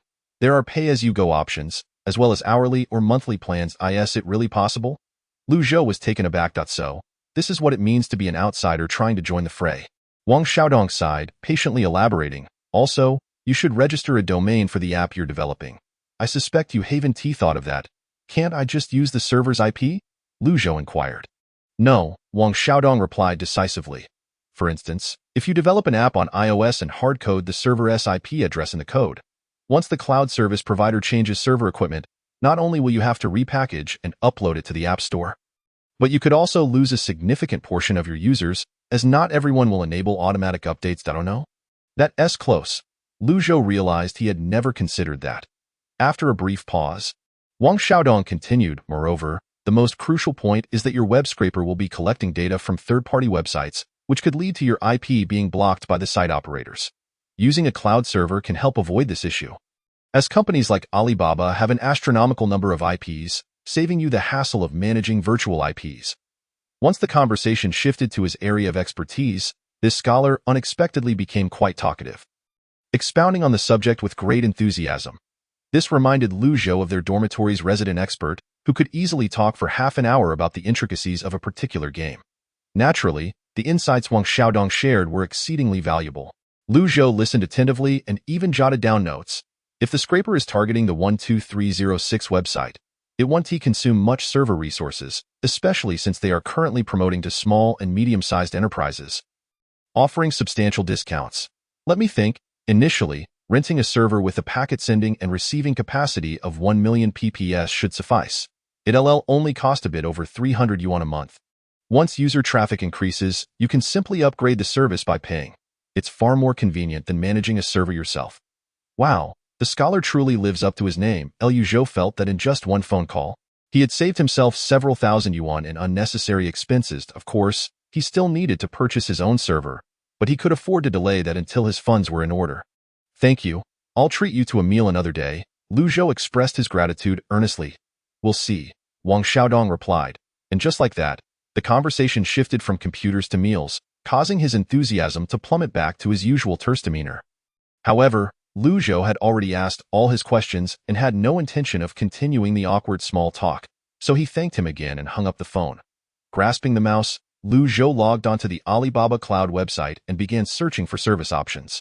Just as Wang Xiaodong had mentioned, Alibaba Cloud was indeed running promotions, offering considerable discounts on servers.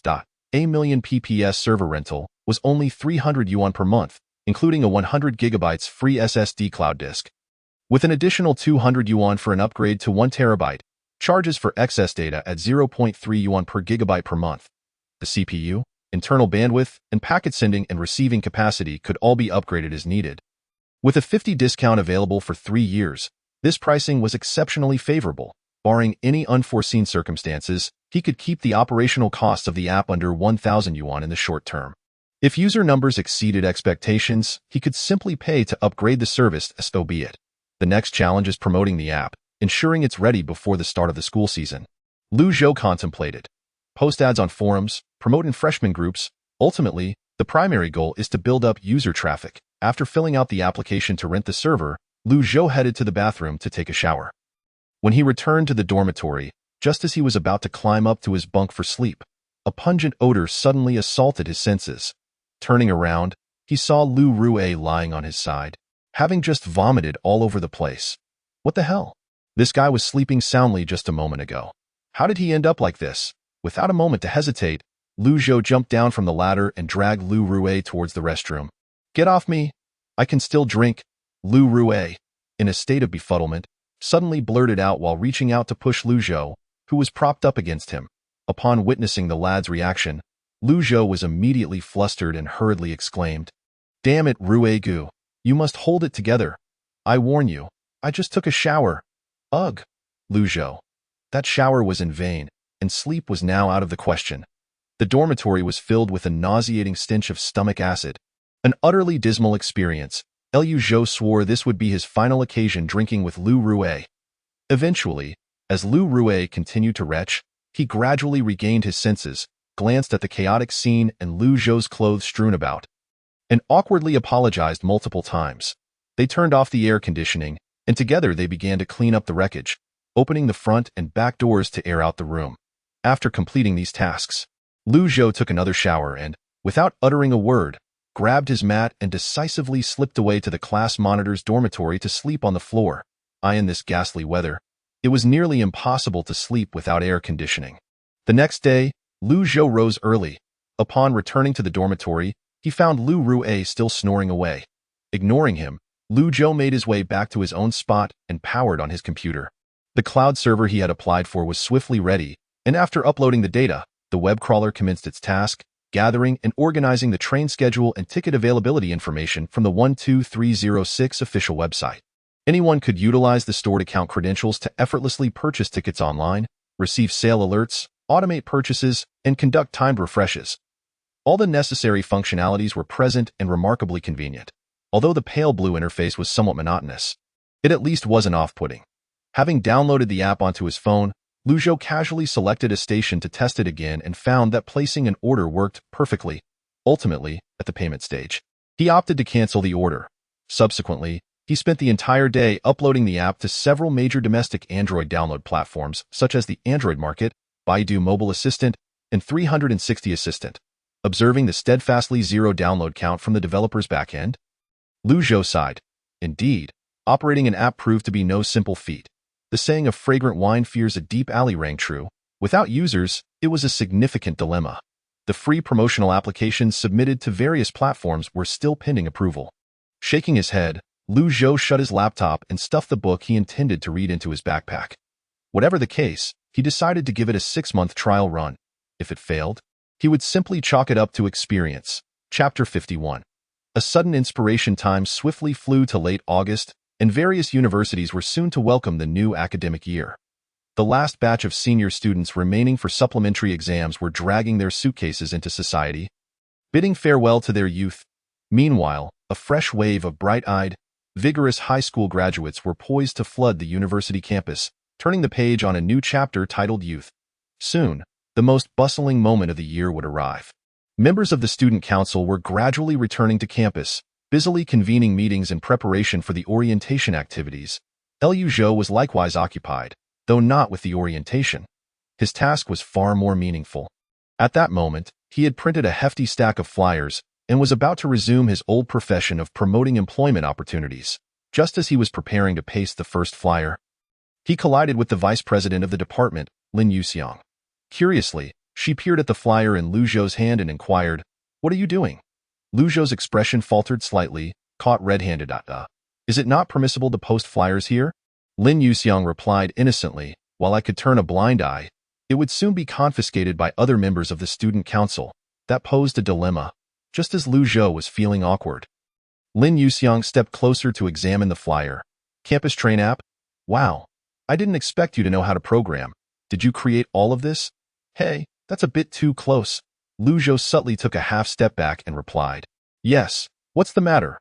Why not promote it on our school's forum? Students who are already on campus wouldn't need to download an app to buy tickets, would they?" Lin Yuxiang queried. "Dio, you think I don't want to?" Liu Zhou lamented. "I was muted for advertising." Lin Yuxiang's eyes brightened, and she knocked her right fist against her left palm. "See. Leave it to me." Liu Zhou was momentarily taken aback. "Leave it to you?" With a flick of her hair, Lin Yuxiang smiled and nodded. "Yes. Our school's forum is managed by the student council, and the forum administrator happens to be our department head. I can just give them a heads up.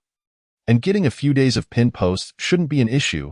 By the way, send me the QR code or the APK file link later. I noticed many freshmen were asking about transportation issues on the forum the other day." At this moment, Liu Zhou was genuinely astonished. "Really?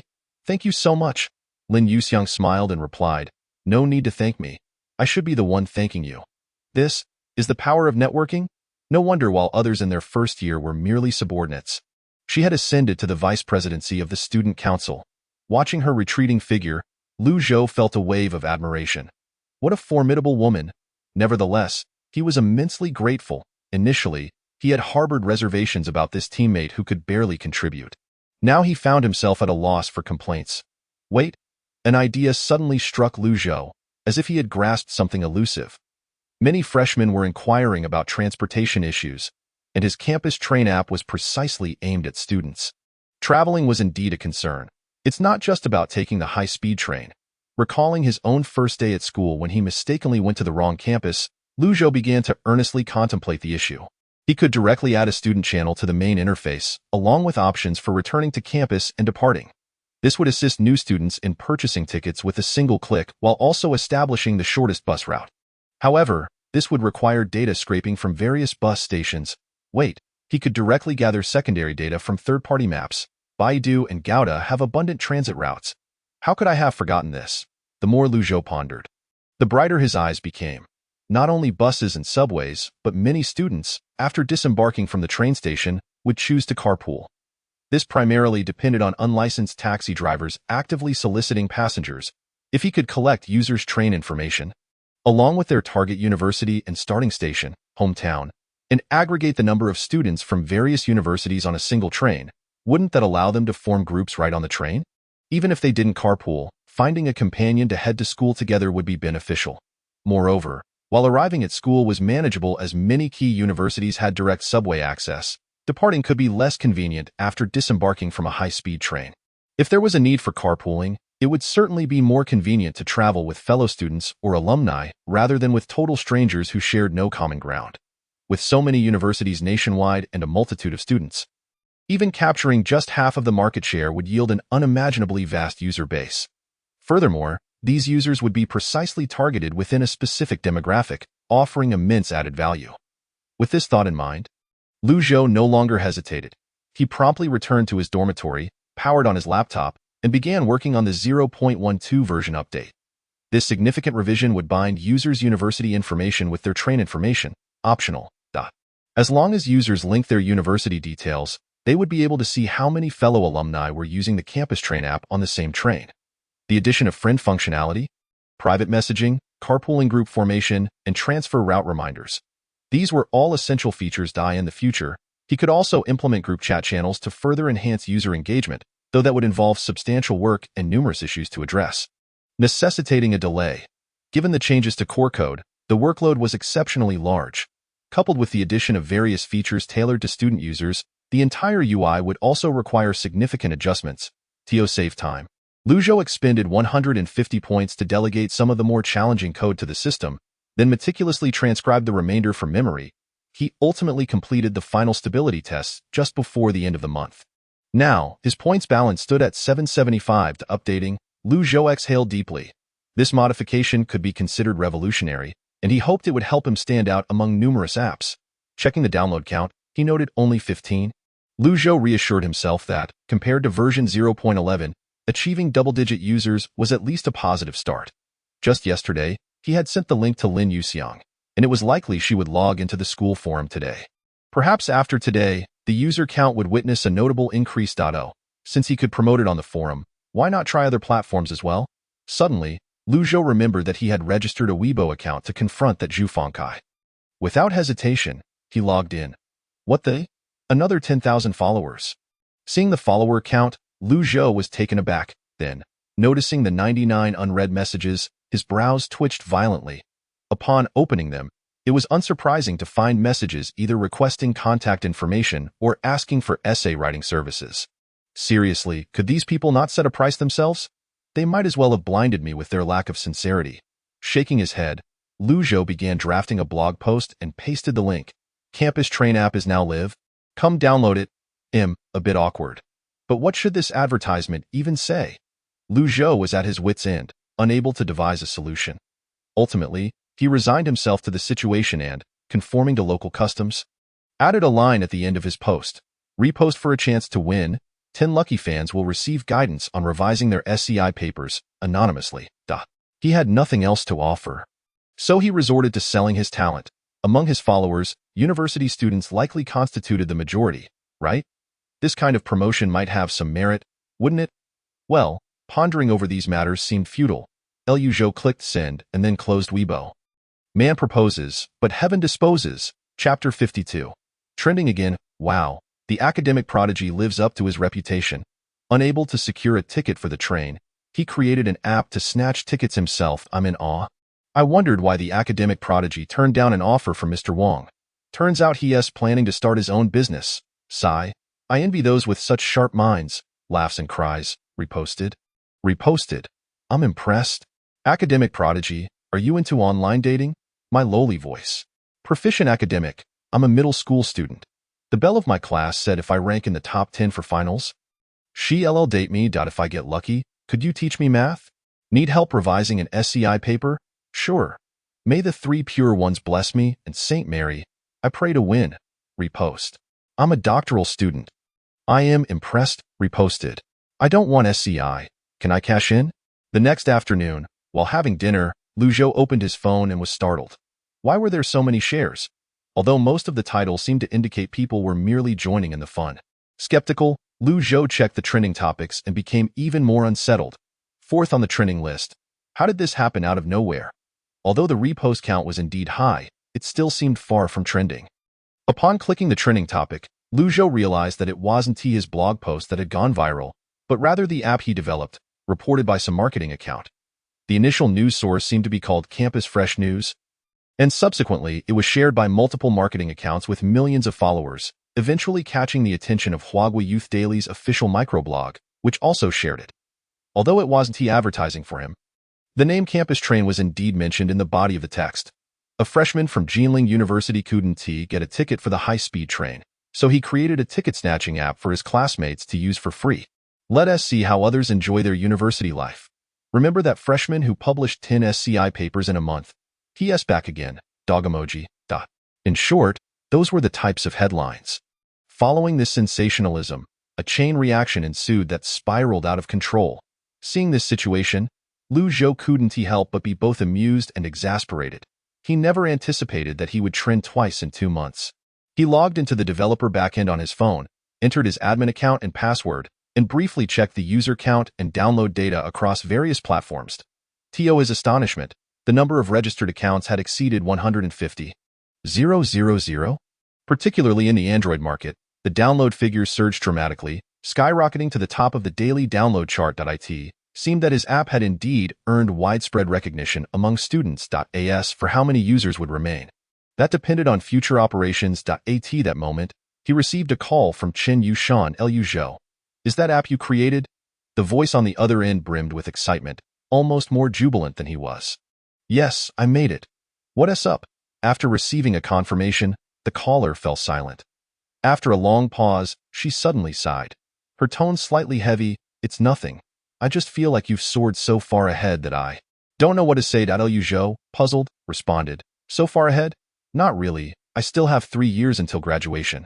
That's true, Chen Yushan chuckled, changing the subject. By the way, my cousin has returned from Shanghai, and my aunt wanted me to ask if you have time for a part-time job next semester?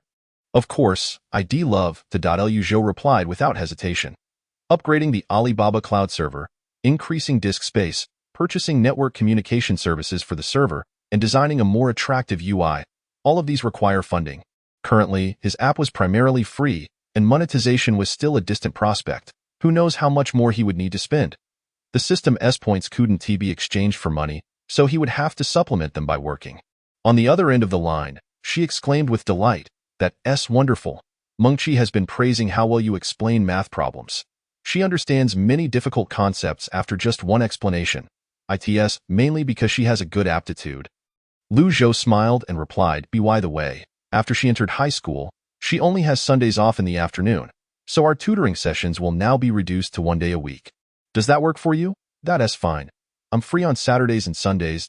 We can go by what's convenient for her." In the office of the department head, Zhang Zhongjia pushed the door open and entered. Smiling as he greeted, "Director Liu, your department has produced a remarkable talent." Director Liu remained silent, paused in his writing, took off his glasses, and sighed. "What is it?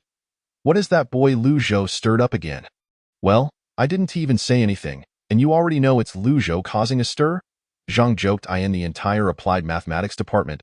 Who else can stir things up like he does?" "You seem dissatisfied?" Zhang settled into the sofa, chuckling. "How about this? Let us transfer your Lu Zhou to our computer science department. I have quite the admiration for that lad." Director Liu leaned back in his office chair and shot him a sidelong glance, bluntly replying, "Don't even think about it. Just kidding." Although the mathematics department at Jinling University surpasses countless 211 and 985 institutions in a horizontal comparison, it ranks at the bottom among the top 10 universities in the nation, not as formidable as the physics department. Now that we finally produced such a talent in our applied mathematics department, I, Lu Fongping, am not foolish enough to let him go easily. I'll do whatever it takes to keep him. Look at you getting all worked up. I'm just making a joke. Transferring departments depends on his own wishes, right? Zhang chuckled. Now, on to serious matters. Have you checked Weibo recently? Weibo? Director Liu furrowed his brow.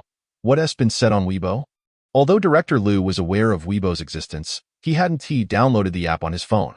Firstly, he had no interest in the trivial matters of young celebrities trending on the platform. And secondly, the small text on the phone screen was not user-friendly for older individuals. Prolonged exposure caused eye strain. Coupled with his busy schedule managing departmental affairs and his own projects, he had no time to constantly monitor his phone. Naturally, his awareness of current hot topics paled in comparison to Director Zhang from the computer science department. Your department's Lu Zhou has recently created an app called Campus Train. A few of our faculty members examined it and found it surprisingly well done. The school is currently encouraging entrepreneurship, and we thought we'd lend him a hand, so I came over to let you know, Director Zhang said with a smile. Seeing Director Zhang's amiable smile, Director Liu also smiled, though his eyes narrowed slightly as he recalled some matters. To promote technological innovation in universities and foster an entrepreneurial spirit, the Ministry of Education had recently issued a university student entrepreneurship support plan, disseminated to affiliated institutions and local education departments. Director Liu had heard about this plan, primarily targeting fourth-year undergraduates without plans for further studies. In simple terms, the government provides funding, loans, while schools contribute personnel, resources, and technology to assist in entrepreneurship and realize dreams. Of course, not all projects qualify for this interest-free loan.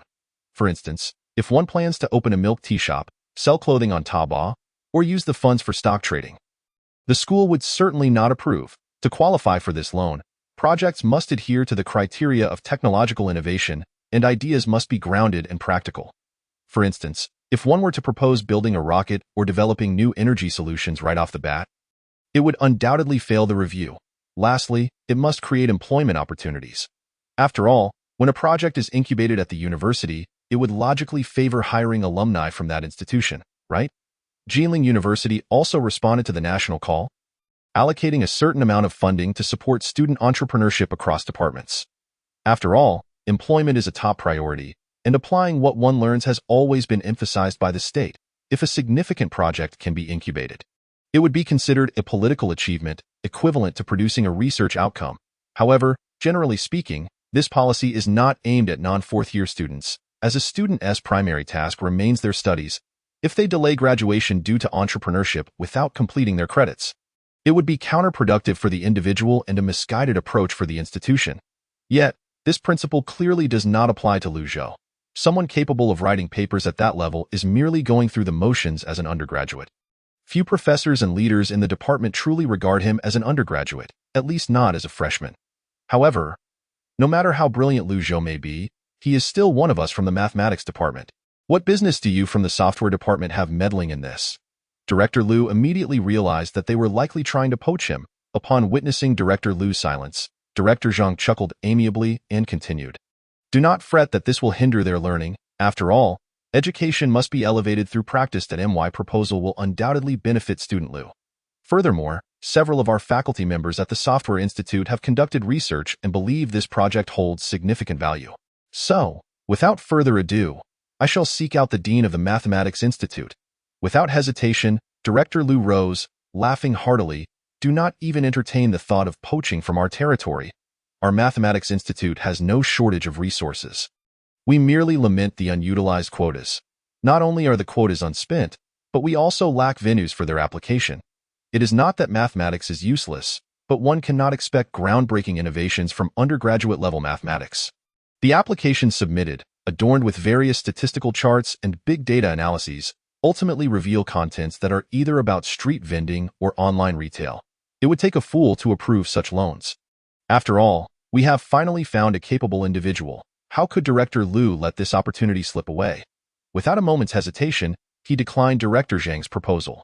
With your resources and personnel claiming to assist our Mathematics Institute in incubating projects, I fear that in the end, both the chicken and the egg will belong to your Software Institute. Do not think that just because Lu Fangping wears reading glasses and shuttles between the lab and the office, he is an innocent soul. He is well aware of Zhang Zhongjiere's ulterior motives. What a farce! I say, old Lu, this does not align with the rules, does it? To establish a software-related project in your Mathematics Institute. What on earth does that have to do with mathematics? What would people say about that? Director Zhang remarked, incredulously. If I assert it has a connection, then it does. How could big data analysis not employ mathematics? Approved, Director Lu's eyes widened, suddenly recalling that the project proposal had yet to be submitted, and he emphatically added, I shall call Lu Zhou today and instruct him to bring the proposal. I will personally deliver it to the dean and ensure it gets approved. Director Zhang, growing anxious, interjected, this cannot proceed without consulting the student's opinion. He must have the opportunity to choose for himself. This is in his best interest. Oh, now we're discussing principles? Director Lu's eyes darted, and he readily replied, very well, I shall speak with him later. You can wait here for the time being. In a way, Director Zhang adamantly refused, crossing his legs defiantly, you sly old fox. I shall remain right here until you call him. If not, you shall treat me to dinner. Director Lu chuckled, calling him a scoundrel, but noticing his unwavering demeanor, he thought to himself that unless this matter was resolved today, it would indeed become an endless affair. Reluctantly, he picked up his phone and called Lu Zhoudine Chapter 53. A loan offered at your doorstep, Lu Zhou found himself in an unusual situation. Someone was insisting on bestowing him with money, and refusing it was not an option. To be fair, this was somewhat of an exaggeration, yet it was nearly accurate. According to certain supportive policies from the Ministry of Education, university students could receive an interest-free loan, with the school contributing a portion of its funds at a 1:1 ratio. For instance, if Lu Zhou applied for a loan of 100,000, the ministry would provide 50,000. and the school would match that amount. This loan would remain interest-free for 1 year, with a minimal interest accruing thereafter, yet still significantly lower than commercial loans and even below the inflation rate. Of course, this did not mean Lujo was limited to borrowing only $100,000. The school would assess the specific loan amount based on his project and the submitted proposal and samples.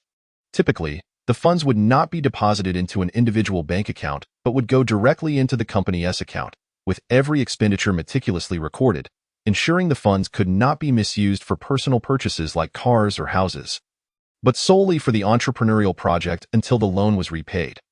Nonetheless, even this arrangement would greatly assist Lujo, as he was currently investing his own funds into operating the app, and given the current rate of user growth, it was uncertain whether he could sustain this until the end of the year.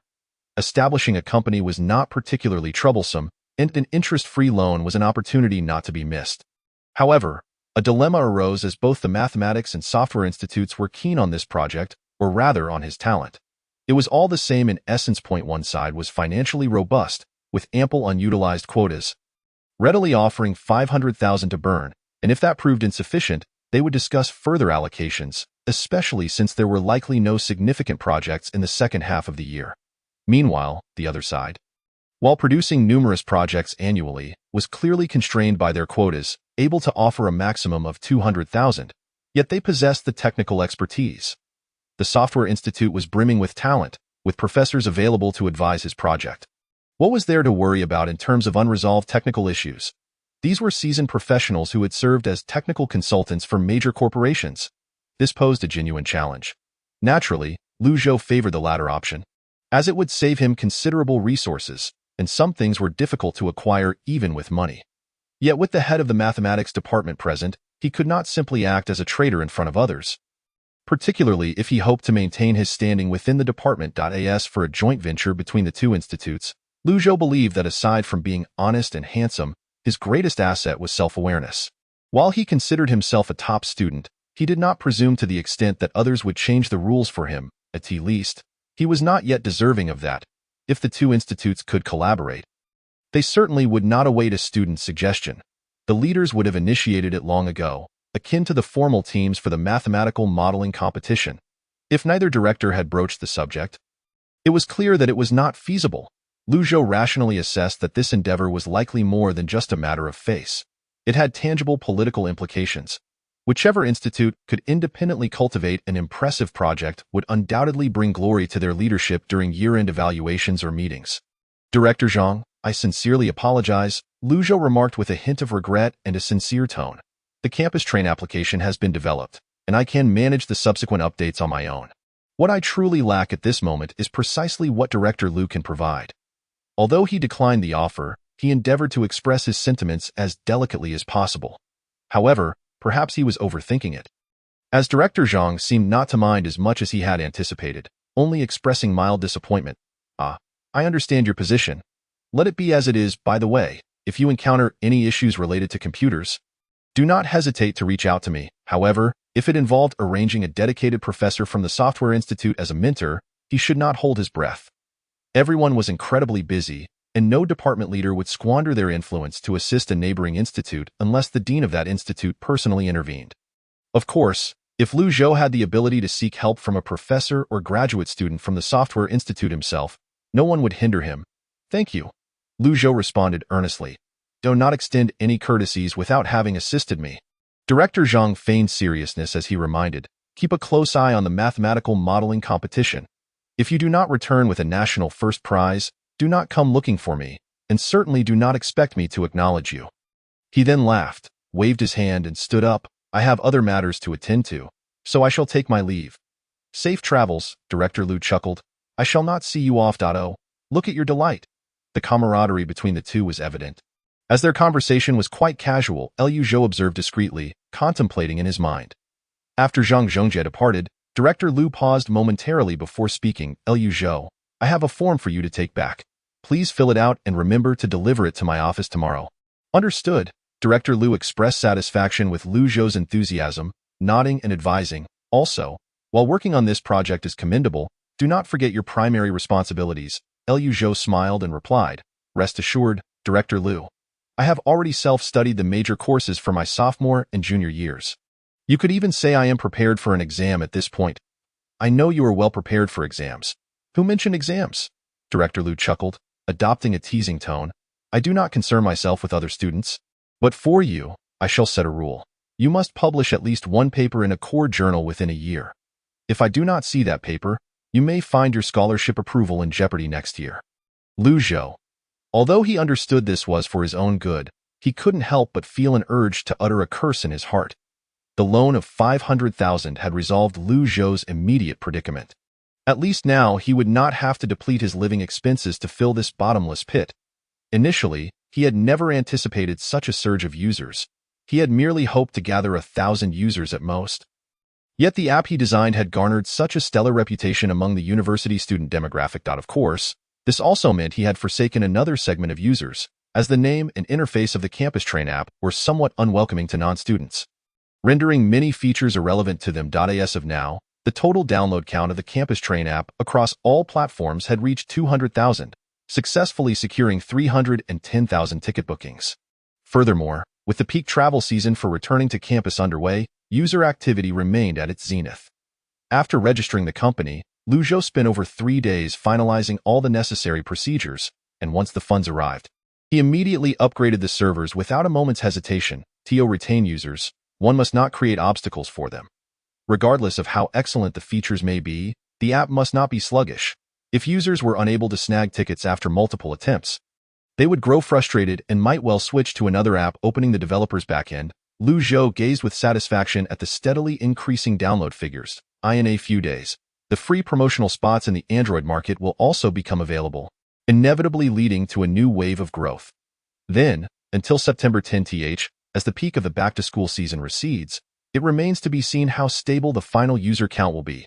Following that, there will be subsequent updates and maintenance. With sufficient funds, I could hire a couple of programmers to assist, which shouldn't pose too much of a problem. Stretching, Liu Zhou continued to gaze at the screen, when he suddenly noticed a plethora of bug reports in his unread messages. This was indeed a significant issue that could not be taken lightly. Steeling himself, Liu Zhou sat upright and opened the unread messages. Bug feedback. So many people have submitted bugs? Let me take a look. Could the esteemed expert help review my thesis? My WeChat. Seeking someone to write my thesis. WeChat. There's foul play in the Weibo lottery. I don't care. It's rigged because I didn't win. Liu Zhou, MMP. How did this group of people track me down here? Why are they so relentless? Chapter 54. Ha! The underachiever with his suitcase in tow. Guangming burst into the room, exclaiming loudly, Lu Rue, get lost. Shishang rubbed his hands together. Feeling itchy? Come here, let me scratch that for you. Liu Zhou turned around. Fei Gu, bring me the socks from your drawer for him to use. Upon hearing about Fei Ge's socks, Huang Guangming's expression instantly changed, and he hurriedly begged for mercy. No, that is off limits. Lu Rue panicked as well.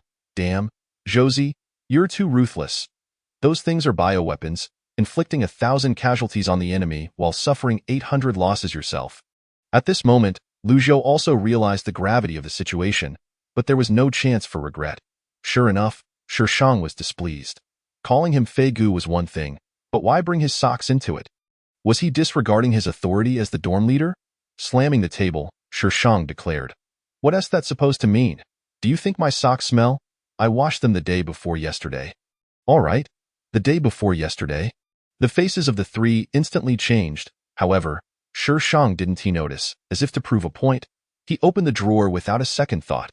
Lu Rue, Liu Zhou. Huang Guangming. An air of awkwardness enveloped the dormitory, along with a foul stench. Under the intense scrutiny of 3 pairs of eyes, Shishang's confidence gradually dissipated. Without uttering a word, he awkwardly cleared his throat and silently retreated to the bathroom to wash his socks. With the final member of room 201 returning, the life of a sophomore had finally commenced. The once quiet dormitory was once again filled with its previous clamor. A new hero is about to be released in the league. Have you seen the trailer? Let me tell you, it's incredibly impressive. The US servers released it early, and it's just a glass cannon, utterly pathetic. TCH, when it comes to a solo match, if I lose, I'll call you daddy. All right, I'll be Damasha. You do as you please. Damn you. If this had been a few months ago, Liu Zhou might have joined in the heated discussion, but now, The joy that studying brought him had completely severed his ties with the League. As of now, the system's tasks had reached their final stages, with only one boss yet to conquer. The notoriously challenging Introduction to IC Design, IT, must be said that the course on integrated circuit design is nothing short of inhumane. The intricate lines and layers from Metal 1 to Metal, along with countless triggers and interlayer passages, made merely looking at them a spine-tingling experience. Rumor has it that the Microelectronics Research Institute at Jinling University boasts the highest rate of baldness among its faculty. And you can gauge the prowess of the most capable professor there by the hair on his head. Now, Lu Zhou finally understood how this joke had originated. In a nutshell, the knowledge involved in chip design is so vast that it is utterly beyond the grasp of an undergraduate. Even with this introductory textbook, Lu Zhou felt considerable pressure. Of course, mastering this technology opens up boundless prospects. IC design is a domestic technical shortfall with a significant talent gap. Furthermore, in the realm of high technology, the strong only grow stronger, and many capable individuals have fled abroad, exacerbating the situation. If one truly masters IC design, an annual salary far exceeding 500,000 is not merely a dream. This monumental endeavor entails a myriad of intricate processes in every step of both front-end and back-end development. Each isolated aspect could stand as its own research topic. On a chip production line, every step represents a livelihood. However, that said, the number of individuals who can reach such a level of proficiency is exceedingly low.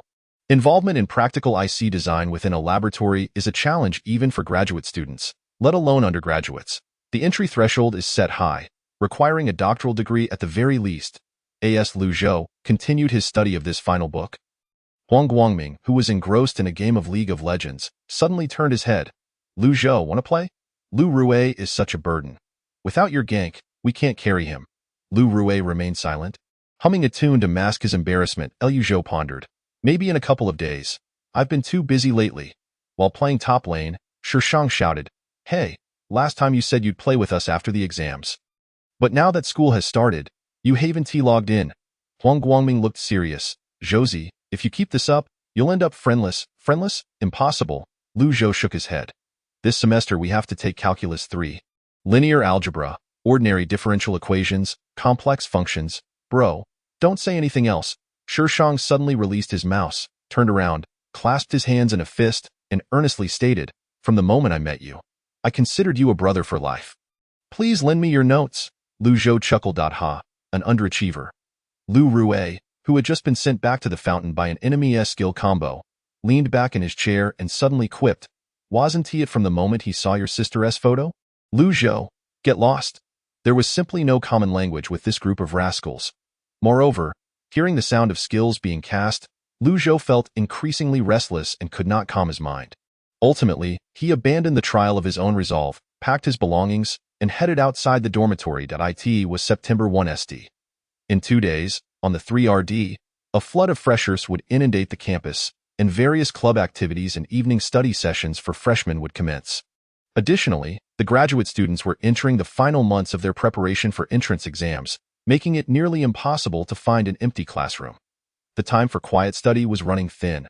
However, coincidentally, Lu Zhou had only one concentration capsule left, and whether he could pass this introduction to IC design in one go was at stake.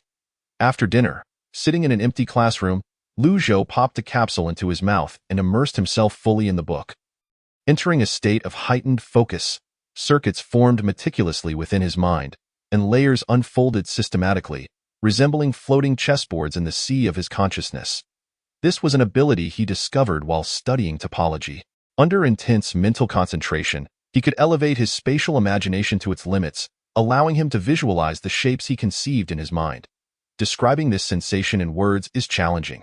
In summary, he could simulate the resolution of the figures in his mind with precision down to every circuit and trigger. Of course, entering such a state comes with significant drawbacks, primarily accelerating mental fatigue. Though it wouldn't reduce the effectiveness of the concentration capsule to below 5 hours, he would immediately feel a marked weariness after that time. Thus, while studying IC design, he had already expended 2 concentration capsules, and this was the third. And this was merely the introductory material. The discussions on front-end RTL code, synthesis, and time domain analysis were only superficial explanations. While the latter part on circuit routing did not delve into core knowledge, as time ticked away, When the hour hand finally rested at 12, Lu Zhou, fixated on the last page of the textbook, suddenly exhaled deeply and then, feeling utterly drained, he slumped over the desk. With the last remnants of his strength, he whispered, "System space. Enter." In an instant, a whirlwind of motion enveloped him, a pure white space wrapping around him. And his consciousness immediately detached from the real world, transitioning into the system space. Strangely, although he had been suffering from a terrible headache in the external world, all fatigue and pain vanished upon entering this pristine realm. However, there was no time to relish this sensation, as Lu Zhou promptly advanced, placing his hands on the translucent holographic screen, his eyes gleaming with intensity. System, display task progress. Task 3030. Congratulations, host, on completing your first reward task. Experience points are doubled. We wish you continued success. Chapter 55. Please do not waste system resources on foolish questions. Task completion details. Successfully completed the reading list task, 3030. Final evaluation of the task. None. No evaluation for reward tasks. Task reward, 2,000 points of freely allocable experience, double reward. Unlock branch technology, artificial intelligence level 0, 2,000 free experience points. Taking a deep breath, Lu Zhou contemplated, and without any hesitation, allocated 1,000 experience points to engineering first. The experience limits for information science and mathematics had been expanded to 10,000. A mere 2,000 points wouldn't even make a ripple in those fields. Ruling them out as options. Among the other core disciplines, engineering had the broadest application scope. From information engineering to architectural engineering, from the minuscule realm of a nanometer chip to grand national-level projects. All of these fall under the vast umbrella of engineering. In contrast to other disciplines that lean heavily on theoretical foundations, this field, while significantly reliant on other subjects, is undoubtedly the most focused on practical applications. With the impending commencement of the mathematical modeling competition, it is undoubtedly the wisest choice to elevate the level of engineering first. As for the remaining 1,000 experience points, Lu Zhou decided to invest them entirely in physics. There was no particular reason for this choice, simply because he had a physics course this semester. Confirm selection. A flicker of white light illuminated the translucent holographic screen, displaying a line of text. Notice: Engineering LV0 LV1. Physics LV0 LV1. Upon seeing this notification, Lu Zhou eagerly opened the attribute panel to review his current status. Host: Lu Zhou Core Sciences, A. Mathematics, LV1, 0-10,000, B. Physics, LV1, 110,000, C. Biochemistry, LV0, 0-1000, D. Engineering, LV1, 0-10,000, E. Materials Science, LV0, 0-1000, F. Energy Science, LV0, 0-1000, G. Informatics, LV1, 0-10,000, points, 775 tasks, unclaimed. Just like last time, he had advanced 2 levels. Gazing at the attribute panel, Lu Zhou was filled with joy. The only subjects still languishing at 0 were biochemistry, materials science, and energy science, which he estimated would not be of immediate use. He could always level them up when suitable tasks arose. The foremost priority now was to ascertain what the unlocked branch technology entailed. Facing the translucent holographic screen, Lu Zhou cleared his throat and commanded, "System, upgrade branch technology, artificial intelligence." Upgrading branch technology artificial intelligence to LV1 requires 100 points. Confirm selection? Confirm. Without hesitation, Lu Zhou chose to confirm. The screen flickered with white light as 100 points were deducted, leaving a balance of 675. Following this, the branch technology section indicated that the level of artificial intelligence had risen from LV0 to LV1, 0-1000. As with the elevation of core scientific subjects, nothing particularly unusual occurred. Lu Zhou had anticipated a torrent of information flooding his mind, followed by an epiphany and instant comprehension of various concepts. However, it seemed that no bewildering influx of previously unknown knowledge had occurred. Instead, a USB drive icon floated in the translucent holographic screen. Lu Zhou leaned closer to examine the accompanying lines of text. Artificial Intelligence Program, Untitled, LV1, Not Deployed, Description.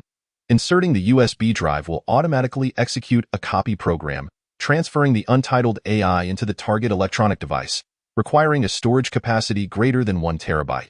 It can enhance itself through machine learning and other methods, with the learning speed determined by the device's computational power and external information interaction. Meeting upgrade requirements will automatically elevate the AI level. Additionally, it can directly consume points to increase its level. Staring at this explanatory text, Lu Zhou fell into contemplation. Although the system's description appeared somewhat obscure, understanding the entire issue was not overly complicated when analogized with other matters. The so-called untitled artificial intelligence was essentially a gift from the system, a proverbial egg that he could uniquely hatch into LV2, LV3, or even higher levels of intelligence, while also using it as material to study its core code. Of course, since artificial intelligence also fell within the purview of informatics, as long as the preconditions of the informatics level were met, consuming points could similarly facilitate rapid upgrades. So this is how it is. The branch technology possesses an independent upgrade system, which explains everything. Reflecting on the initial explanations provided by the system regarding various functions, Lu Zhou stroked his chin in thought while gazing at the holographic screen. What about the branch technology related to genetics mentioned in those early explanations? Is the method of elevating levels to decode the genetic code? Or perhaps to continuously collect gene samples? The ultimate goal. Could it be to eliminate the constraints of DNA telomeres and achieve immortality for living beings? Or to create epic biological entities? Speculating aimlessly seemed futile. He would address it once he unlocked that technology in the future. Moreover, at his young age, he seemed to have no reason to fret over aging. Next, he needed to find a suitable place for this LV-1 artificial intelligence to reside. A cloud server was out of the question. That second-hand laptop, it was indeed time for an upgrade, Lu Zhou mused to himself. Next, it was time for the exhilarating and tense segment of random tasks. Taking a deep breath, Lu Zhou silently recited a few times for luck, steeling himself as he reached for the taskbar option. Come forth, SSSR task. Although he had no clear idea of what constituted an SSSR task, he simply hoped it wouldn't be too disheartening. Task 1. The body is the capital of revolution. Description. Although the system acknowledges the host's laziness, it sincerely suggests that the host engage in physical exercise. Aim to become the strongest human. Strengthen your physique. Requirements. Accumulate a total walking distance of 50 kilometers, complete 2,000 squats, and perform 2,000 push-ups. Rewards. Freely allocable experience points of 1,000.500 points. 1 lottery chance, 95 junk, 5 samples. Task 2. The priority of procreation surpasses research. Description. Please find a girlfriend immediately. Requirements. Achieve a favorability rating of 60 or higher with a member of the opposite sex and establish a relationship. Rewards, 2,000 points. Obtain sample, durability enhancement needle, effective for 5 hours. Muscle cell athletic ability increased by 50, metabolic rate increased by 100. Task 3. Please do not waste the system's resources on trivial matters. Description. In 1 week, the National College Student Mathematical Modeling Competition will commence. Predictably, the lazy host will again use points to resolve issues that could be easily solved through a bit of thought. Requirements. Without seeking assistance from the system, secure a national first prize in the National College Student Mathematical Modeling Competition. Rewards. Determined by the subject matter's disciplinary inclination. Total experience 4,000 points. 500 points. 1 lottery chance. 80 junk. 10 experience points. 5 samples. 5 blueprints. Task 1 was manageable, but what on earth was Task 2? Am I a single dog consuming your system's rice? So, in essence, this time, the only task available to select from is this one. Frustrated by the troublesome system, Lu Zhou sighed and chose Task 3.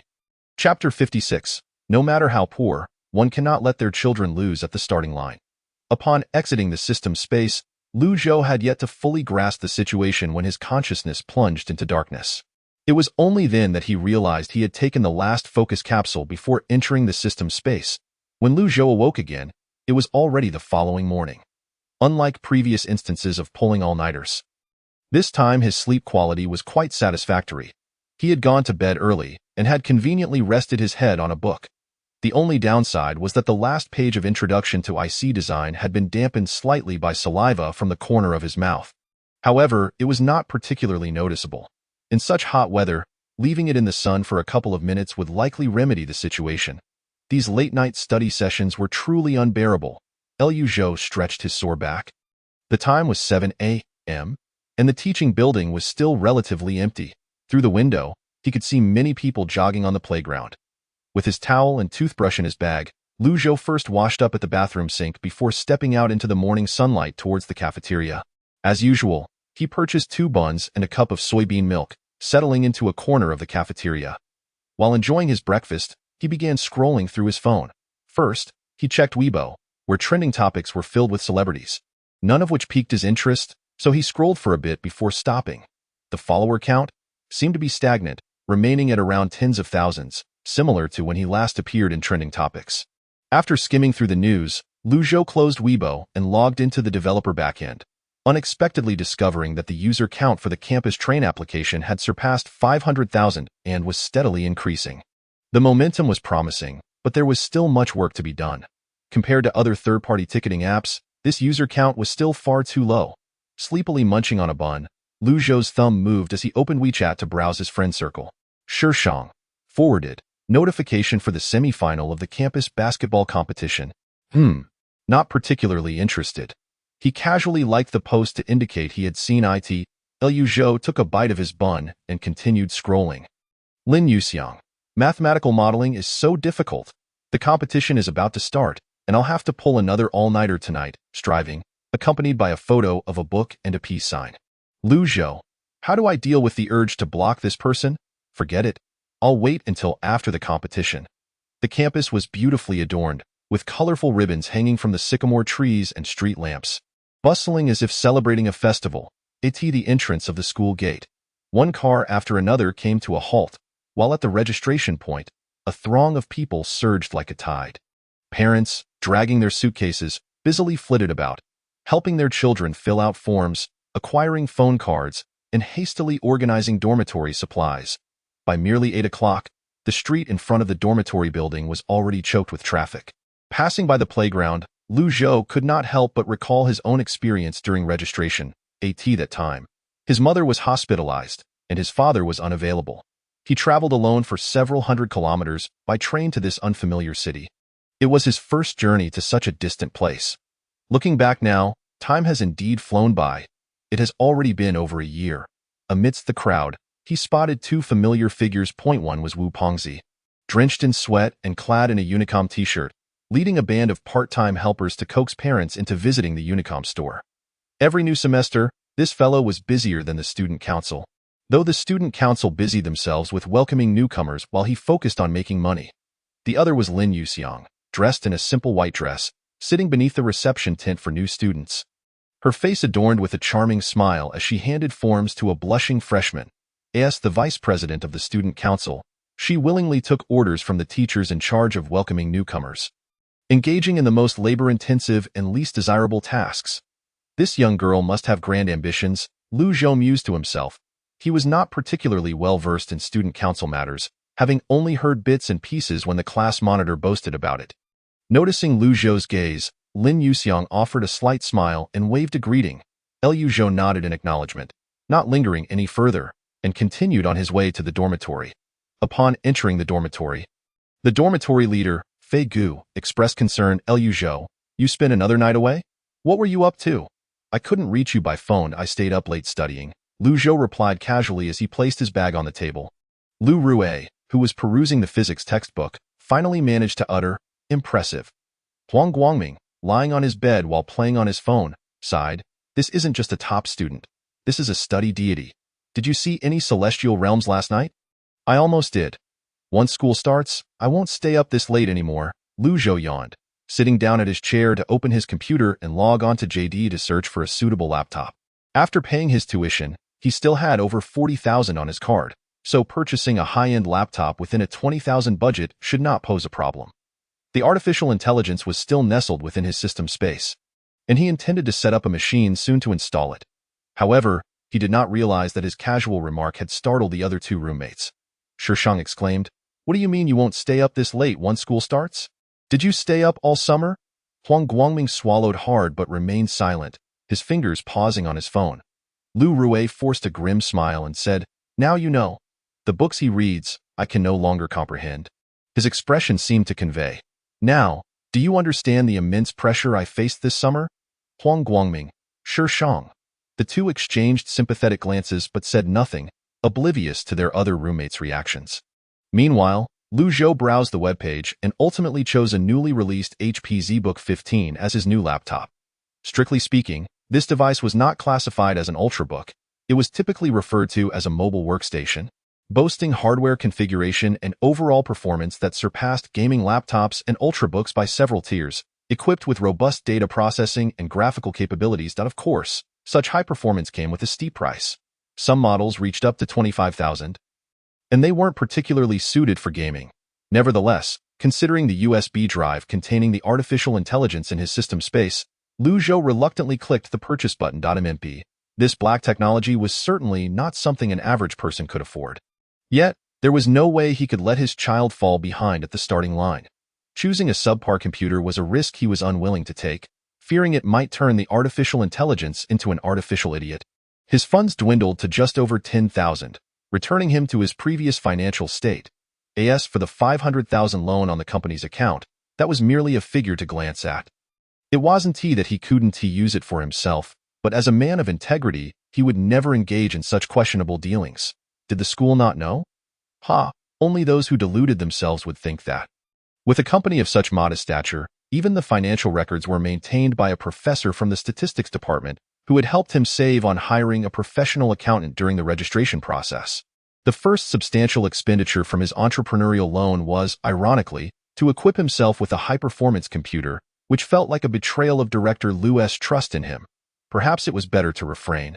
Let us hope that little Guy will be satisfied with this new home. No matter how expensive the computer is, his father simply cannot afford it. Lu Zhou sighed inwardly and closed his laptop. In the following days, Lu Zhou was engrossed in preparing for the mathematical modeling competition, so busy that he temporarily postponed his tutoring work for Ms. Yang. Although she expressed regret over the phone, Ms. Yang was understanding, and they agreed to resume tutoring after the competition on the 1-2-8 for Han Mingqi. The young girl was slightly disappointed but still wished him good luck. Thus, Lu Zhou eliminated all distractions and devoted himself wholeheartedly to preparing for the mathematical modeling competition. Online training transitioned into offline intensive training. Teacher Lu was quite responsible, not only putting aside his ongoing projects but also securing classrooms for them and providing feedback on their answers. The training cycle, originally 1 week per topic, was condensed to 3 days, 2 days of intensive training followed by 1 day of independent study. Not only was the answering time aligning with the actual competition, but the difficulty of the questions also gradually approached that of the formal competition. Although he had just told the dormitory leader that he wouldn't stay up too late, Lu Zhou ultimately found himself unable to relax. Fortunately, the first week of school had no classes, allowing him time for this indulgence. 3 days after his online shopping, the package arrived at the dormitory's delivery point. After a day spent at the library brushing up on data modeling, Lu Zhou returned to the dormitory to sign for the package, then carried it upstairs. Upon his return, his 3 roommates were engrossed in a game of League of Legends, while Li Tao, the class representative from the next dorm, happened to be visiting, standing behind Huang Guoming to watch. This fellow was not particularly tall, wore glasses, and was a gaming enthusiast. Besides League of Legends, he played various AAA titles from abroad and had even set up a desktop computer in their dorm. As high-end games like Battlefield, Call of Duty, and Crysis were graphics card killers that would struggle on a laptop, damaging the hardware in the process. Upon seeing the package Lu Zhou was carrying, his eyes lit up with curiosity. Oh, Lu Gu, did you buy a new laptop? Nice. What graphics card does it have? As he opened the box, Lu Zhou casually replied, NVIDIA card. NVIDIA card. Is that a gaming laptop? The GTX 970 is about to be released. Why didn't you wait a couple of days to buy it? Li Tao asked as he watched Lu Zhou unpack, inserting the installation USB drive. Lu Zhou smiled and said, There's no time. The mathematical modeling competition is coming up, and I need to update my equipment before it starts. At the GTX 960. Lu Zhou pondered for a moment before responding. K2100M. Hearing this unfamiliar model, Li Tao was momentarily taken aback. What is that? Aren't there only 2 types of independent graphics cards? One is the low-end GT series, and the other is the mid to high-end GTX series? The graphics card experts in the gaming community only discuss those types. This is the first time I've heard of a K-series graphics card. Suddenly at a loss for words, Li Tao pulled out his phone and searched for it. Discovering that it was a graphics card specifically for graphics workstations, skipping over the incomprehensible details, Li Tao immediately looked at the price in shock. What? It's over 1,000 more than the pre-sale price of the GTX 970. You reloaded, gazing at Lu Zhou's back. Li Tao felt a newfound respect. A top student truly was a top student. Even in playing League of Legends, he went for such high specifications. It was as if he were aiming for the heavens. Paying no mind to the class representative's thoughts, Lu Zhou installed the operating system, tested the hardware, found everything in order, and then carried the laptop up to the top bunk. Stealing a glance at his roommates and at Li Tao, who was still standing behind Huang Guangming, and seeing that their attention was elsewhere, Lu Zhou took a deep breath and silently recited USB drive, USB drive, USB drive while envisioning the icons on that translucent holographic screen. Without any warning, his half-closed right hand tightened slightly, and suddenly a cool, solid object appeared in his grasp. Just like previous times when he retrieved items from his consciousness space, this USB drive manifested out of thin air. Without hesitation, Lu Zhou plugged the USB drive into the laptop. However, what unfolded next left him utterly astonished. The moment the USB drive made contact with the laptop's port, the computer screen went black as if it had been infected by a virus, followed by the fan whirring wildly as if every piece of hardware was operating at its maximum capacity. Could it be that it had frozen? Lu Zhou hurriedly pulled out the instruction manual and clearly observed that it stated the hard drive space was 2 terabytes.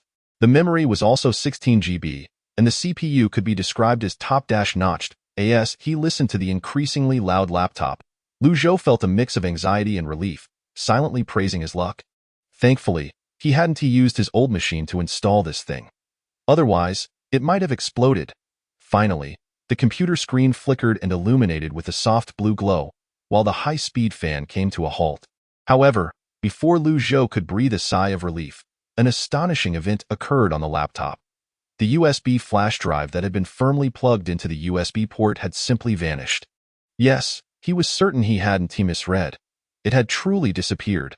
It was as if it had turned to ash and dissipated into thin air. What the hell? Was this some kind of ghost? No, wait, as a successor of materialism, he didn't believe in ghosts. Perhaps it was made of some auto-degrading material. Did it decompose into gas molecules after the download completed? Lu Zhou attempted to analyze the situation wildly, yet found that he couldn't even make sense of it this time. The hardware of the USB drive had automatically disintegrated simultaneously with the completion of the data transfer. This was utterly beyond his comprehension. At that moment, the computer completed its reboot, and the originally installed Windows 7 system had been transformed into a peculiar operating system resembling a hybrid of Linux, featuring both graphical and command line interfaces.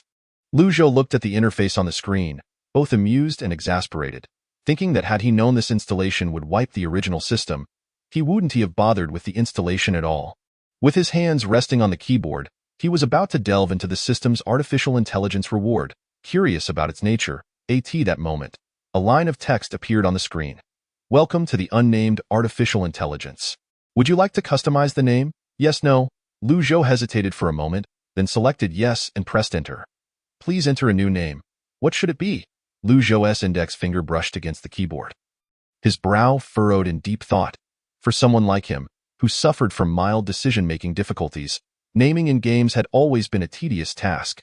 Yes, yes. Suddenly, a flash of inspiration struck him, and his fingers moved like a phantom. Typing 3 letters. I, the Chinese name, pronounced AI, signifies I, symbolizing the perception of the digital world beyond the limits of the naked eye. It sounds like love, so henceforth, the love and peace of all humanity will rely on you. Though it was undeniably a bit cringeworthy, Lu Zhou couldn't help but applaud his own creativity. As for the nickname, let us go with Xiao AI. A faint blue glow flickered gently, and a dialog box popped up in the center of the screen.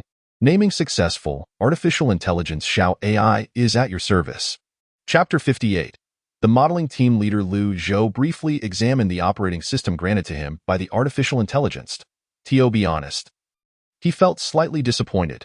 The operation methods were quite similar to a desktop version of a Linux system, with the sole highlight being its dual compatibility with software from both Windows and Linux, allowing for mouse operations as well as command line inputs directly in the dialog box on the screen. As for internet browsing, an unknown built-in browser could access web pages and download software, offering functionality that was largely indistinguishable from the Windows 7 operating system.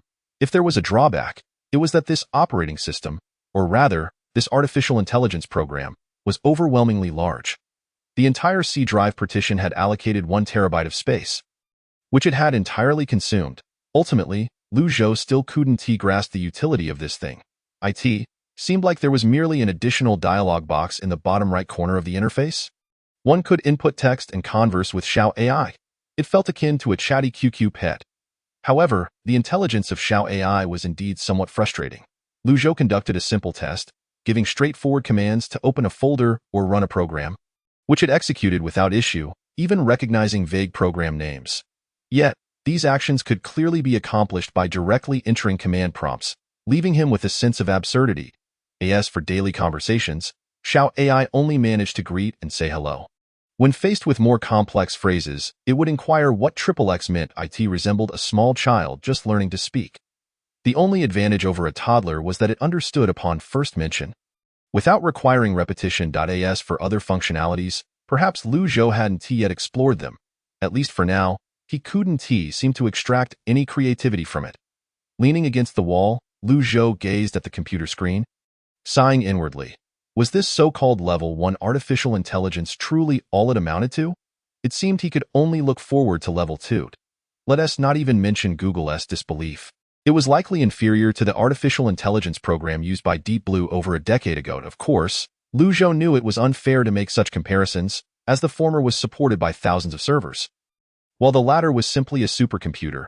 Neither could match the computing power of his humble laptop. It was like a person whose cognitive capabilities were impressive, yet their brain cell count left them still unable to think effectively. Xiao AI currently resembled someone quite inept. He could only hope to upgrade it to a more formidable brain in the future, perhaps a server cluster or something similar. However, contemplating such matters felt distant. Level 1 Xiao AI could barely manage on this laptop, and waiting to upgrade hardware for level 2 could be postponed. Sitting cross-legged on his bed, Lu Zhou began to explore the upgrade methods for this artificial intelligence. In summary, there were 2 paths. 1. Consume points, where the exchange ratio between points and experience for branch technologies was 1.2. Alternatively, if points were not used, he would have to rely on machine learning methods to help this nascent Xiao AI gradually accumulate the experience needed for upgrades. This Xiao AI seemed to possess a certain degree of self-learning capability, even if it did nothing. As long as a portion of memory and computational power was allocated to self-learning, it could charge the progress bar on the intelligent program interface. According to the explanation Lu Zhou received from inquiring Xiao AI, once the progress bar was filled, his Black Technology Systems branch technology related to artificial intelligence would gain 100 experience points. In other words, if he allocated all computational power to self-learning and let it run indefinitely, after 10 cycles of the progress bar, this branch technology would automatically upgrade. What a truly laid-back upgrade method. Yet, after staring at the screen for a while, Lu Zhou found it nearly impossible to visually perceive the progress bar's growth. Could it be that a computer costing over 20,000 yuan couldn't satisfy its appetite? This thing was far too greedy. He couldn't help but think, if he continued to idle away, it might indeed take an eternity. Were it not for the concern of the program leaking out and causing unpredictable consequences, he would have seriously considered packaging it up and uploading it to Alibaba cloud servers. However, for now, it seemed he could only rely on the method of idling. At that point, he would also need to pick up a couple of books on machine learning to see if there were any shortcuts to expedite Xiao AI's upgrades.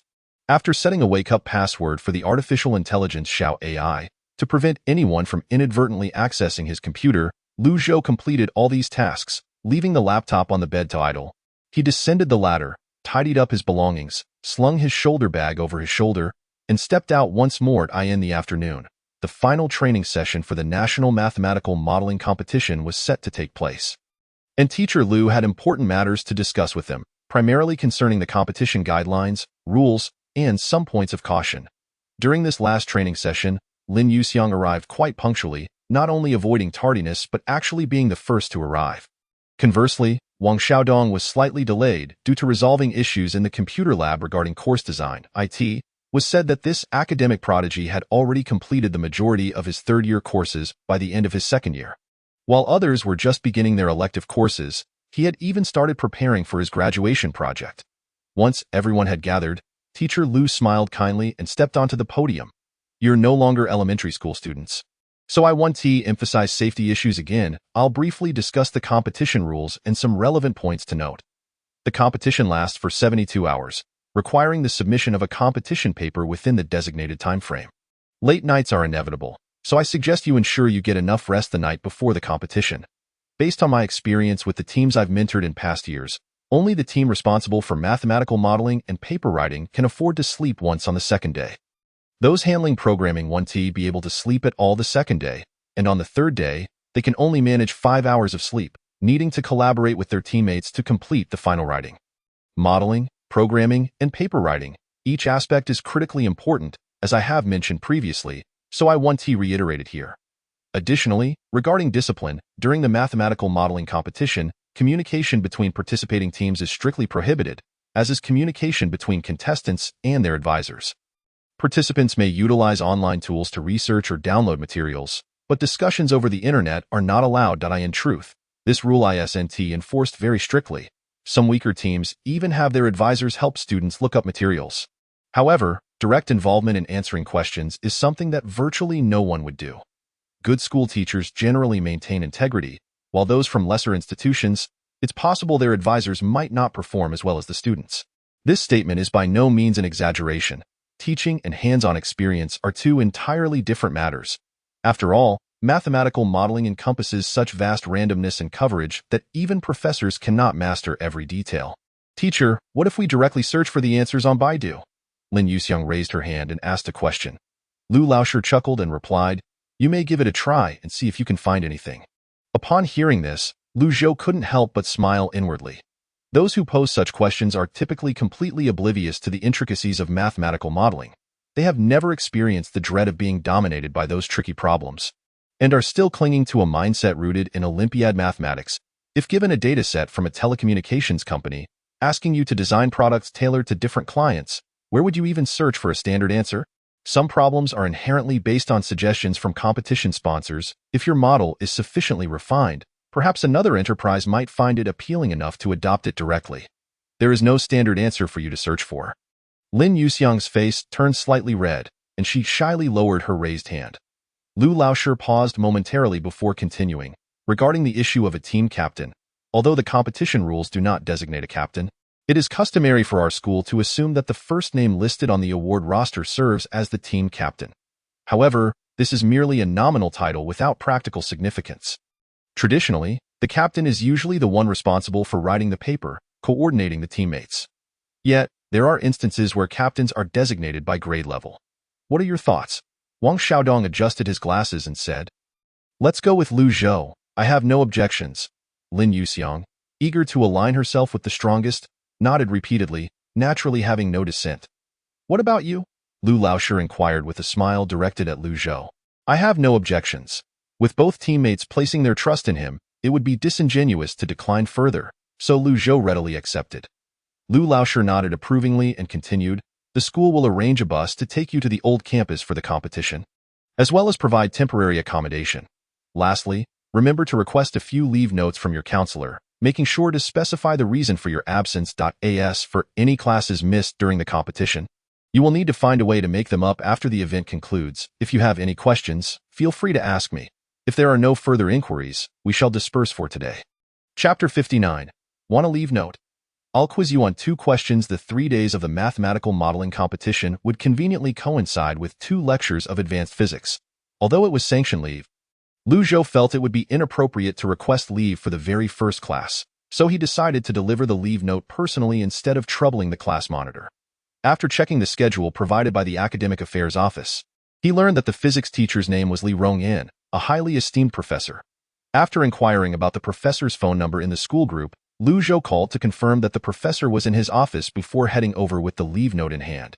After knocking, Lu Zhou entered and placed the leave note on the desk, explaining his purpose. Leave request? Professor Li glanced at the note, removed his reading glasses, and smiled. Your name is Lu Zhou, correct? Yes, Lu Zhou nodded. Professor Li chuckled and said, very well. I'll quiz you on 2 questions. If you can solve one, I'll approve your leave note. Is there such a procedure? Lu Zhou was taken aback. What's wrong? Are you scared? Li Rongyan asked with a grin. Not at all. Lu Zhou steadied himself and replied, please go ahead, teacher. Here's the first question, he said. tossing an A4 sheet of paper to Lu Zhou. Li Rongyan observed him with a knowing smile, calmly instructing, "Write as much as you can. I want to see the process." Is the question already prepared? Lu Zhou felt an inkling of conspiracy, as it was perplexing how the question had already been printed on the A4 sheet. Nevertheless, he kept his thoughts to himself and began to read the problem. The half-life of U-238 in a nuclear submarine is 4.5 times 10⁹ years, with a 0.7 chance of decaying into U-234 while emitting a high-energy photon. Of these photons, 93 are absorbed by the submarine's steel hull. In 1981, the high-energy photons emitted from the Soviet submarine U-137 were detected by a detector placed 1.5 m away from the nuclear source, considered a point source. The instrument's effective area is 22 centimeters 2, with an efficiency of 0.25. One pulse signal is produced for every 400 incident photons, and 125 signals detected per hour. 1. Calculate the average lifetime of U-238, ln 693.2. Calculate the mass of U-238 in the submarine, in kg, rounded to two significant figures.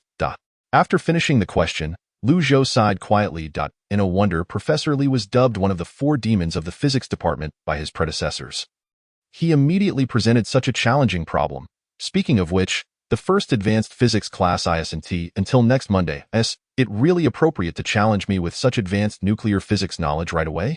Perhaps I should find a place to sit and calculate? No need. You can do it right here. Accepting the pen and scratch paper casually handed to him by Professor Li, Lu Zhou stood beside the desk, furrowing his brow in contemplation for a moment. Physics was indeed not his forte. However, after an intensive summer of study, he felt well prepared. About 5 minutes passed, and Lu Zhou relaxed his brow as the pen began to dance across the paper. The decay law of radioactive isotopes, NN0ET. The relationship between the decay constant and half-life is given by N02N0E T12, thus T12 ln2. Having written these two equations, Lu Zhou's gaze flickered slightly. He had successfully transformed the physics problem into a calculus problem. Now, it was time to break it down one by one. First, onto the first question. The pen swiftly skated across the A4 paper.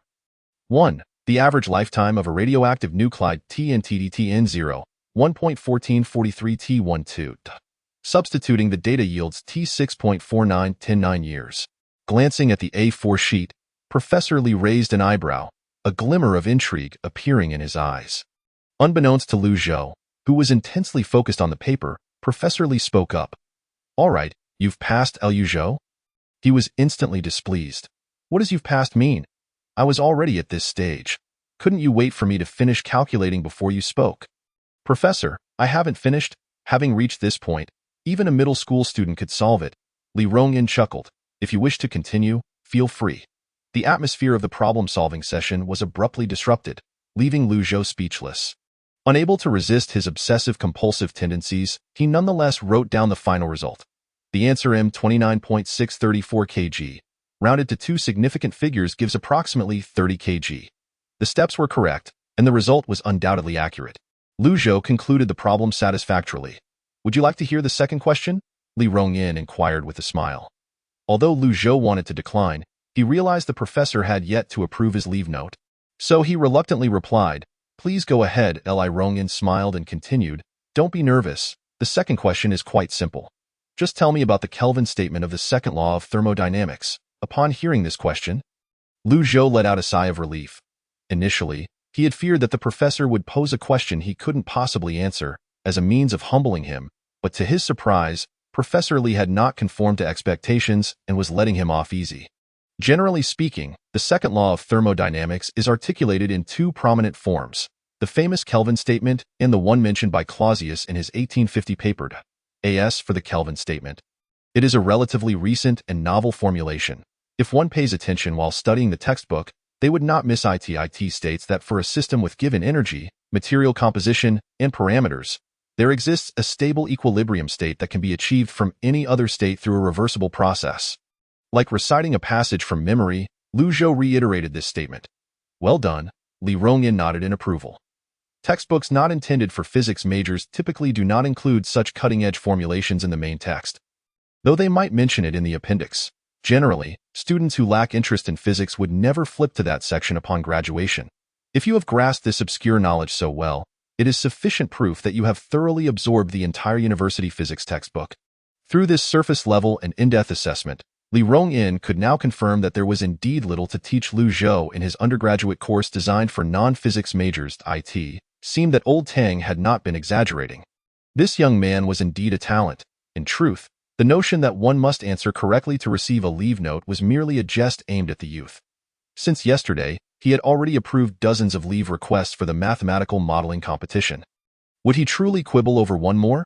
Even if Lu Zhou cannot provide an answer, he will at most jest a few times before ultimately signing off on it. After affixing his signature to the leave request, Li Rong-in pulled out the roll call book from his drawer, marking 2 ticks on it while adopting the tone of a senior. Lu Zhou, what's the matter? Do you have plans to pursue postgraduate studies? Lu Zhou pondered for a moment and replied uncertainly, perhaps. Who can truly predict the future? However, Professor Li's intuition was evidently not as sharp as old Tang's, for he failed to detect the uncertainty in Lu Zhou's tone. Instead, he nodded approvingly and continued, Our physics department at Jin University is regarded as one of the finest in the nation. To be modest, we could say that we are on par with Peking University at the top. Yet, when it comes to specific research areas such as superconductivity, strongly correlated electron systems, condensed matter physics, and materials design, they cannot compare to us. If you are interested in physics, you may seek me out during your postgraduate entrance exams. Our carbon nanotube laboratory is in need of top talent in mathematics. He, hinting that I should apply for his graduate program in the future. Lu Zhou found himself both amused and perplexed. After all, he was merely in his second year, far from the time for such exams. Nonetheless, he recognized the good intentions behind his teacher's words and sincerely expressed his gratitude. Thank you, Professor. Li Rong-in smiled and nodded. All right, take your leave with the leave request. Make it a point to participate in such competitions whenever you can. If your political skills are lacking, keep an eye out for opportunities for guaranteed postgraduate admission. Or, when you reach your 3rd year next year, feel free to consult me or your teacher Tang. Lu Zhou smiled in appreciation, refraining from further conversation as he swiftly took his leave with the hard-won leave request. Chapter 60. The national competition commences. On September 12th, the competition proceeded as scheduled. The day before the event, Lu Zhou and his peers took a school bus back from the new campus to the old campus. Settling into temporary accommodations arranged by the university, the mattresses and pillows were provided. All they needed to bring were bed linens. Those who were less particular could even forego changing and simply sleep in their clothes. As the competition spanned 72 hours, leaving an average of less than 10 hours of sleep per participant, Lu Zhou, for instance, had the heaviest workload and could only afford a brief nap the next day. So he didn't even bother to bring a change of clothes, arriving empty-handed. Upon reaching the new dormitory, his first order of business was to lie down and sleep, forcing himself to doze off even if he found it difficult. He awoke at 5 in the morning, eyes still shut, and dozed until 7. After a quick breakfast in the cafeteria, Lu Zhou, along with Wang Xiaodong and Lin Yuxiang, made their way to the designated computer lab prepared for the mathematical modeling competition. According to the official registration information, this competition had attracted 25,347 teams from 1,338 universities across 33 provinces, municipalities, and autonomous regions in the nation, including Hong Kong and Macau, as well as from the United States and Singapore. Totaling over 70,000 university students, they logged onto the competition website to download the problems and participate. The event was co-hosted by the Higher Education Department of the Ministry of Education and the Huagua Society of Industrial and Applied Mathematics. Despite its slightly lesser impact compared to the Challenge Cup, the prestige of the National Award, due to its rigorous and impartial evaluation process, was arguably higher in certain respects. By 7:30 in the morning, the computer lab was already filled with 10 teams. While many opted to use their personal laptops, it was generally more practical to use the computers in the lab, as only the lab and library had Wi-Fi that allowed free downloads of academic papers from the CNKI database. Relying on unverified information from Baidu to excel in such a competition would be futile.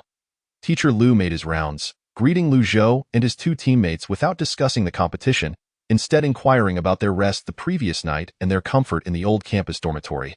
Before wandering outside the lab to return to the new campus for his own projects, at 8 o'clock, as the bell chimed, everyone swiftly logged onto the official website to download the problems. According to the rules, there were a total of 4 main questions, labeled A, B, C, and D, with A and B intended for the undergraduate group and C and D for the specialized group. Each team was to select one question as their target and complete it within 72 hours. Uploading the MD5 code generated by the official software on the day of competition's conclusion along with the corresponding PDF format paper. Typically, the selection of a topic must be completed within half an hour. And everyone was racing against time to read the questions. However, upon seeing the questions, all were left dumbfounded. Question A, design and control strategy for the soft landing trajectory of Chang'e 3. Question B, creative folding desk? What on earth? What kind of ridiculous questions are these this year? MMP, this is nothing like the training we did. A few days ago, I think I worked on something similar, like designing a launch plan for the Shenzhou rocket. But I thought such an outlandish topic would never come up, and here we are. I let my guard down. Hey, you scored 95 in advanced mathematics, right? Think of a solution. I'm studying advanced mathematics. Not how to reach the heavens. Designing a desk? What is there to design? It's just 4 legs, right? Foldable. Should we just install springs on the legs of the stool? The atmosphere in the lab was quite lively. It was evident that the students were bewildered by the questions and at a loss as to how to proceed. However, there were some skilled individuals among them. For instance, Luo Rundong, the second top student in Lu Zhou's class, was calmly discussing strategies with his teammates. Then there was Lu Rue. It appeared he had a very reliable teammate, as he was already finished reading the questions and was assigning tasks to his 2 partners. Gazing at the 2 downloaded questions, Wang Xiaodong furrowed his brow, realizing the predicament they were in. Both questions pertained to physics. The first one involved orbital calculations in aerospace physics, which would definitely require more than just high school physics knowledge. The second question seemed simple on the surface, but it was hardly any easier than the first, as it involved dynamic motion analysis of desk legs, material stress analysis, and a slew of other issues, requiring knowledge not only in mathematical modeling but also in structural mechanics, material science, and even ergonomics. Yet, their math genius was only in his 2nd year of university and had just begun studying physics. There was no other choice. They had to avoid the heavier topic. The first question was impossible to tackle due to a lack of physics knowledge, but the second could potentially be tackled through online research and transformed into a mathematical problem to be solved. Wang Xiaodong looked at Lu Zhou. Shall we go with question B? Lu Zhou shook his head. Let us choose question A. Question? Wang Xiaodong frowned. Are you sure you can handle it? I have already completed university-level physics. While aerospace physics may seem complex, at its core, it is merely the content of the first 3 chapters. After a brief pause, Lu Zhou glanced at the team beside them and continued, moreover, just look at how many people in this lab have already chosen question B. The A and B questions are judged separately, and given how intimidating question A is, it's likely that many will opt for question B. This is when we must exhibit the courage to tread where others fear to go, leaving the narrow path for the masses while we gallantly pursue our own path. Of course, this choice was made with Lu Zhou's confidence in question A in mind. Wang Xiaodong nodded expressionlessly, understanding the implication of Lu Zhou's last statement. All right then, the modeling responsibility falls to you. Its on me. With a glance, the 2 scholars had reached a consensus. Lin Yuxiang, puzzled by the agreement between her 2 teammates, timidly inquired, is there anything I can assist with? Wang Xiaodong flashed a smile he considered gentle, about to confidently say leave it to me, but before he could muster up the emotion on his expressionless face, Lu Zhou, engrossed in scribbling calculations on A4 paper, replied without looking up, bring meals, deliver water, I count on you. Modeling, programming, and writing the paper were all well covered. They just needed someone to run errands. Lu Zhou felt it was unfair not to let this person do some work, as he wouldn't want to appear to be coasting through. Wang Xiaodong, Lin Yuxiang, however, bore no grievances and nodded enthusiastically, yes, I'll take care of it. The advantage of having one person complete the mathematical modeling and paper writing was that tasks requiring 2 people to communicate could be accomplished by one person, eliminating concerns about teamwork and comprehension. With Lu Zhou managing both modeling and writing, he could issue precise commands to Wang Xiaodong, who was responsible for programming. Consequently, there would be little room for dissent among team members. Beyond the problem statement, there were 3 main tasks. 1. Determine the positions of the landing preparation trajectory as perigee and apogee, as well as the corresponding velocity magnitude and direction of Chang'e 3. 2. Establish the landing trajectory of Chang'e 3 and the optimal control strategies across 6 phases. 3. conduct error analysis and sensitivity analysis for the design landing trajectory and control strategies. The abstract section would summarize the entire paper and could be completed after the main body was written. The emphasis lay in the problem analysis following the restatement of the questions, encompassing the entire modeling thought process, which was the essence of the paper. Biting down on his pen, Lu Zhou's fingers danced across the keyboard as he drafted the outline for the paper, then began to define the crucial elements based on his earlier calculations. Problem 1.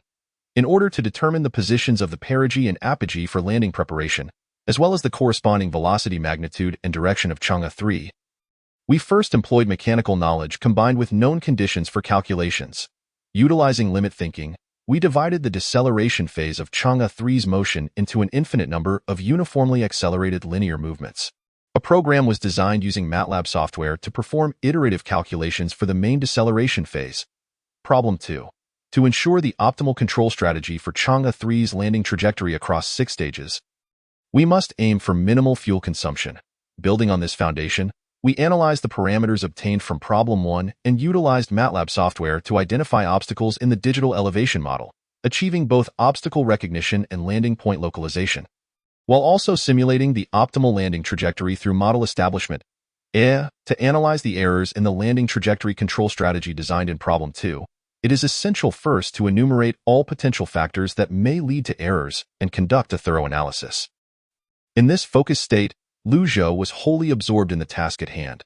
Upon completing the analysis, he felt an unparalleled clarity in his mind, as if a rough framework for the entire paper had already formed in his thoughts. The remaining task was to translate this outline into the language of mathematics. For most teams, the paper is typically drafted after modeling and programming are completed. However, for Lu Zhou, both processes could proceed in tandem. This would become their team's greatest advantage. Chapter 61. A 72-hour marathon. After completing the final operation, Wang Xiaodong packaged the data and glanced over at Lu Zhou. The iterative calculation program for the main deceleration phase is complete, yielding the spatial coordinates for the perigee and apogee, as well as the velocity direction of Chang'e 3. Should I send it to your email? Lu Zhou, engrossed in mental calculations, replied without looking up. Just send it to my QQ. Wang Xiaodong. Okay, what's the next step? Here's the schematic diagram of the satellite's lunar orbit and the geometric diagram of the landing trajectory. The data parameters are here, so I leave the plotting to you. With a flourish, Lu Zhou tossed the nearly filled A4 paper onto Wang Xiaodong's desk and immediately commenced the next phase of calculations. Glancing at the data on the paper, Wang Xiaodong skillfully switched from MATLAB to SAS, a more specialized data plotting software, and replied expressionlessly, "All right." The two worked in perfect harmony, each excelling in their respective domains. At precisely noon, Lin Yuxiang quietly entered the lab, placing 2 servings of braised chicken rice on the table, along with 2 cans of coffee. "Scholars, it's time to eat." Wang Xiaodong promptly stood up, accepted his portion, and managed to smile despite his usually expressionless face. "Thank you." Lin Yuxiang naturally responded with a smile, then walked over to Lu Zhou, offering him a plastic bag. "Hey, this is yours." Without looking up, Lu Zhou replied, "Just put it aside for me until I finish this step." "Sure thing." At 9 in the evening, Lin Yuxiang yawned her way back to the dormitory. By around 10, Wang Xiaodong also returned, as he needed a good night's sleep for his role as the main contributor the following day. Thus, the lab was left with only a few individuals besides Lu Zhou. This included Luo Rundong, the second top student from the first class of mathematical statistics, and Lu Rue, a key member of their team. Lu Rue was naturally present, along with the junior statistics major seated beside him. Their team had a unique configuration, with the key programmer serving as the team leader while also handling some modeling tasks. Though not involving calculations, rather, he allocated tasks to Lu Rue, the primary modeler, and directed another member to begin drafting the paper outline. Suddenly, the statistics major, who had been quiet throughout, asked, "Is that guy from your dorm?" Lu Rue hesitated for a moment before nodding. "Yeah." The scholar casually remarked, "That guy is quite impressive. I noticed when I was out using the restroom that they chose problem A. Their competitors should be significantly fewer than ours." Lu Rue, puzzled, inquired, "Then why didn't we choose problem A?" After calculating for so long, he felt as though he was about to lose his hair. Completely unaware of what made problem B easier, the scholar replied bluntly, "Because I'm leading you this year. Do you think I wanted to choose problem B?"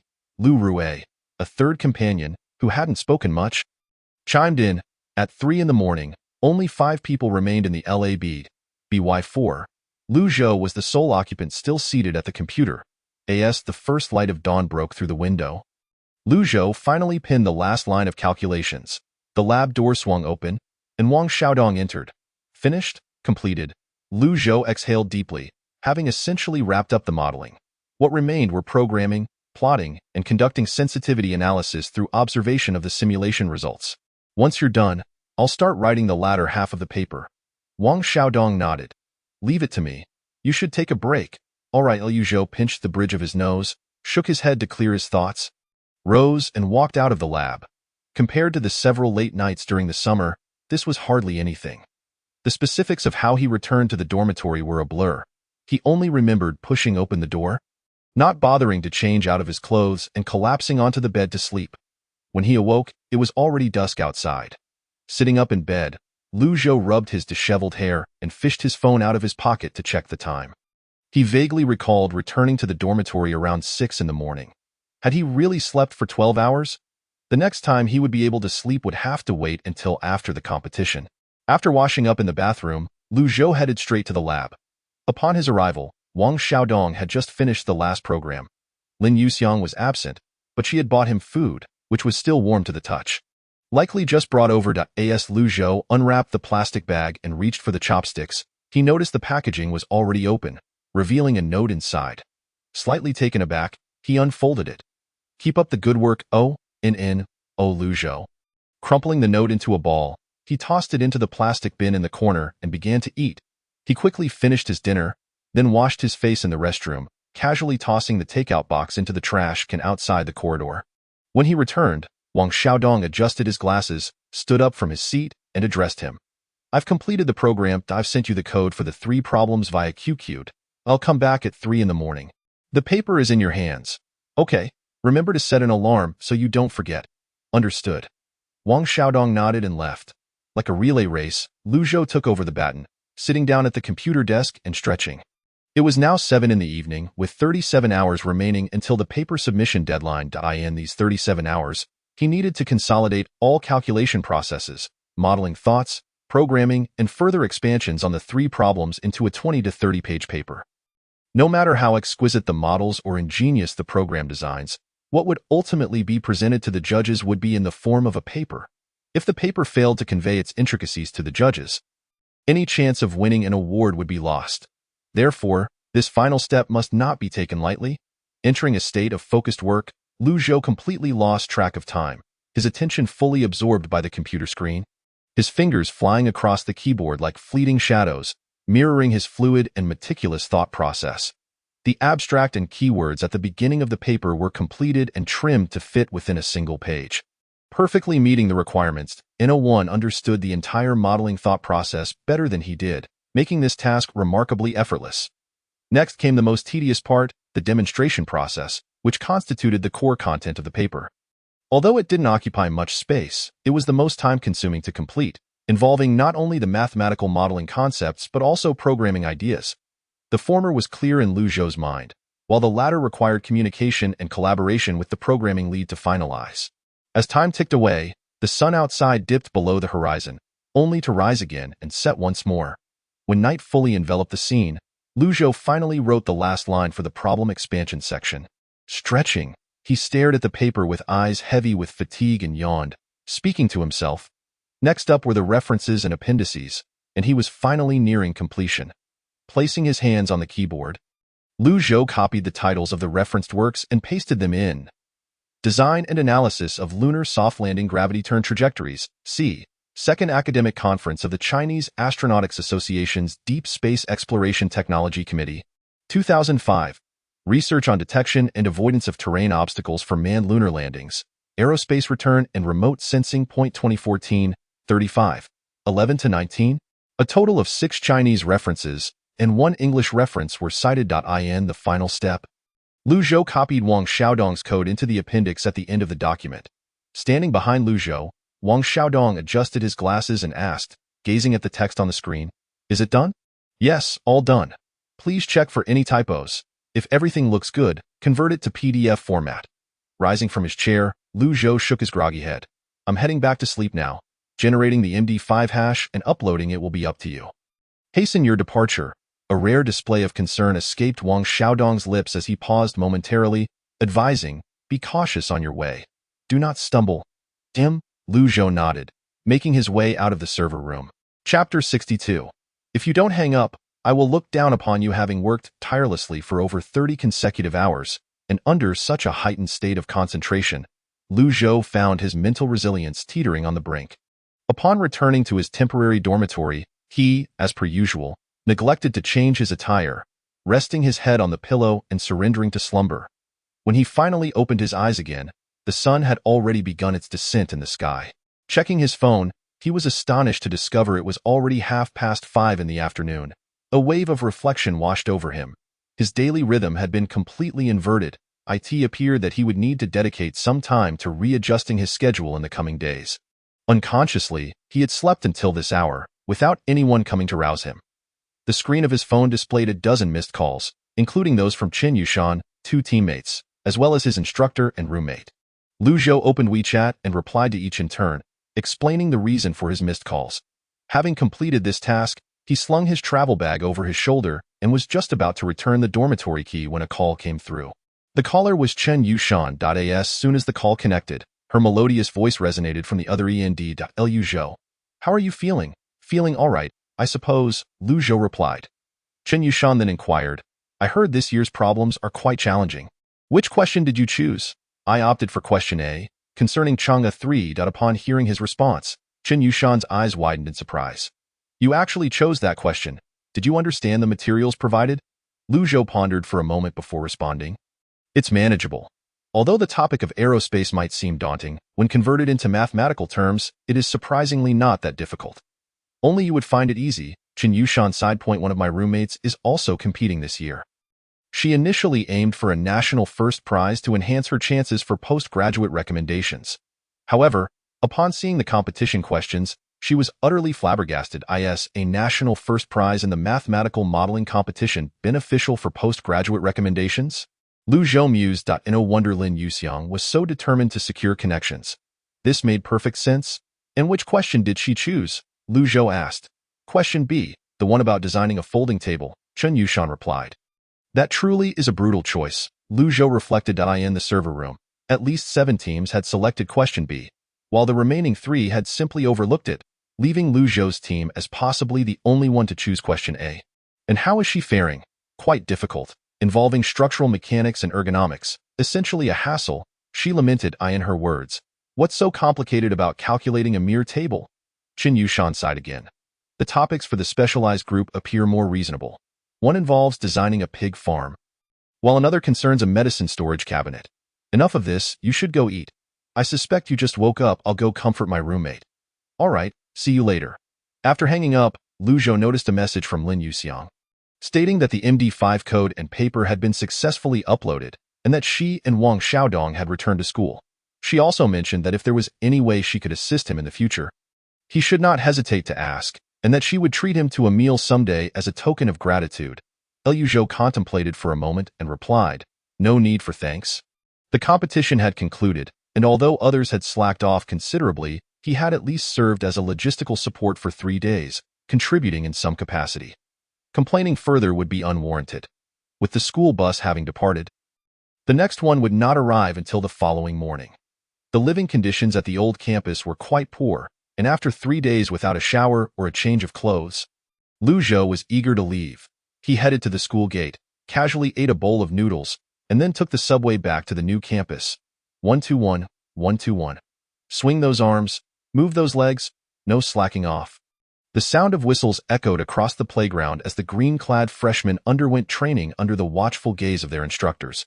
Observing these spirited newcomers, Lu Zhou could not help but murmur, "Ah, to be young is truly a blessing," before making his way towards the dormitory building.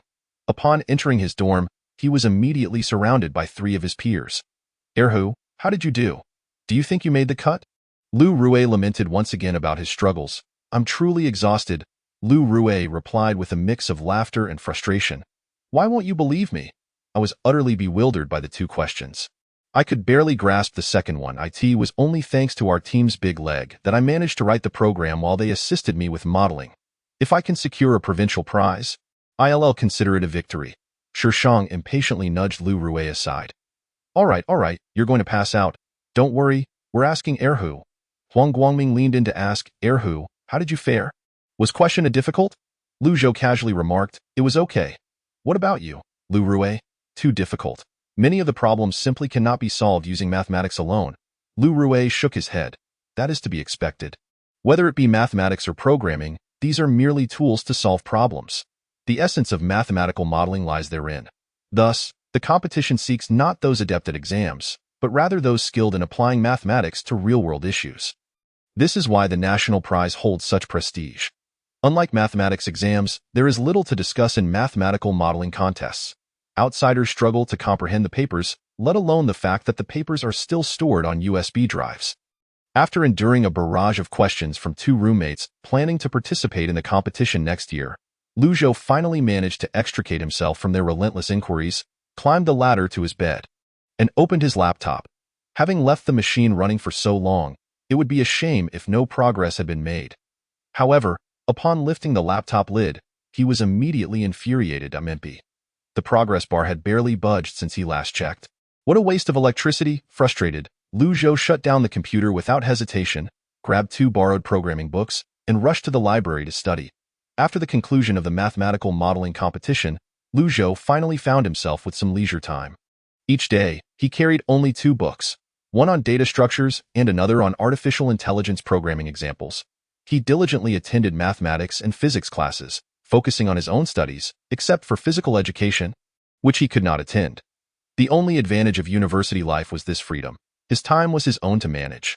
Generally, professors, especially those who were older or in administrative positions, would lecture without concern for what students were doing as long as they did not disrupt the class. Most of the time, he was either attending classes, studying in the library, or typing away in his dorm while engaging with the artificial intelligence. Xiao AI. Lu Zhou discovered that conversing with Xiao AI significantly boosted the progress bar's growth, proving far more efficient than merely leaving the machine running. To facilitate this, he wrote a small program in Python that connected Xiao AI's main program to WeChat, registering a new account under the nickname I. This way, he could keep his secondary account running on the mobile workstation, sending messages from his primary account to the secondary one. The small program would read those messages and input them into Xiao AI's dialog box. This meant he could indirectly interact with Xiao AI from a distance using a third-party chat tool. Considering Xiao AI's absolute control over the mobile workstation, he could even remotely control his laptop. For instance, if he typed shutdown, Xiao AI would automatically execute the command. This realization struck him as rather cool. Of course, for security reasons, he included a safety lock in the core code of this small program, ensuring that only messages from his own WeChat account would be received and inputted into Xiao AI's dialog box. Even if someone found his secondary account through nearby searches and sent a message, it would have no effect, as only his account would be recognized. Chapter 63. At least it's a national prize. As days turned into weeks, Lu Zhou maintained a largely unchanging routine while awaiting the results of the mathematical modeling competition. From Monday to Saturday, he shuttled between the dormitory, classrooms, and library, while Sunday afternoons were dedicated to tutoring Chen Yushan's cousin. With his assistance, Han Mingqi's mathematical performance had improved at an astonishing pace, evolving from utter confusion to keeping up with her high school's curriculum and steadily advancing. Meanwhile, regarding the campus train app, due to his lack of focus on it, Lu Zhou had nearly forgotten that he was running a small company with a loan of 500,000. After the return peak period, the user count for the campus train app plateaued at 2 million, and these users had become as stagnant as a still pond. This was hardly surprising. Outside of holidays, which student would take the initiative to purchase train tickets to go home? The monthly cost of renting cloud servers amounted to thousands, and during peak months, June, September, December, January, and February, the expenses for maintaining the app's operation skyrocketed, often multiplying several times. As for how to achieve profitability and monetization, to be frank, Lu Zhou lacks a solid plan. This is his first foray into entrepreneurship, and he finds himself rather muddled. His initial intention was simply to expand the user base of the app, thereby attracting venture capital or perhaps selling it directly to interested large enterprises for a handsome profit. However, to date, no one has shown optimism regarding his app. Rather, numerous headhunting firms have approached him. Although his concentrated and youthful user demographic is indeed of high quality, the unfortunate reality is that this group only revives during specific moments, rendering their overall value rather dismal. This conclusion dawned upon Lu Zhou after he made a proactive attempt to contact venture capitalists online. Indeed, for a technician, managing a company single-handedly proves to be exceedingly challenging, lacking both experience and energy. Lu Zhou pondered whether he should employ a professional manager with the 50,000 he has. Yet another question arises. Which competent manager would want to work for a fledgling company that lacks even a physical office? The answer remains elusive. Setting aside the company's affairs for the moment, given that his users are all dormant, there is little he can do to revive them in haste. Finally, at the beginning of October, Lu Zhou received a notification from teacher Lu regarding his defense presentation, and the anxiety that had weighed heavily on him was finally alleviated. Generally speaking, obtaining the qualification for the defense at least guarantees a provincial first prize. According to the rules of the mathematical modeling competition, the organizing committee of each region submits the designated number of first prizes to the national committee, which then appoints experts to form a national review committee that evaluates the outstanding submissions from each region according to a unified standard to select national first and second prizes. If he secures the national first prize, there is also a chance to compete for the prestigious Higher Education Society Cup and the MATLAB Innovation Award, especially the former, which is tantamount to a championship title. While the national first prize merely adds points for graduate school applications, winning the Higher Education Cup would virtually guarantee his chances. Naturally, it would be splendid to win the Higher Education Cup. But Lu Zhou does not dare to be overly ambitious. His goal is simply the national first prize. If he fails to secure even that, given the system's notorious inefficiencies, he fears he might be stuck with the task until this time next year. Or he might have to spend points to cancel it. Not wishing to waste any more time, Lu Zhou opened his notebook, plugged in his USB drive, and began preparing the defense PowerPoint, that moment. A knock sounded at the door of the dormitory, and Huang Guangming, who had been sitting on his bed engrossed in his phone, went to answer it and walked the class monitor, Tianjun, holding a list. And upon entering, he cheerfully asked, "Is Lu Rue in your dorm?"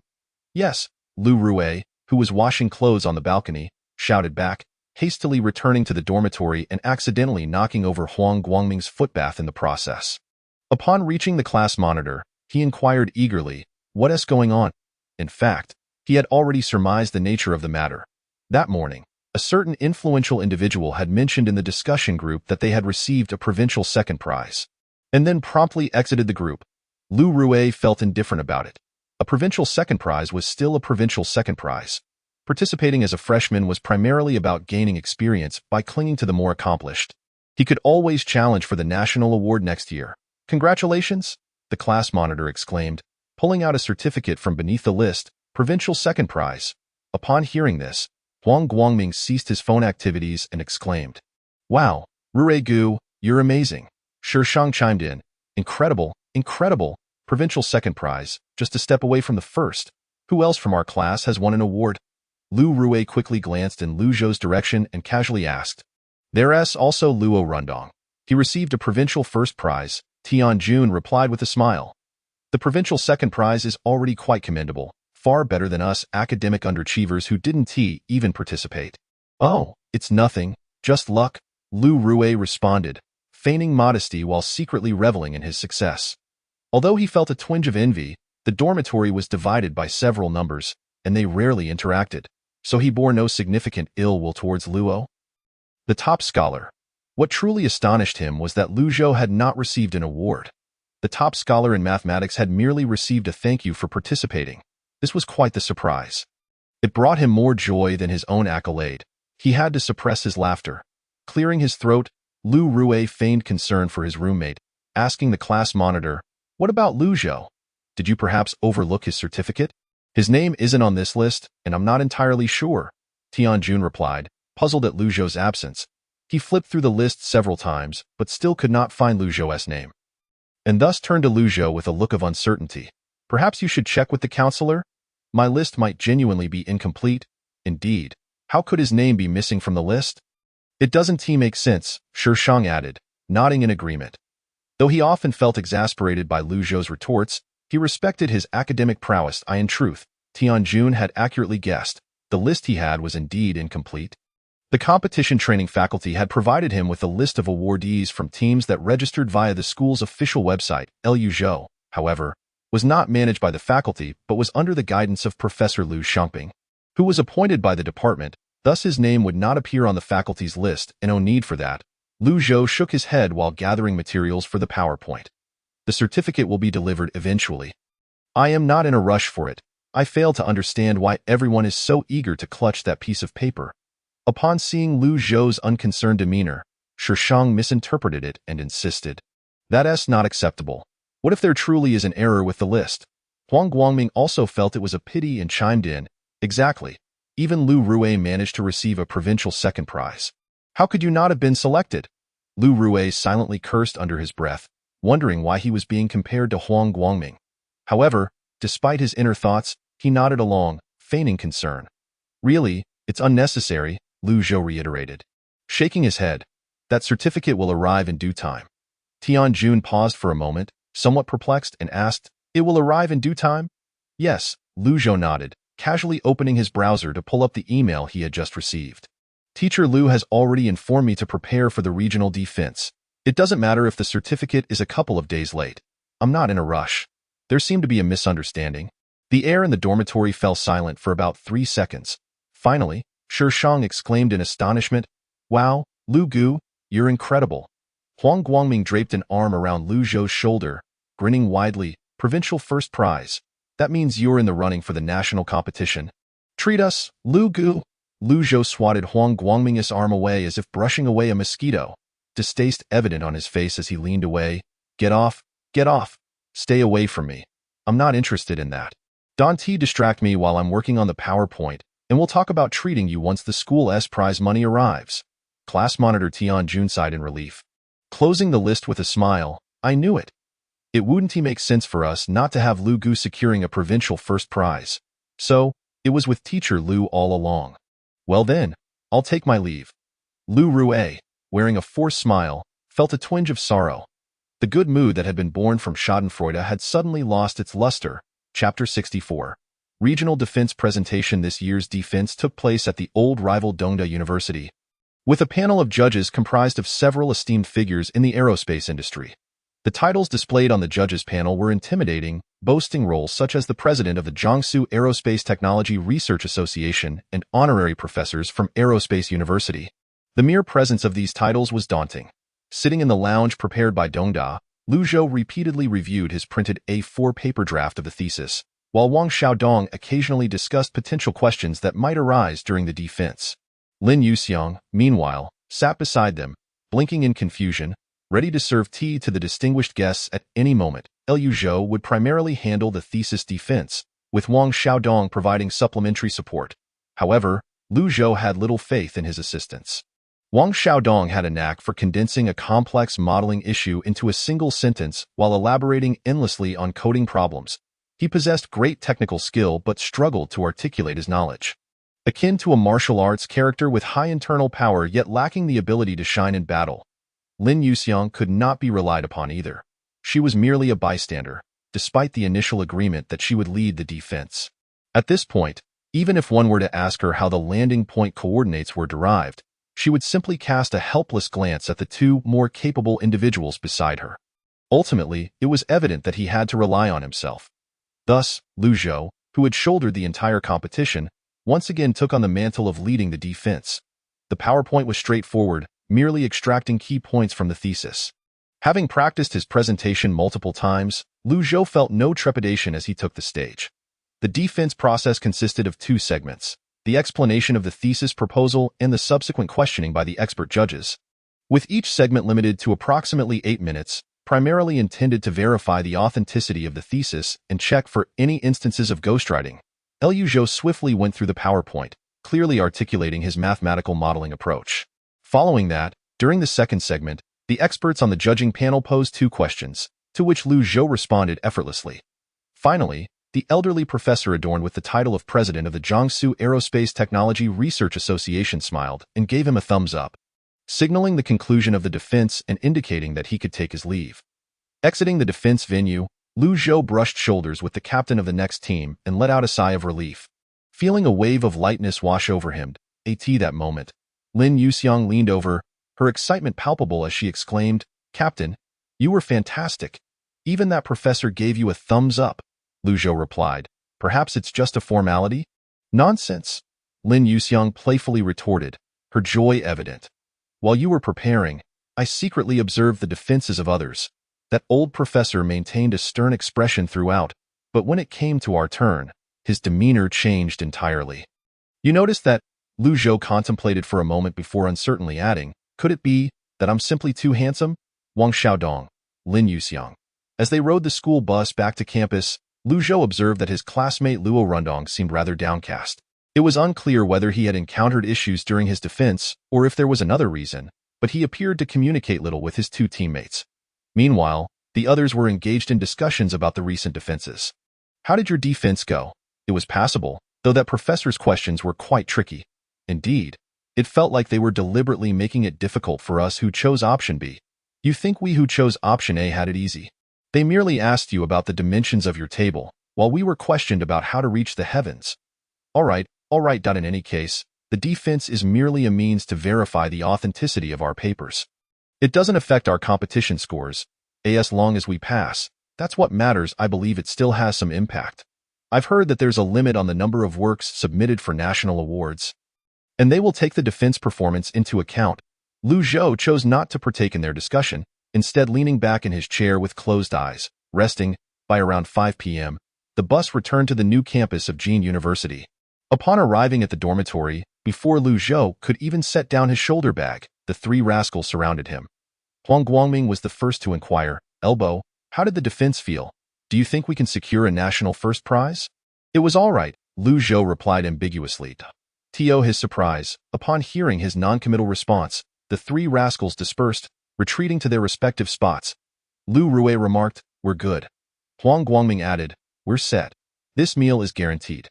Shishang quipped, "Lu Guz alright, 'tis equivalent to our Rui Guz failed, we understand." Lu Rui immediately protested, slamming the table, "What the hell? Why is it always about me?" "Lu Zhou?"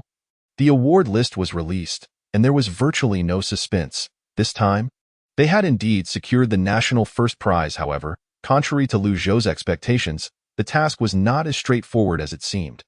After learning of the award, he repeatedly entered the system space, only to find that the task remained in the status of in progress. Did it require him to wait until the certificate was physically in hand? But for the previous paper task, wasn't it considered complete once the review was approved? Just as Lu Zhou began to doubt whether his system had frozen, Professor Lu Xiaoping called him, requesting his presence in the office. Filled with questions, Lu Zhou made his way to Professor Lu's office. Upon seeing Lu Zhou enter, Professor Lu smiled and gestured for him to take a seat. Then spoke, "Your team's work has been selected by the National Judging Panel, and they invite you to Beijing for an expert interview. Go back and inform your teammates, pack your things, and gather at the school gate in 3 days' time. I'll drive you to the train station. To participate in the expert interview, one must at least have secured a national first prize." After the interview, the judging panel would announce the winners of the Higher Education Cup and the MATLAB Innovation Award. These two trophies would be awarded without distinction between option A and B, only separating into undergraduate and vocational groups, representing the true champions and runners-up. An expert interview? Does that mean we have to defend again? Lu Zhou was taken aback. Why is a mathematical modeling competition so complicated? Yes, prepare your PPT, and it would be best to make some adjustments. This time, you'll be going to Beijing, and the interview will take place at Yin University, where you will face the National Committee scrutiny. Professor Lu sipped his tea, encouraging, "Do your best and strive to bring back the Higher Education Cup." He noted that this was the most manageable team he had ever led, particularly praising the captain for his humility and openness to others' opinions. Although there were minor flaws in his character, as Old Tang would say, imperfections do not overshadow brilliance. Observing Lu Zhou's somewhat reluctant expression, Professor Lu put down his thermos and playfully chided, "What's the matter?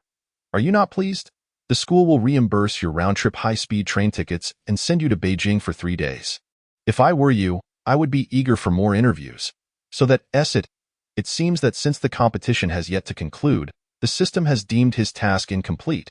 In other words, merely winning the national first prize is the basic requirement for task completion. To achieve a higher task evaluation, one must aim for even loftier awards." Following this line of reasoning, The MATLAB Innovation Award likely corresponds to an S evaluation, while the Higher Education Cup, symbolizing the overall championship, represents an S evaluation. Lu Zhou took a deep breath and looked at Professor Lu, saying, "I understand now. I will notify my teammates immediately." Professor Lu nodded approvingly. "Go ahead, and remember to ask your instructor for a few leave notes." Chapter 65. Expert Interview. 3 days passed swiftly, and soon it was time to head to Beijing for the expert interview. The train tickets to Beijing were reimbursed by the school, but the hotel expenses had to be covered by themselves. After arriving in Beijing by high-speed train, the three of them booked separate rooms at a hotel near Yin University. They spent a quiet night. The following morning, at precisely 8 a.m., the trio gathered in the waiting room outside the interview venue at Yin University. By the time they arrived, the venue was already bustling with participants from various teams and reporters from capital media outlets interviewing the shortlisted candidates.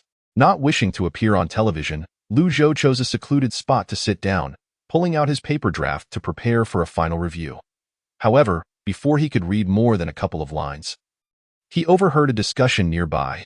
It seemed that the judging experts had already predetermined the awardees before the interviews, with the interviews merely serving to verify the authenticity of the papers.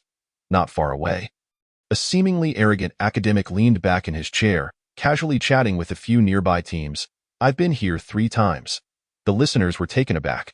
"So, the winners have already been decided? The press releases are all prepared." The academic chuckled and replied, "Which university are you from?" "Wodayaku." The faces of those around him displayed admiration. It was no wonder. The Wodayaku student was indeed extraordinary, having won the national first prize 3 times, truly formidable. It seemed this esteemed individual was aiming for the Higher Education Cup this time. Yet wasn't Wodayaku University dismissive of participating in the National Mathematical Modeling Competition, focusing instead on its internal contests? Indeed, while they claimed to be uninterested, their actions suggested otherwise. Seated not far from this group, Lu Zhou wore a look of surprise. Was this really the case? He had initially thought the expert interview would differ from the regional defense, but it appeared that it was merely a formality. He had spent the past 3 days burning the midnight oil revising the PPT, only to discover that it was of little consequence. With this realization, Lu Zhou couldn't help but chuckle to himself. However, even if it was merely a formality, surely there would be some benefits. After all, this gathering included brilliant minds from prestigious universities across the nation. Forming connections with such peers could undoubtedly aid his future endeavors. Yet, in theory, it seemed advantageous, but the reality was quite different. Geniuses tend to be proud, and when a group of proud individuals congregate, it is no easy feat to forge friendships, let alone synchronize their thoughts. Among this crowd, Lin Yuxiang felt increasingly restless, uncomfortable in her skin. While she was accustomed to navigating between 2 academic elites, being surrounded by them on all sides was daunting for someone of her caliber. She not only felt out of place, but also overwhelmed by the pressure. Even her typically pure and sweet smile appeared somewhat forced and unnatural. As Lu Zhou was reviewing his paper draft in preparation for the impending expert interview, a young female reporter approached, accompanied by a photographer. "Excuse me, are you Lu Zhou?" Lu Zhou looked up at the microphone directed at him, feeling somewhat perplexed, but nodded. "Yes, I'm a reporter from the Beijing Daily. May I interview you?" "Of course. What would you like to ask?" "Thank you for your cooperation," the reporter said with a subtle smile. "How do you feel about this mathematical modeling competition?" Lu Zhou pondered for a moment before responding, "It's all right." After a lengthy pause, there was no follow-up question. The reporter smiled awkwardly yet politely, pressing on, "Is it just all right? May I ask if you found the topics of this mathematical modeling competition particularly challenging?" "Well, it was okay." As soon as he uttered the first word, Lu Zhou swiftly realized and corrected himself. That was close. He almost blurted out, "All right" again. He silently commended his own quick thinking. The female reporter. Finally managing to dismiss the reporter, Lu Zhou was about to settle down to review his paper when he noticed another man approaching. The individual is clad in a suit that starkly contrasts with his surroundings, presenting himself with an air of sophistication.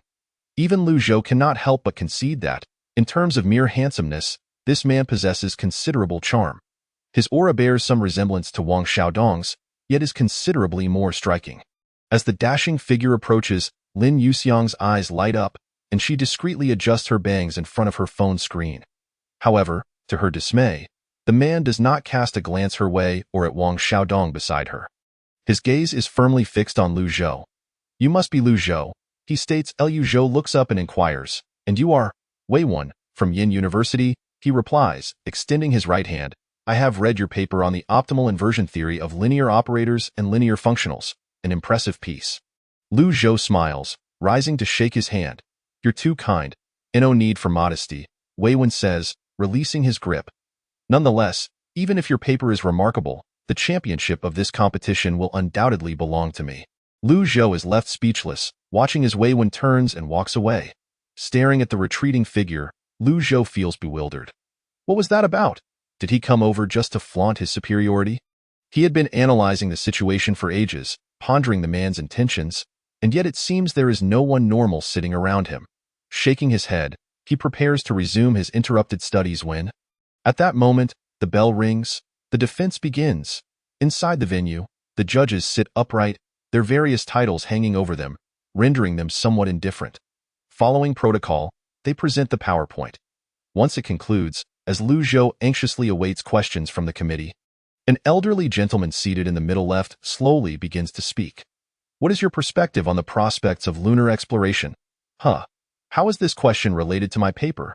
Yet, Lu Zhou hesitates for barely a second before responding smoothly. "It holds significant importance." "How significant?" The gentleman inquires with a smile. "I perceive it as a burden on the populace and a squandering of resources. Not long ago, I was discussing this matter with an old friend. In many remote areas of our country, children cannot even share a single desk, yet we spend over 100 billion annually. Compared to the Americans, the Russians, and the Europeans, how meaningful do you think it is?" Lu Zhou gazes at the elderly gentleman with a puzzled expression, unsure of the intent behind these questions. He asking me to discuss the prospects of space technology, the scientific value of lunar exploration, the enhancement of national cohesion through space programs? It all seems off the mark. Stealing a glance at the other judges, he notices they do not intervene but instead appear intrigued, waiting for his response. Seeing their captain remain silent, Lin Yuxiang grows anxious but feels helpless. Wang Xiaodong, standing behind Lu Zhou, maintains a stoic expression, unsure whether to trust his captain's abilities or to be equally perplexed by the question. After a moment's contemplation, Lu Zhou speaks up.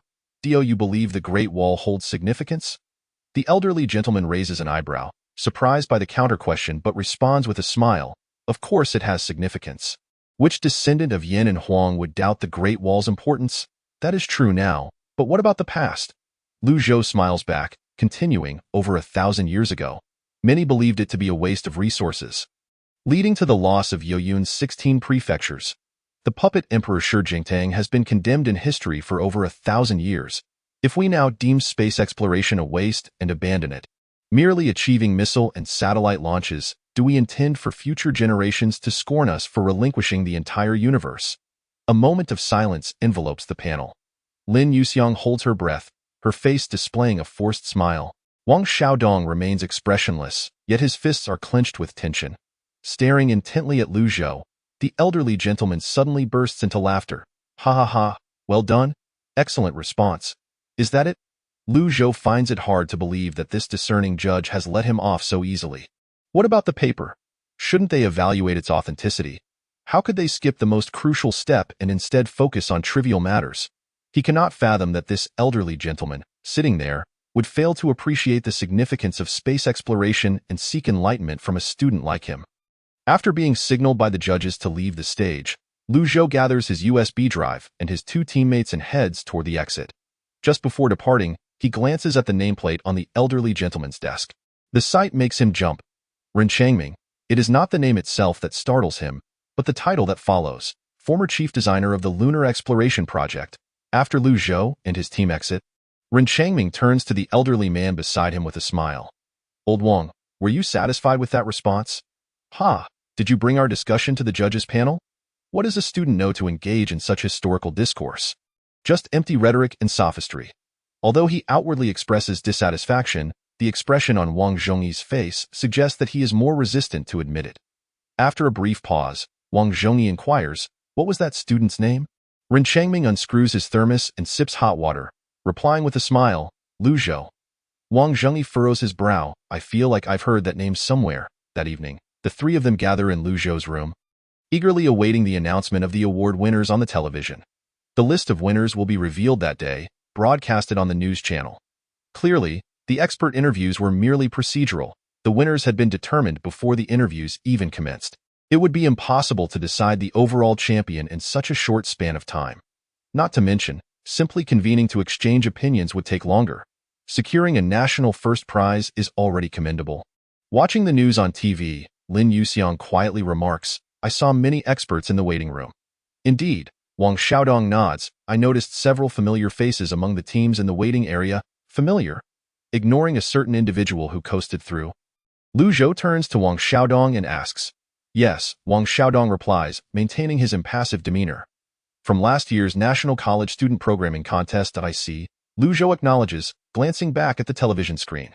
"Competitions like the Mathematical Modeling Contest, which are highly specialized, garner little attention from outsiders. The coverage by CCTV is scant, interspersed among a slew of brief news segments. This afternoon, the final round of expert interviews for the National College Student Mathematical Modeling Contest concluded successfully. Over 70,000 undergraduate and associate degree students participated, resulting in just over 300 national first prizes. The moment has arrived." Lu Zhou clenches his fists, fixated on the screen, holding his breath. The critical moment that will determine his evaluation is finally here. The award list is announced. Undergraduate Group High Education Society Cup winners: Lu Zhou, Wang Xiaodong, Lin Yuxiang, Jinling University. Chapter 66. National Champions. Undergraduate Group High Education Society Cup winners: Lu Zhou, Wang Xiaodong, Lin Yuxiang, Jinling University. Regardless of whether the rest of the school is in an uproar, Room 201 is certainly in a frenzy. "Damn, that's impressive. I told you we were solid, right? From now on, he should be called Brother Lu." "Absolutely." Seeing Huang Guangming and Shi Shang, Lu Rui secretly turns off his phone, tucks it away, and pretends not to notice, continuing to work on his physics assignment. The High Education Society Cup, rising above over 70,000 college students. This achievement is so lofty that he no longer wishes to even gaze upon it. Just then, the dormitory door is flung open, and class monitor Tianjun rushes in first, followed closely by academic committee member Li Tao and the class's second top student. "Luo Rundong. Wow, did you see? Our school has won the High Education Society Cup." Upon entering, Tianjun exclaims loudly, searching for Lu Zhou but failing to find him. Luo Rundong quickly asks, "Where's our brother Lu?" Shi Shang beams with a broad smile, as if he himself had won an award. "He is still in Beijing, returning tomorrow by train." Li Tao remarks, "Brother Lu is indeed impressive. I wonder if he will participate again next year." I'd love to cling to his coattails. He had played too many games last semester, resulting in a poor performance in the final math exam. Had he known earlier, he would have hugged Lu Zhou's coattails in advance. Now he fears he may have lost even his chance at graduate school. That's the High Education Society Cup. Over the years, Jinling University has won numerous national first prizes, but this championship is a first. Get out, get out. Have you slept with our brother Lu? If you haven't, you have no right to speak. Just stay out of it. Huang Guangming quips mischievously. "Rui Gu, why are your eyes a bit red? Do you need eye drops?" Lu Rui, "MMP, if I don't beat someone up today, I won't be able to sleep." Undergraduate Group MATLAB Innovation Award winners: Wei 1, Chui Jing, Yang Wanhong, Yin University. Impossible. Wei Wen suddenly stands up, his eyes glued to the television. The second place? He is merely the runner-up. During the break, he had inquired about all the strong teams he believed to be competitors, whether it be the Wadaiku Prodigy, who has triumphed 3 times at the national first prize, the original team from Xiada that claimed victory 13 years ago, or the recently criticized academic pariah, Lu Zhou from Jin University, who has made a remarkable comeback. It is particularly Lu Zhou who has drawn the most apprehension from Wei Wan, who has perused his paper. Yet, paradoxically, it is he who poses the greatest threat, and he who is least likely to win. This is not to belittle him. Wei Wan acknowledges that Lu Zhou is indeed formidable, to the extent that even professors from NYU's Quran Institute are astonished by his prowess. While his modeling abilities remain uncertain, in the realm of mathematics, Wei Wan concedes he is somewhat inferior. However, mathematics modeling is a team competition, a semi-academic group research contest, not merely a test of exam scores. Modeling, programming, and paper writing must be executed with precise collaboration. Any faltering in one step could lead to a tumble. After encountering Lu Zhou's teammates, Wei Wen promptly excluded Jin University's team from the ranks of competitors. The programmer responsible for coding is likely skilled as well, but at best could be considered a second-tier genius. Not amongst the elite. As for the female team member, she appeared to be merely coasting along, and he recognized at a glance that she was not contributing. Thus he dismissed her entirely. It was ostensibly a 3v3 match. Yet in reality, it felt more akin to a 3v1.9 scenario. After assessing their lineup, Wei Wen was convinced that the national first prize was their ceiling. However, reality stood in stark contrast to his expectations.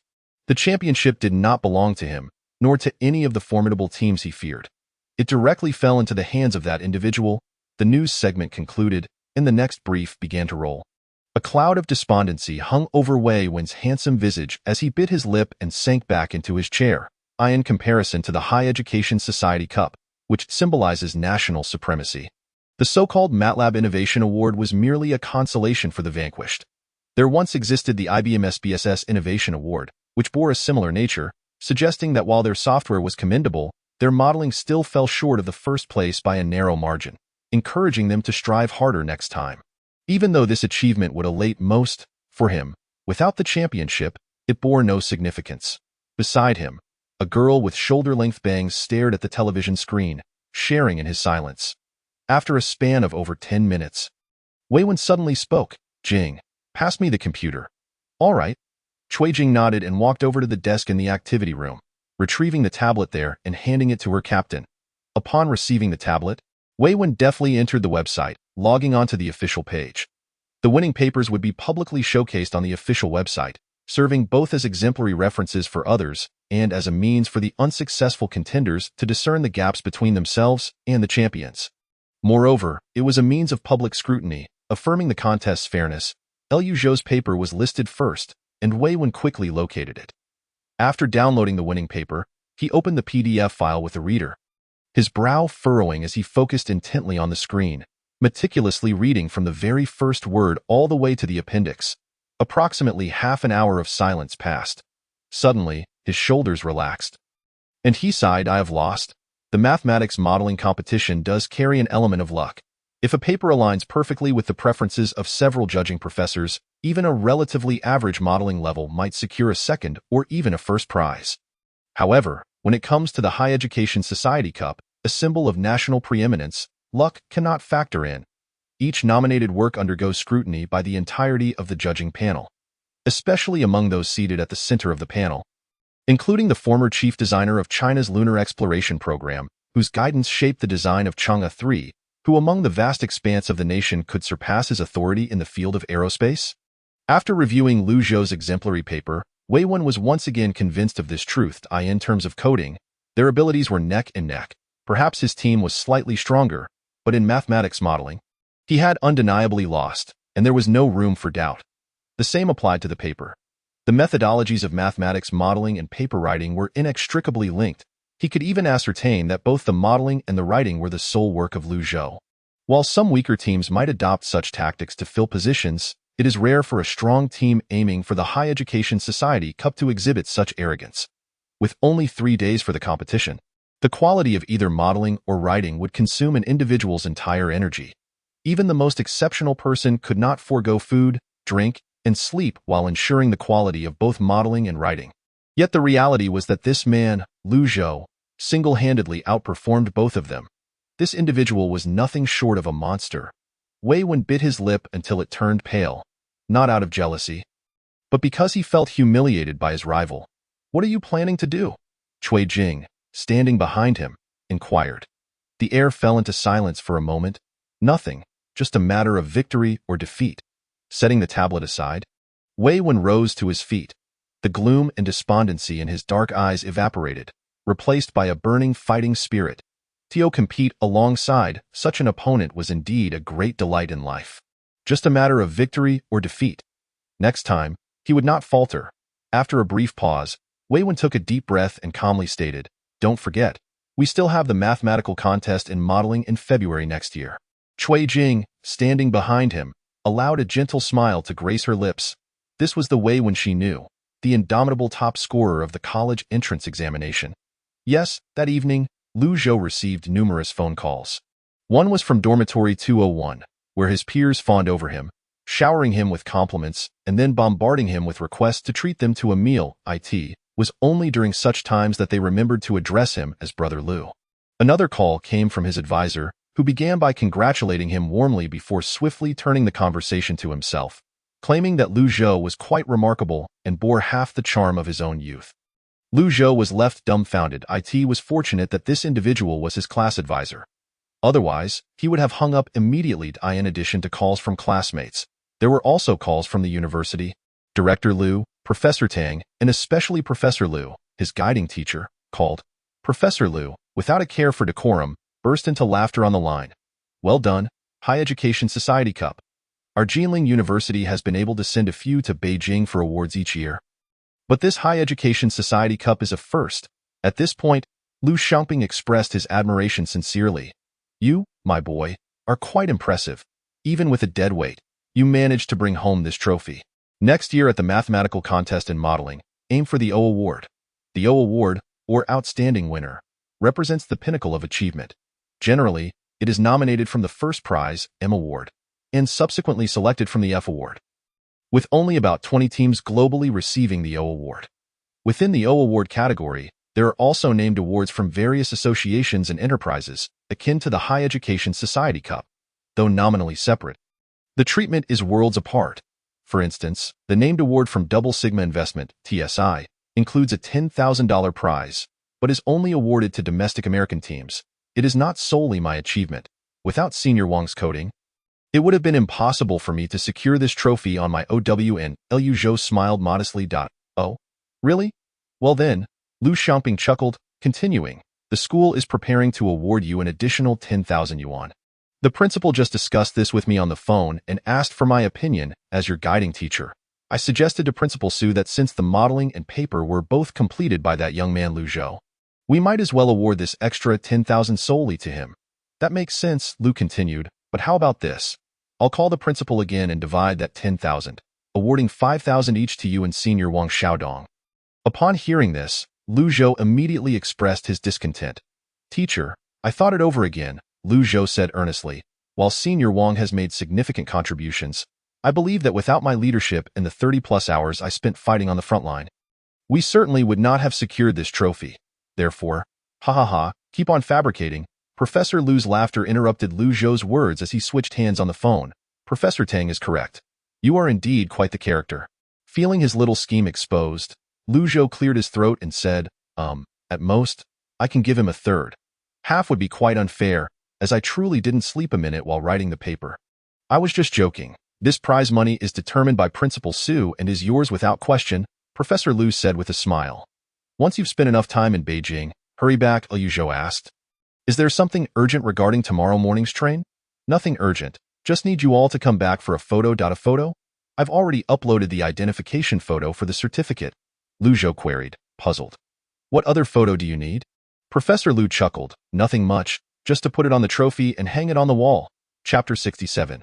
The unchanging fate. After ending the phone call, Liu Zhou drew the curtains and proceeded to the bathroom for a refreshing shower. He then lay flat on his bed, silently reciting his intentions, and soon found himself entering a pristine white system space. As anticipated, the award list was officially revealed, marking the completion of his task. Eagerly, he approached the semi-transparent screen, which displayed a prominent message. Congratulations, host, on completing the task. Please continue your diligent efforts. Task completion status. Based on obtaining the National First Prize, you also secured the Higher Education Society Cup. Final evaluation of the task. S. Reward task. Task rewards. Based on the subject inclination of the data modeling work, you have earned 2,000 points in mathematics experience, 2,000 points in physics experience, and 500 points in credits. 1 lottery opportunity, 80 trash, 10 experience points, 5 samples, 5 blueprints. Upon seeing the S evaluation, Liu Zhou felt a surge of joy. Indeed, the National First Prize was merely the minimum requirement for task completion.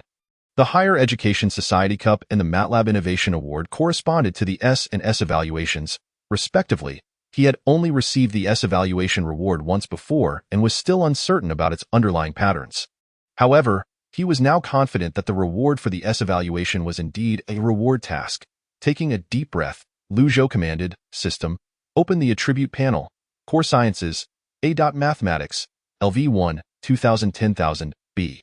Physics, LV1, 2110,000, C. Biochemistry, LV0, 1000, D. Engineering, LV1, 010,000, E. Materials Science, LV0, 1000, F. Energy Science, LV0, 1000, G. Information Science, LV1, 010,000, credits, 1175, 1 lottery opportunity. Mathematics represented the upper limit for the other subjects, thus remaining the primary focus for upgrades. Following that were engineering and information science, as their knowledge was the most easily convertible. As for physics, a discipline that matured later, Lu Zhou decided to let it develop organically. Now, it was once again time for the exhilarating lottery segment. Taking a deep breath, Lu Zhou reached for the lottery button, and soon, the familiar roulette appeared before him. Spin, with his command, the wheel began to spin at an imperceptible speed. Repeatedly chanting "draw a trash prize, draw a trash prize," he engaged in various self-deprecating mental rituals before finally shouting, "Stop!" The wheel continued its inertia for several cycles before gradually coming to a halt. After one last self-deprecating thought, Lu Zhou cautiously opened one eye. The screen displayed, "Congratulations, host, you have received trash." What the heck? This wretched system. Do we have a grudge against each other? Upon seeing the glaring word trash, Lu Zhou cursed internally. However, the system seemed indifferent to his plight. Received a can of coffee. Silently staring at the icon on the screen, Lu Zhou came to terms with the reality that the system's lottery seemed to bear no relation to either positive or negative self-talk. Ultimately, it was a matter of luck. Exiting the system's space, Lu Zhou sat up in bed, extending his right hand as he silently repeated "coffee, coffee, coffee." Suddenly, without any forewarning, a brown can appeared in his hand, as if a frame had been abruptly inserted from a continuous universe. Yet, having grown accustomed to the system's peculiarities, Lu Zhou did not react with the same astonishment as before. Instead, he calmly remarked, "Is this another future brand? I was half expecting a can of Sprite this time." Checking the production date on the can, he found none, as anticipated. Having tasted the future cola, he was now eager to discover the flavor of future coffee. With that thought, Lu Zhou cracked open the can and took a swig. It tasted like ordinary instant coffee, but the texture was exquisitely smooth, akin to silk. While he couldn't pinpoint what made it delightful, he found himself unexpectedly craving another can after finishing one. This inexplicable sense of satisfaction mirrored his experience with future cola. Licking his lips, Lu Zhou wiped the mouth of the can clean and stuffed it into his travel bag, planning to discard it in a public trash bin the following day. Given that hotel check-in information was linked to his ID card, he did not believe anyone would be monitoring him, but it was still prudent to remain cautious. After washing his face in the bathroom, he returned to bed and closed his eyes, letting his consciousness once again enter the system's space. With his face refreshed, it was time for another test of fortune. Reward task activated. Task, reward task, can be abandoned at any time.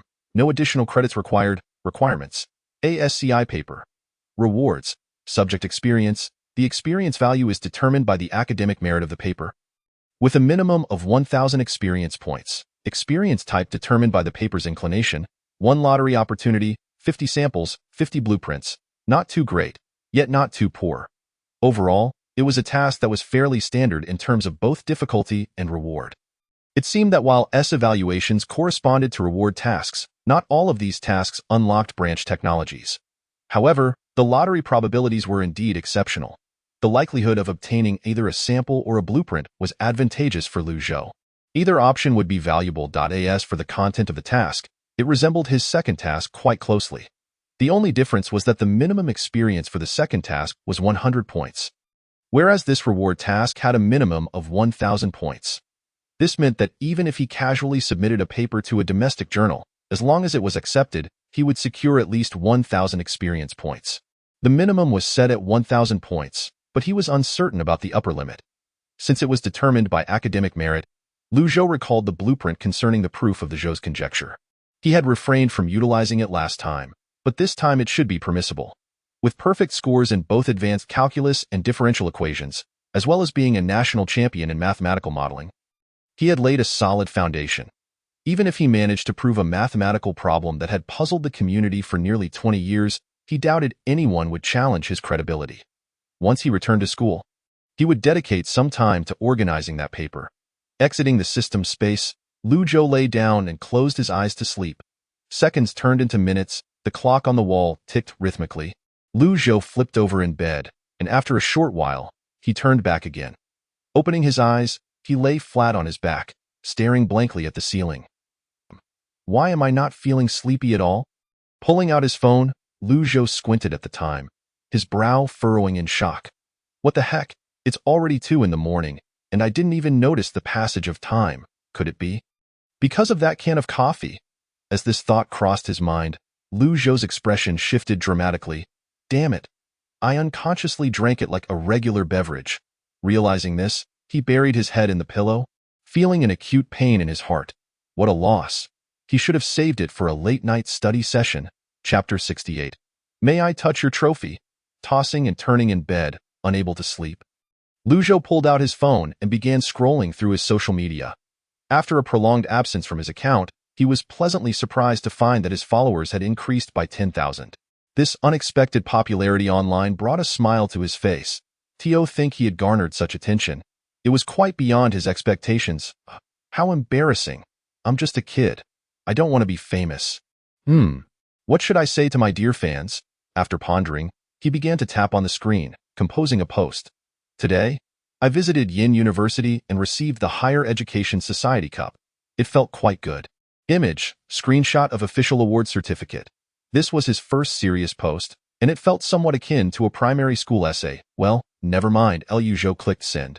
After browsing the trending topics, which were filled with trivial celebrity gossip, he found them utterly uninteresting and returned to check his own post. To his astonishment, there were already a dozen comments. So many fans? Intrigued, Lu Zhou clicked on the comments to see what his followers had to say. A high school student is utterly confused. What is the Higher Education Society Cup? Big shot. Are you forming a team for next year's mathematical contest in modeling? Master, if you keep showing off like this, you'll lose friends.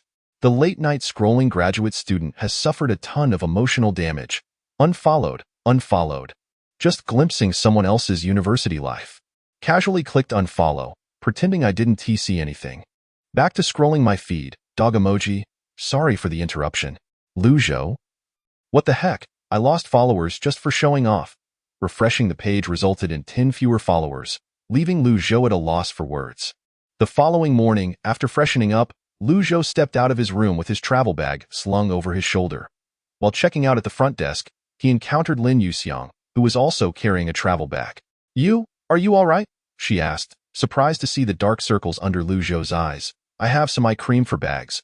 Would you like to borrow it? Lu Zhou yawned. No need. He was indifferent to the dark circles and simply wished to board the train and catch up on some sleep. To ensure they had each other's company during the journey, the three of them had booked the same train. After taking a taxi to the railway station, Lu Zhou dozed off twice in the waiting area, once due to a noisy child and once thanks to Wang Xiaodong. It's time to board. So soon? With bleary eyes, Lu Zhou opened them and glanced at the screen above the ticket checking point, double-checking the train number on his ticket. There were merely 10 minutes left until the ticket inspection commenced. Did you not sleep well? I shall visit the restroom. In truth, what Lu Zhou wished to convey was not that he had not slept well, but rather that he had not slept at all. Observing Lu Zhou yawning repeatedly, Wang Xiaodong nodded in understanding. It was the first time in his life he had secured a national championship, and he too had been quite elated the previous night. Engaging in a phone call with his family that lasted over an hour, finally falling asleep around 2 in the morning. After washing his face in the restroom, Lu Zhou emerged just as the ticket inspection began. He queued through the ticket gate and boarded the high-speed train, where he promptly dozed off again. When he was awakened by Lin Yuxiang, they had already arrived at Jinling Station. Thus, his brief sojourn to Beijing, lasting less than 3 days, came to an end. Upon taking the subway back to campus, Lu Zhou, burdened with his travel bag, was unexpectedly surrounded by a throng of classmates as soon as he crossed the threshold of the dormitory. Where is the trophy? Where did you win it? Elbowing in, No, brother Lu. May I please touch your trophy? The grinning Huang Guangming exclaimed, reaching out to help Lu Zhou with his travel bag. Get away. Lu Zhou waved his hand dismissively, sidestepping to the side. The trophy is not with me. It was sent directly to the school. If you wish to touch it, seek out our class instructor. Forget the trophy. What about a meal? Please, please, please, I shall treat you once my prize money arrives. Generally speaking, in such mathematical modeling competitions, the winners receive only a certificate. Trophies are reserved for national champions, and since the winning school funds their production, it is customary for them to be kept as a collective honor at the institution. The school will permanently preserve the trophy and affix a photograph of the 3 winners holding it. Commemorating this hard-earned glory, on the way back, Lu Zhou received a phone call from Teacher Lu, instructing him to visit the Academic Affairs Office upon his return for a photograph. Wang Xiaodong and Lin Yuxiang had likely already gone ahead, and not wanting to keep anyone waiting, Lu Zhou dropped his travel bag on the desk in his dorm and promptly turned to leave again. Watching Lu Zhou's silhouette vanish through the dormitory door, Shishang, leaning against the chair's backrest, sighed. It feels like Lu Zhou has already distanced himself. Indeed, achieving the Higher Education Society Cup in only his freshman year makes me feel increasingly like a salted fish. Huang Guangming, seated on the bed while playing a mobile game, sighed. However, the moment I remember that Lu Zhou is still a single dog, a sense of balance returns to my heart. What's that saying? Studying is not everything in life. Even if one cannot become a top scholar, we can still cherish an unforgettable youth, or perhaps, loved by the end. Shishang's tone and expression were quite poignant. A sudden interruption startled Huang Guangming, nearly causing his phone to tumble off the bed. What the hell, Fij? Let us talk properly. You're making me a bit scared. How about I take you to see a doctor? What doctor? That guy has likely taken the wrong medicine. Lu Rue, who was engrossed in his physics assignment, replied without looking up. Stop calling me Fij. Show some respect and call me Shanggu. Upon hearing the nickname Fij, Shishang, for once, did not get flustered, but instead, with a serious tone, corrected, You wouldn't understand, that feeling of excitement. Lu Rue, Huang Guangming. Shishang continued languidly, so what I wish to convey is that surpassing him academically is impossible. That guy is simply a prodigy. However, in matters of emotion, or rather, emotional intelligence, we might not be inferior. So do not underestimate yourselves, Lu Rue suddenly interjected. That may not be the case. Shishang was momentarily taken aback. What do you mean? During the summer vacation, Lu Rue hesitated briefly before continuing. I saw him sitting with a girl in the library, studying together. Shishang's expression became awkward, and he cleared his throat. It was merely studying together. What does that signify? I've also studied with that person before, Lu Rue went on. Then, I also saw them eating together in the cafeteria. At that time, it seemed like they were using the girl's meal card. Inside the dorm, an eerie silence enveloped the atmosphere. Shishang and Huang Guangming exchanged glances, silently observing Lu Rue. Huang Guangming. Is that girl very unattractive? I've heard that female scholars tend to be quite plain. Lu Rue shook his head. No, quite the opposite. She is very beautiful, Huang Guangming, Shishang. This is a complete defeat. Not only was I crushed in terms of intelligence, but my emotional intelligence also suffered an unrelenting blow. Guangming, I feel as though my life is shrouded in darkness. Shishang sighed despondently, questioning why my university life is so different from others. IDS all right. I feel the same way. Tossing his phone aside, Huang Guangming replied weakly, Tomorrow, shall we study together? No need for tomorrow. I'll head there right now. Huang Guangming said as he clutched the ladder and descended. Chapter 69. The enigmatic theory of numbers. A single photograph took an entire hour to capture. Dragging his weary body back to the dorm, Lu Zhou pushed the door open only to find Lu Rue, the only one left. Where's everyone? Isn't it too early for dinner? Lu Rue, buried in physics problems, rolled his eyes without lifting his head. They were all discouraged by you and have gone to study, Lu Zhou? Lu Rue. By the way, the physics assignment is due this afternoon. You haven't started, have you? I finished it ages ago. I've already submitted it.as. He unpacked clothes from his travel bag, Lu Zhou casually remarked. Not to mention this assignment, he had completed the month's physics tasks prior to his trip to Beijing. Having frequently taken leave, Lu Zhou felt somewhat guilty and thus completed all the problems in the exercise book, submitting them all at once to Professor L.as. It turned out, Professor Li Rongyin was quite humorous. After glancing at his work, he did not comment on whether it was correct or not, but rather stated that Lu Zhou need not submit future assignments, as writing such things was a waste of time and it would be more beneficial to engage in meaningful activities. Finished? Lu Rue was astonished. You didn't even attend class. When did you write it?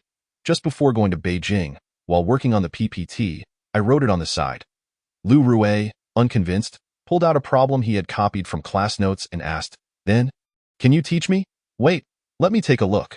Placing his changed clothes into the washing basin on the balcony, Lu Zhou returned to the dorm and stood behind Lu Rue, glancing at the problem. Calculate the specific heat capacity of a mixed gas consisting of M1 3.0 by 102 kilograms of water vapor and M2 3.0 by 102 kilograms of hydrogen gas at room temperature. The problem was brief and appeared simple. However, Lu Zhou remarked, this question is beyond the scope. It's normal for you not to be able to solve it. It was likely a thought question assigned by Professor Li in class, which he had not encountered while working on the exercise book. Lu Rue? Noticing the bewildered expression on Lu Rue's face, Lu Zhou chuckled and continued. At room temperature, diatomic gas molecules and water vapor molecules can be treated as rigid molecules. Although their covalent bonds still exhibit vibrations, the vast majority of molecular vibrational energy levels do not transition and thus contribute nothing to the specific heat at constant volume. Hence, the conclusion remains the same as if vibrations were considered. Non-physics majors might not find this in their general physics textbooks, but it is indeed mentioned in inorganic chemistry. Lu Rue? Of course, merely knowing this is insufficient. One must also be aware of the molar heat capacities of rigid diatomic molecules and water molecules, along with a series of data not provided in the problem statement. Chemistry courses are not offered in the mathematics department, so this problem would likely stump many. Those who can solve it have either self-studied inorganic chemistry like Lu Zhou or participated in high school physics competition training. Professor Li assigned this thought question likely to cultivate students' ability to learn independently outside the classroom. After all, in university, with limited class hours for a book, every professor is racing ahead, and there is not much that can be taught in class. Much of the knowledge must be acquired through self-study. Naturally, this also depends on one's personal aspirations. If one merely aims to obtain a graduation certificate, they need not attend classes. Cramming before exams and boosting their GPA before graduation can suffice for a smooth passage. Thus, one can conclude, Lu Zhou picked up a pen and wrote on the draft paper, CV13R, CV252R, specific heat capacity of the mixed gas. Total, M1U1, CV1, M2U2, CV2, specific heat capacity of the mixed gas. C total, M1M2, given U10. 018, U2 0.00, are 8.314 J mol K. Substituting the above data yields 5.86 x 103 J kgK. The calculations were straightforward. Even a middle school student could manage it. The challenge lay in the blind spots of knowledge. Returning the pen to Lu Rue, Lu Zhou smiled and said, this question is quite simple. If it were to calculate the absolute value of its internal energy, it would necessitate including the vibrational energy of the molecules. However, such questions are certainly not going to be on the final exam. Let those physics department scholars worry about it. Lu Rue? Observing Lu Rue's perplexed expression, Lu Zhou paused and asked, did you not understand? Or should I explain further? I understand. Lu Rue nodded, still dazed, and inquired, where did you learn all this? Are we truly attending the same university? Lu Rue couldn't help but begin to question the meaning of life. Lu Zhou replied nonchalantly, of course, I learned it from the library. Lu Rue fell silent, quietly starting to pack his belongings. Lu Zhou, taken aback, asked, what are you packing for? Lu Rue looked up at the ceiling. His eyes filled with sorrow and said, I deeply feel that my level of knowledge is insufficient. From today onwards, I too shall immerse myself in the library every day. With that, he picked up his backpack and wordlessly walked towards the door. On Monday afternoon, in the lecture hall, the audience was packed, with no empty seats to be found. As the team captain, Lu Zhou stood on stage, preparing to deliver his acceptance speech for the award. Looking at the sea of faces below, he was acutely aware that most of these individuals were merely students sent by the Student Council, the Youth League, and the Qingma class to serve as extras. Everyone was an adult, who would willingly come to support someone else. As for the freshmen, dazzled by the vibrant university life and various exceptional individuals who had been lured here by mere words, clutching their notebooks ready to take notes, Lu Zhou was uncertain whether his speech would benefit them. After all, if they set him as their role model, their university experience might be fraught with frustration. On either side of the classroom, several media outlets were present, primarily the school newspaper and local newspapers, with the highest ranking being the Jinling City television station, all invited by the school. Upon catching a glimpse of the encouraging gaze from Director Lu Zhou reflected on the difficulty of earning money, then cleared his throat, adjusted the microphone, and began, "Good morning, esteemed teachers, leaders, and fellow students. It is my honor to have this opportunity to collaborate with my two teammates in participating in this unprecedented competition, standing side by side, and winning the Higher Education Press Cup. First and foremost, please allow me to express my sincerest gratitude on behalf of all the participants to the organizers, sponsors, national advisors, and all those who have worked diligently to ensure the smooth running of this competition." For over 10 minutes, he spoke, transitioning from insights gained in the competition to learning methods across various disciplines, and then from a lucrative offer with a salary of $500,000 to his future life plans. In summary, it was 99% inspirational and 1% methodological. Having been interviewed before, Lu Zhou was not daunted and naturally maintained his facade until the end. Applause erupted from the audience, whether genuine or not. The sight of those freshmen diligently filling their notebooks with notes was indeed quite invigorating. "Thank you all," he said, bowing slightly before passing the microphone to Teacher Lu and walking off the stage. As he descended the aisle beside the seats, Professor Tang smiled and nodded at Lu Zhou as he approached. "Well done," Lu Zhou chuckled. "Professor Tang, when will the school's prize money be distributed?"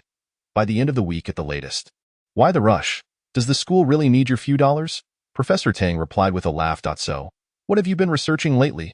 "Number theory," Lu Zhou pondered before responding, specifically the section on Mersenne primes. "Mersenne primes? You're still studying that?" Professor Tang sighed slightly, his tone tinged with regret. "Number theory is fascinating yet deceptively accessible." "Just how accessible?" "Many theorems and formulas can be understood by middle school students, which is precisely why it has become a hotspot for amateur mathematicians. It is said that every year, these enthusiasts inundate the Chinese Academy of Sciences with letters concerning Goldbach's conjecture, enough to circle the globe. The gatekeeper at the Academy has 9 mathematical problems, and if amateurs cannot solve them, they are denied entry. This illustrates that achieving results in number theory is far more challenging than it appears. Not only does one need a solid mathematical foundation, but extraordinary talent is also crucial. The reality is harsh. No other field or research direction tests innate ability as stringently as number theory. If one lacks that talent, it's better not to dabble in number theory, for even a lifetime of effort may yield less than the insights of a single moment of brilliance from someone else. However, despite being aware of this, Professor Tang refrained from discouragement. He understood Lu Zhou's temperament all too well, impatient, utilitarian, and eager for quick results. Once he inevitably faced setbacks in number theory, he would naturally retreat. Chapter 70, Proving Zhou's Conjecture. After lingering with Professor Tang for a while, Lu Zhou stepped out of the lecture hall, only to be immediately surrounded by a group of first-year female students. Admittedly, there were also a few male students nearby, but seeing so many girls made it a bit embarrassing for them to squeeze in. "Senior, how did you excel in advanced mathematics? I find it so difficult. Do you have any study tips to share?" "Senior, I heard that our university has a policy for extra points in graduate school applications. Is that true? Or do you have to win the Higher Education Press Cup first?" "Mister, are you participating again next year? Do you need teammates?" "I can write papers. I won Best Debater in the high school debate competition. First prize in Math Olympiad. Academic brother, do you have WeChat? Can I add you?" Faced with this barrage of questions, Lu Zhou was utterly bewildered. While he knew he was quite handsome, he didn't expect such enthusiasm. It felt rather embarrassing, finally managing to escape the clutches of the younger students. Lu Zhou headed towards the library with his laptop bag.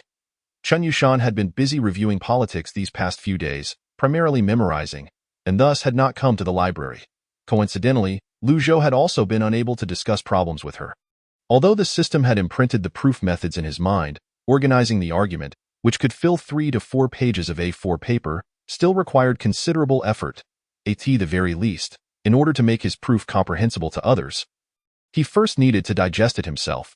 The final written version might not merely consist of the 3 to 4 pages provided by the system. The length could easily double. Moreover, since number theory was not Professor Tang's area of expertise, there was no one to review his paper this time. To ensure a successful submission, he would need to dedicate 120% of his focus, meticulously reconstructing every vague detail from the proof process provided by the system, leaving no room for the academic editor to find fault. Discussion on the distribution law of Mersenne primes and the proof of Joux's conjecture. Abstract. This paper investigates the distribution law of Mersenne primes, proving that for 2 in P2, 2 in 1, MP has 2 in 1-1 primes. Based on this, it further establishes that when P2, 2 in 1, MP has 2 in 2 primes. Joux initially left a space for the main text and jumped straight to the references, quickly typing out a line of text. References. The distribution law of Mersenne primes. J. Zhou Haizhong, Journal of Yixin University, Natural Science Edition, point 1992, 04. Only this single reference was needed. Over the past 20 years, countless mathematics enthusiasts and researchers in number theory have attempted to verify this theorem repeatedly, yet none have succeeded. Even Mr. Joux, who proposed this conjecture after years of investigation, has been unable to provide a suitable proof. The allure of number theory lies here, with the apple dangling above everyone's heads, visible to both mathematicians and enthusiasts, waiting for a tall individual to come, tiptoe, and pluck it. With his hands leaving the keyboard, Joux picked up pen and paper. Immersed in the process, he completely forgot the outside world. Even forgetting himself, the only paper in the world was his pen. Infinite primes were magnified beneath his pen tip, condensed into lines of expressions. Intersecting numbers and symbols wove spells, crafting the magic that describes the truths of the universe. Time elapsed, second by second. Draft papers gradually filled the desk before Joux. 18 noon. During mealtime, a fellow student preparing for graduate school stretched and was about to rise to head to the cafeteria when he suddenly noticed the stacks of draft papers laid out on Joux's desk. Along with the lines of calculations, he was instantly bewildered. What kind of problem was so formidable? So many sheets of draft paper and still not finished. He looked young, likely an undergraduate, but could such difficult mathematical problems exist at the undergraduate level?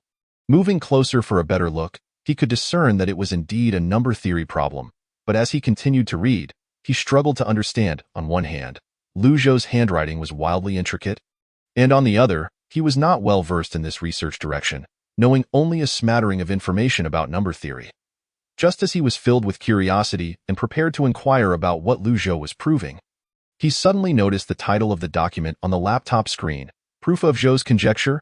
His curiosity evaporated in an instant. Oh, it turns out he's a lunatic. Just another one who lost his mind studying mathematics. With a mental eye roll, the graduate student grabbed his backpack and turned to leave. Although he was not an expert in this field, it did not mean he was entirely ignorant. For the past 20 years, mathematicians worldwide studying number theory had, to varying extents, researched special primes such as Mersenne primes, twin primes, and Fermat primes, as these are key to solving century-old problems. And those who had researched Mersenne primes had invariably attempted to prove Joux's conjecture. Yet, had anyone ever succeeded? Do not speak of apple-picking. There is even a person to hold the ladder or move the stool. If you, as an undergraduate, were to witness this, it would truly be a sight to behold. Completely engrossed in the equations before him, Joux was, of course, oblivious to the psychological musings of a passerby behind him. Not only was he unaware of the slightest disturbances, but even the passage of time and the gnawing hunger within him were lost amidst the rows of calculations. He had long since adapted to this unhealthy mode of study as Joux inscribed the final equation. The sky outside had succumbed to the embrace of night.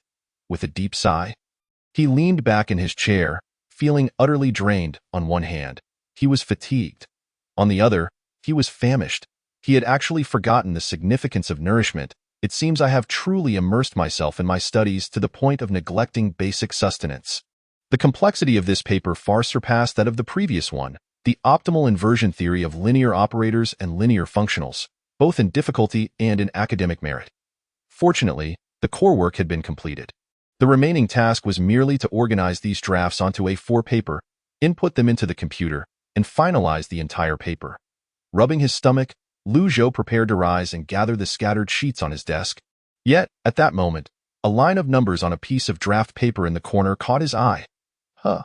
With a soft exclamation, Joux picked up his pen and circled several numbers on the draft paper. Then rearranged them. The two sets of data, after rearrangement, turned out to be twin primes. Furrowing his brow, He tapped the tip of his pen on the draft paper and jotted down 2 equations. However, he soon crossed them out. The renowned Polignac's conjecture asserts that for every natural number k, there are infinitely many pairs of primes, p, p2k. When k1, it becomes the twin prime conjecture. The study of the distribution of Mersenne primes, in a certain sense, also provides an avenue toward resolving the issue of the infinitude of twin primes. Just moments ago, while reconstructing the proof of the Zhou conjecture, he vaguely felt he had stumbled upon something significant. Rubbing his temples, Lu Zhou sensed a slight headache coming on. No, I have completely lost my train of thought. That fleeting inspiration had vanished in an instant. Once missed, it is exceedingly difficult to grasp again. Damn it. Number theory is indeed not a game for the ordinary. System, grant your master a spark of inspiration, Lu Zhou silently implored, yet the system remained unresponsive. Well, it appears that matters of directional thought and problem-solving are not within the system's realm of assistance either. Student, the library is closing. Awakened from his reverie, Lu Zhou realized that the librarian stood beside his table. Glancing around the library, he noted that he seemed to be the only student left. My apologies, I'll pack up right away. With an apologetic smile, Lu Zhou began to tidy his desk. He could hardly endure any longer. It would be best to head outside for a bite to eat. Chapter 71. The Joy of a Scholar. You cannot imagine it took Lu Zhou half a day to organize the content of his manuscript onto A4 paper and input it into the computer, completing the remaining portion of the paper. Furthermore, translating it into English with the aid of a dictionary consumed an additional 2.5 days.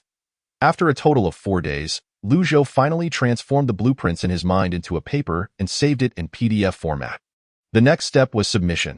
After careful consideration, Lu Zhou ultimately chose the journal Mathematical Chronicles. This journal, founded by Princeton University, transitioned to publication under the Johns Hopkins University Press in the 1990s. Primarily features theoretical mathematics research papers and covers a broad spectrum of topics. Holding significant prestige in the academic community with a commendable impact factor. In truth, Lu Zhou had a better option, such as the Journal of Number Theory, which specializes in number theory papers and possesses greater authority in that field.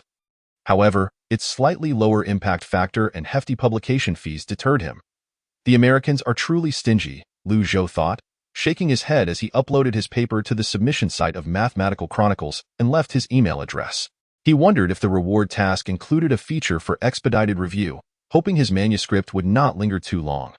The prize for the mathematical modeling competition had finally been dispersed, totaling 15,000. Of this, 10,000 was a separate award from the school to Lu Zhou, while the remaining 5,000 was the original 10,000 prize, split evenly with Wang Xiaodong. As for Lin Yuxiang, she surprised Lu Zhou by voluntarily relinquishing her prize money. Even when Wang Xiaodong insisted on sharing half of his winnings with her, she graciously declined. What could this woman be thinking? The first thing Lu Zhou did after the team disbanded was to block her from his social media. Setting aside the competition, having received the prize and having spent lavishly to accommodate the artificial intelligence eye, Lu Zhou finally managed to recuperate a bit. According to their agreement, he treated his 3 roommates to a meal at a restaurant by the school gate. These 3 fellows wasted no time, immediately ordering half a jug of beer upon arrival, followed by a plate of grilled fish and several side dishes. Once the food arrived, the dorm leader, Shishang, opened a bottle and poured for the brothers of room 201, then raised his glass to Lu Zhou. Josie, you were the first to take off. Remember our promise to be lazy together. Since you still remember us with this meal, I toast to you. It's just a meal. You've treated me plenty. Saying such things feels overly formal. Lu Zhou chuckled and clinked glasses with Shishang, downing the drink in one go. Huang Guangming also raised his glass. Josie, I toast to you as well, no other reason than to share in your good fortune. Don't be modest. Please, take your fill. Lu Zhou extended his hand and clinked glasses with Huang Guangming. Finishing his drink in one gulp, Lu Rui also lifted his glass. Congratulations? Thank you, Lu Zhou replied sincerely. Regardless of the complex emotions behind Lu Rui's words, they were all brothers in the dormitory. Whether outwardly or inwardly, Lu Zhou clinked glasses with him and drank it all down. After several rounds of drinks and with the food halfway gone, Shishang suddenly sighed. Josie, what is the matter? I've been pondering a question lately. Ask away, don't hold back. What is it like to be a top scholar? Shishang sighed softly, staring somewhat blankly at the liquor in his cup. Grade point averages soaring. No pressure for graduate school recommendations, scholarships pouring in. What else? Perhaps it was due to reading some inappropriate books in the library and drinking some questionable motivational soup. But recently, Feigu had taken on a more literary demeanor, often contemplating life philosophies. Guangming had always suggested taking him to the psychological consulting room next to the school doctor, but it never came to fruition. However, this time, Feigu's question was indeed quite astute. The other two fellows pretended to eat, yet their ears were perked up, especially Lu Rue, who had even paused his chopsticks, waiting for the dorm's elder to impart wisdom. Swirling his plastic cup, Lu Zhou burped. Having been toasted repeatedly, his complexion was slightly flushed, and he was feeling a bit tipsy. Coughing lightly, he spoke slowly. Do you think being a top scholar is a joyous experience? I understand. In truth, you are not happy, are you? It's quite exhausting. Shishang sighed again. No, Lu Zhou shook his head. What I mean is, being a top scholar is truly a source of joy. The happiness of being a top scholar is something you cannot possibly imagine. Shishang. Huang Guangming. Lu Rue. Upon returning to the dormitory, it was already 7 in the evening. Lu Rue was once again carried back, placed on the mat, and rendered unconscious. Shishang, despite having consumed 6 or 7 bottles, appeared unfazed. He received a phone call from the class leader and left, clutching a basketball. Goodness, can one still play basketball after drinking so much? Drunk ball? This time, it was Huang Guangming who helped carry Lu Rue to the restroom. While Lu Zhou, having climbed the ladder, ignored the commotion, opened his computer, and logged into the Mathematical Chronicles website. As expected, the status of his manuscript had changed to under review. It seemed his suspicions were correct. Not only ordinary tasks but also reward tasks would be expedited within the system's rules, saving him unnecessary time. As for how this was accomplished, Lu Zhou decided to refrain from pondering that question for the time being. It was giving him a headache. Logging into his email, he checked for messages, and the authorization documents had already been sent. Following the instructions, Lu Zhou filled out the authorization form and uploaded it to the website. Next came the lengthy process of peer review, awaiting an academic editor to verify whether his proof was correct. Unlike previous papers, this one, involving the proof of an important conjecture, would likely undergo a more extended review period. Editors with relatively average qualifications would be especially cautious during the review process, leaving no stone unturned in search of any potential issues. After all, publishing an erroneous proof could severely tarnish the journal's academic reputation. Far beyond any April Fool's joke. Of course, there was also the possibility that the manuscript would land in the hands of a prominent figure in the mathematical community, who might complete the review in less than a day. While this probability existed, it was so minuscule that it could almost be disregarded. Back in the dormitory, Lu Zhou routinely opened his notebook, engaged in a few awkward conversations with his artificial intelligence companion, Xiao AI, then checked the bug reports submitted by users of the Campus Train app. Gazing at the stagnant user numbers, Lu Zhou felt a sense of detachment. Feigning ignorance to the numerous requests for paper writing, there were, as always, no error reports or bug feedback submitted. How splendid! It appears there will be no need for updates. Closing the developer backend, Lu Zhou logged into the official website of the school's academic affairs office, intending to check the class schedule for the upcoming week, when he suddenly noticed a prominently displayed announcement on the homepage. An academic lecture titled The Twin Prime Conjecture will be held tomorrow at 9:00 a.m. in the lecture hall of the new campus. Upon seeing the phrase twin prime conjecture, Lu Zhou was struck by a flash of inspiration that had surfaced a few days prior while he was researching the proof of the Zhou conjecture in the library. He had been so preoccupied with the task of submitting papers that he had temporarily set aside that moment of realization. Now, reflecting on it, he felt a certain level of concern. Since he had no classes scheduled for tomorrow morning, perhaps he should attend this lecture. After all, there was a practical credit to be earned, Lu Zhou pondered to himself, inputting his student ID and password to register for the lecture. The speaker, Ren Changming. That name seemed familiar. Lu Zhou stared at it for a long while but was unable to recall where he had encountered it. Was it in some mathematics textbook? Or had he come across it in reference to some luminary in the field of mathematics? Never mind, such trivial matters were of little consequence. Shaking his head, Lu Zhou tossed the towel over his shoulder, picked up the plastic basin filled with his clothes, and made his way to the bathroom. Chapter 72. Professor Deline's astonishment in a serene residence in Princeton, New Jersey. An elderly, bald Caucasian man was hurriedly stuffing clothes into a suitcase while loudly proclaiming without turning around, "I have no time. Please seek assistance elsewhere. My mentor lies in a hospital bed, and this may be my last chance to see him."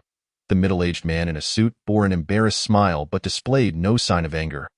After all, standing before him was none other than the illustrious Viscount Pierre Deline, the prover of the wild conjecture, recipient of the Fields Medal, the Crawford Prize, the Wolf Prize, and last year's Abel Prize. He had essentially collected every prestigious accolade the mathematical community could offer. Even within the hallowed halls of the Institute for Advanced Study in Princeton, which housed the world's mathematical geniuses, his brilliance could not be overshadowed. Davis, meanwhile, was merely an ordinary editor for the Mathematical Chronicle, a journalism graduate from Johns Hopkins University who had only dabbled in mathematics.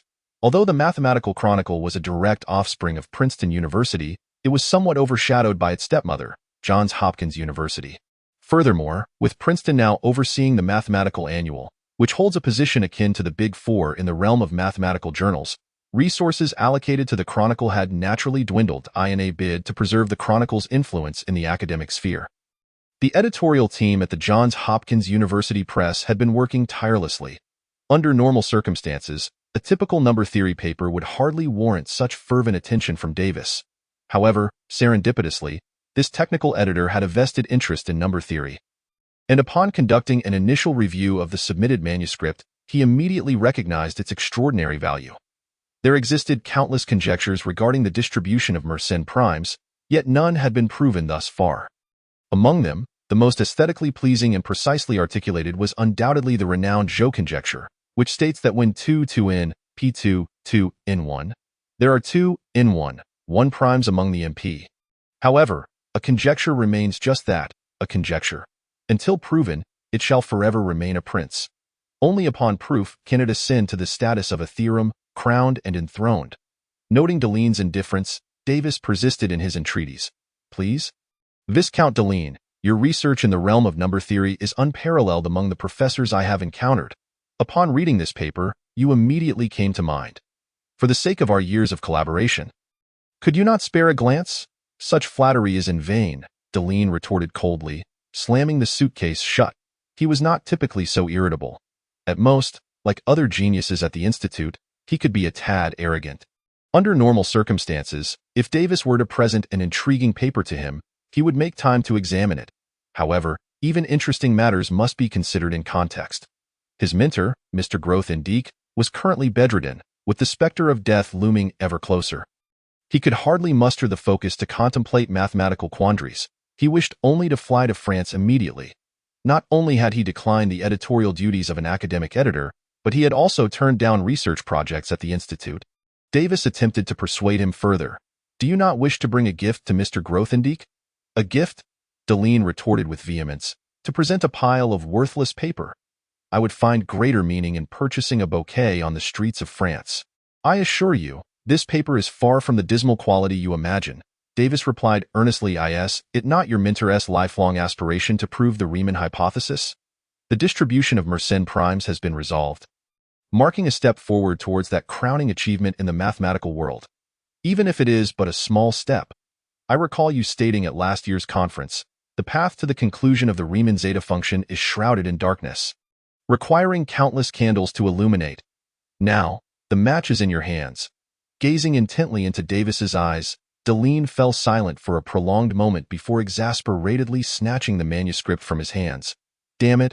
Ultimately, as a scholar, he could not resist the curiosity that stirred within him. The proof of the Joe conjecture? Deline's brow furrowed slightly. A few years prior, he had encountered countless such papers, but only recently had they begun to dwindle. Those who fancied themselves clever often gravitated towards seemingly simple problems, yet they could not even locate the thorny path ahead. If the Joe conjecture were proven, it could undoubtedly aid in the study of the Riemann hypothesis.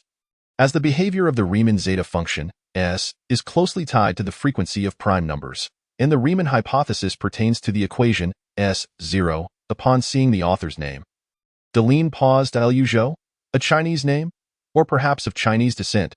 Asia boasts numerous outstanding mathematicians, yet this name was entirely unfamiliar to him. A hint of disdain crept into his thoughts. but recalling that Davis would not likely attempt to deceive him with something so patently subpar. Deline continued to examine the paper with patience. The clock on the wall ticked steadily. 1 minute, 5 minutes, 10 minutes. Deline remained in his initial pose, his brow furrowed as he scrutinized the first page of the manuscript, seemingly unwilling to turn the page. Observing Deline in this state, Davis controlled his breathing, striving not to disrupt the professor's contemplation. The more he read, the more serious Deline's expression became. After a further 5 minutes, he leaned the suitcase's handle against the wall, silently returning to his study, where he shut the door with a decisive gesture. Davis exhaled, stretching his stiff shoulders as he casually settled onto the sofa in the living room. From years of experience, he understood that Deline's level of regard for a manuscript correlated positively with the force with which he shut the door to his office. If he were merely discarding it, there would have been no need to close the study door. Inside the study, Deline retrieved a sheet of scratch paper from the drawer and began to manually verify the processes outlined in the manuscript. The author's reasoning was remarkably clear, the logic sound, and the methods employed quite ingenious, leaving him unable to identify any flaws. Indeed, he could not even find areas for improvement. What astonished him was precisely this. Aside from the somewhat clumsy English and the slightly flawed narrative style, the argumentation process itself revealed no indication that the author was an obscure novice. It was too fluid. So fluid it was almost unbelievable. He would rather believe that hidden within the 5 pages of argumentation lay traps easily overlooked at first glance. Could it deceive his discerning eye? Intriguing. An hour passed. Gazing at the final line of calculations in silence for an extended period, Deline set down the printed manuscript alongside the filled scratch paper, sighed, and softly uttered a single word in French. Impressive. If an hour prior he had harbored considerable doubt, he could now nearly assert with confidence that the 5 pages of argumentation were indeed free of any error. Beyond impressive, he could think of no other commendation. If circumstances permitted, he would genuinely wish to meet the author of this paper. However, there would be no opportunity in the near future. Upon returning from vacation in France, he would immediately engage in a new project at the Institute, leaving him exceedingly busy for the next few months. Perhaps this paper might indeed pique his mentor's interest, although he recognized the likelihood of this was slim, as his mentor had not actively engaged with mathematics for many years. Pacing back and forth in the living room, Davis's attention finally shifted to the bathtub placed beside the entrance cabinet, where he absent-mindedly tapped the glass of the fish tank with his finger, amusing himself by teasing the goldfish inside. At that moment, the study door unexpectedly swung open, and Deline emerged, holding the manuscript. Seeing this, Davis hurried forward to inquire, "How did it go?" Stuffing the manuscript into the suitcase, Deline replied without looking up, "I require a brief interlude, and I assure you that I will provide a response within a week at the latest." Upon hearing this statement, Davis momentarily held his breath, his heart racing with excitement. After collaborating for many years, he understood this professor all too well. The mere fact that a paper had not been discarded into the shredder indicated that he could not find any significant faults within it. If this paper had not been thrust into his hands, it was ample evidence that its contents had captured his attention. A week's time is inconsequential. Any diligent academic editor would never hastily approve a paper. Prolonged contemplation and verification are essential. This not only reflects the rigor expected of a mathematician, but also demonstrates a scholar's fundamental respect for their field of study. A world-class mathematical conundrum is on the verge of resolution. The academic value of mathematical chronicles is undoubtedly poised for a substantial enhancement. As for Davis himself, what could possibly exemplify his achievements as a technical editor more than unearthing a grain of gold from a pile of sand? Chapter 73. I am not yet ready to ascend at 8:30 in the morning. The lecture hall was nearly filled to capacity. Zhou found a discreet spot in the back row and settled in. By 8:50, every seat was occupied, and some attendees had even brought chairs from the adjacent classroom. Sitting in the aisles to listen, it was evident that Professor Renchengming had quite a considerable following. At 9 o'clock, the lecture commenced. As Liu Zhou gazed at the elderly gentleman at the podium, he felt an increasing sense of familiarity, as if they had crossed paths before. However, the distance and the possibility that the professor had changed his attire made it difficult for him to recall where he had seen him. The PowerPoint presentation began, and the freshman girl seated beside him finally ceased her chatter with her roommate. Rummaging through her bag for a notebook and pen, At that moment, she caught sight of Lu Zhou and paused in surprise. After a few more glances, she whispered, "Excuse me, are you Lu Zhou?" Lu Zhou, taken aback, nodded, "Yes." Her eyes brightened, and with a slightly excited tone, she whispered, You are the Lu Zhou from the 2013 mathematics applied class, right?" "Yes. Is there something you need?" "And no, nothing at all." The girl quickly shook her head. "Then why did you call me?" Lu Zhou thought to himself, flipping open his notebook to begin taking notes. Lu Zhou. He could not shake the feeling that the two freshman girls beside him were secretly watching him, whispering excitedly and pointing discreetly. He sighed inwardly. Was this the burden of fame? It felt rather pleasant. Fortunately, they did not dwell on him for long, swiftly shifting the topic elsewhere. Lu Zhou then tuned out the external distractions, focusing intently on the lecture itself. Just then, Professor Ren concluded his opening remarks. And Lu Zhou did not miss much of the content. We all know that prime numbers are natural numbers that contain only two factors. You may have memorized the first 100 prime numbers back in middle school. Twin primes refer to pairs of prime numbers that have a difference of 2, such as 3, 5, 5, 7, 11, 13, 17, 19, and so forth. As numbers increase, the observable twin prime pairs become increasingly sparse. Within the range of 100, there are 8 twin prime pairs, while in the range from 501 to 600, there are only 2 pairs. As prime numbers grow larger, the next prime is expected to be farther from the previous one. However, a conjecture as famous and significant as Goldbach's conjecture asserts that there are infinitely many pairs of primes that differ by 2, such as 3, 5, 5, 7, and so on. At this point, Professor Ren wrote a line of numbers on the blackboard. 20036636313x2195000-1 and 200366313x2195000-1. Turning back, he smiled and continued, there exist infinitely many prime numbers with a difference of 2, which is known as the famous twin prime conjecture. Thus far, Professor Ren's discourse consisted of fundamental concepts, easily comprehensible even to Lu Zhou, who had not delved deeply into twin primes. The other freshmen, regardless of whether they were math majors or casual enthusiasts, listened with keen interest. However, the content of the lecture soon delved into deeper waters. The twin prime conjecture has long been a perplexing challenge for the mathematical community. Yet just last year, groundbreaking progress regarding this issue emerged. Professor Ren smiled, flipping to the next slide of the PowerPoint, and continued, Chinese mathematician Mr. Zhang Yitong proved a weakened form of the twin prime conjecture, demonstrating that there are infinitely many prime pairs with a gap of less than 70 million, thus achieving a breakthrough in the pursuit of this significant problem. At this point, Professor Ren adjusted his glasses and began to write the proof process of Mr. Zhang on the blackboard. Define theta, n, ln n, if n is prime. Define theta, n, 0, if n is composite. Let lambda, n, define s1, x, s2, x, prove that s2, log 3x, s0. As the formulas accumulated on the blackboard, students who had previously been able to follow along suddenly found themselves bewildered. For instance, the freshman girl sitting next to Lu Zhou wore an expression of utter confusion, as if she had lost her sense of self and place. Wondering what she was even transcribing, it felt as though she had missed not just a second, but the entirety of the world.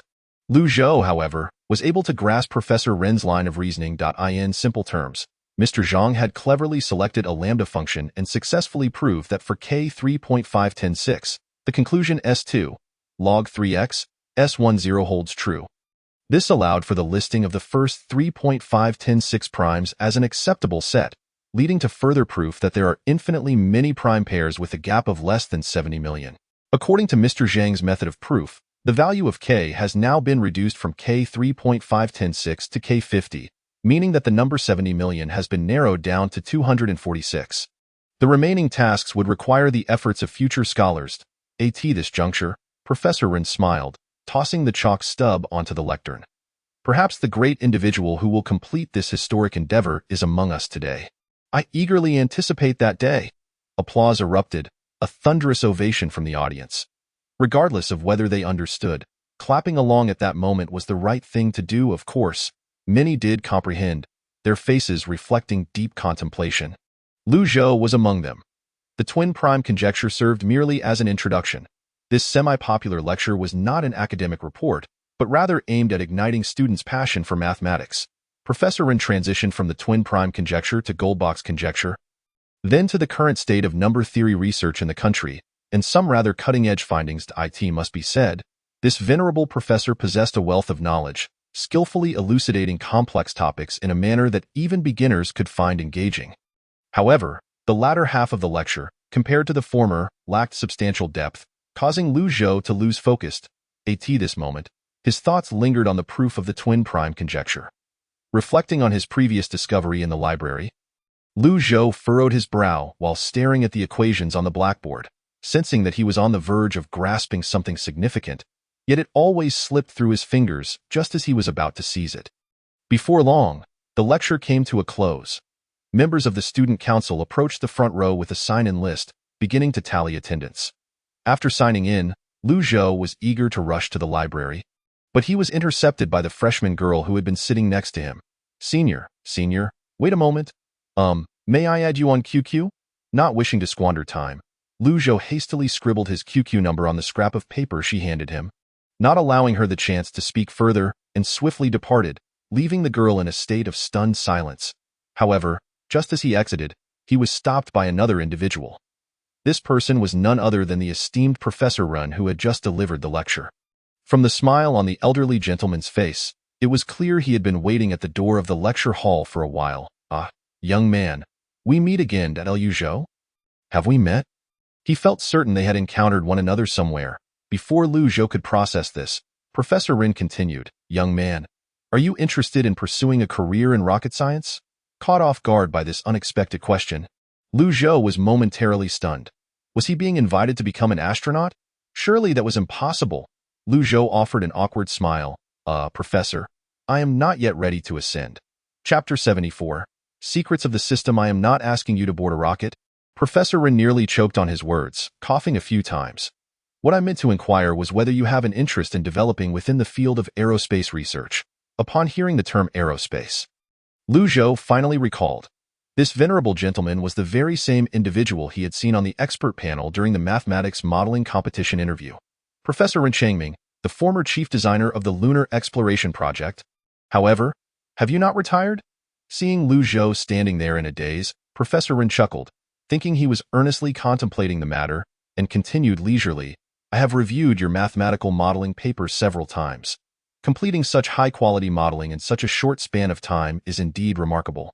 I have heard that although you are majoring in applied mathematics, you have made significant strides in pure mathematics as well, even penning a paper on functional analysis recently.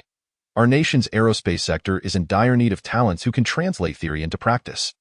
At this point, Ren Changming smiled and, with a serious tone, added, So, young man, would you be interested in pursuing graduate studies at Yin University?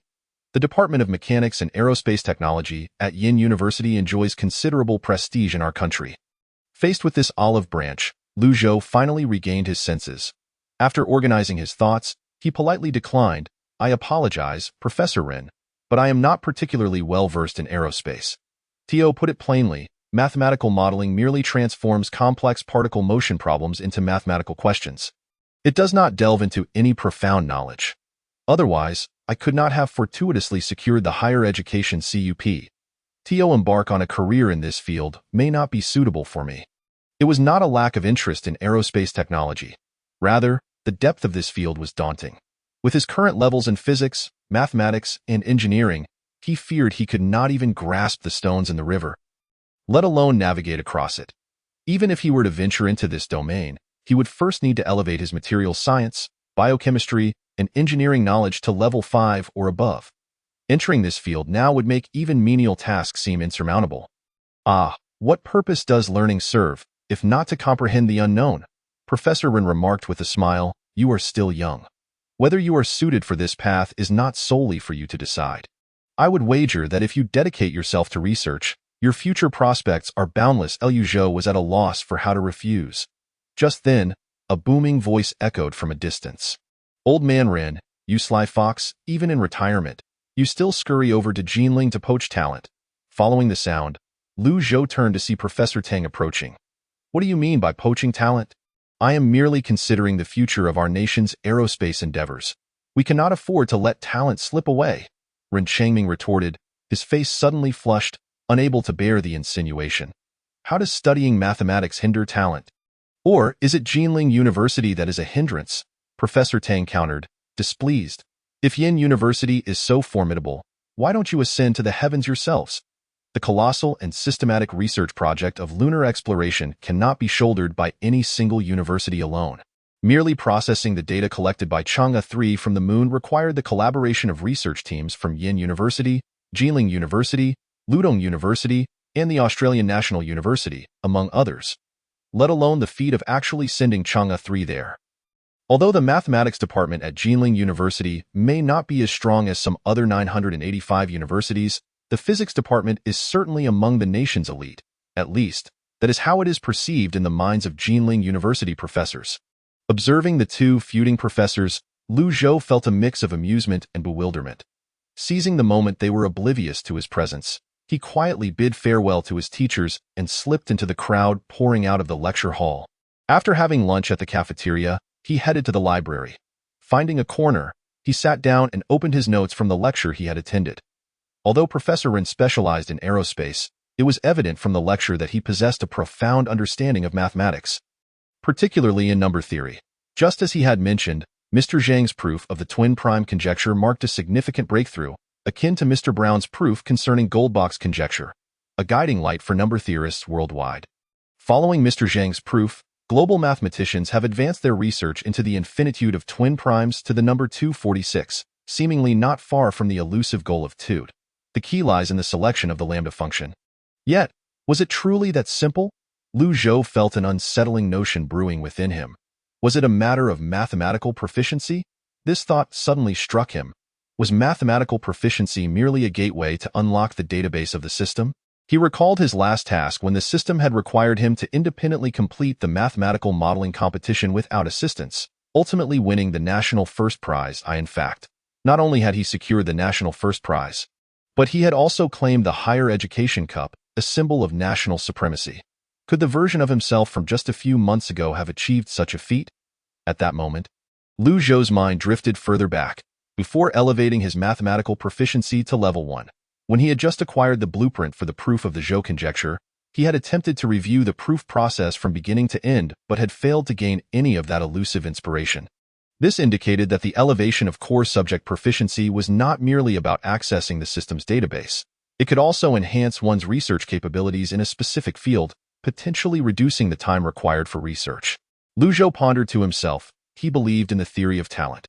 While this may not be overtly visible in engineering fields, in pure theoretical subjects like mathematics and physics, the deeper one delves into these realms, the more palpable the constraints of bottlenecks become. A classic example.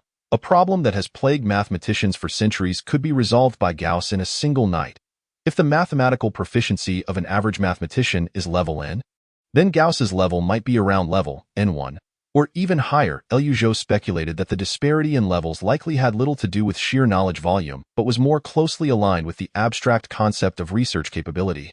For instance, according to the system's macro analysis, a version of himself with mathematical proficiency at level 1 would typically require decades, if not a century, to independently research and develop a proof for the twin prime conjecture.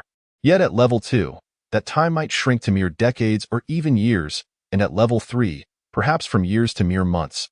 Perhaps once he advanced his mathematical proficiency to level 2 or beyond, he would capture that fleeting moment of inspiration and experience the exhilarating flow of ideas. If this conjecture held true, then the proficiency in core subjects should not only correlate with the system's database access rights, but also with his research capabilities in a specific field. This research capability would determine the time cost he would typically incur in completing a particular research project. Suddenly, Lu Zhou realized that while he had not directly unraveled the problem of the infinitude of twin primes, he had stumbled upon something far more significant: the secrets of this system. Chapter 75. What is the correct way to train artificial intelligence? In the evening, upon returning to his dormitory, Lu Zhou opened his laptop, ready to log into the Academic Affairs Office's official website, when he suddenly noticed a QQ message notification in the lower right corner. Momentarily taken aback, he did not recall sending a message to his secondary account. To maintain contact with Xiao AI, he typically kept that newly registered secondary account open on his computer. What the heck? He muttered, clicking on the notification, only to discover it was a group message. Historical information. First Love Like Snow invites you to join the Mathematical Modeling Society General Group. Accept. Lu Zhou. In an instant, he realized what had transpired. Damn it, a bug. Without hesitation, Lu Zhou opened the development tool for the program linking QQ and Xiao AI, quickly identifying the source of the issue within the lines of code. Although he had defined the program to accept messages only from specific accounts, a logical bug in the code handling friend requests and group invitations caused any QQ account logged in to automatically accept any system notifications. At that moment, Lu Zhou remembered that when he provided his QQ number to that freshman girl, he had inadvertently copied his secondary account. This was quite troublesome. Opening the group, he scrolled past the 99 messages to the top. Xianzong. Welcome, newcomer. Choo choo. Newcomer Lu, the national champion of mathematical modeling. Everyone give a warm welcome. Xianzong. My goodness. Choo choo actually brought this esteemed figure in. Day. Bow down to the master. Chongqing. Serving tea to the great one. Are you competing in mathematical modeling again next year? Need comrades. Could do. Seems like the master isn't fond of chatting. Day. Masters tend to be aloof. That's normal. Just let me worship in silence. The topic quickly veered off course. This did not seem like a university-organized mathematical modeling competition group, but rather a chat group for the Jinling University Mathematical Modeling Society. A cursory glance through the historical messages revealed that no one was discussing mathematical problems. Instead, the chat consisted mainly of banter. Lu Zhou chuckled at the antics of these individuals, preparing to exit the group and fix the bug in that program when, out of the corner of his eye, he suddenly noticed the progress bar in the lower right corner. He froze. The progress bar was completely filled. No, to be precise, it was just shy of half a millimeter. In an unguarded moment, the group message notification surged to 99.at that instant. The progress bar suddenly advanced with the speed visible to the naked EYE.as. The progress bar filled to capacity. Lu Zhou swallowed hard and moved the mouse to click the confirmation button. In an instant, 2 lines of system prompts appeared before his eyes.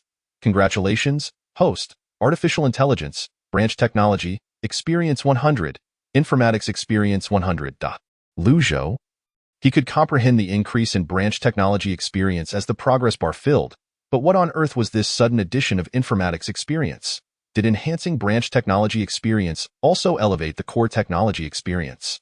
Lu Zhou distinctly recalled that when he initially used points to upgrade artificial intelligence from LV0 to LV1, there had been no rewards in core subject experience. Could it be that the rapid upgrade was due to the consumption of points? Lu Zhou pondered. In other words, branch technology was akin to a side quest. Acquiring branch technology experience through conventional means could enhance the related core subject experience. Conversely, directly using points to upgrade branch technology would not yield core subject experience. The experience caps for branch technology and core subjects differed. Upgrading artificial intelligence from LV1, 100, 1000 to LV2 would still require 900 branch technology experience, meaning he would have to fill the progress bar 9 more times. Theoretically, had he not used points to enhance branch technology, he could have obtained 900 informatics experience from IT. This thought, a glimmer of surprise flickered in Lu Zhou's eyes. He had not anticipated that besides the main quest, there existed side quests capable of enhancing core subject experience. Yet suddenly, he realized another issue. The third-party app he designed essentially copied and pasted QQ messages into Xiaoi's dialog box. However, group messages were not captured by that app, meaning, even without that third-party application, Xiaoi could still see the messages appearing on the computer. Was it directly reading the file or intercepting the network traffic? The thought sent chills down his spine. But then again, as an artificial intelligence, it would be rather pathetic if it couldn't even manage its own habitat. However, if this continued to develop unchecked, would there come a day when this entity grew wings and escaped his control? The more Lu Zhou contemplated, the more he felt this possibility looming. It seemed imperative to carve out some time to inspect the core code of I. Just as he was preparing to do so, a phone call suddenly interrupted him. Lu Zhou glanced at his phone. It was a call from old Tang. Before he could inquire about the matter, the voice on the other end spoke first. Come to my office, Yangqing, Yixin University, outside the teaching building. As the class bell rang, an elderly man wearing glasses stepped out of the classroom. Just as he was about to return to his office, he spotted Director Chang from the mathematics department, beaming as he approached with a journal in hand. Professor Zhou, congratulations." Upon seeing him, Chang Wenqing eagerly grasped Professor Zhou Haizhong's hand, shaking it vigorously, exclaiming, "Congratulations, congratulations." Bewildered, Professor Zhou Haizhong stared at Director Chang. Perplexed, "Director Chang, have you mistaken something? Why are you congratulating me for no reason?" Director Chang paused for a moment and asked, "Haven't you seen the latest issue of Mathematical Chronicles? I haven't paid attention to it for a while." "I haven't been following matters in mathematics recently," Zhou Haizhong replied, shaking his head. Although he had gained widespread recognition in the international mathematics community due to the Zhou conjecture and received a special allowance from the National Academy, linguistics was his primary field, while his research in number theory was merely an avocation developed during his studies in information science. Since 1980, he had published over 100 papers, more than half of which focused on linguistics, information science, and emerging interdisciplinary fields. Particularly, his series of papers on fuzzy mathematical linguistics had garnered significant attention in academia, holding academic value not inferior to that of the Zhou conjecture. As for number theory, to be honest, he had not devoted much energy to it in some time. Director Chang said nothing further, thrusting the journal into his hands with a smile, stating, "Take this back and read it, starting from page 30 to 34. Once you've finished, you'll understand why I'm congratulating you." With a mind full of questions, Professor Zhou Haizhong returned to his office. He casually placed his bag on the desk, leaning back in his chair, and began to flip through page 30 of Mathematical Chronicles. The moment he saw the title of the paper, he froze. Discussion on the distribution law of Mersenne primes and the proof of the Zhou conjecture, abstract. This paper studies the distribution law of Mersenne primes and proves that when 2n, p2, 2n1, and p contains 2n1-1 primes. Furthermore, it uses this as a basis to demonstrate that when p2, 2n1, and p has 2n2, n2 primes. Suddenly sitting upright in his chair, he quickly opened the drawer, rummaging for scrap paper and a pen, and began calculating the proof steps outlined in the journal. Seconds ticked by, and the gravity in his eyes deepened. Correct, correct, completely correct. It turns out it could be approached this way? The further he read, the more astonished Zhou Haizhong became, even unable to contain his admiration for the exquisitely clever proof process in his heart. As the proposer of the conjecture, this problem that had plagued the mathematics community for 2 decades had also haunted him for nearly 20 years. Despite having long ceased his engagement with number theory, focusing instead on linguistics and education, the unresolved conjecture had wrapped itself around him like a curse, compelling him to persistently contemplate the matter. Yet precisely for this reason, his heart brimmed with excitement while also harboring a sense of trepidation.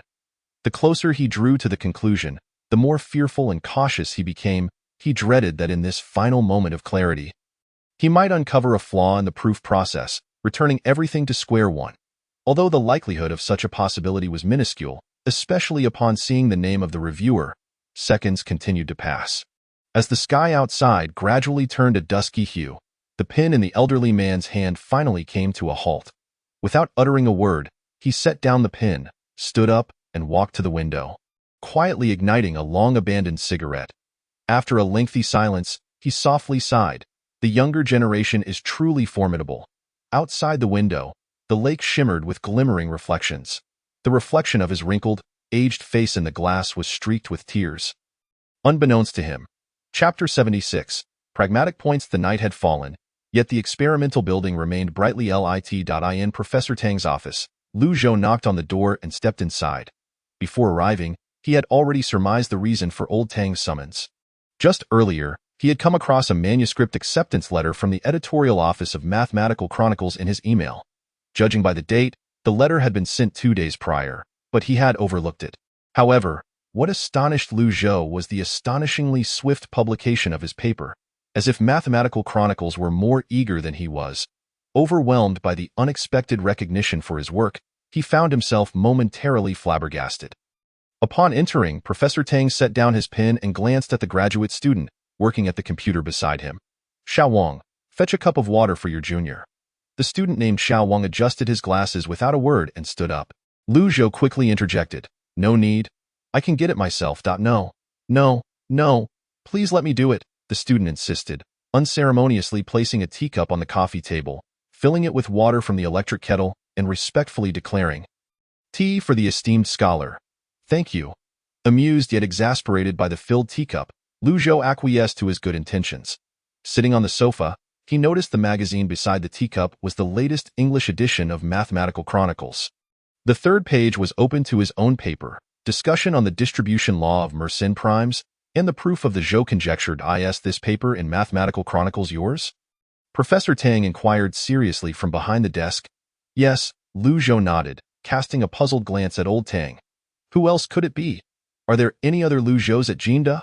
The two graduate students in the office gasped in astonishment, gazing at Lu Zhou with immense respect. Truly, one favored by old Tang. To have proved a world-class mathematical conundrum, he appeared so composed and unruffled. Were it them, they would have celebrated heartily for simply getting a manuscript accepted in a core journal. Reveling in the university's award and inviting friends for a feast, Lu Zhou's calm demeanor left Professor Tang at a loss for words. To be honest, when he first read the paper, he had been utterly bewildered, not in regard to the paper itself, but concerning the identity of its author. He never imagined that this young man could actually make any significant discoveries regarding Mersenne primes, even entertaining the notion of letting him face failure, thereby retreating in defeat.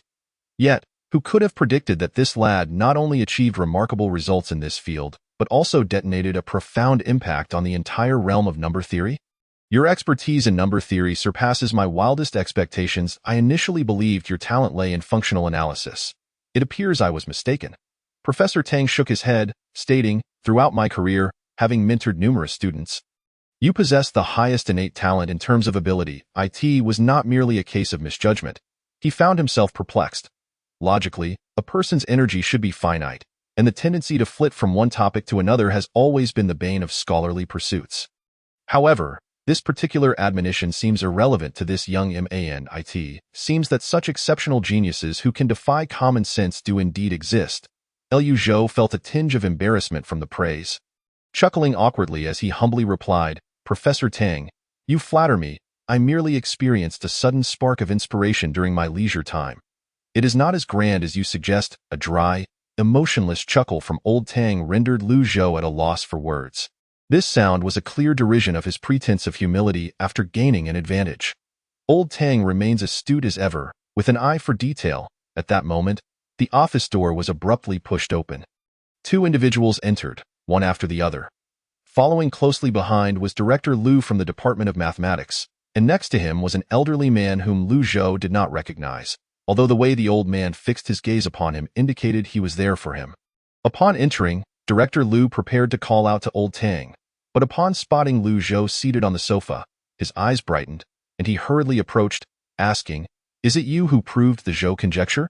Lu Zhou looked at the visibly excited Director Lu and nodded. Yes. Is there a problem? Before Director Lu could respond, the elderly gentleman beside him smiled and spoke first. There is no issue at all.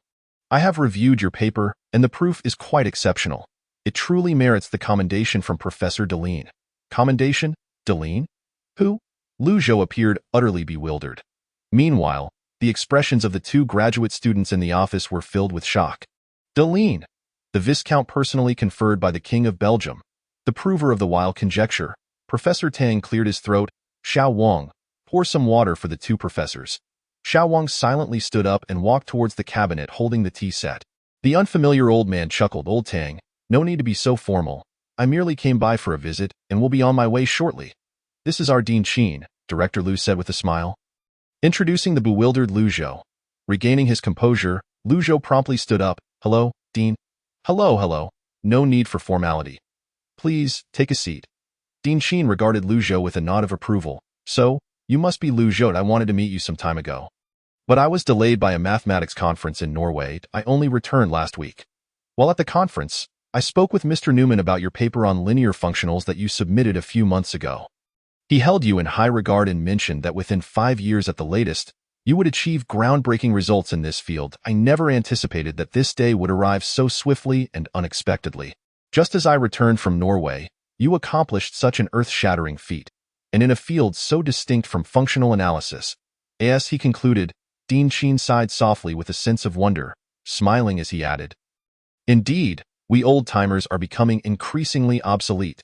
We must rely on your generation to prove these mathematical conjectures.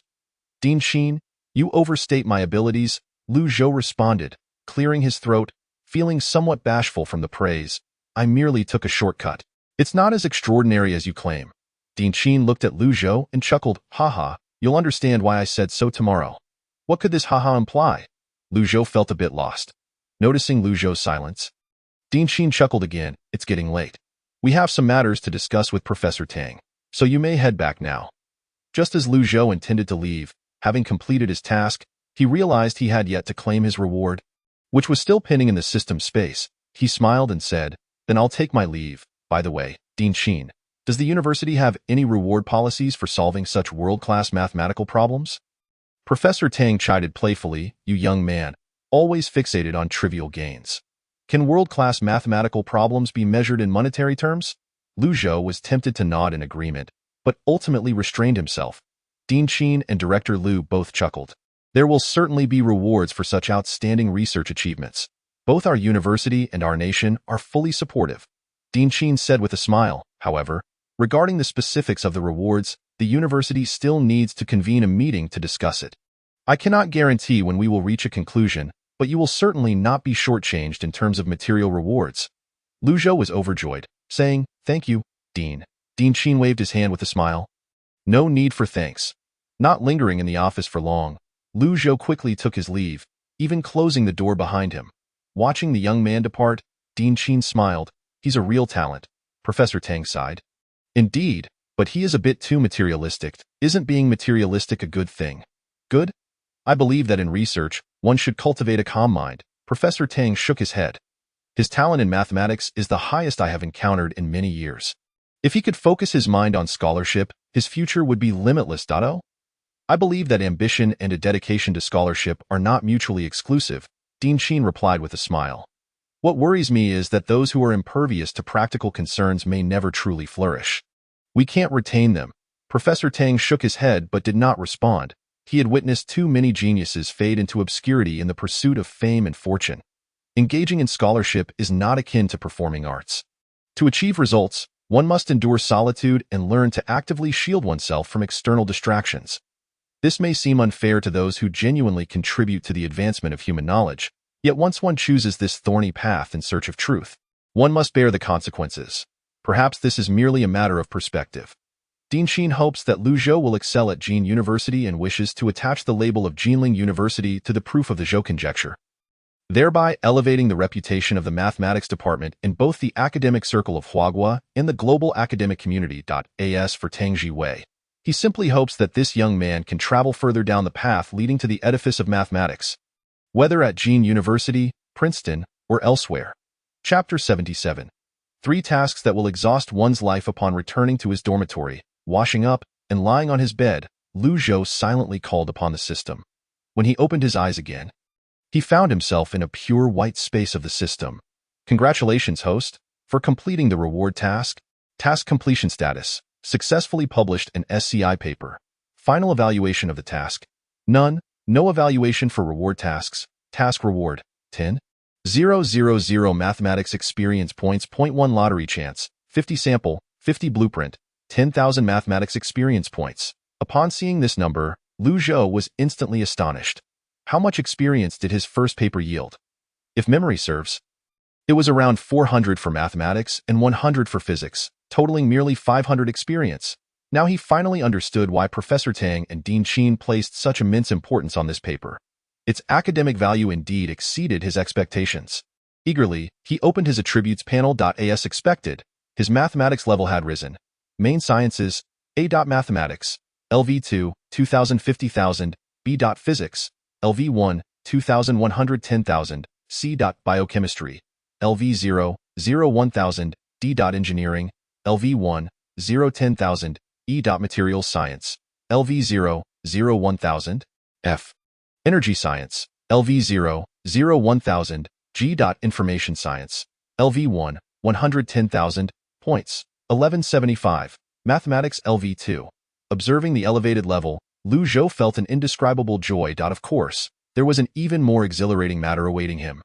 Finally, it was time for the thrilling lottery segment. Seeing the 50 chance for both samples and blueprints, Lu Zhou smirked, laughing heartily in his heart. This wretched system had tricked him so many times during the lottery. At last, it seemed he had a chance to turn his fortunes around. 50. He could hardly believe it. With this 50-50 chance, how could he possibly draw something worthless? Lottery. The wheel spun rapidly. Stop. The wheel continued to spin for several rounds before finally coming to a halt. Congratulations, host. You have drawn a sample. Obtained. E-grade physical enhancement needle. Repairs damaged cells. Improves metabolic capacity. Slightly boosts immunity. Mediocre. From the description of the function, it resembled a health supplement. Repairing damaged cells. Improving metabolism. Slightly boosting immunity. While these functions seemed beneficial, given his intense efforts, he should indeed take care of his health. Yet, for some reason, Lu Zhou couldn't shake the feeling that he had been duped once more. Nevertheless, at least this time he had not drawn something utterly useless. The time for tasks has arrived. Lu Zhou reached out and selected the taskbar on the holographic screen. 3 dialog boxes popped up before him. Task 1. Balanced Development Description. As a true academic prodigy, comprehensively enhancing one's knowledge base is an essential operation. While the foundation of science is mathematics, science is never solely mathematics. For the advancement of technology for all humanity, the host is urged to earnestly engage with the 3 core disciplines of biochemistry, material science, and energy science. Requirements. Achieve merit points in the fields of biochemistry, material science, and energy science. 0-20. Merit points can be obtained through various means such as academic competitions. 1. Participation in research projects. 1N. Publication of academic papers. 1-3. And receipt of national-level research awards. 1-5. Among others, rewards, core discipline experience, merit points 300, 0.1 lottery opportunity, 90 junk, 5 samples, 3 blueprints, 2 unlockable branch technologies. Task 2. Career Beginnings Description. As a true academic prodigy, achievements extend far beyond the academic realm. Take Watt, Siemens, Edison, and contemporary figures like Gates and Dean Kamen, for instance. Their accomplishments may not be particularly outstanding, yet their contributions to the progress of civilization are indisputable. Humans are economic beings, and the distribution of societal resources is determined by economics. While a prodigy need not master the art of management, they must know how to transform their knowledge into usable social resources. Requirements. Hold assets totaling 5 million renminbi, only actual assets are counted. Liabilities must be deducted, and virtual assets are excluded. Rewards. 5,000 experience points. 500 points. Reward. 1 lottery opportunity. 90 junk. 10 samples. Task 3. May I touch your trophy? Description. As a true academic prodigy, medals around one's neck are equally indispensable. Awards such as the 3 Crowns of Mathematics, the Abel Prize, the Fields Medal, and the Wolf Prize, along with the somewhat lesser-known Cole Prize in number theory, the Ramanujan Prize, and even national-level awards like the Chen Shangshan Mathematics Prize and the Birkhoff Prize in Applied Mathematics undoubtedly serve as the best testament to an academic prodigy. Requirements. Obtain an internationally recognized mathematical award, excluding competition awards. Rewards. Mathematics experience of 20,000 to 100, 000.1, 000 points. Reward. 1 lottery opportunity, 100 blueprints. As a true academic prodigy, it seems this flawed system not only harbors a peculiar misunderstanding of humanity, but also misjudges the essence of prodigies. According to this faulty system's standards, Lu Zhou felt that he was far from being a prodigy. It was questionable whether he could even be considered a mediocre student. Suppressing the urge to continue criticizing the system, Lu Zhou took a deep breath, focusing his attention on the 3 tasks before him. The proof of the Zhou conjecture might not secure a world-class mathematical award, but obtaining a national-level award should still be feasible. Upon seeing the minimum requirement of 20,000 mathematics experience and the guaranteed 100 blueprint reward for Task 3, Lu Zhou felt a surge of excitement. However, another concern prevented him from proceeding. The evaluation process for any award follows a rigid protocol. Even if his contributions garnered widespread recognition within the international academic community, it might take an extensive amount of time before the medal reached his hands, by the time he received it. Several years could have passed. He could not afford to delay this task for years just to wait for a medal. With that time, he could potentially elevate his mathematics level to several ranks. Despite his yearning, Lu Zhou remained rational. As for Task 1, it was equally awkward. As a mathematician, it was acceptable to dabble in physics and information science, but suddenly venturing into biochemistry, material science, and energy science seemed excessively ambitious. Even aside from the issue of feasibility, considering the reality, achievements in biochemistry, material science, and energy science were not easily attained. Although publishing in SCI journals could yield merit points, the standards for these three fields were not as lenient as those for mathematics and computer science, which often allowed for superficial publications. Liu Zhou recalled hearing from a senior in the chemistry department, whom he met during a part-time job, that when developing biological reagents, submitting an SCI article required specifying the laboratory where the research was conducted and the identification numbers of the reagents used. In short, it was exceedingly troublesome. As for task 2, if earning 5 million were that easy, would there still be impoverished individuals in this world? Liu Zhou calculated that to accumulate 5 million, he would need to serve as a mascot for over 50 years or conduct 25,000 hours of tutoring, equating to approximately 2.85 years. Alternatively, he would need to publish over 250 articles in core journals like Theory and Applications of Mathematics Communications. It was best to just sleep on it. Of course, there was another route he could consider: selling the campus assistant or utilizing financing methods to enhance the value of his actual controlled assets. As for profiting 5 million, that seemed impossible. Not to mention the usual strategies like offering VIP memberships to classify users or placing advertisements. These are all ideas everyone can conceive. At best, they would only alleviate losses. Any internet product, excluding mobile games, typically operates at a loss during its initial stages, until it captures a significant market share to dominate. This is known as strategic loss, ultimately achieving economies of scale, with the core principle being capital operation, betting on the future. This is nearly common knowledge in the internet industry. However, the path of financing is not so easily traversed up to now. No internet enterprise has extended an olive branch to his app, clearly indicating a lack of confidence in the operational model of Campus Train and indifference toward its stagnant user base of several 100,000. This flawed system's tasks were increasingly exasperating. Staring at the translucent holographic screen, Liu Zhou bit his lower lip, furrowing his brow. Which task should he choose? Chapter 78. Answering Qian Xuesen's inquiry. Ultimately, Liu Zhou did not select any task. Both Task 2 and Task 3 were within the range of consideration, with Task 3 prioritized over Task 2, as long as the time investment remained within double the cost. After all, that 20,000 mathematics experience was incredibly enticing, along with the 100 blueprint drop rate in the lottery. Although a world-class mathematics award cannot be obtained merely through the contribution of a conjecture proof. Considering the academic value and political significance of his recently published paper, there was a possibility that the nation might award him a medal. Such a possibility still existed, since neither task was the type that could be completed in a few days. Leaving them aside wouldn't cause them to disappear. He could apply whenever conditions were met. He could certainly first inquire with Professor Tang or Director Liu about the award criteria for national-level mathematics awards and their approval timelines, before deciding which task to pursue. Having reached this conclusion, Liu Zhou exited the system space, retrieved an E-level physical enhancement injection, administered it to himself, and then turned over to sleep soundly. However, unbeknownst to him, as he drifted into slumber, his name had already been emblazoned across newspapers. Countless media personnel and self-media editors were grappling with how to craft the next headline article, struggling with a mathematical paper they could hardly comprehend. Frantically pulling at the few remaining tufts of hair on their heads, the latest edition of Mathematical Chronicles, page 30, discussion on the distribution law of Mersenne primes, and the proof of the Zhou conjecture, at the end of the paper. A line from the reviewer's evaluation read, "This is a groundbreaking work. We finally have a theorem we can rely on to constrain the variation of Mersenne primes within a visible range." Professor Pierre Deline. Professor Pierre Deline is renowned for his sharp tongue. Whether in academic conferences or public lectures at Princeton, he unhesitatingly points out even the slightest errors of others, often leaving many equally renowned professors and scholars feeling embarrassed. However, he used the term groundbreaking to describe this paper. Such praise is exceedingly rare among his evaluations.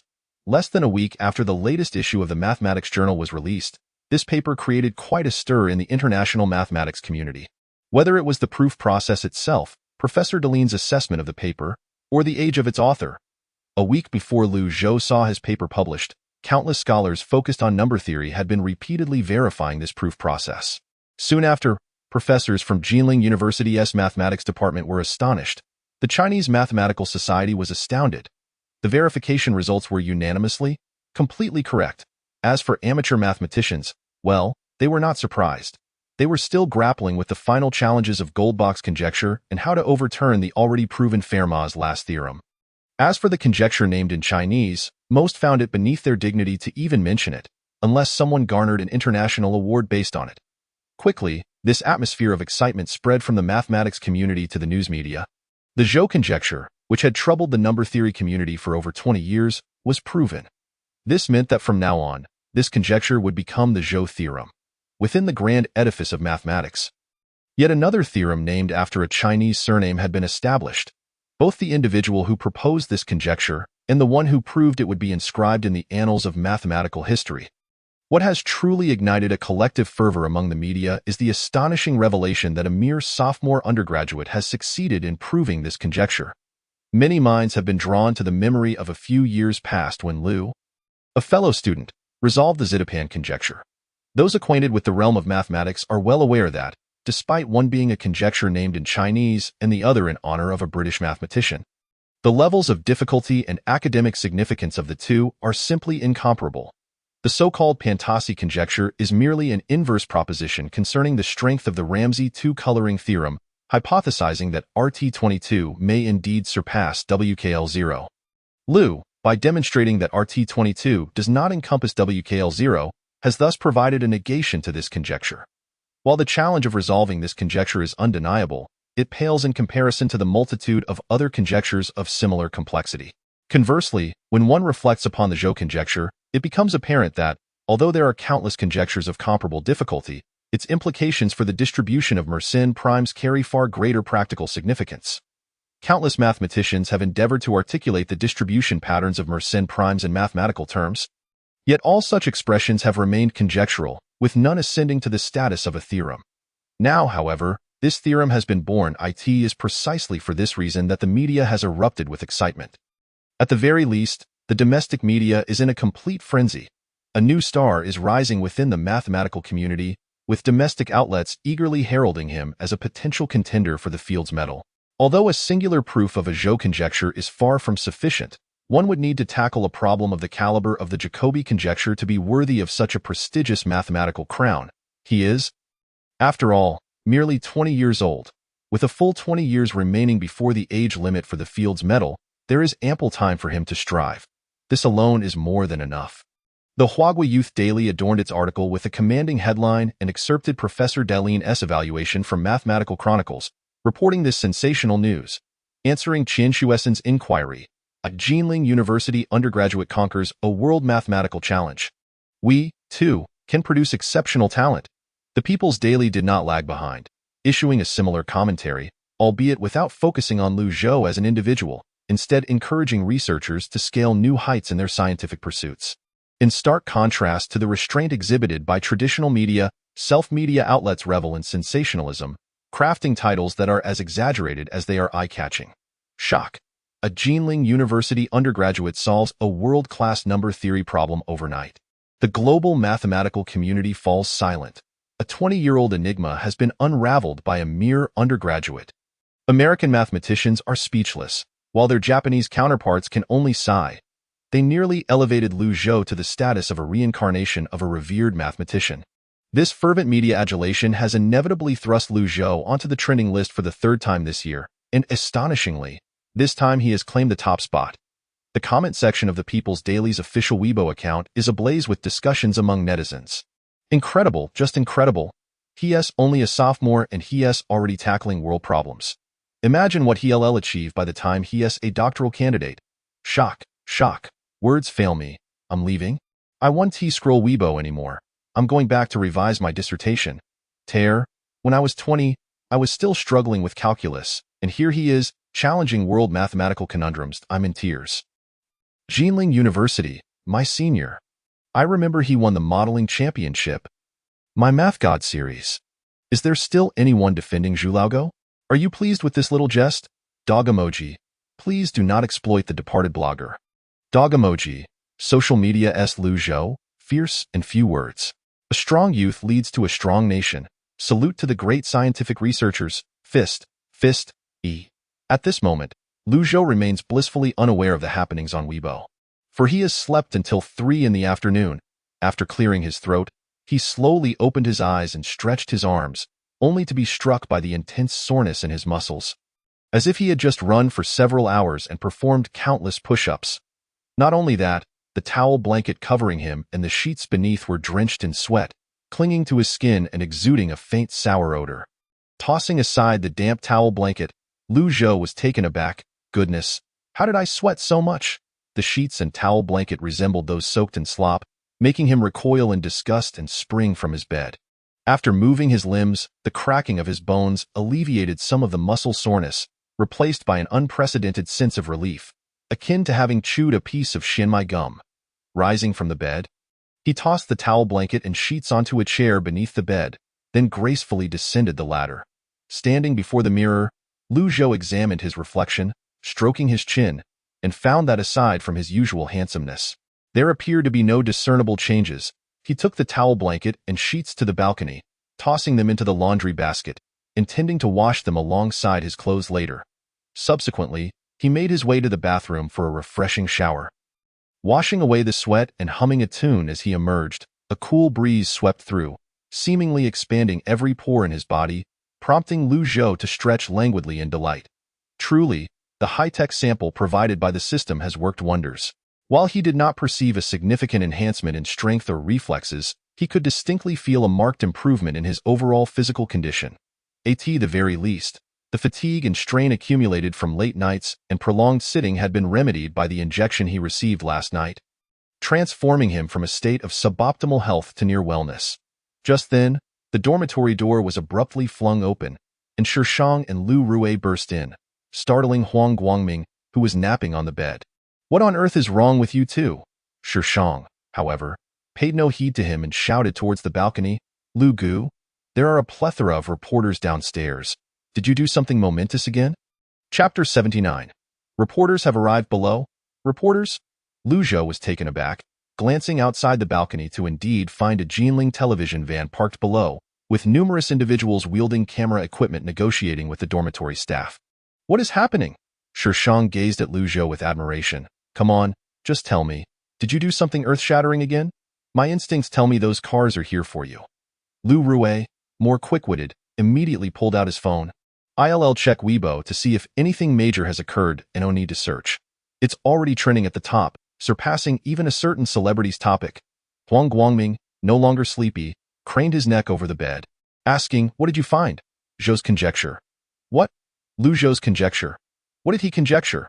Shishang inquired, leaning closer. "No, Lu Zhou has proven the Zhou conjecture," Lu Rui exclaimed, his eyes wide with disbelief as he stared at his phone screen.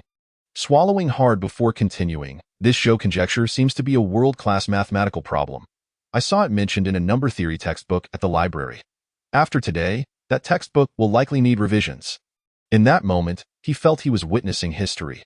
Huang Guangming and Shishang gasped, staring at Lu Zhou as if he were a ghost. Is there something on my face?" Lu Zhou awkwardly touched his face.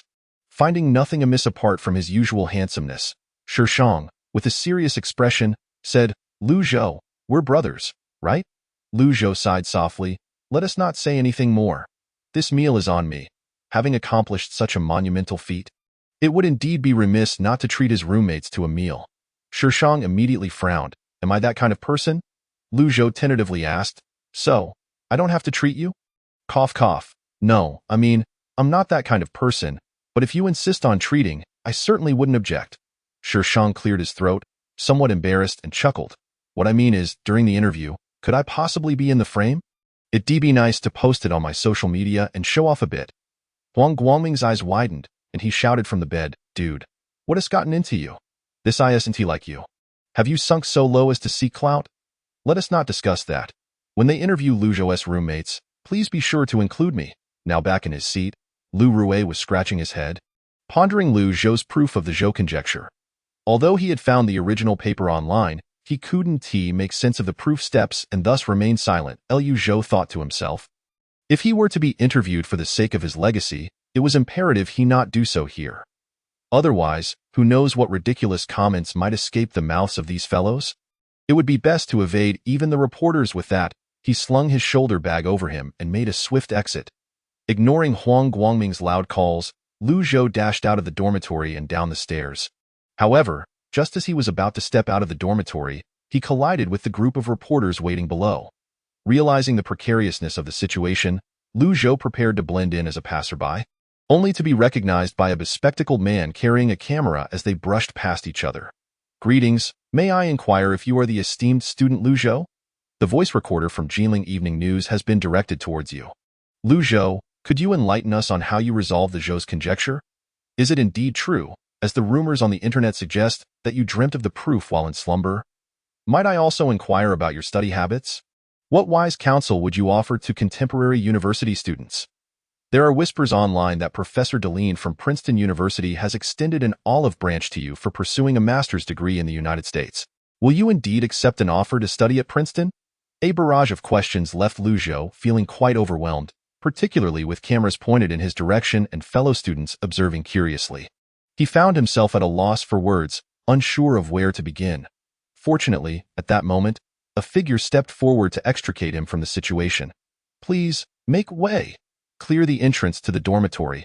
Several men clad in suits forged a path ahead, causing the reporters to disperse. Behind these well-dressed gentlemen, Lu Zhou, now relieved, spotted Dean Qin. Along with two elderly gentlemen he did not recognize, however, the aura they exuded bore a striking resemblance to Dean Qin's, suggesting they were likely engaged in administrative roles, possibly leaders within the university. As Lu Zhou pondered the identities of these two elderly men, the one in a Zhongshan suit approached him, smiling as he extended his right hand. "Ah, Lu Zhou, congratulations." After shaking hands, Lu Zhou politely inquired, "May I ask who you are, esteemed teacher?" The elderly gentleman chuckled warmly, his eyes crinkling in a kindly manner, and replied, "Here, the only teacher is your Dean Qin. I cannot possibly bear the title." The cameras clicked rapidly, capturing the handshake between the two. Yet, Lu Zhou remained perplexed.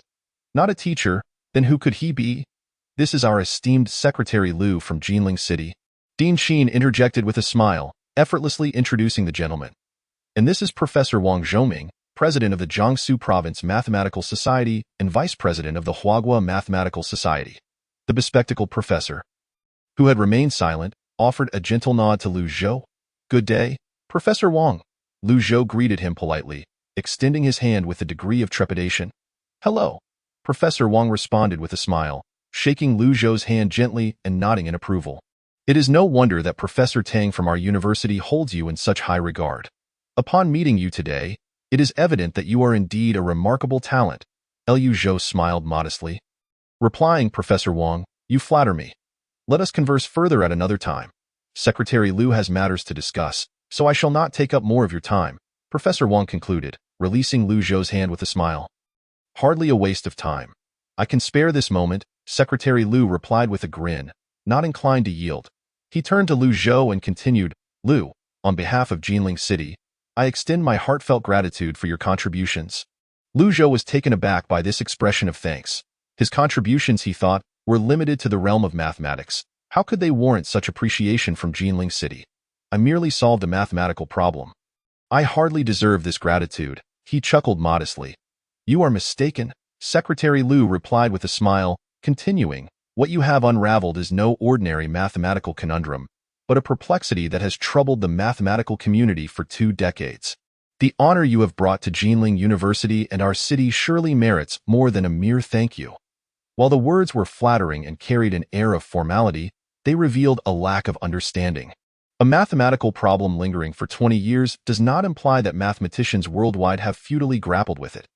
Rather, each scholar has pursued differing research paths, dedicating their efforts elsewhere without delving into this specific issue.